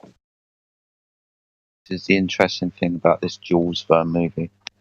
So 66.6 years to the day, May the 22nd, Apollo 10 was orbiting the moon. So 66.6 years after they've made this movie, Jules Verne, in 1902, this is what they were doing, going to the moon in a rocket ship. I wonder when Journey... Sorry. Oh, to finish, mate, sorry. No, I was kind of changing the subject. I was just going to say, I wonder when the Journey to the Center of the Earth came out. Yeah, I mean, go and have a look, mate. There are lots of these movies that you would, draw speculation on, right? I mean, the only reason really why we brought this conversation up is because, it's not hard to add 66 to like the date of 1902. Right, and they were going around and doing that spacey NASA stuff. The only reason why I tongue-in-cheek asked the question is because we often run across these. Well, we've been talking about like precognitive programming within a couple of hours before this conversation. Right, maybe one of the reasons why this Indio had actually brought this up, because they're talking about wizards turning into worldly gentlemen of knowledge, scientists, and then worldly gentlemen. So to have this precognitive spell casting, as some people like to call it, it's interesting when you come across it kind of live and you just ask the question, and actually, 66.6 years. And they are trying to get us to believe this story. They are trying to reaffirm this story with other stories that they are going to perpetuate. So, for example, the universal logo picture of the Earth, go and see a movie, or nowadays, TV screen, says universal across it. 1927, I think that came out. It might have been earlier, sometime around there. But this is part of the spell casting. This is part of the programming. They're getting people used to seeing these images. So when we cut to, 20 years, or at the same time as the moon landings, people have seen, the concept of the Earth in space. They're getting used to people going to other planets, Buck Rogers and all of this type of stuff. So when we show it to them, or they show it to them, we're kind of used to it. Oh, yeah, that seems plausible. When we go back and look at the moon footage and somebody, believes we've been to the moon, like was pointed out earlier, yeah, that seems plausible because we've been watching Star Wars for the last 30, 40, 50 years, and we've been made to believe it's plausible. It's part of the game, it's part of the spellcasting. It's really fascinating to me. Sorry, guys. What was the... No, I'm with you, man. That shit's fascinating to me, too, because once you see it, you can't unsee it, and everybody thinks you're crazy. What was the number one? What was the number one movie in the world in 1968, the year before we supposedly went to the moon? 2001: A Space Odyssey was the biggest movie in the world. Yes, absolutely right. Fucking hell. And that's crazy Stanley Kubrick type of stuff, mate. And you can spend weeks looking into his symbology and his double meanings. Oh, and the movie was more believable than the actual fucking moon landing itself. This, again, is part of the trick. It's difficult, actually, to go to the moon, so grainy images, and please, sorry about the interruptions from time to time. But, this is space travel, rockets, and the Enterprise, and warp factor fucking pull a number out your ass. They make it look hard. Remember, it's difficult to run the moon. Nixon having phone calls with these people. Yeah, but it's difficult, grainy images. Hard, right? Got to believe that. But it's harder to fake it, though. It's harder to fake it than actually go.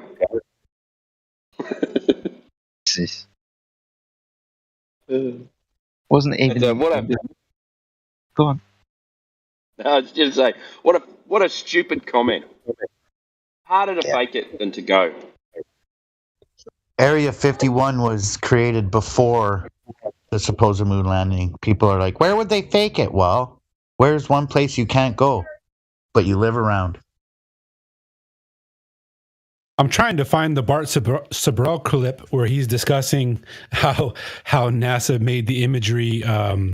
They degraded it on purpose. So NASA had projectors inside of the NASA studios. Then they had their movie cameras film the projection of the moon landings. Then that projection, their movie cameras sent this image to a set of monitors on the outside so that the mainstream media could see it. And then they used their cameras to film those monitors and then send that image to the American public. And they got away with it by calling a 7-minute time delay. It wasn't actually live.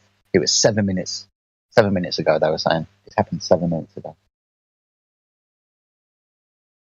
But the idea of taking a camera onto a movie screen off of another movie, oh my goodness me. I'd actually believe this was fucking real. Yeah, I can't find it. I'm looking for it right now. I'm on his site. We were talking a little bit about training the other night as well. I just want to bring up something that I said because I think it's kind of poignant to what I've been talking about over the last couple of minutes. Training programs, right? They are made as real to real life experience as possible. So let's say we have a look in the NASA control room. There's 100, 200 people in there, let's say. For the last 6 months to a year, maybe longer, they've been going through training programs. They've been looking at their computers. They've been making sure that things go up when they go up and they go down when they go down. Their readings are correct. They've practiced for things going wrong. They've practiced all of these scenarios, and they've made the experiences real life to real day experiences it would be. So when something goes wrong, the training kicks in. Kick to day of launch, or the time period over a couple of days when there's launch and stuff is happening. They're not doing anything different. They're doing exactly what they've been programmed and trained to do. They're probably doing it in exactly the same place, like mission control, right? So these people, 200 people, whatever the number was I pulled out my backside, have all been trained to repeat this experience, and when the experience comes along, it's no different from the training that they've had. But this time they've gone to the fucking moon. How would they know the difference? They wouldn't, really, would they? It's interesting, right? You can train. I mean, I do this with my football team, but you can train them. It's really easy to train them.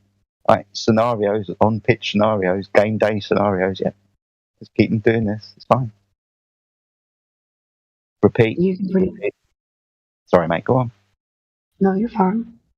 I'm sorry. I didn't mean to interrupt. I thought you were done. Oh, I have. And just interrupt me if I've gone on too long, mate. No, you're fine. I was just gonna say, so you can pretty much bet whatever movie or anything that like that on the TV that would or the big screen would be hyped up and a big deal. It's probably meant to do the same thing. I mean, come match day or launch day, shall we say, you're going to have a few more hundred people around, right? You're going to have like directors around and people with big wigs on and all of this type of stuff. So the pressure's on, guys. But I mean, that's just the only difference. The pressure's on. We're now going to go through the story that we've been doing for the last couple of weeks because you're not seeing rockets going to the moon. You're just looking at a fucking monitor, mate. Monitor tells you rockets gone to the moon. Monitor tells you rockets gone to the moon. There you go. That's all you fucking need to know. Or what you could do for me is tell the man next to you that rocket's gone to me. He can look at his computer and go, oh yeah, fuel's a bit low.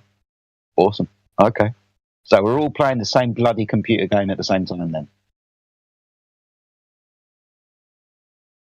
People come in and ask how would they fucking lie?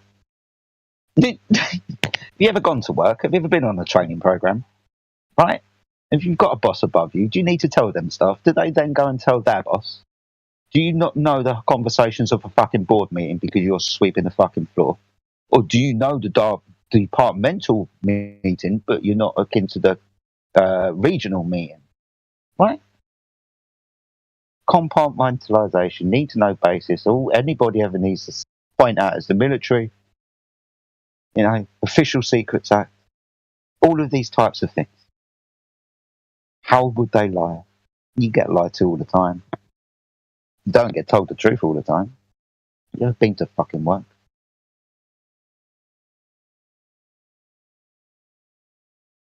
Sorry, guys, I'm in a rambling mood tonight. I do apologise. Feel free to cut me off and shut me up.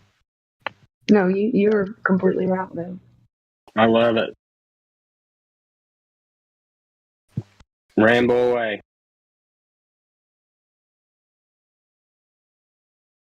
I've been in this flat earth argument since 2015. Been on this or around this Discord server since 2018-19. It just gets funnier to me.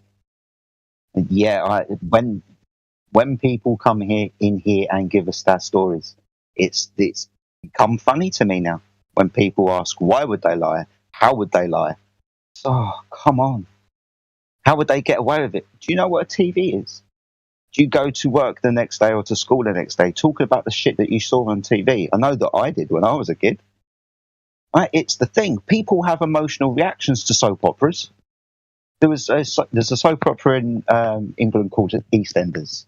Now, back in the 90s, there was a horrible story about a man beating his wife.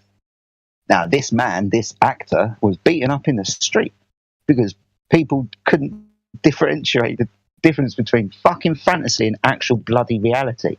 This is a TV program. He is an actor. He's not actually beating his wife. But this man got beaten up for it. It just makes me laugh, guys. People come in and ask, how would they get away with it? Why would they lie? Like, the why would they lie is a slightly different question to what I'm talking about, but how do they do it? Fucking a piece of piss. And this is probably the prideful thing about it. Oh, shit. How could I have been lied to? Right? Or, even better than that, how can we all have been lied to? Well, we've all been educated the same way. We all go home and watch or usually watch the same type of media. Right? Popularity, pop culture exists because shit's popular, because lots of people watch it. Yeah, just look around you, guys. Because all you have to do is look around you and see the influences on people that make people do stupid shit. And especially when we are young. We all have like pop culture and pop bands like Backstreet Boys and Take That, the Beatles, What happened when these people, these icons, these stars went around? I'll tell you what, these women just threw themselves at them. But like taken to hospital because they were passing out because they just couldn't take it. They would spend money, time, resources on these idols. It's not hard to make people do things. By nature, we'll kind of side with one group or another. Right? This town, that town, our village, your village, my football team, your football team. Sometimes they don't even have to lie to us at all. Sometimes they don't actually have to do anything apart from encourage us to do what we're already fucking doing in the first place. How would they get away with it? Yeah, exactly that.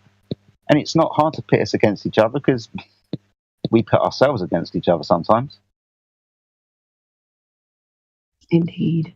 The actor getting beat up reminds me of the radio broadcast of War of the Worlds. Everybody thought that the Martians were coming. That's a brilliant point, mate. Especially with what we're talking about now. I mean, radio back in those days. I mean, everybody was listening to it, and you're right. This reaction, it's a social scientist dream, isn't it? And let's just see what this causes people to do. Awesome stuff. And we reacted in a way that, honestly, we thought aliens and UFOs were coming. People, like you said, mate, were running out into the street. Yeah, really glad you brought it up. That's a brilliant point. There was one in England too. There was one in the UK. There was something similar to that. There's been a few things in England. I might have to look into that, mate. H.G. Wells. That's right, isn't it? Ball of Wells. Orson Welles. Orson Welles, yeah. Thank you. H.G. Wells. Orson Welles. Or I guess they're both involved. Orson Welles narrated it, an adaptation of H.G. Wells. So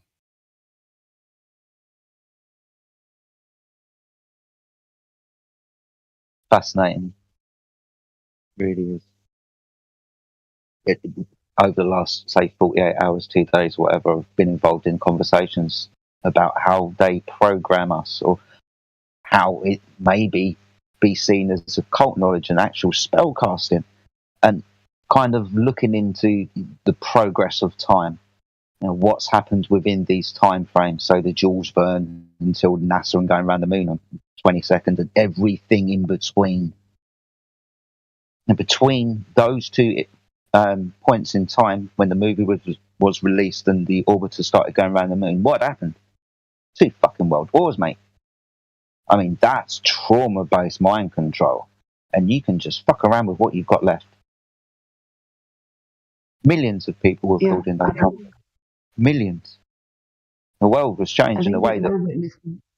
Sorry, Kim, you want to make a point? Please do.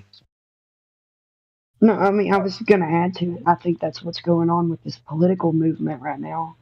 Because I don't remember a time growing up that anybody was so involved in politics like they are now. And everybody thinks they're such an expert on politics these days. And it's just pitting people against each other. It's another spell casting again.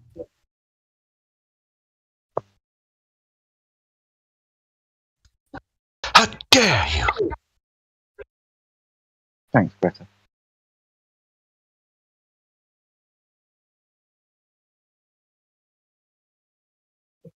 I sometimes wonder if there ever a time in the United States when it was actually how they say it is, the Constitution and the, does anybody, an American on this panel, can you just say that whether they were actually somebody voted in and they were all fair and above board?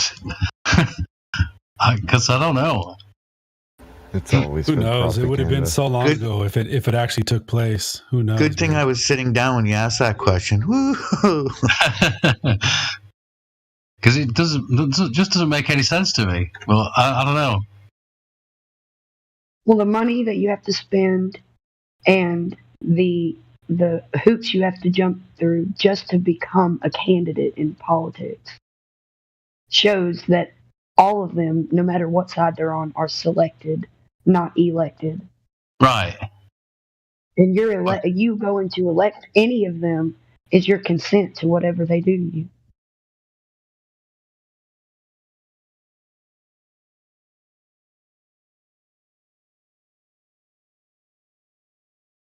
Don't get me wrong. I have little glimmers of hope. I mean, the fact that you have to go all the way back to like the late 1800s. We had a president that actually kicked the banks out. There was a central bank. The second 20-year lease of the central bank was up, and they wanted to get renewed. And he said, "Fuck you guys, we're not doing that. Money's going to go." Yeah, I actually remember reading some of his writings. Actually, that restored to greatest claim to fame. What was that guy's name? I can't remember. Andrew Jackson, Old Hickory is what was his nickname. Yeah. So, I mean, just the fact that actually happened. I mean, there's no possible way that would ever happen now. After the third iteration of the central bank in America is what happened in 1913 with the Federal Reserve. So, and it's still here, and it's not going anywhere. Was it him that said that these bankers were more dangerous than standing armies or something like that? Yeah, I think he called them snakes. He said something about pythons, if I remember correctly. Alan, hello, room. This is Max. What up? What's up, Max? What's up? What's up? Hope everybody's having a good day. What's up? Hope you are too. Doing well. Hope everything's good with you.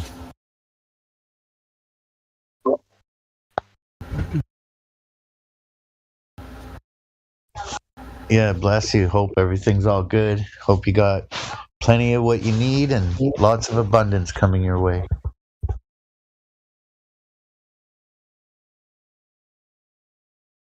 Thank you for that blessing.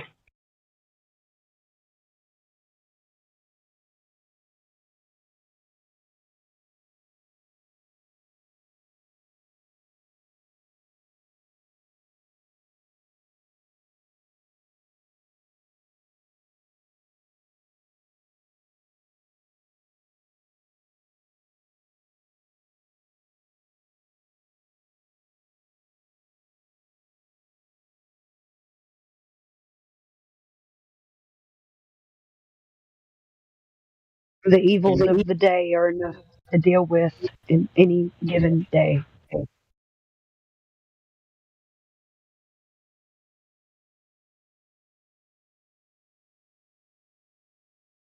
You guys were talking about the banking system in America, right? Yeah, a little bit, yeah.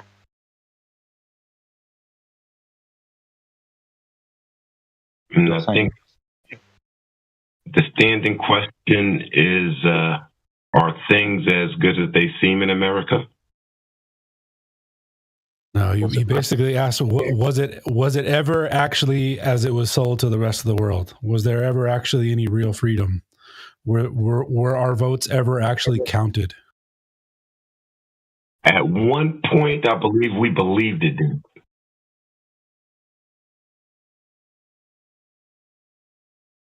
Yeah, I think so as well. But you have to go back, 150 years ago now. I wouldn't even go back. If you're asking when it was actually real, yeah, probably 150 years. But people had that feeling in America in the 50s. It was a big feeling. Everybody was American, hula hoops and Coca-Cola. And, so they did have that feeling at that time. And, that persisted through probably the 70s.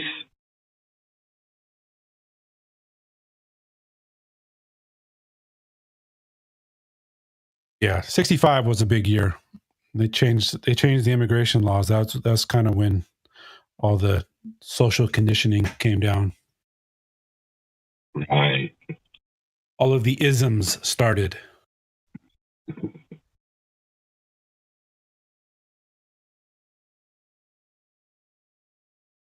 But even into 1992, even when Ross Perot kind of got a little too close for comfort, and they had to rework a bunch of laws and not allow that third candidate in there. The dichotomy, right? Just those two.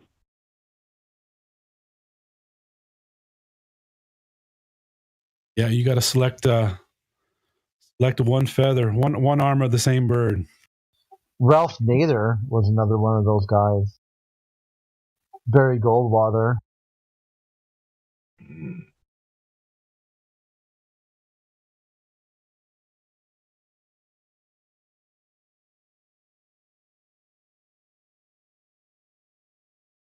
There's a lot of old books you can read, late 1800s. There, certain organizations are very proud of the fact that they control both sides of the aisle.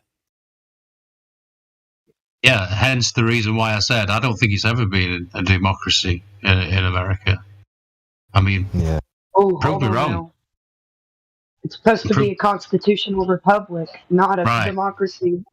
They're screaming democracy, democracy on TV. This is another one of those instances where there's spell casting. Right, so you think your vote's counted at some point then? Oh, I don't know. I think as soon as they introduced the television into the public where everybody had to have screen in their homes, it was Why- over. It was done. Why do you think it's not a democracy? What do you mean? Well, my read, historical political science is a democracy means that the people partake in their system of government. Well, democracy is more about the herd, like the hive mind, where a constitutional republic, which is what it was supposed to establish, like what it was established to be, is the individual freedoms. Yeah, the word democracy doesn't even appear in the Constitution. Yeah. It was supposed to be a constitutional republic from the beginning, but I think Was that- Franklin, one of them Yeah, said of the people, by the people, and for the people. That's the definition yeah. of democracy. He A said government basically of the people, meaning democracy. A government not of the people is something other than a democracy, which would be like a republic, like Rome, for example. Those senators and emperors of Rome, basically the rank and file person, they could vote and they could do certain things, but they would never be in a position of power because it was a republic. It wasn't a democracy. Wait. Wasn't there a Caesar, though? Yeah, an emperor. Yeah, so that republic that you're referring to is pretty damn different from our republic. I mean, it's sort of a combination of a republic and a dictatorship, wasn't it? Since they had a Caesar and a Senate. Yeah, and with the Rubicon also, where the military would only be, certain areas of influence. Tried to separate, state and military and whatnot. Yeah, I'm just saying I wouldn't compare that to today. I mean, it's not entirely different, but you do technically vote for a president, not a Caesar, or let a Caesar pass on the power to the next guy. Although I kind of advocate for that today. I'll be honest. I think a constitutional monarchy might be better than what we have today. So, Like a queen? You want like a queen of no, England? because a queen or a king, I think, is a term that implies that when they die or when they resign, either one, that they pass down the power to their bloodline, which is not what I'm advocating for. When I say constitutional monarchy, that would mean that the one in power simply has a protege that they teach for maybe 10 years or so, select them, figure out who they are at the age of 20 or 25 or something like that, and then have them simply stand by their side for 10 years and watch them do their job so that when they resign or die, one of the two, or retire, whatever, then they can pass it on to that guy. And that individual wouldn't necessarily be their son or daughter. It'd just be an individual that they think is fit to rule the country. And if they have children, you don't think that those children would be fit in their eyes? Well, they may be, but the point I'm trying to make is that it wouldn't necessarily have to be their children, while in the tradition of a kingdom, it would be their children. But not necessarily so. But given the nature of man, you don't expect it more likely than not? Well, I wouldn't expect it to be more likely either way or the other. No, I wouldn't. Like, especially if it's an individual that, I would, if it's an individual like me, like, yeah, I'll be honest, man. Like, I don't have any children right now, but pretty sure if I was dictator of America, there'd be a pretty good chance I'd pass the reins down to someone who wouldn't be my child. I'll be honest. I'm looking for this graphic. It was really good. It's like, who has the power? And you answer that question, it tells you what type of political system it is. So if the people have the power, that's a democracy. If representatives have the power, that's a republic. Like that sort of. If a monarch has the power, monarchy. I can't remember where I saved it though. It was like really kind of like 5th grade level civics sort of breakdown of the different types of government. I think you said something a little bit maybe inaccurate there, though. A republic, the people still have the power. They're just voting for representatives, and the representatives vote on law.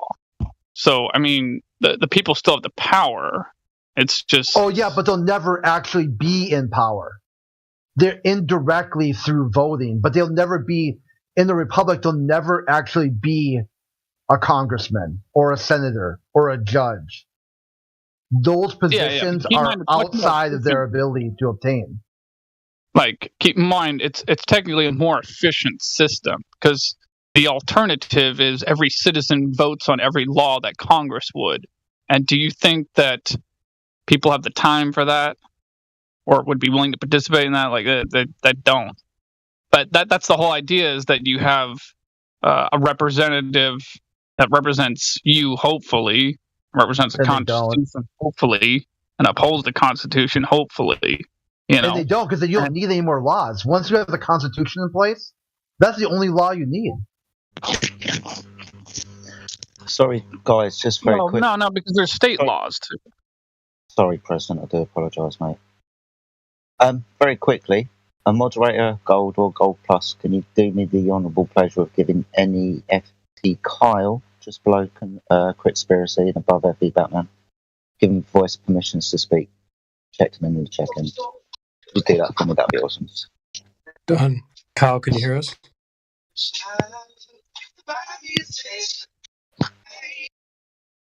Yeah, I can hear you. Oh, there you go. There you are. Phone's given, buddy. There you go.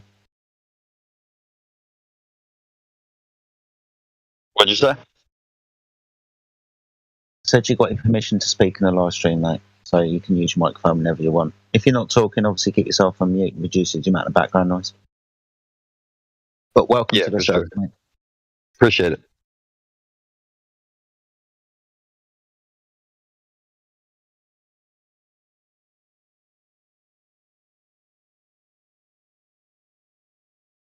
Okay, I'll do it. I'm just going to call you Kyle, if that's okay, mate.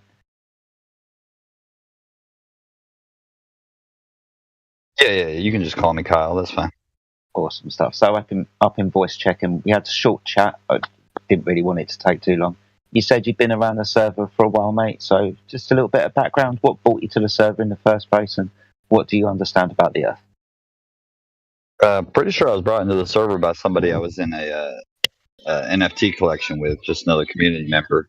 Or I think he brought me into this one and another one. The other one got like shut down or some shit by Discord. But yeah, man, I'm just I don't believe shit our government's ever told us. So definitely don't believe that we're a spinning globe flying through, space. I've had my doubts about that for a long time. And every other culture and civilization and the Bible tells us that we're not a globed Earth. So, I mean, it's kind of, we're the only one in history that tries to sell this globe model. And it's, you're taught it first thing, it's like one of the first things you learn as a kid. So you never really question it. You never really doubt it. You assume it as fact. And that alone is sus.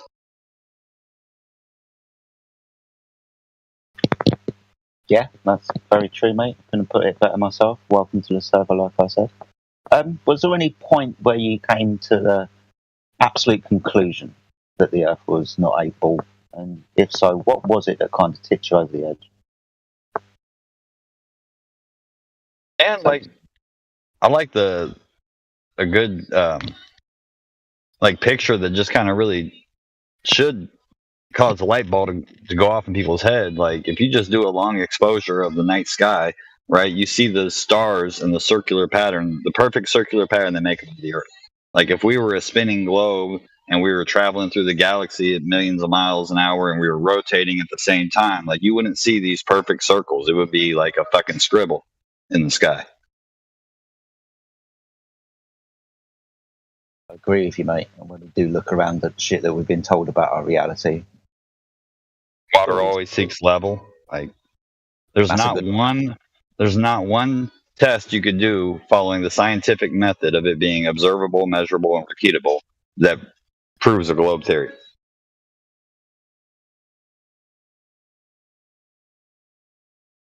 But that's because it's too big. That's what she said. And you beat me to it. And it sets up the basis for denying God, denying a higher power and evolution and all this nonsense.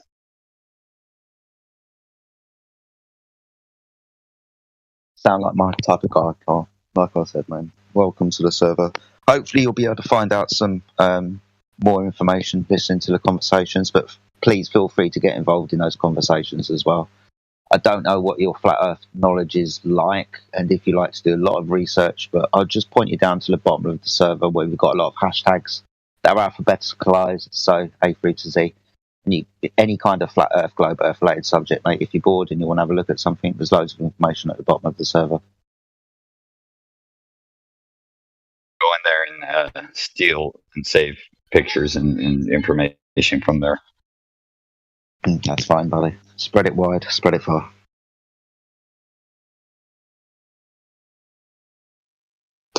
So the banking system or stuff. What were we talking about, guys? And that's why wars are fought, thanks to the bankers. That is true. Why don't you suit up and strap a gun to you and go fight for the bankers? I think people have strapped up for many reasons. Another way of saying it is the reason wars are fought is because of ignorance of the banker. Yeah, and they appeal to emotion, make them feel like patriotic. And fund both sides of the war. Also, the war profiteering industry itself, I think that must have been more than one president that even warned us about it. So it was Eisenhower warned us about it. Kennedy warned us about it. Any other president? It's crazy going back in time Benjamin and Franklin. watching all that stuff and realizing that you missed it. Like they've been trying to warn us about it for a long time, but I never thought about that shit or paid attention to it until you come across all these conspiracy stuff. It doesn't affect most people because the draft isn't really there anymore, and people aren't having to worry about like a Vietnam draft or a Korea War or a World War II draft. It's been the better part of 50 years that people have grown up knowing they will not be drafted. So the people who are fighting have all kind of volunteered. And it got to the point now where a draft dodger is eligible to be the commander-in-chief. That's how separated people are. They're insulated from what is actually going on, warfare-wise. Unless they have a family member or a friend or a cousin who fought in these last couple wars. They're completely insulated from any sort of discomfort it would come from a conflict, a war. And that's only if they care about the person. If they didn't like them, they say, "Oh, I don't like my cousin." Well, then they're completely insulated. I was just reminded the other day that I think there's 86. I think that's the number. Well, it's more than 80 military bases that we have in South America. Like, what, I mean, come on, there there isn't Hitler 2.0 about to emerge from there, I think. So I think it would be safe if we withdrew all those troops. But oh, no, don't do that. That's just not good for national security. Yeah, there's a doctrine for that, the Western Hemisphere doctrine. I'm trying to remember the exact name of it. But yeah, it's something about that the Western Hemisphere will be completely isolated from communism or whatever.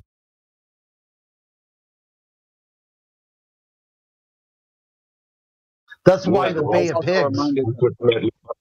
He wrote that war is a racket. That's Monroe Doctrine. There we go. I was drawing the blank on it. Yeah, the Monroe Doctrine. That's why the Bay of Pigs was such a big deal, because that was a direct challenge of the Monroe Doctrine. They're like, hey, will there be, Russian military assets in the Western Hemisphere? Kennedy threw down the gauntlet. Nuclear war if you try to do this.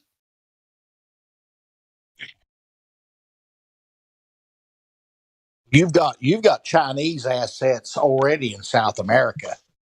As long as you've not, as long as there's that those types of natural resources in South America, which is a huge continent, and the waterway really, in the northern, the way to get across through the Panama Canal and everything south of there is just rich in natural resources. So China's got their eye on that place for a long time. Speaking of China, you guys want to know something funny I heard on the radio the other day? So apparently Congress has already passed a bill making it illegal for any government official or government employee to have TikTok on their phone. So it's already illegal for any government employee to have TikTok on their phone. But now there's a bill in Congress right now that I kind of hope will go through, which would make it illegal for anyone in the United States to have TikTok on their phone. So I think it's just kind of funny. I mean, for anyone listening that doesn't know, TikTok is just a way of, it's a Trojan horse app created by the Chinese that extracts all your information from your phone and potentially phones around your phone. So even if a government official doesn't have it on their phone, if their son or daughter has it on their phone, programming might be able to take information from them through their child's phone, something like that. But the only thing that pains me about this is that I've just heard recently that, a lot of people are waking up to the fact that the earth is flat through TikTok, because apparently they don't censor that there. Oh, well, whatever. It's a Chinese plan to bring down the West. Expose them to the truth of flat Earth. Chi-coms!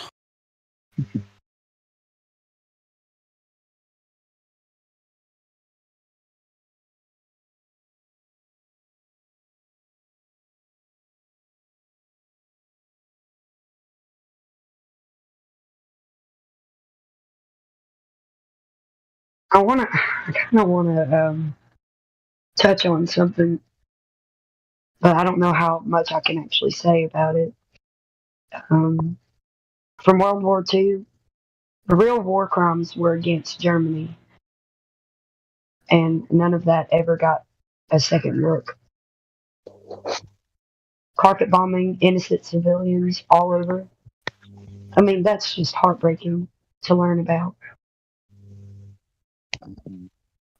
Oh, wait a second. Didn't the Germans do the same thing to the English?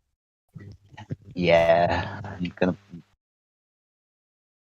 I thought you were going to talk when you said that, Kim. I thought you were going to refer to how I think the major banking system, the big banking system, was kind of picking winners and losers and picking Germany as a loser in a manner of speaking. I thought you were going to refer to that. Well, Judea are the ones that actually, waged war on Germany. It's like a whole newspaper about it. You go try to find Paper article. unfortunately, we're not going to really know. That's going to be kind of lost history about really what happened during World War II, World War One, because all the folks, all those people that were, I think there's only like 150,000 World War II vets left alive. So that whole thing is where the start of the big banking systems and as after World War II, they were trying to get the world back in order. And we're going to lose a lot of that history because it's damn sure not going to be written correctly by the people now. So we're losing those gentlemen so quick. So if you've got a question, especially about things like that, an old World War II vet would be a good source. Yeah, I would think that the newspaper could be propaganda too. So I just withdraw my statements. Yeah, I'd highly recommend David Irving. Yeah, I thought he was extremely well respected until we don't want to talk about what he denied, but you can imagine around that time. But yeah, as far as the treatment of Jews goes, yeah, he talks about that too, and how they were mistreated and all the rest of it. But as he says, it wasn't bad because they were Jews. It was bad because they were innocent. I'd highly recommend you look up David Irving because he had more records on that time, that period, than anybody I've ever listened to. And he's a wonderful speaker as well. So, yeah, he's done lots of books as well about it. So I think they'll stand the test of time as well. Because, of course, all the other historians were just tugging each other around by the tails. They were all just writing what each other were writing. They didn't have the diaries of the officers, the secretaries, and like he did. He had so many. Well, he had his home broken into several times, and a lot of his stuff stolen. So, and wherever they'd put his books, they'd throw stones through the windows. Literally, and then he'd go out of his own way to go, give out of his own pocket and have the windows mended wherever this happened. So he's a great man, and he could have had a hell of a life without all that. He just found some thing that didn't add up, didn't make any sense, and he just went with the evidence, and he got persecuted for it terribly. So he could have had a really easy life. I mean, the easy logic is, well, why didn't he just? Because he was driving a Rolls Royce at the time. He could have had the cushiest life ever, but he decided to do this other thing. And anyway, you insert logic into a lot of this stuff, and it just falls apart. You could say the same thing for Ernst as well. Yeah. So I'm a little happy with DuckDuckGo now because I finally found one subject where, as opposed to censoring it, maybe because people just aren't looking for it enough, for the fill-in, feature where you start typing one word in and it adds another word beyond it because other people are typing this in and putting that in there. So like, oh, other people are searching for this. Are you looking for this? So I just type in the name Prescott Bush, which is George W. Bush's grandfather. He was a senator back during the 1930s and during World War II, and he owned 40% of the war factories here in the United States during World War II. So he made a lot of money off of it. And I thought it was so funny just by putting his name, just the name Prescott Bush, into DuckDuckGo. The only thing that comes up as a filler is Prescott Bush coup 1933. And I'm like, well, all right, there you go. I guess apparently people that are looking into this senator are looking into that, and it's funny. They actually made a movie about this just recently, about this very subject. I'm trying to remember the name of it. It had Christian Bale in it. I can't remember the name of the movie, escapes me, but it actually had to do with two World War I veterans and just an artist, a friend of theirs, female woman friend of theirs, and these three characters they are in this movie, and it basically has to do with them witnessing certain aspects of this attempted coup that happened in the 1930s.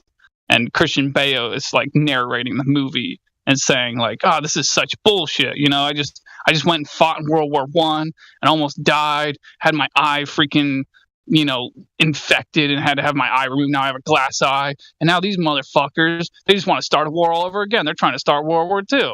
It's basically how the movie kind of goes. You won't believe this. There's a George Prescott Bush who's currently involved in Texas politics, who's working his way up to a presidential run. And this guy is just as batshit as the rest of the Bush family. Apparently, he said that he was in the Navy and he served in Afghanistan. But you can't find any record of this because he used an alias for national security reasons. Yeah, that kind of reminds me. I question whether or not George Bush Sr. was actually shot down in World War II, and because the story actually goes that he was a fighter pilot in World War II, and that he was shot down and survived. I'm not saying I know that's false or whatever. I'm just saying, I have my doubts. You know what I mean? Yeah, it's super fishy because these guys are not very militaristic in their mind. Their demeanor and the way they carry themselves, they're very weaselly and shisty. They're all about government. They're like you see what you see them in the military. Like George Bush was in the Texas Air National Guard, a non-deployable unit, basically a training detachment. There was just basically a Champagne unit, so he would never have to be drafted or actually fight in Vietnam. So here, this guy is doing about the same thing, or these fictitious stories about, they were a fighter pilot and they got shot down, and I mean, it's kind of like they were trying to compete with John McCain, who was actually a prisoner of war. He got shot down and was a prisoner, tortured. Right. You guys know we got some new people in here. Yes. So I've just had a conversation up in VC Check-in 1 with LathX. Yeah, LathX. So obviously I haven't got permission to give him voice verification, but if somebody would do him the kindness of unmuting his microphone, maybe we can have a longer chat with him here. He's here to learn. He was a bit bored today and, he's in the mood for learning. He's had some friends speak about the flat earth and he feels like it's a subject that maybe he'd want to learn more about.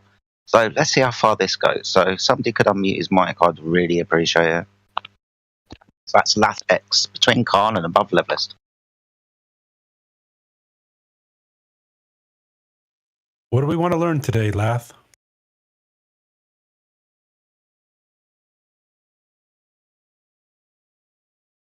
So LathX, you've got control of your microphone, mate. If you want to unmute yourself, that would be awesome. I did jump in for a conversation that was previously happening, mate, so make it worth my while.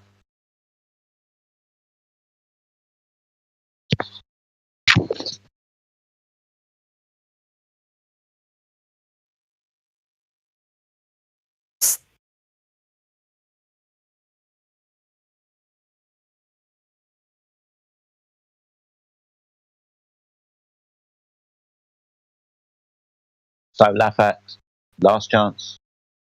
If you don't respond, you'll have to go up to voice checker number 1 and we'll have another conversation with you. Really good conversation as well, mate. I interrupted for you. You said you were here to learn. Lots of people here would love to give you information. I'm sure if you have the right question. We will go back to our regularly scheduled programming, though, LathX, if you're not going to speak.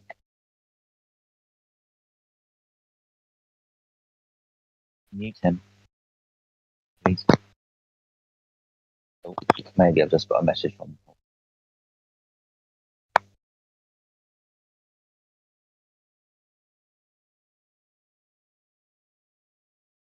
Through the lobby. He's muted apparently, so I don't know why that is.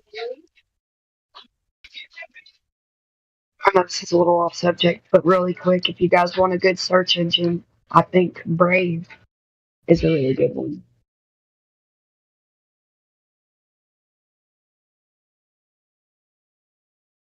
Danny Gold or moderator, unmuted this guy for me, please.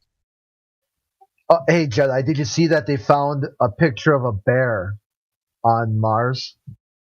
Picture of a bear on Mars. Really? Fucking ridiculous. Yeah, here, I posted in Locker Room, but here I'll post it for live stream too. Fine. So it's been kind of the theme of the day, the Asking Globalists. Do you think there's that NASA spacecraft detected a photo, like a rock formation that looks like a bear? Do you think that's true? Here's a GIF I've been posting with it.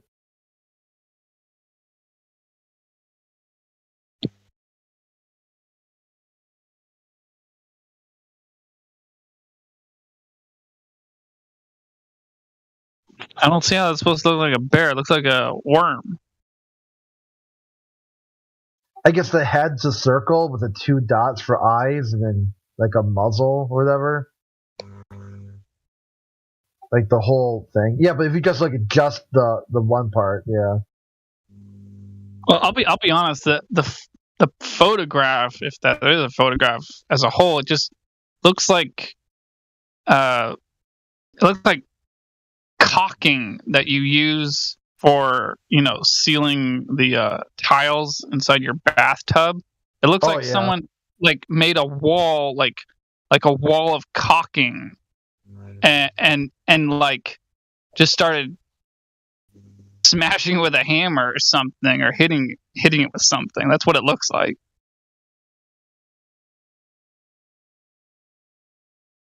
Yeah, that's definitely not a photo of Mars from a spacecraft. Like, get out of here with that shit.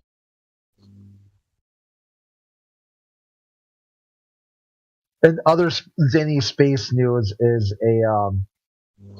an asteroid is going to come about 2,000 miles close to Earth.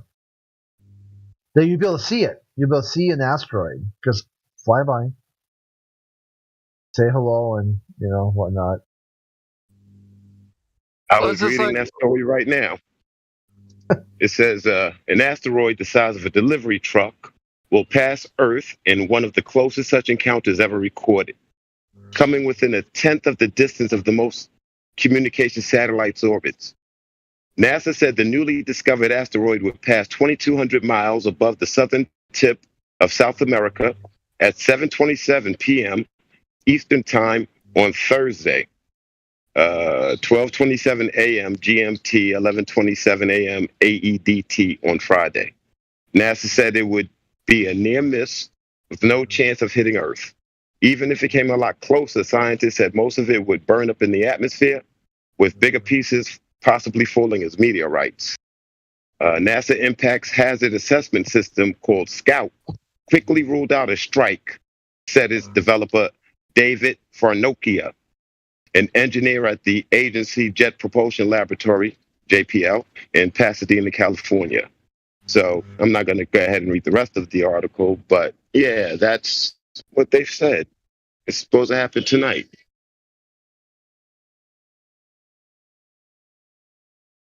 Sorry to interrupt again, guys. So, just very quickly, Lathex, as far as I'm concerned, mate, you've been given voice permission to speak, so you should have control of your microphone. Lath, can I get a response?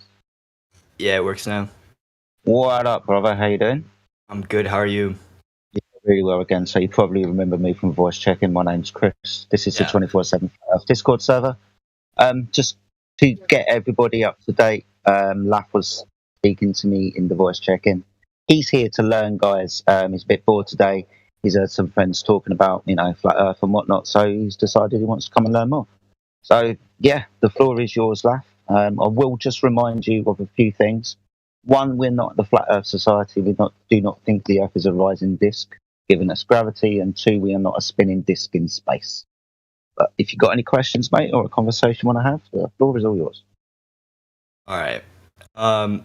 I get that you're not like the Flat Earth Society or whatever, but like I constantly hear like the whole argument. I just want to know the opposition. And one of the big questions I have is like how can circumnavigation like coexist like with a flat Earth compared to like a round Earth, and I was just like, what's the evidence against like a spherical Earth? I guess We got you.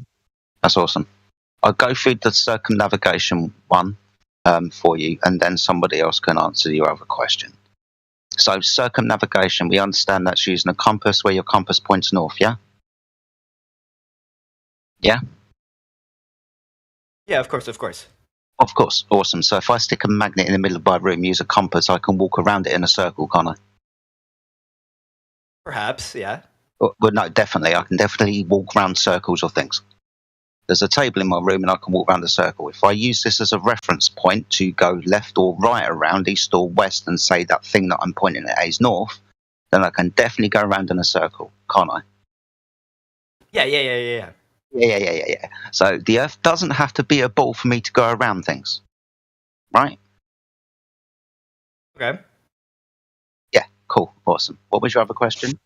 What's the evidence against the Earth being a ball? Oh wait, hold on. Back to the circumnavigation. I think it's worth pointing out to him. He might want to know that to this day, no one, no Glober, no flat earther, no NASA employee or military employee, no one to this day with an aircraft or a ship or anything or a combination of the two, no one has ever even claimed to have circumnavigated the quote unquote globe north to south, meaning taking an airplane for instance, and flying over the North Pole, flying southwards until you fly over the South Pole, and then flying northwards until you get back up to the North Pole. No one has ever even claimed to have done that. Just to put this into perspective. Oh, okay, that makes sense. What in the world? What was that? Like, remix. Was that just for me? What? The change of some kind of voice changer or something's happened. It sounds really cool. I want to get one, but you might want to change that if you want to have a conversation. Your microphone's screwing. Oh yeah, hold on. I didn't mean it. Did I get fix it? Yay! Yeah. Bad PC. I'm sorry, I didn't mean that. No, I actually didn't even think about that. Okay, I have another question though. Can I ask it? Yeah. Okay, so like, I don't even know how to put this into words. Like, how do you guys see the Earth? Since you said it's not like a disc or whatever, like, how do you guys see it then? Like, how can you travel around it and like not fall off, or like, how do you guys actually see the Earth then? Have you been outside? You been out your front door? Yeah, no, I get that, but what I'm saying is, Are you falling down anywhere? Are you falling off anything? no. It's an honest question. Yeah, I'm asking you an honest question as well. Can you fall off a lake? You ever fallen off of a lake? You ever fallen off the edge of a lake? I mean, you could if on a waterfall, like sure, yeah, I have. I've done cliff diving. Waterfalls are lakes now? Well, it goes into a lake. You can. I mean, Best technically answer it I've can ever- be. Yeah, What about like Niagara Falls? Like, you know. So how do we see the Earth? Yeah, exactly. Like, how do you see the Earth? Because you said you don't think it's a disc. So how do you see it? If you don't think it's a sphere, then what is it then? Okay, so Oh wait, so he's asking a shape question. well, kind of, yeah. So how do we conceptualize the Earth? Yeah, we're exactly. very limited. We're very limited in that. But what we can tell you is the waters of the Earth measure level, though we don't know how far the Earth extends. Right? What is at the quote unquote limitation of reality? Right? We couldn't answer that question for you, but we can demonstrate to you and prove to you that the Earth is indeed level. It's not a sphere. What's up in the sky?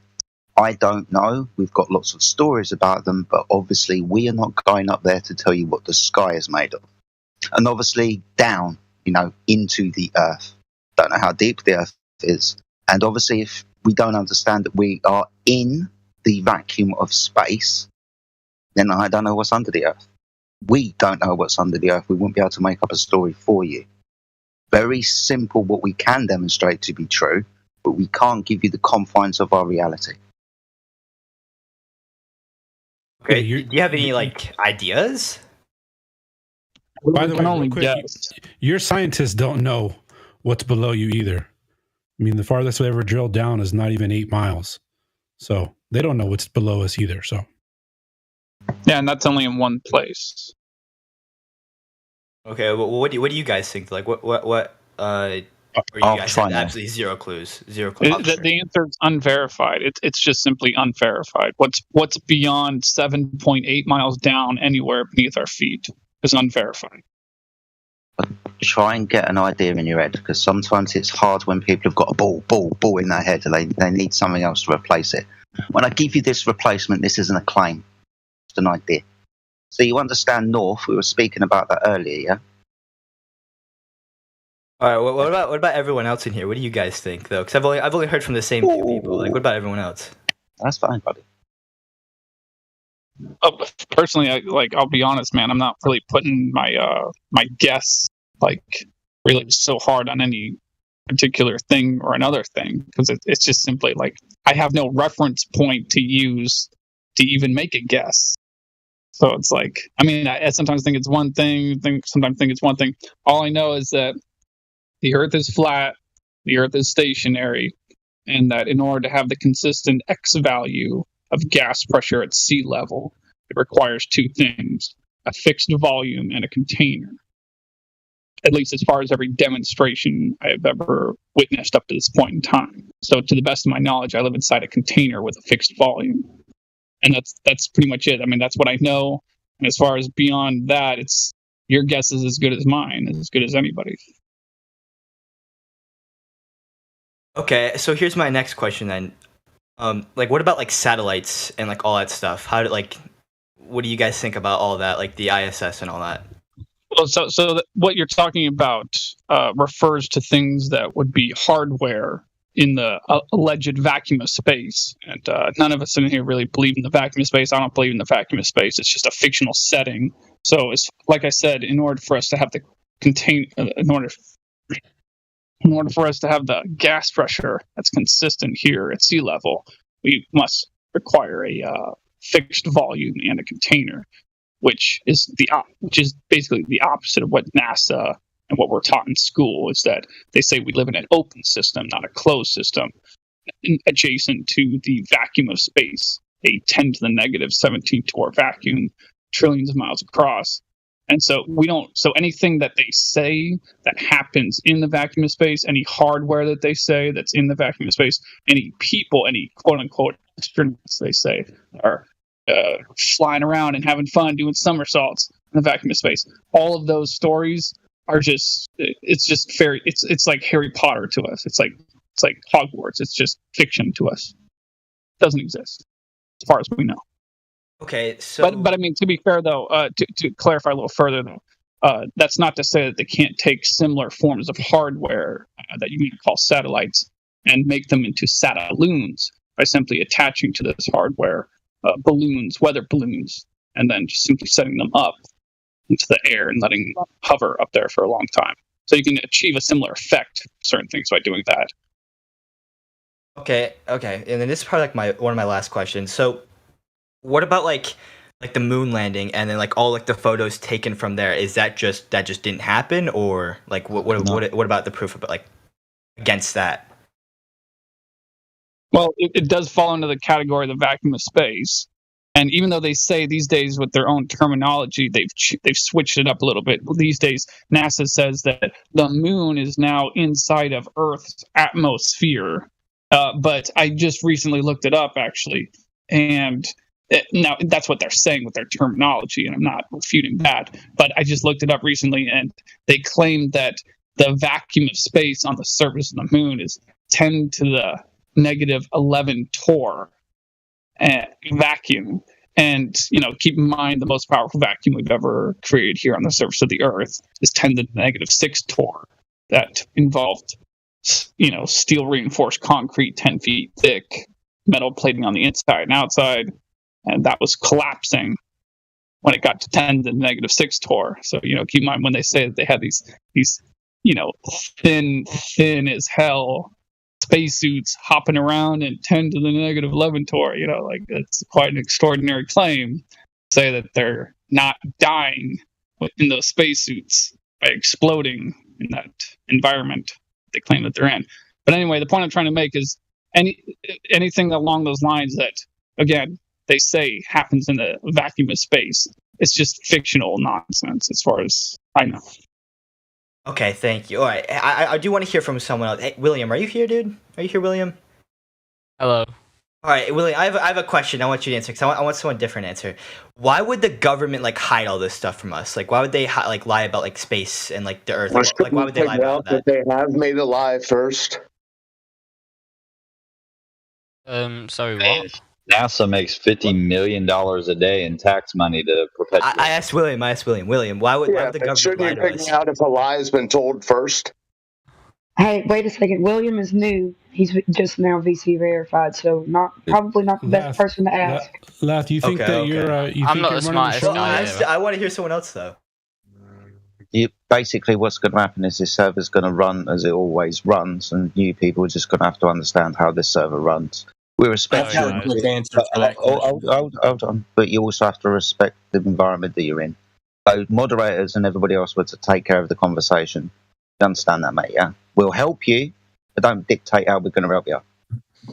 I get that, but why can't William speak though? Like, is he not VC verified as well? You're not here, Kim.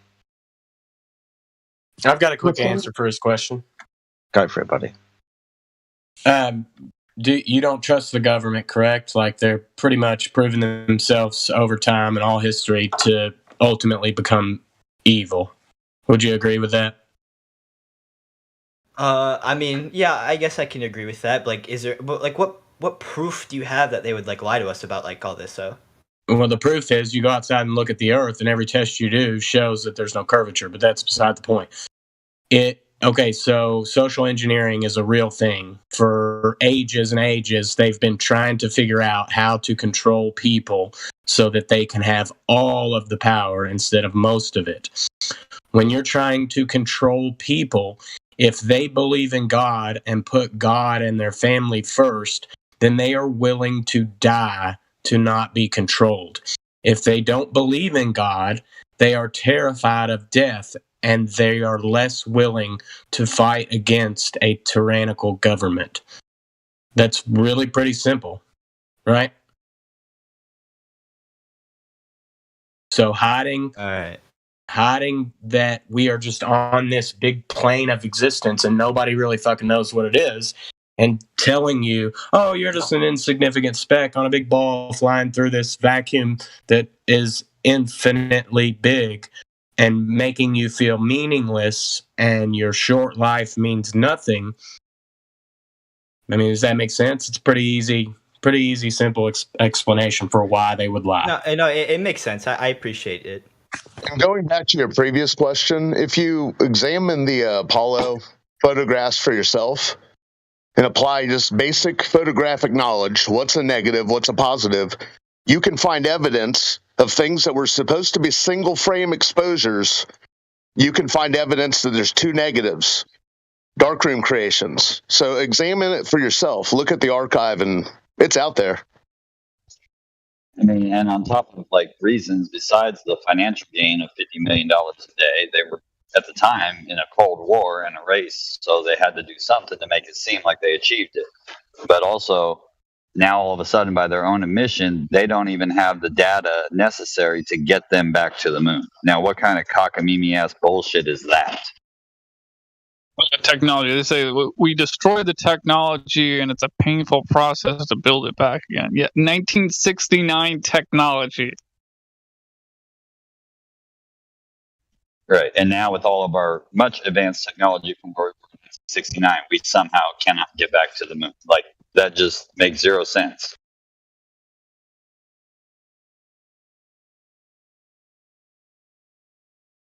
Lath, how much longer you want to run this little troll you got going on, bro?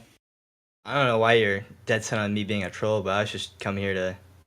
But you're here to learn. But... Hey, you're here to learn, right? Yeah. Then why would you ask somebody questions that doesn't even have a flat earther role? Your boy exactly over here.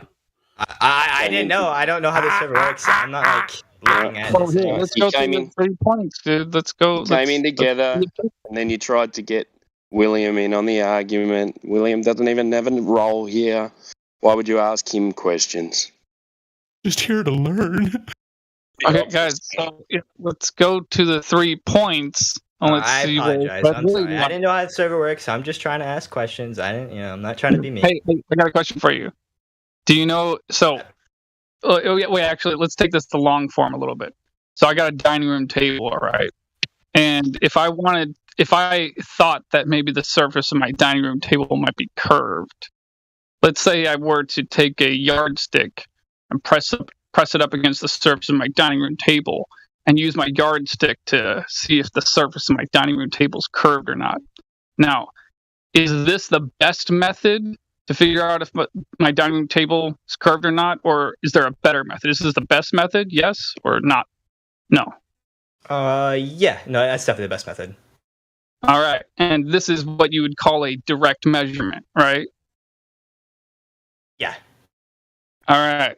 So now that we understand what a direct measurement of something is, do you know of any time in the past of when anyone has directly measured the surface of the Earth and detected curvature, and the method of how they did that?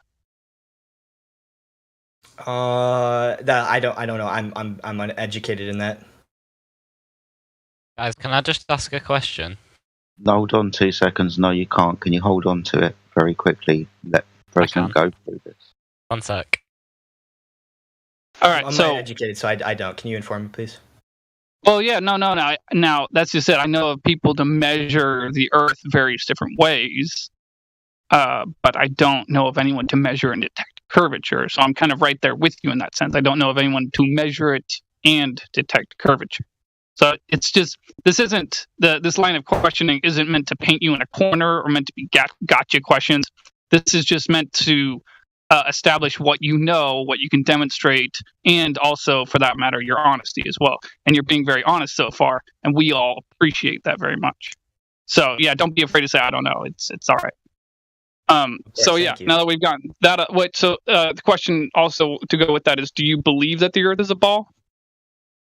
I don't believe either side. That's why I'm here trying to figuring out like which side is correct. Because like growing up, you're always taught like that it's round, but like there's so many people that believe otherwise. So I just want to know like the other side of the argument.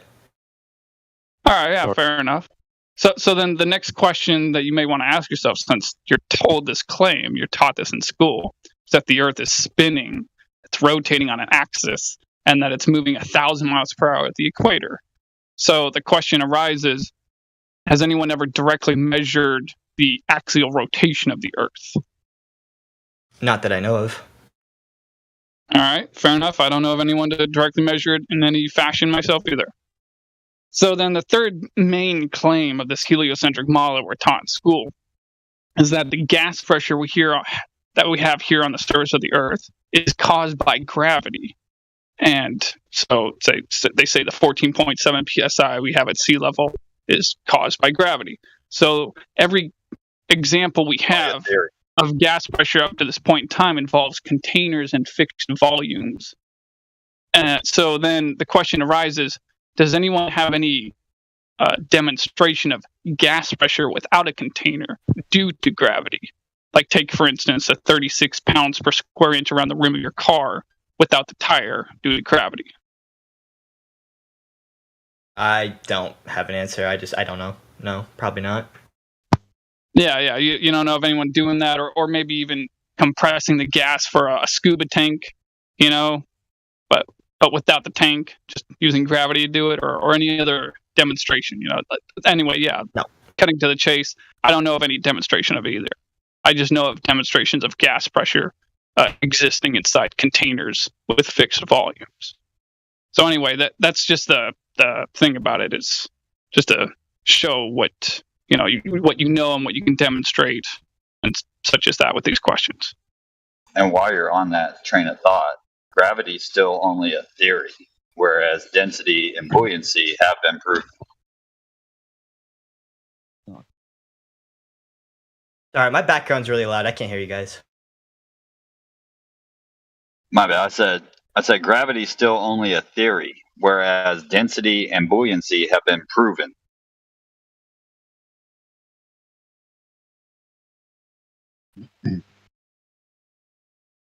Lath, do you understand why President asked you those 3 questions? No, sorry, my background was really, really loud. I couldn't hear you for a second. I'm sorry. What'd you say? Do you understand why President asked you those 3 questions? Kind of. It's starting to make sense a bit more. Okay. So when we are presented of the claims of the Earth, President, named them 1, 2, 3. What we found out from you, we find this out from everyone, is what you think is true is just a belief. It's not first-hand knowledge, right? You don't know, for example, how the radius or the curvature of the Earth was measured or when it was done. It's just a belief that maybe someone has done this somewhere. You don't know or understand maybe if someone has measured the spin of the Earth. Just, someone might have done it at some point. And the idea that you can have gas pressure without a container. Now, ultimately, we skip over this point because of pictures from space. But it's not first-hand knowledge, stuff that we ourselves can demonstrate to be true. So what he's pointing out is you, like everybody else, mate, have got a belief that the Earth is a spinning ball in space. It's not first-hand knowledge. You understand that point, right?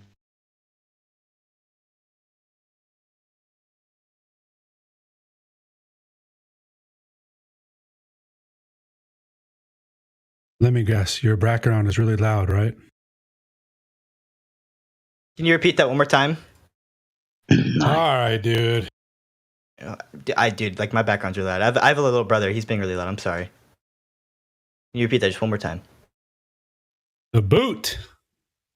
Okay. If you were serious, you'd tell your brother to shut the fuck up. If you seriously, I can't exactly just do that. I'll afford him the kindness of doing it again. That's okay with you guys. Can you hear me now? Yeah, your brother good? Yeah, I can hear you. I can hear you. Good. So you understand why you will run through those 3 questions. Yes. What you demonstrated is, like all of us, we don't know if, how, when these things took place. The measurement, physical proof the Earth was a ball. The measurement, physical proof the Earth was spinning. And the demonstration you can stop gas from fucking off without physically containing it. Right? Those physical proofs and demonstrations are not known to us. We just hope or think they're happening or have happened. So what he's elucidating is, you've got a belief, like many people have a belief, that the Earth is a spinning ball in space. It's not first-hand knowledge. It's not demonstratable to you. You can't falsify it for yourself, can you? No, you can't. No, I simply don't have the resources to do that. But this is, again, point. If you had the resources, this goes back to, has someone had the resources to do this? And if they had the resources, what did they do? So this goes back to, there's a story out there that we don't know, that apparently someone, somehow, who had the resources did this. So who was that guy and what resources do they have and how did they achieve this? You understand that you just kind of pushed it back a little bit there. Yeah, of course. Yeah. So this is what we mean by belief. We just hope someone has proved this. We don't know how. We just trusted it as, mate. You understand, yeah? Yeah, it makes sense now. I think a great way to demonstrate this to him. Have you ever seen a horse with your own eyes? Yes or no? Yeah, of course. All right, so if I showed you a picture of a horse, would you have a reference point to use to tell me whether or not that's a realistic picture of a horse or not? Yes or no? Yeah. All right, so would I. So have you ever been to the vacuum of space? Yes or no? No. All right, so if I showed you a picture from the vacuum of space, would you have a reference point to use to tell me whether or not that's a realistic picture or not? No, of course, but at the same time, I mean, I don't really think anyone in here also doesn't have the resources to do that. I mean, I don't think anyone's just got like something to go up into space with lying around. It's not exactly. Oh yeah, but keep in mind, keep in mind. I gotta. Well, I don't mean to interrupt you, but just keep in mind. You said resources, and that's it's an interesting word, but it's not resources that you got to be concerned with. It's reference point. It's that word. So it's not, like we may or may not have the resources to do this or that, and you may have a point with that, but it's whether or not we have the reference point or not. That's what's important. Because if you don't have the reference point, then it's just mere blind belief that those pictures are real. Okay, I get that, and that's a good point. However, though, what if I just, I mean, for example, with your horse, what if I just grew up never seeing a horse before, and I just had to blindly believe that picture was a horse? Well, Is that then different? that would be this. Well, then in that scenario, that would just simply be an unfortunate series of events that you grew up never seeing or touching a horse. Yeah, if you're in the same boat, you wouldn't be able to get in on the horse conversation. Yeah. Yeah. If I showed you a picture of a horse and I drew a single horn on the head of it and said, "Hey, this is a picture of a horse," then you might grow up well into adulthood thinking that a unicorn is a horse. Like the joke's on you. Then that'd be your own personal NASA. Of course. So, okay, where next? Basically, I would assume, get to a point when, right, you guys are saying the Earth's flat. I understand that I've got a belief that the Earth is a ball, but where's the proof for either? Would that be your next question? No, actually, it wouldn't. Awesome. No. So, what is your next question then? I'm sorry to butt in, but can I ask a question, please? Yeah, I'll tell you what. We've afforded you. Yeah, go on, buddy. Ask your question. It's a bit off topic, right, from what yous are talking about, but one thing I don't understand about, like, flat Earth and stuff, how you can go around, like, you can go from, like, England to Australia and then not fall off. Do you get what I mean? What am I hearing? It sounds like a stupid question, but I'm bad at explaining it. Are you trying to say that, is there a point on the Earth where I can fall off? No, like, if it's flat, yeah, how can you go, like, around like, yeah. Yeah. Somebody asked this question earlier, so you know how we navigate going around? We use a compass, right? North, east, south, west. Our compass points at north, yeah? So that's a central point. So I've got a table, there's a magnet on it, and the compass that I've got is pointing towards the magnet on the table. I can walk around my table, can't I? Yeah, sure. Cool. So if you've got a central reference point, this being north in this cardinal direction system, means east to west, we can just go around that point in a circle. Yeah? Yeah, but if you stand on the table and you can, like, walk off the table, and you can't Yeah. do that with the world, do you know what I mean? Well, sorry, how mate. do you mean? Go on. How do you fly around a ball as well? So you're asking a question, how do we fly in a flat plane? Isn't it weirder that you think we fly around a ball? No, but So if you've got makes sense. Oh, it makes sense. Okay, so if you have one direction, right? So you're saying London to Australia. So if you point from London and you follow the beacons along the way, you're flying from point A to B, aren't you? Sure. Yeah. So that's how you get from point A to point B. You point in a direction, you fly that way, and you end up there. Is that hard to understand? Yeah, but I don't understand what you just said. You just told me that you can fly, so... From A to Z. He doesn't understand what I said. Yeah, literally, all you said was you can fly from point A to point B. I don't get what that means. You don't understand what point A to point B means? I understand that, but what does that have to do with anything?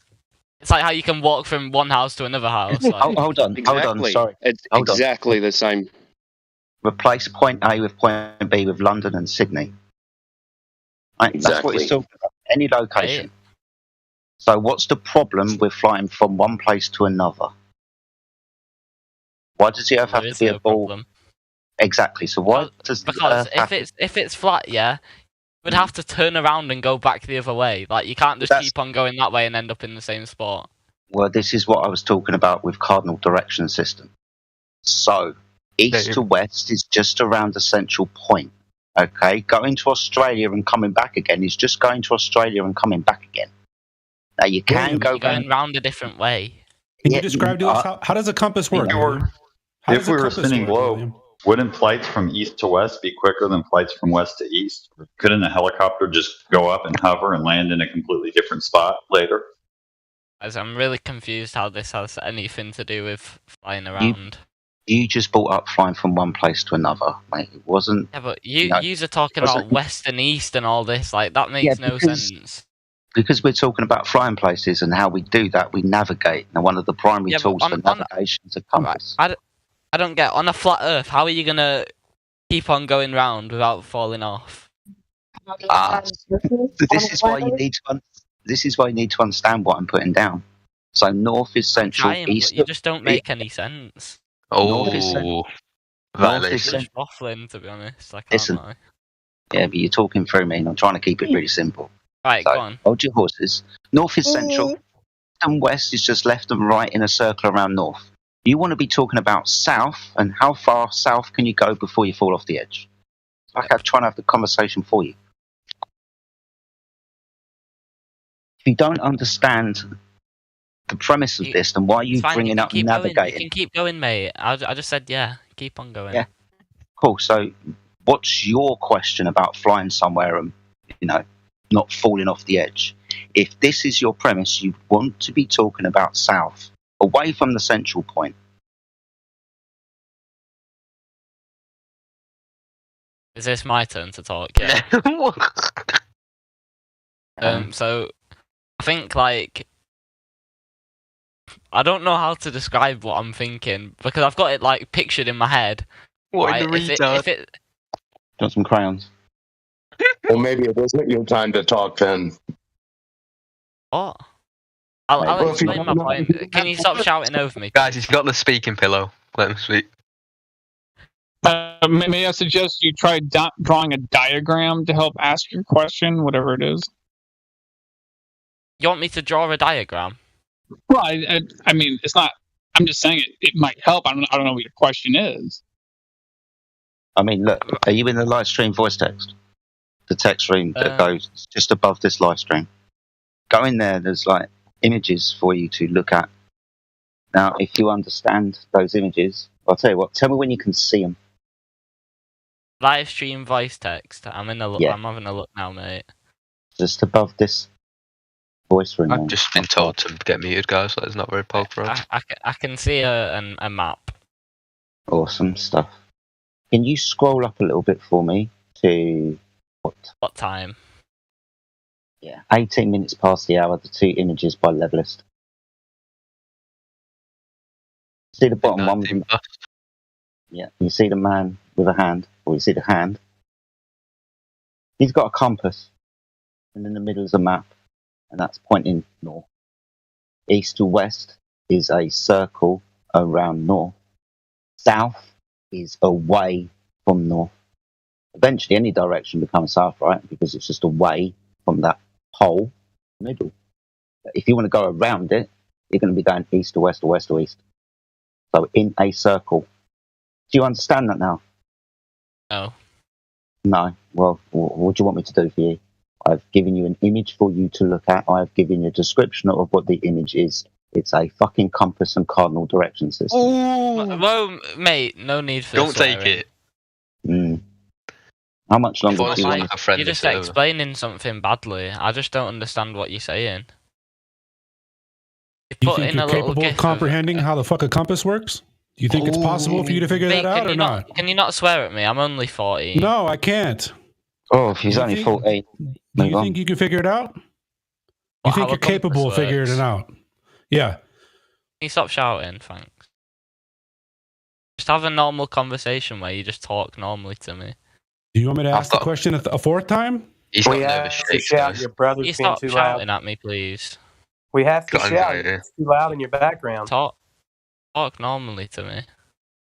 I'll tell you what, why don't you ask your next question? I've not This really isn't- got a next question, to be honest, guys. Right, okay, so I'm still waiting for my answer to my other question. You've not explained it good enough. I'll tell you what, Just why don't- don't you you've then just said you're restate? Why don't you then just restate your question? Okay, guys. Right, I don't think that the Earth is like a perfect sphere. I think it's circular, but like That's not a question. You'll get violated, bro. it's a not a question. thesis statement, guys. It's a thesis statement. Okay, why don't you say what you fucking mean? So, if you want to restate your question, and if so, maybe do it better than you did in the first place, or do you want to bring up another point Can you like restate your answer in like a more like a I'm not lot going of to a go better through way? that for the fourth time. No. Somebody else wants to afford you the opportunity to learn this again. That's fine, but I won't. Sorry, And if you guys. want to make a new point, you can move on.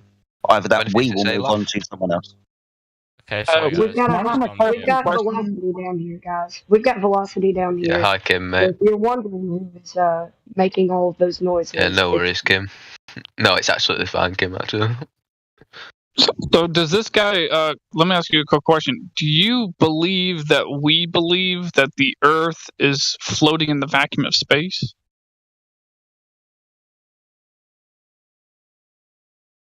You talking to me? Yeah, you. Hi. Do you believe that we? Sorry. Do you believe that we believe that the Earth is floating in the vacuum of space? No, because I've heard you all saying that this vacuum doesn't exist and all this. All right, yeah. So, just so you know, like, as far as we know, gas pressure is consistent, requires containment. So there wouldn't be any edge to fall off of into the vacuum of space. It would simply be an end with the walls of a container extending up in front of you and up above you and behind your head. We don't now. I'm not going to make any claims as far as the dimensions of this container, the shape of it, or what it's made out of. All I know is that it requires containment in order to have gas pressure. That's all I know. So there's no reason for me to assume that there's any edge for me to fall off of into the vacuum of space or anything like that. And as far as the shape of the Earth as a whole goes, that's anyone's guess, because I only know that the surface is flat, and flat is just a description, not a shape. So like if you look in the live stream voice text, like texting bit, that simp code how he put that this is not flat Earth. If that's not what you think it looks like, then like what? You give me like a sort of shape that you think it looks like. Well, I just told you it's simply unverified. Chewed up piece of bubble gum. Can't give you a story about something that we haven't got proof of, mate. I'm sorry. Yeah, Sorry for asking basically, the question.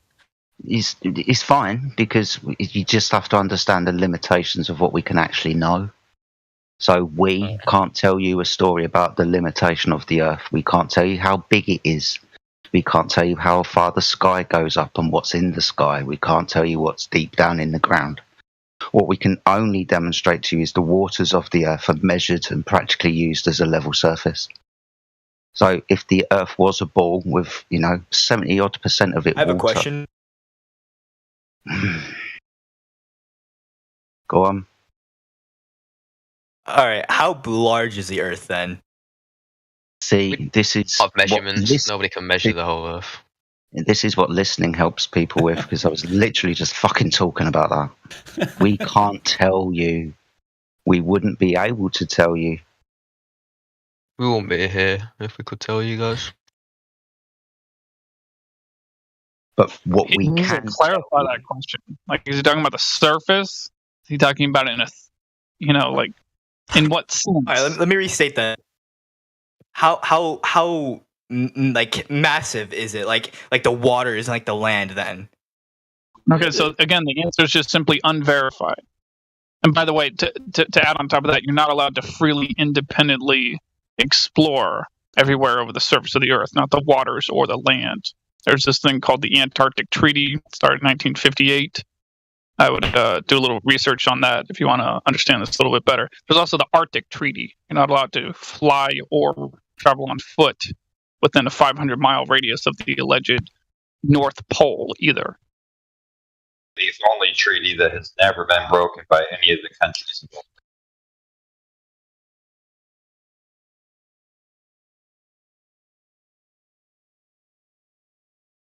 I would suggest that maybe the Earth is bigger than what you believe the Earth is. Have you ever tried to wrap a piece of paper around a ball? You're going to have more paper.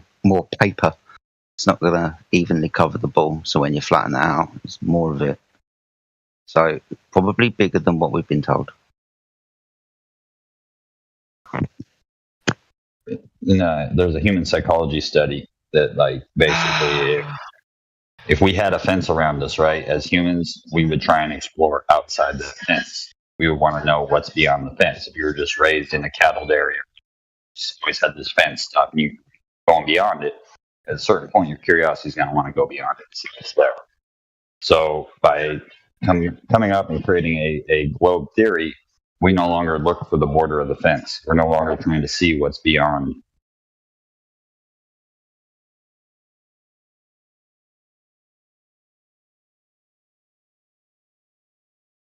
All right, so theoretically, then, could the Earth be like? I don't want to say like infinite, but like, could it be like extremely big? Then, like, could it be close to infinite since no one can measure it? Absolutely. I mean, Like close to infinite. That almost sounds like a joke, right? Close to infinite. What is that? Yeah, that's not infinite. Is there an end to our reality? Could it extend to just the imaginational point before what infinity is? Yeah, it could be that big. It can be as big as you imagine it to be. The infinite idea invokes stuff that possibly couldn't happen. Okay, well, if it's that big, then like, how can the sun rotate? And like, does that also mean that there's like infinite resources then? Like, and like all that stuff? Two slightly different things. Infinite resources, yeah, not infinite, but lots more of. And the sun, what did you say about the sun? Yeah, if it's infinite, how is the sun like going around? Maybe it's not going around all of it. Or it's just going around us. Back to the word infinite for a moment. So it's That's only a just our sun. theoretical. It's only a concept in our heads. It's not something that's been demonstrated. So if you could take, for instance, if you or anyone else could show me in physical, objective reality an infinite number of apples, an infinite number of apple trees, or an infinite number of buckets of dirt, or something like that, then I would have a reason to assume that something else in the world could be physically infinite, like the Earth or something else. But since no one can physically demonstrate infinity, there's no logical reason that anything is physically infinite, the Earth, resources, or anything. But like Jedi was just saying, it does.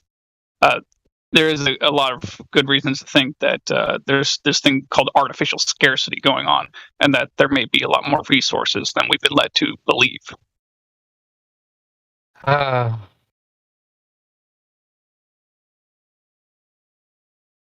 Okay, yeah, that all makes sense. Thanks for answering that. Okay, I have another question then. How does like global warming play into that? Like, and just kind of, it's a really big topic in the news right now. Like, how does that kind of all fit in then? It's a TV show. Whether anybody's got an opinion about global warming or not, it's just what is happening within the atmosphere within our contained system. If it was to be true, then what would you want us to say about it? It's just happening. If it's not happening, then there's nothing to talk about. But within the Earth's dynamic, it's you see what we see. The clouds and the weather systems work as the clouds and weather systems do.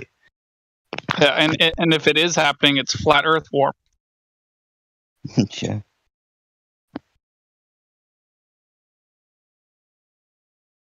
We get it's hard. The Earth's a ball, so eventually you're just going to come back. Right, like my friend was pointing out earlier, it's kind of a good way to make people not explore anymore because you're just going to come back to where you started. So no one's looking anyway. But when you do go away from north and come to this place called south, Antarctica, so they say, then there's not a lot of free exploration down there. Same within the north, right? We're not allowed to freely traverse these areas. But ultimately, if you want to come up with what the Earth is or what it looks like, can't really tell you, but the bit that we're on, the waters of it, that's level. There seems to be a level to our reality, and when we look up, the things that are above us, and the ground's below us. How far the ground extends outwards, don't know. But it has to be finite because gas pressure needs containment. Go on, tell him, Kimbo.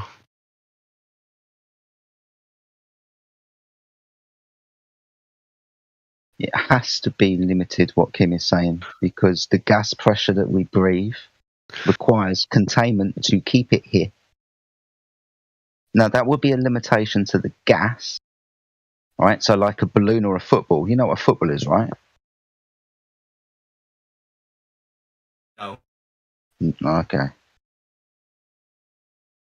I mean, I can't talk to people who don't know what football is. Oh, yeah, are you talking about like the soccer ball? Yeah. Okay. Sorry, I got confused with American football.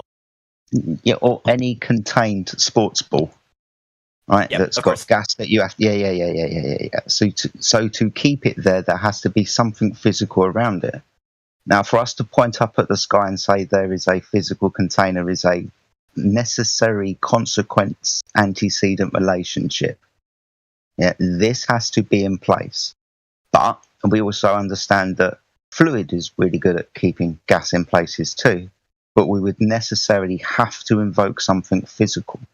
The sky, the story of the Earth being a ball in the vacuum of space with an uncontained open gas pressure system, we understand can't exist.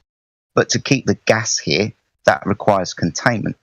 The invocation of eternity kind of, we've got problems with this. But ultimately, just because there's something keeping the gas here doesn't mean that what is keeping the gas here doesn't also keep expanding, right? Don't know. We can come up with ideas, but down logical roads, these ideas appear from. So somewhere to keep the gas here, logically, containment, the sky would have to touch the ground.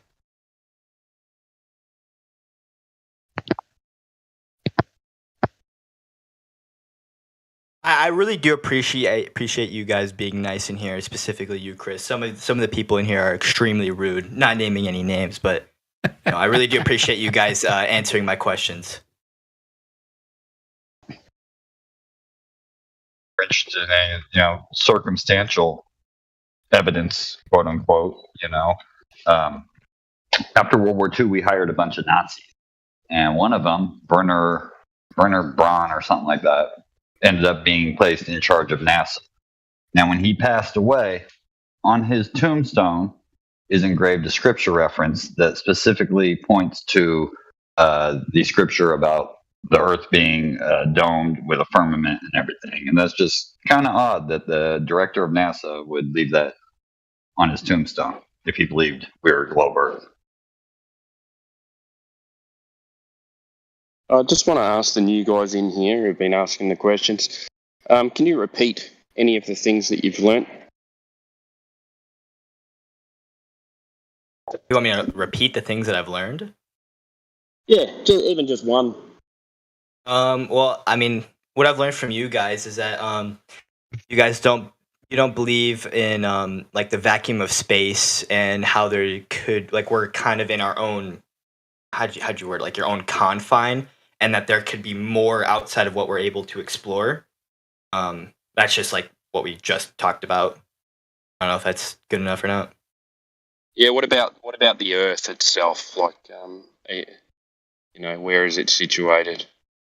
Do you understand that we're not in space? I must have misheard when you guys said where it's situated. But what I did learn about the Earth is that you guys don't really know what the shape of it is, because no one can really say, and no one really knows anything really and about like how big it is exactly. And the flat disk in space is a myth, correct? Yeah. I see a bunch of people posting that picture in the chats. Yeah. So have you got a bit more of a grasp now on where we stand, and when people say, "Oh, this is what flat earthers believe," You guys that's are not extremely true. helpful. I appreciate it. Thank you. Just look into things yourself. Like, I don't care whether you believe in a globe or not. It doesn't make my day any different. But critically have a look at what they're telling you and where the information comes from and whether it's been proved or not. And then, and then keep on looking and keep on looking and until you find out what you're looking for. It's the information's there. So if there's been no verifiable evidence, then you got to question what they're telling you. Anyone from flat Earth, from globe Earth, from any scientific, anyone who claims to be a scientist. So just look into it yourself, come to your own conclusions. Yeah, and remember the whole outer space story is intertwined with the 3959 ball. Very true. Is William still here? Yeah, so all the measurements, the planets, the size of planets, the distance to the moon, the size of the moon, everything comes from the Earth's radius measurement. So if that measurement is not correct, then the whole of the heliocentric model gets thrown out. Or they have to start all over again and give us different measurements of sizes of things. Do you know how they got the size of the sun or the distance of the sun? Any of that? With a satellite. I had to take a guess. Liam trying to get naked. You guys are fucking weirdos, man. People. Timbo, I think that you can Yeah, help mate. answer a question because your friend Chris here wasn't very helpful, to be honest.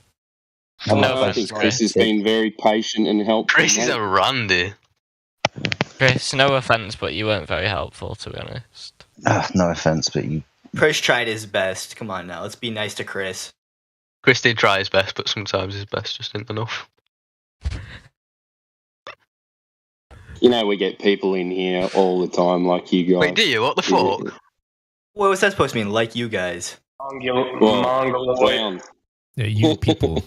What, Mongoloid? People.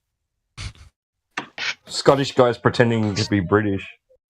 Scottish guys. Yeah, William and Velocity, you guys should be respectful. Chris has been nothing but nice to you. To be honest, Chris was swearing at me earlier.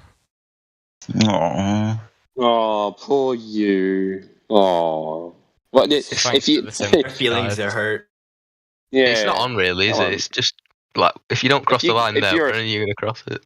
What's crossing the line? So if you're offended by a swear word, then what are you doing on the internet with people that might swear at you? Are you going to get offended with people that you don't even? I'm actually not. I'm not. Just people that you don't even know are going to offend you. That's the dumbest shit I've ever heard in my life. Timbo, I was just talking normally with him, and he had to start swearing at me and calling me fucking stupid, which I did not. Yeah, because your He's only answers 14, guys. It doesn't matter. Your answers were stupid. Ooh. Now, personally. Yeah, well, there's no Does he wear a reason helmet to- and cotton line his clothing? I teed up, mate. So he explained something to you 4 times. You didn't understand what he was saying. Because and then what you he was asked the saying question made of- no sense. What he was saying It made made no exactly sense. All he did was he sent a to be, gif. guys. He sent a gif of a compass moving around on a map. What does that have to do Point with A to B. anything? And then he just went, "You can fly from point A to B." Like that makes no sense. Yeah, I said that. So it makes 100% sense. Yeah. Hey, Point like yourself in a saying- direction. It's Let me like ask you a saying get to to the walk around the supermarket. Earth, so it must be a circle. Do you know how to get to the supermarket? You point yourself in that direction, you go, don't you? I don't actually like. Do you think myself, so? I Do you actually think when you were talking about London to Australia, do you actually think that they fly to Australia I never said and that. then That's actually keep Chris. That was and actually then Chris. keep? Can you shut the fuck up while I'm talking? Ooh. Now that's a step too far. So then you think that when they land in Australia, they continue south and end up back in London north? Is that what you think? Yeah, well, that's exactly how it goes. You can fly around the Earth. Oh my god, I'm done. Hey, I got a question. You did, guys. Oh, hold on. Let's go. What reason do I have to doubt the Earth? Let's just go this direction because it's why he'd believe it to begin with. So, what reason do I have to doubt that the Earth is flat? Whichever one of you is more eager to answer. Why would you blindly Repeat believe the something you're question. told? What reason do I have to doubt that the Earth is flat? Well, I mean, most scientists in the world just think that it's a globe. We're just meant to believe them, are we? What the hell? All right. Well, so let's analyze this. Let's analyze your answer. You're saying most scientists in the world believe that the Earth is a globe. So this Yeah, falls there's probably under like 0.1% that think it's flat. Yeah. So let's Even after they've analyze. done their own research and everything, you know. Research. All right. So yeah, let's very carefully, you and I, let's very carefully and slowly think about the answer you just gave to my question. So this falls under the category of a formal logical fallacy. This is an appeal to authority. Yeah. Logical fallacy. This means that the answer you're giving me is, well, these figures of authority, they believe that the Earth is a globe. Thus, I think it's a good idea for me to believe that the Earth is a globe, and I think the Earth is a globe because they believe that the Earth is a globe, and they are people of authority. So this is actually, I don't think it's a globe. So I know, Yeah. but let me ask you. Let me ask you. Do you understand what I'm saying when I say that what you just said is an appeal to of course. authority? Yeah, of course. These Alright, guys so- in Echo's figured out how cells divide, therefore Earth globe. Tell the world, T-Dub. Tell the world. All right, so then I'll ask the question again, and let's see if you can give me an answer that does not involve any logical fallacies. What reason do I have to doubt that the Earth is flat? Guys, I don't know if you guys can hear that. There's some sound effects going on. It's kind of disgusting. Honestly, I think that might be T-Dub. I think I hear it. It's coming from his mic. Wait, Orion, are you the president? I thought the election was in 2024. Check it out. They saw it out, and look how quick they took it. Let's just get right off of that conversation and start talking about something I totally was just saying, pointless. I'm straight. Yeah, back no, on it, just don't shut you up worry. though. Like, just get right back. Just get right back. Get right back on it. Well, I think you guys as the moderators need to take out. Okay, yeah, William can shut up. Who wants to talk about the Earth? Can you hear me, buddy? So then the question arises again, since we just threw your previous one out the window, since it was a logical fallacy, an appeal to authority fallacy. So then the question arises again: what reason do I have to doubt that the Earth is flat? Focus. Hi guys, I'm back off Focus. mute. Can you repeat the focus. question? 'Cause I was actually focusing on typing. It was the same question that I asked before. I just would want you to answer it, if you can, without any fallacies. What reason do I have to doubt that the Earth is flat? Probably a lot of research going against it. Well, that's very broad. So can you bring it down to anything specific? What do you think about satellites and how they take pictures of the Earth? Do you think that they're all lying to you, or? Well, I have no reference point to use to tell whether or not they're telling the truth or not. So I'm assuming that they're not telling the truth. So even if it's from someone that's not a scientist, so do you know like the artist, like music artist, it's called Bob? Like he sings that song called Airplanes. But I know deflection. Wait, what did you say? So basically, there's a music artist that he crowd like fundraised enough money to send a satellite into space. I know Well, you guys don't believe in space, so there's no point in me saying anything here. But So let's just make sure you understand what I mean by reference points. Have you ever I know seen? what you understand by a reference point. I've heard you explain it a bunch of times. Well, yeah, but I mean, what about so you have, well, then you'll understand that somebody saying, "Oh, I had a bunch of money and I sent a satellite to the vacuum of space." Them just saying that's just hearsay in a court of law. Yeah. Like it's just a story. It's not definite anything. Yes, but what about the photos that they've brought back from it? And I thought you said you understood my reference point. Wait, hold on. Wait. Clearly, you just demonstrated you don't understand what I mean by that. So let's take this through slowly. Have you ever seen a horse with your own eyes? Yes or no? I've seen a donkey, if that helps. All right, so you've seen a donkey. All right, fine. You've seen a donkey with your own eyes. So if I showed you a picture of a donkey, would you have a reference point to use to tell me whether or not that's a realistic picture of a donkey or not? Yes or no? Well, it depends on the colour of like the fur and stuff, but I'd have a pretty decent. The answer is yes, right? You said you've seen a donkey, right, with your own eyes. Donkey cock. Come on, man. Are you going to participate or what? I said yes. Hello. I said yes. Okay. All right. So you have a reference point for a picture of a donkey, figuring out if that's real or not. You have a reference point for that. Have you ever been to the vacuum of space before? Yes or no? I don't think so. No. All right. So if I showed you a picture from the vacuum of space, would you have a reference point to use to tell me whether or not that's a realistic picture or not? Yes or no? Well, see, I've seen multiple pictures of space from a satellite, so I'd have quite a lot of reference points. No. I'm saying a reference point to use to tell whether or not any of these pictures are real or not. Have you ever been to the vacuum of space? You haven't, No, right? I've not been to the vacuum. Okay, so you wouldn't have. So in other words, you wouldn't have any reference point. You have no reference point on whether or not you have no reference point to use to tell whether or not these pictures from the vacuum of space are real or not. You have no reference point. That's also like the same thing as saying, have you ever been to like Monaco or somewhere like that? Yeah. But what do you mean? Is that city? Not an extraordinary claim. You could say that It's place not doesn't even unlikely that exist. things like that exist. Woo, dude. It's not unlikely that things like that exist, right? We go to places, we see things, buildings, towns, cities, right? It's not unlikely that those things exist. You have a reference point. You can say, well, that looks real because I've seen something like that before. Listen to what Orion is saying. I can pretty much think that, yeah, that's probably real because I've seen something like that before, like the horse, okay? That's why he used that analogy. Now think He about donkey. He used the donkey. I just thought that, you know. You've seen the donkey. Yeah, I've seen the donkey. He's seen the NAS. He's seen the NAS. Oh.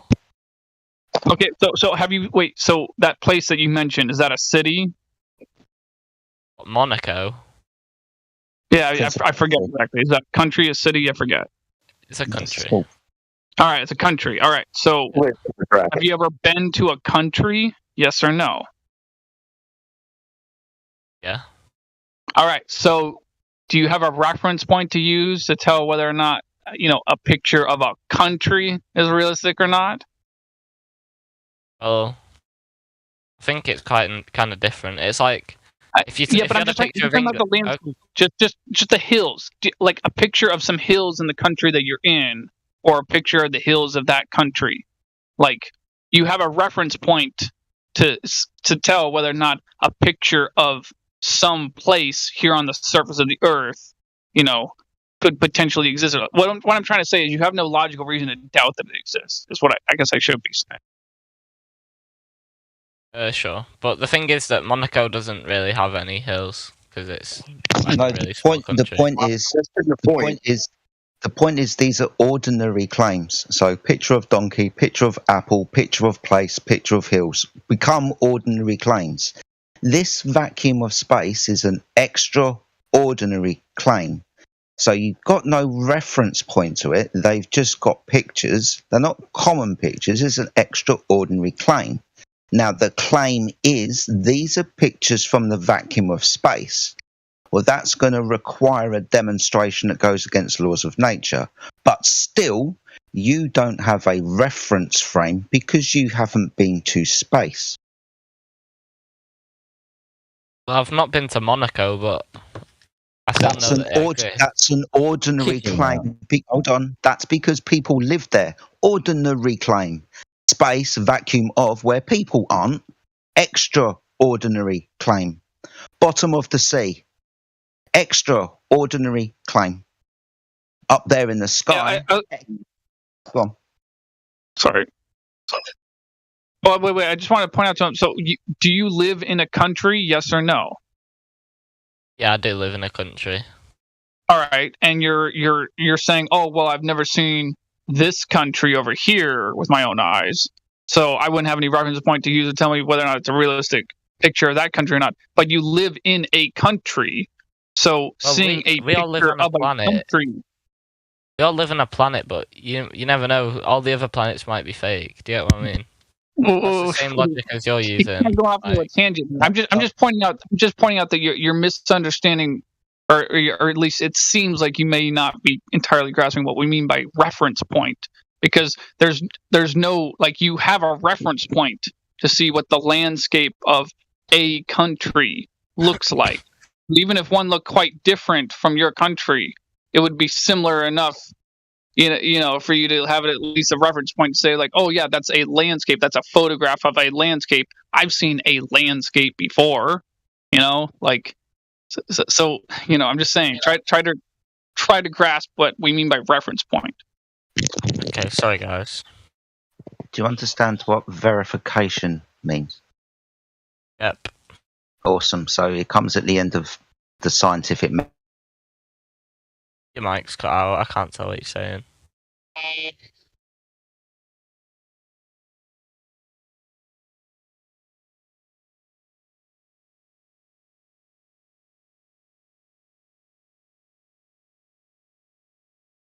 Hello? Dude, you're just trolling at this point. What? Someone else stop talking. Hello? Yeah, so I guess I'll just ask again. What reason do I have to doubt that the Earth is flat, if you can think of any? Wait, I think Chris was talking and then he just cut off. I was kind of listening to him.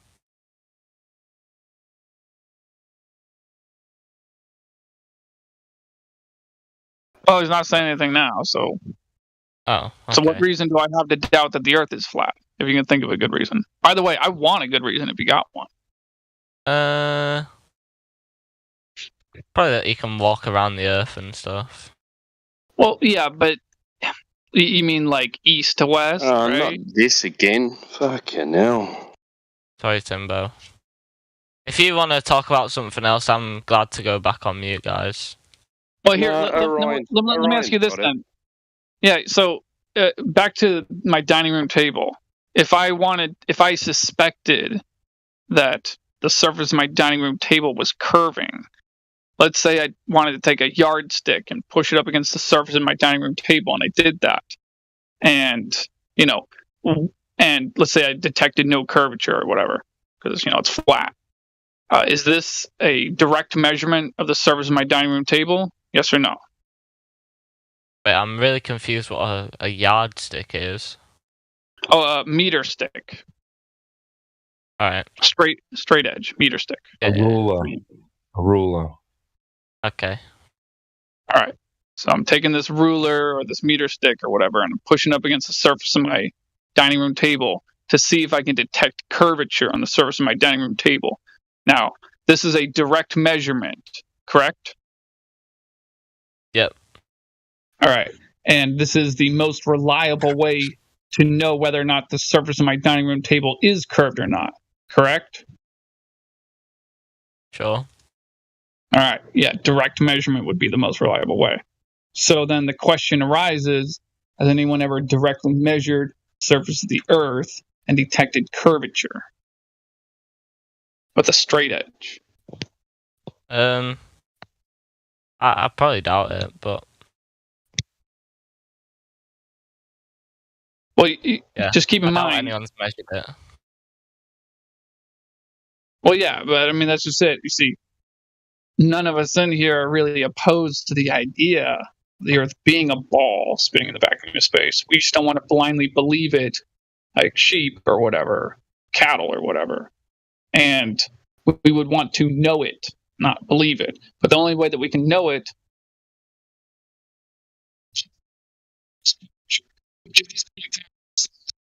redundant Your mic thing. has gone really bad.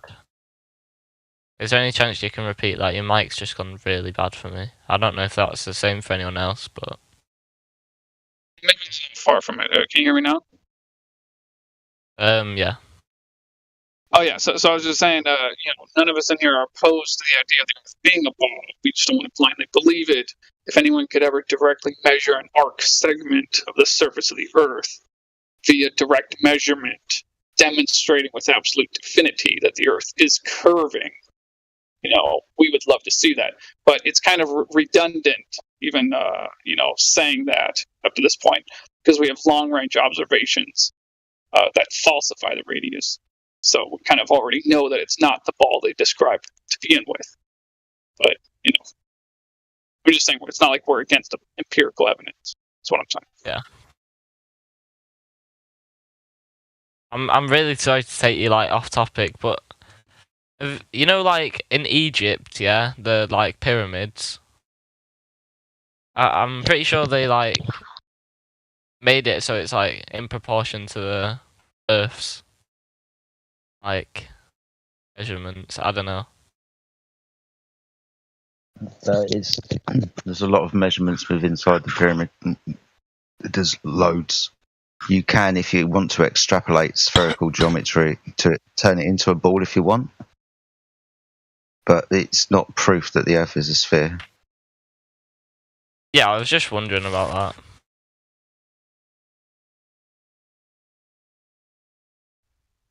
Yeah, you could I think also one of do the the same measurements for a that's flat surface, right, Chris? You could do the same thing for the plane and say, of course well, you can. this correlates to how big it might be across the whole plane. But we're not going to do that. One of I think the measurements that's inside the pyramid, if my memory serves correctly, is the distance from the pole or the north to the equator, because you can't see, or the amount of dip that was noticed of Polaris, for example. So the distance from the North Pole to the equator is, if you want, in the pyramids, the mathematical constructions. Now, if you want to use if you want to turn the Earth into a ball, okay, so let's say the Earth's a ball, and we'll apply some Pythagorean theory to it, and yeah, we'll take that one distance, so it's an equator or the circumference of a ball, and then yeah, we can make a ball out of that if we want to. Make a limitation to the south, enclosing the Earth, if you want. You can take all measurements and apply them to spheres if you want. Yep.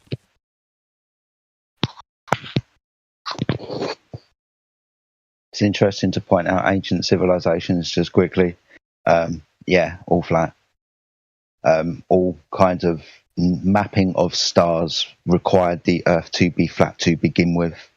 So to give us the prediction or post-diction of eclipses, where the stars will be at any time of year, all requires the Earth to be a level surface to map the stars in the way that we did. We weren't mapping things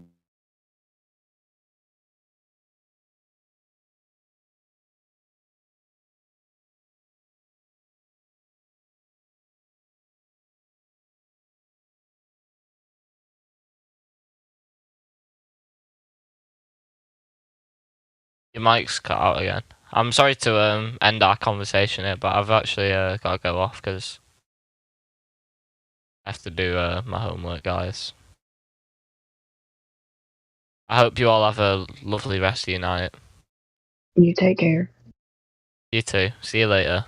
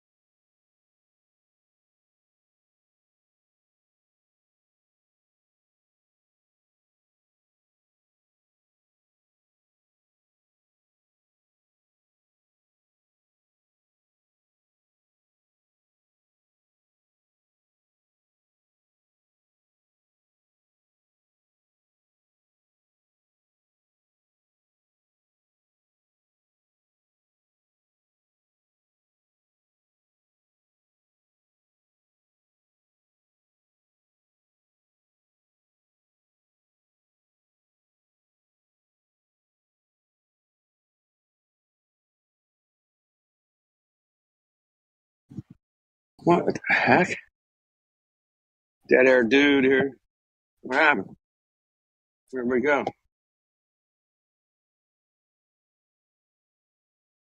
I don't know. I'm still here though. What's that? I said, I don't know, but I'm still here though. Excellent, man. Good conversation today, man. I've been listening while I'm working. Hey, can somebody hook my perms up to post some GIFs and pictures and shit? I have no doubt about it. I can't, but there's definitely one of these Gold Plus or mods in here can do that.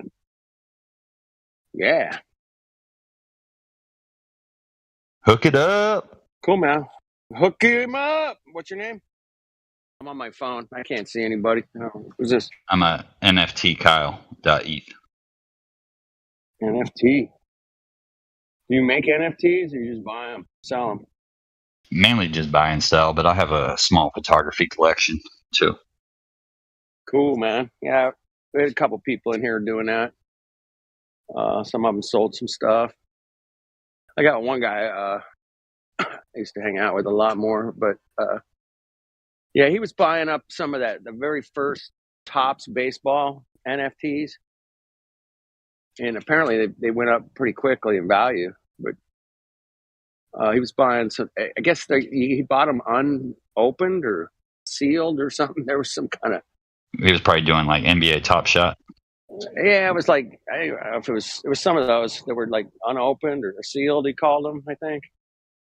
I don't know, man. That was his gig, but I was trying to get my head around NFTs. This was a couple years ago, you know. I was like, "What the hell? You can just buy digital collectibles." Yeah, it's like baseball cards or shoes. Yeah, yeah, exactly. Yeah. You ever collected anything and bought and sold? It's no different, man. Each one's got their own little special communities, and right. You know, they all have differences in them. So some are rarer than others. You know, it's just there's some money to be made there, though. But that's not even really what it's about. The technology, you know, that's the hype right now. But the technology of it is just like a digital proof of authentication, like a digital certificate, right? Like a receipt almost, but showing, you know, you can verify it came from the original creator and it's not a knockoff fraud, right? Like, yeah. I see future uses of NFT being more for things like deeds to homes, titles to cars, your driver's license, right? Things like that. A lot Money less laundering. of like the collectible. Money laundering. I recognize your voice. Happens in everything. I recognize your voice, Kyle. Have you been in here before under a different name? Yeah. No, it would have been under this name. You sure? He does Yeah, sound a pretty little sure. familiar, but Yeah. Did you come in talking about quantum computers a few months ago? Nah, that's way beyond my level of knowledge. I know that the Air Very Force one familiar time voice. is probably just one of them things. I probably got a doppelganger or something. Yeah. You know, the Air Force put together something like 200,000 PS3s back in the day to make the cheapest and like most efficient supercomputer out of Sony PlayStations.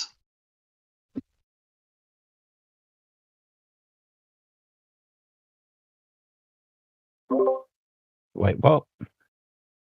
Back in like, I don't know, early 2000s or something, when the PS3 was still new, the U.S. Air Force created a supercomputer out of networking, like, or linking together like something like 100,000 or however many PS3s, and it was cheaper than an actual supercomputer and more efficient computing power.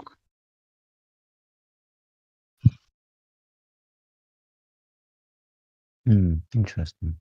I'll find the article here and I'll post it in the chat.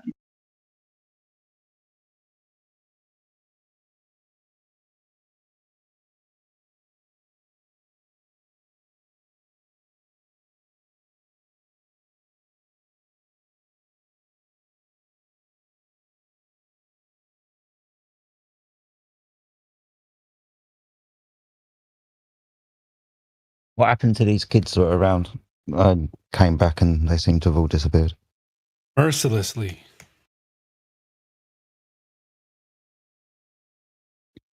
It was all their bedtimes. I just posted the link in the chat if you're interested in checking that out. Kind of a cool thing. Awesome. Thanks, mate. Also, thanks, Kyle, for chiming in and helping out and stuff in the chat with those kids. That's no problem. Glad to help. We like when people can chime in.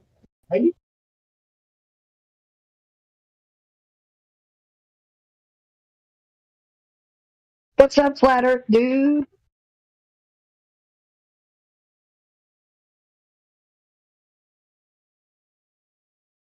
I just fucking cut the shit out of the top of my finger. Oh no! Hours ago. Fuck. Sorry. I had to super glue it shut,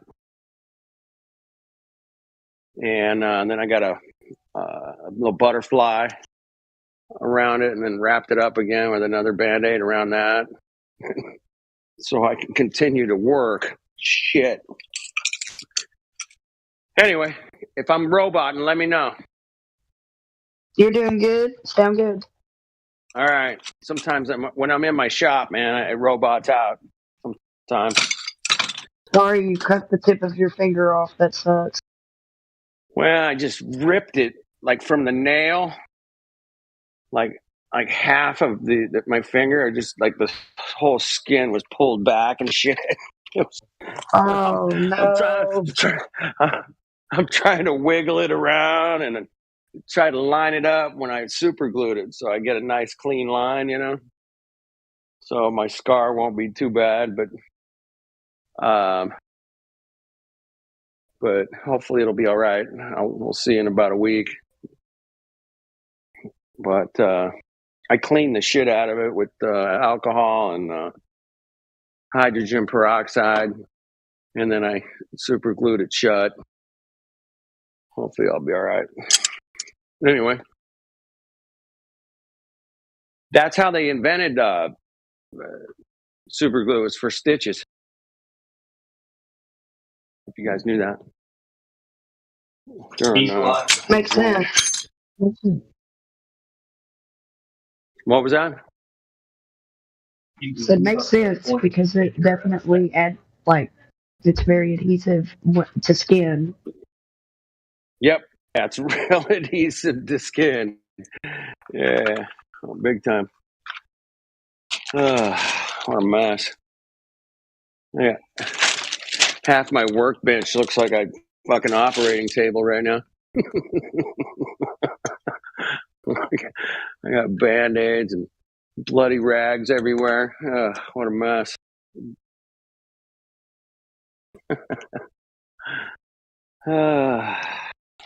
Well, we had I think one out of the 3 kids we just had in here was alright. He was alright. But the other 2 were clearly trolls. Yeah, I kind of, when I was trying to take care of my finger, I had to drop out for a while, but I remember when they came in and you guys were, so one of them was okay. All right. 1 out of 3 ain't bad. That's right. That's right. And then NFT or Kyle, he's new. Yeah, he's new, but he knows his shit. So I mean, I've been in this server for God knows how long. I've probably been in this server Yeah. for damn near a year. I just never really was active, and I just would come in here and grab information to go have like debates with people, or whatever. And I decided to get active. Oh, right on. Cool, man. Yeah. Jedi vetted him. We can use the help, you know, now and again. Yeah, for sure, man. You know, there's some pretty heavyweights in here, man. It pretty much got it covered most of the time, but I usually come in late at night, but I just decided to pop on here while I was nursing my finger back to health here, and I really wasn't doing much more, man. I can't really grab a screwdriver right now, man. That sucks. So I got to learn to be left-handed pretty quick.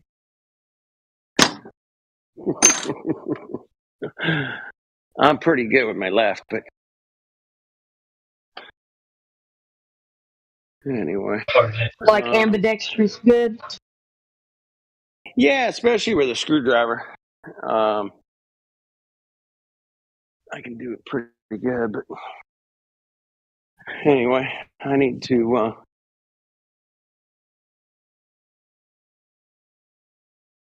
go home is what I need to do, I think. But I think I'm gonna stop. I think I'm gonna stop somewhere and have a beer on my way home here. Whew.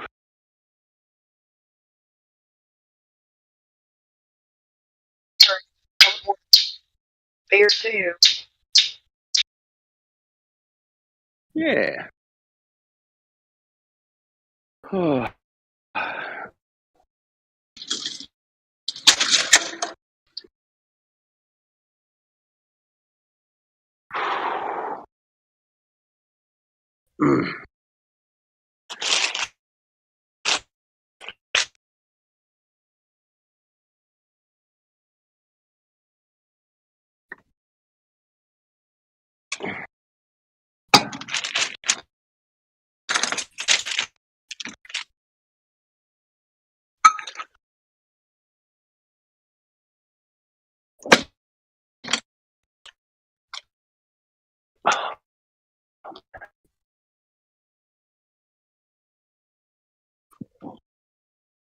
You gonna stop for a beer and flat smack somebody? Yeah, that does sound kind of fun. I like that. Sounds like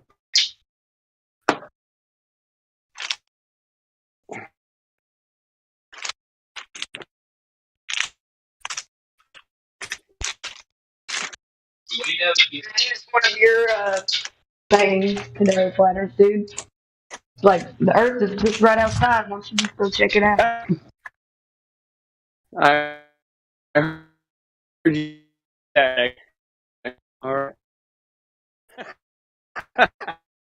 You're kind of roboting out on me. That's what I like to tell people. Now I'm robot. Give me a second. I'm walking out the door. Should be better here in a minute. Yeah. Man, shit.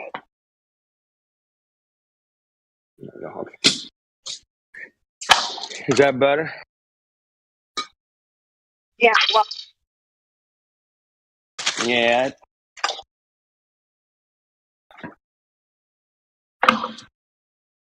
I don't have very good cell service in my shop. It's okay. It's not good for Discord. I can listen to like YouTube or BitChute and stuff like that. But for some reason, Discord doesn't work real well in my shop. I don't know.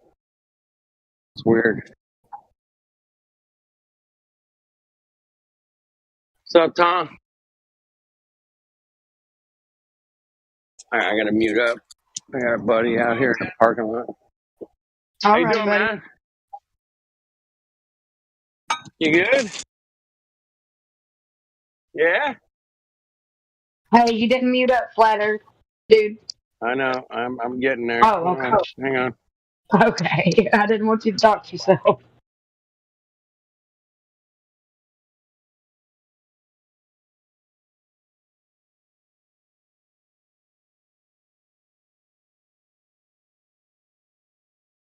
Oof.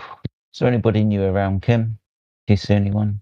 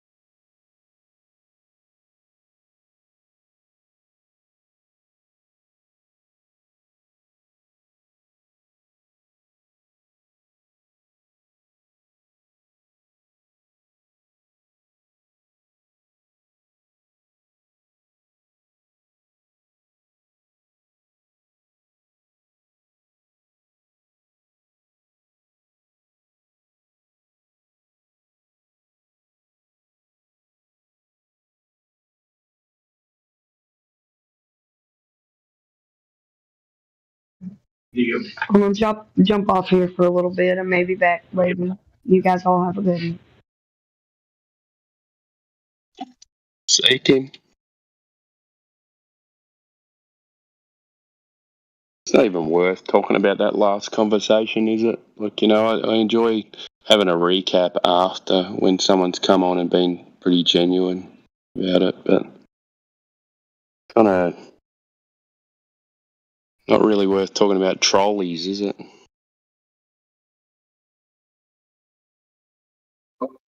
Not really, mate. I was a bit disappointed. But nah, there's no point really talking about it. Yeah.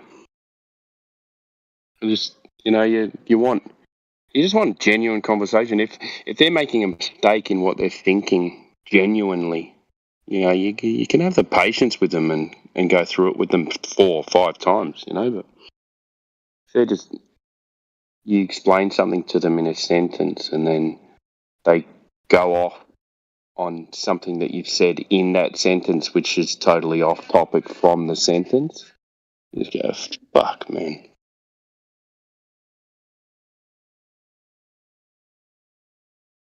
Like anyone else, mate, it can only repeat itself a certain amount of times before you just give up. But, all right, being an idiot, man.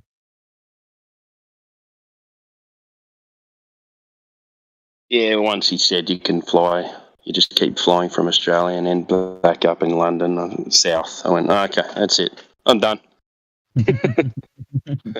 Conversation over. That's how it's done, he says.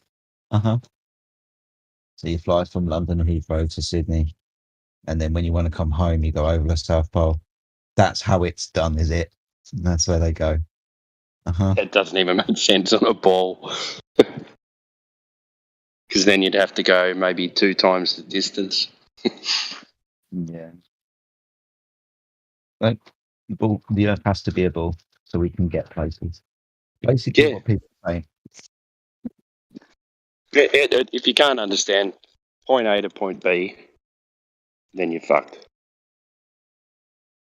How remedials you have to get here to there? Oh, you need some crayons. Let's draw yourself a picture. You just go. Just go there. Glad you brought up the thing about beacons as well, because really, this is how planes fly. I learnt that from you, mate. Yeah, cool, awesome stuff. Thank you. They listen to that for people, ground control and different ground controllers and pings and lining themselves up with stuff. Go and fly over there, then look for a new one and go fly to that one and look for another one. Yep. Yeah, so if they're flying off the beacon, it'll tell them they're 4 or 5 miles off the beacon. Please adjust, to this heading to hit the other beacon. Yeah. Yeah, they got tolerances, haven't they? So they know that they're going to be, of course, wind direction and shit like that. That's why they have corridors. Yeah. Learn something new every day. You do around this place, mate, that's for sure. Even if it's not about flat Earth. Yeah, that happens more often than not as well. But hey, those guys were entertaining for a while. To pass the time.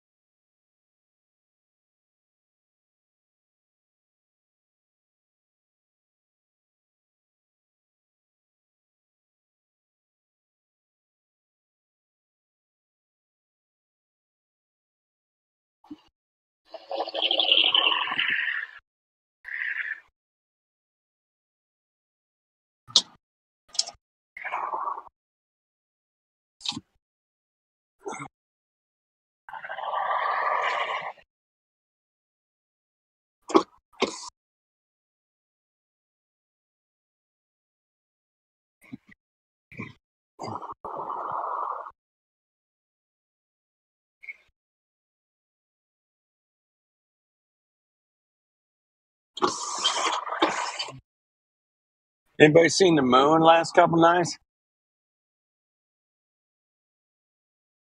Pretty bitchy. Hello, everyone. You seen the new moon last couple nights? Anybody? Yeah, it's got a star or a planet next to it. Right. And Venus was bumping off in the sunset there after sunset. Sun away. Oh, no, can't do that. I'll do that. Yeah, it was really, really nice looking, man. 2 nights ago, and then last night was pretty cool too. Yeah, last night was cool here. It's like a really, really small crescent, and off to the left was a planet or a star, whatever it was. I was trying to look up what it was, but it couldn't tell me. I couldn't find it. Yeah, I don't know if I got Stellarium anymore or not. I had it years ago. That usually tell me what's going on. There was some kind of conjunction. They were calling it. It's rare conjunction. Only happens every 30,000 years, you know? What? How do they know that? Exactly. Stellarium.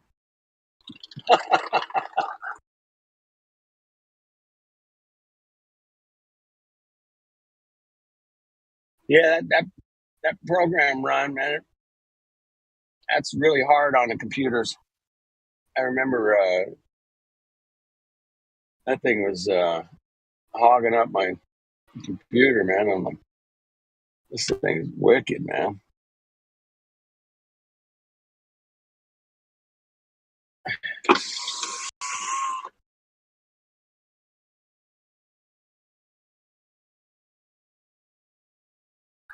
Hey, it proves the globe Earth, man. Stellarium. Good dude.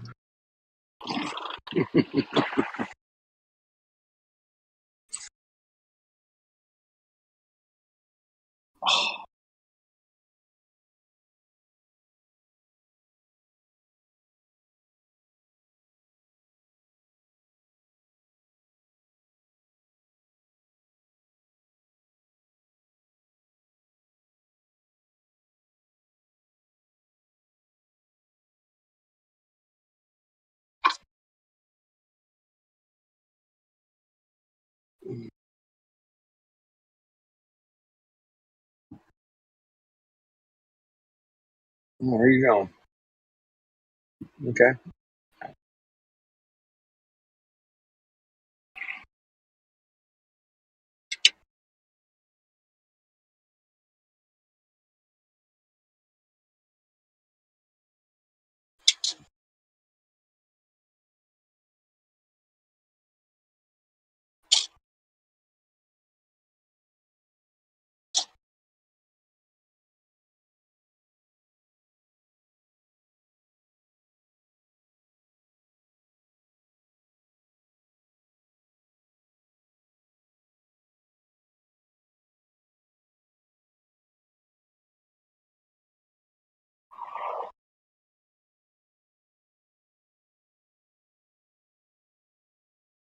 I don't know about where you guys live, but here in Southern California, man, we got a lot more homeless people, man.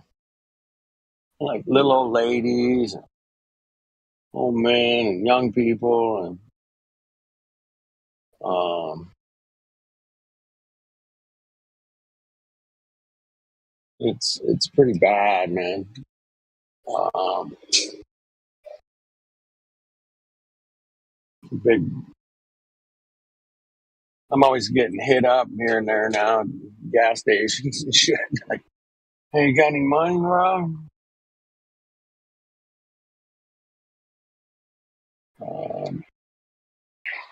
Sometimes I flat smack them if they can tell me what the shape of the Earth is, or what shape it's not. It should be a better question, right? What shape is the Earth is not? Is that I gotta form that question a little bit better.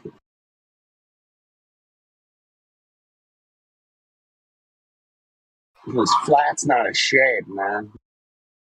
Right?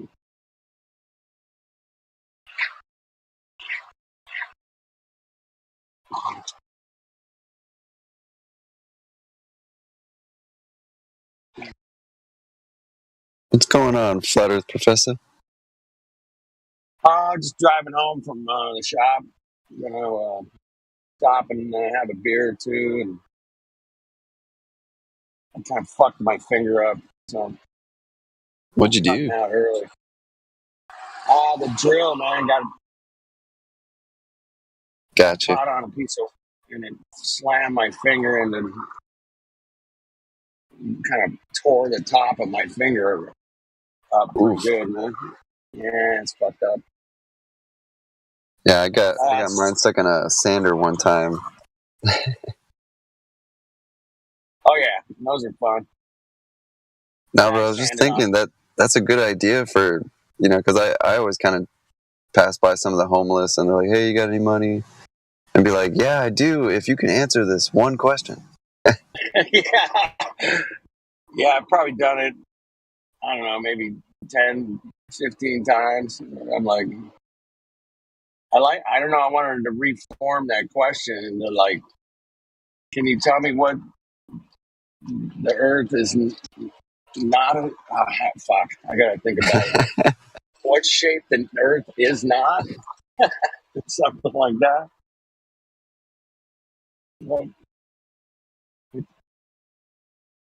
What shape is the Earth? I don't know. What? Fuck. Oh, I need a thesaurus or something here to figure that out. All you gotta be is like, is the Earth a globe? And they'll be like, yeah, give me some money. You can have the paper money or the change, which depends on the answer. Right.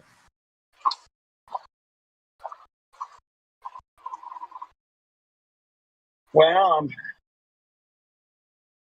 I'm 80 miles away from a mountain called Big Bear,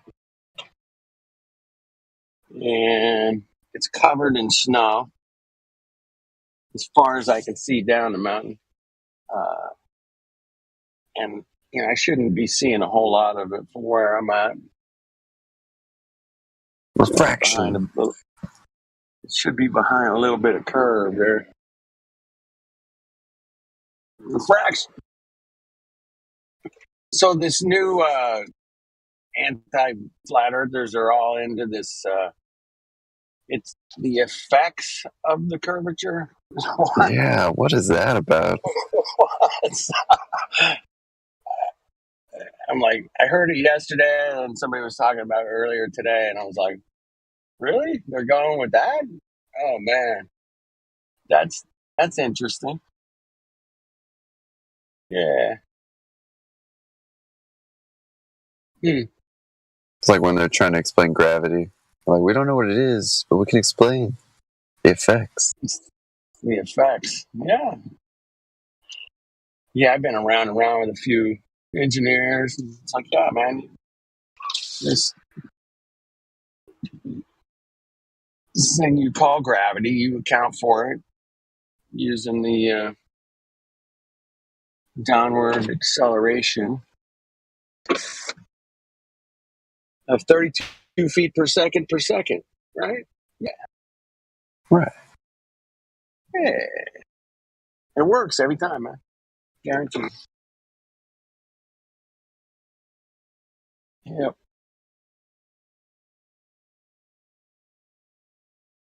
You've been keeping up with the Artemis 1?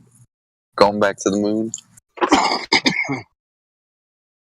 I watched a couple of videos on it where guys are just sitting around making fun of it, going, oh, that, where the moon was like some weird shape. I don't know. Like, yeah, I saw Witsit sort of making fun of the space stories. I was cracking up. It is funny. The animation is so bad. It's like getting worse. Chris Jedi was talking earlier about, this stuff gets funnier and funnier, It's never not funny. The kind of crazy stuff they come up with. It's just comedy hour every day, all the time. But I've noticed, I don't know, maybe my news feeds I look at here and there, and like, I guess, they got the algorithm on my ass because I get all the space stories now. Oh, I do too. They're trolling flat earthers, They're trolling us big time. And yeah, and what it is because I'm always laughing at these things. So they're like, oh, he must love it. With them at the moment. What was that, Timbo? I'm getting flooded with those feeds as well. Yeah, every second one. Mine is always the first story after like the major headlines. The first story down the page is always about space. It's something Artemis, or this James Webb's telescope's got a new problem and it's not working right or something, or yeah. But yeah, they got, because I've clicked on a few of those, man. I don't click on a lot of them because, I just go, that's funny. But every once in a while I'll be like, wait a minute, you captured sound from 9 billion light years away? What? Fuck off. And I click on it. And I'm like, I gotta figure, what the hell? Get out of here. So once you click on one of them, man, you're done. Yeah. I'm sure that happens to, like, if you're into politics or something, you click on a couple of stories about, elections or something, man. You'll just get inundated with that shit, man. That's how it works, Yeah, it's pretty crappy.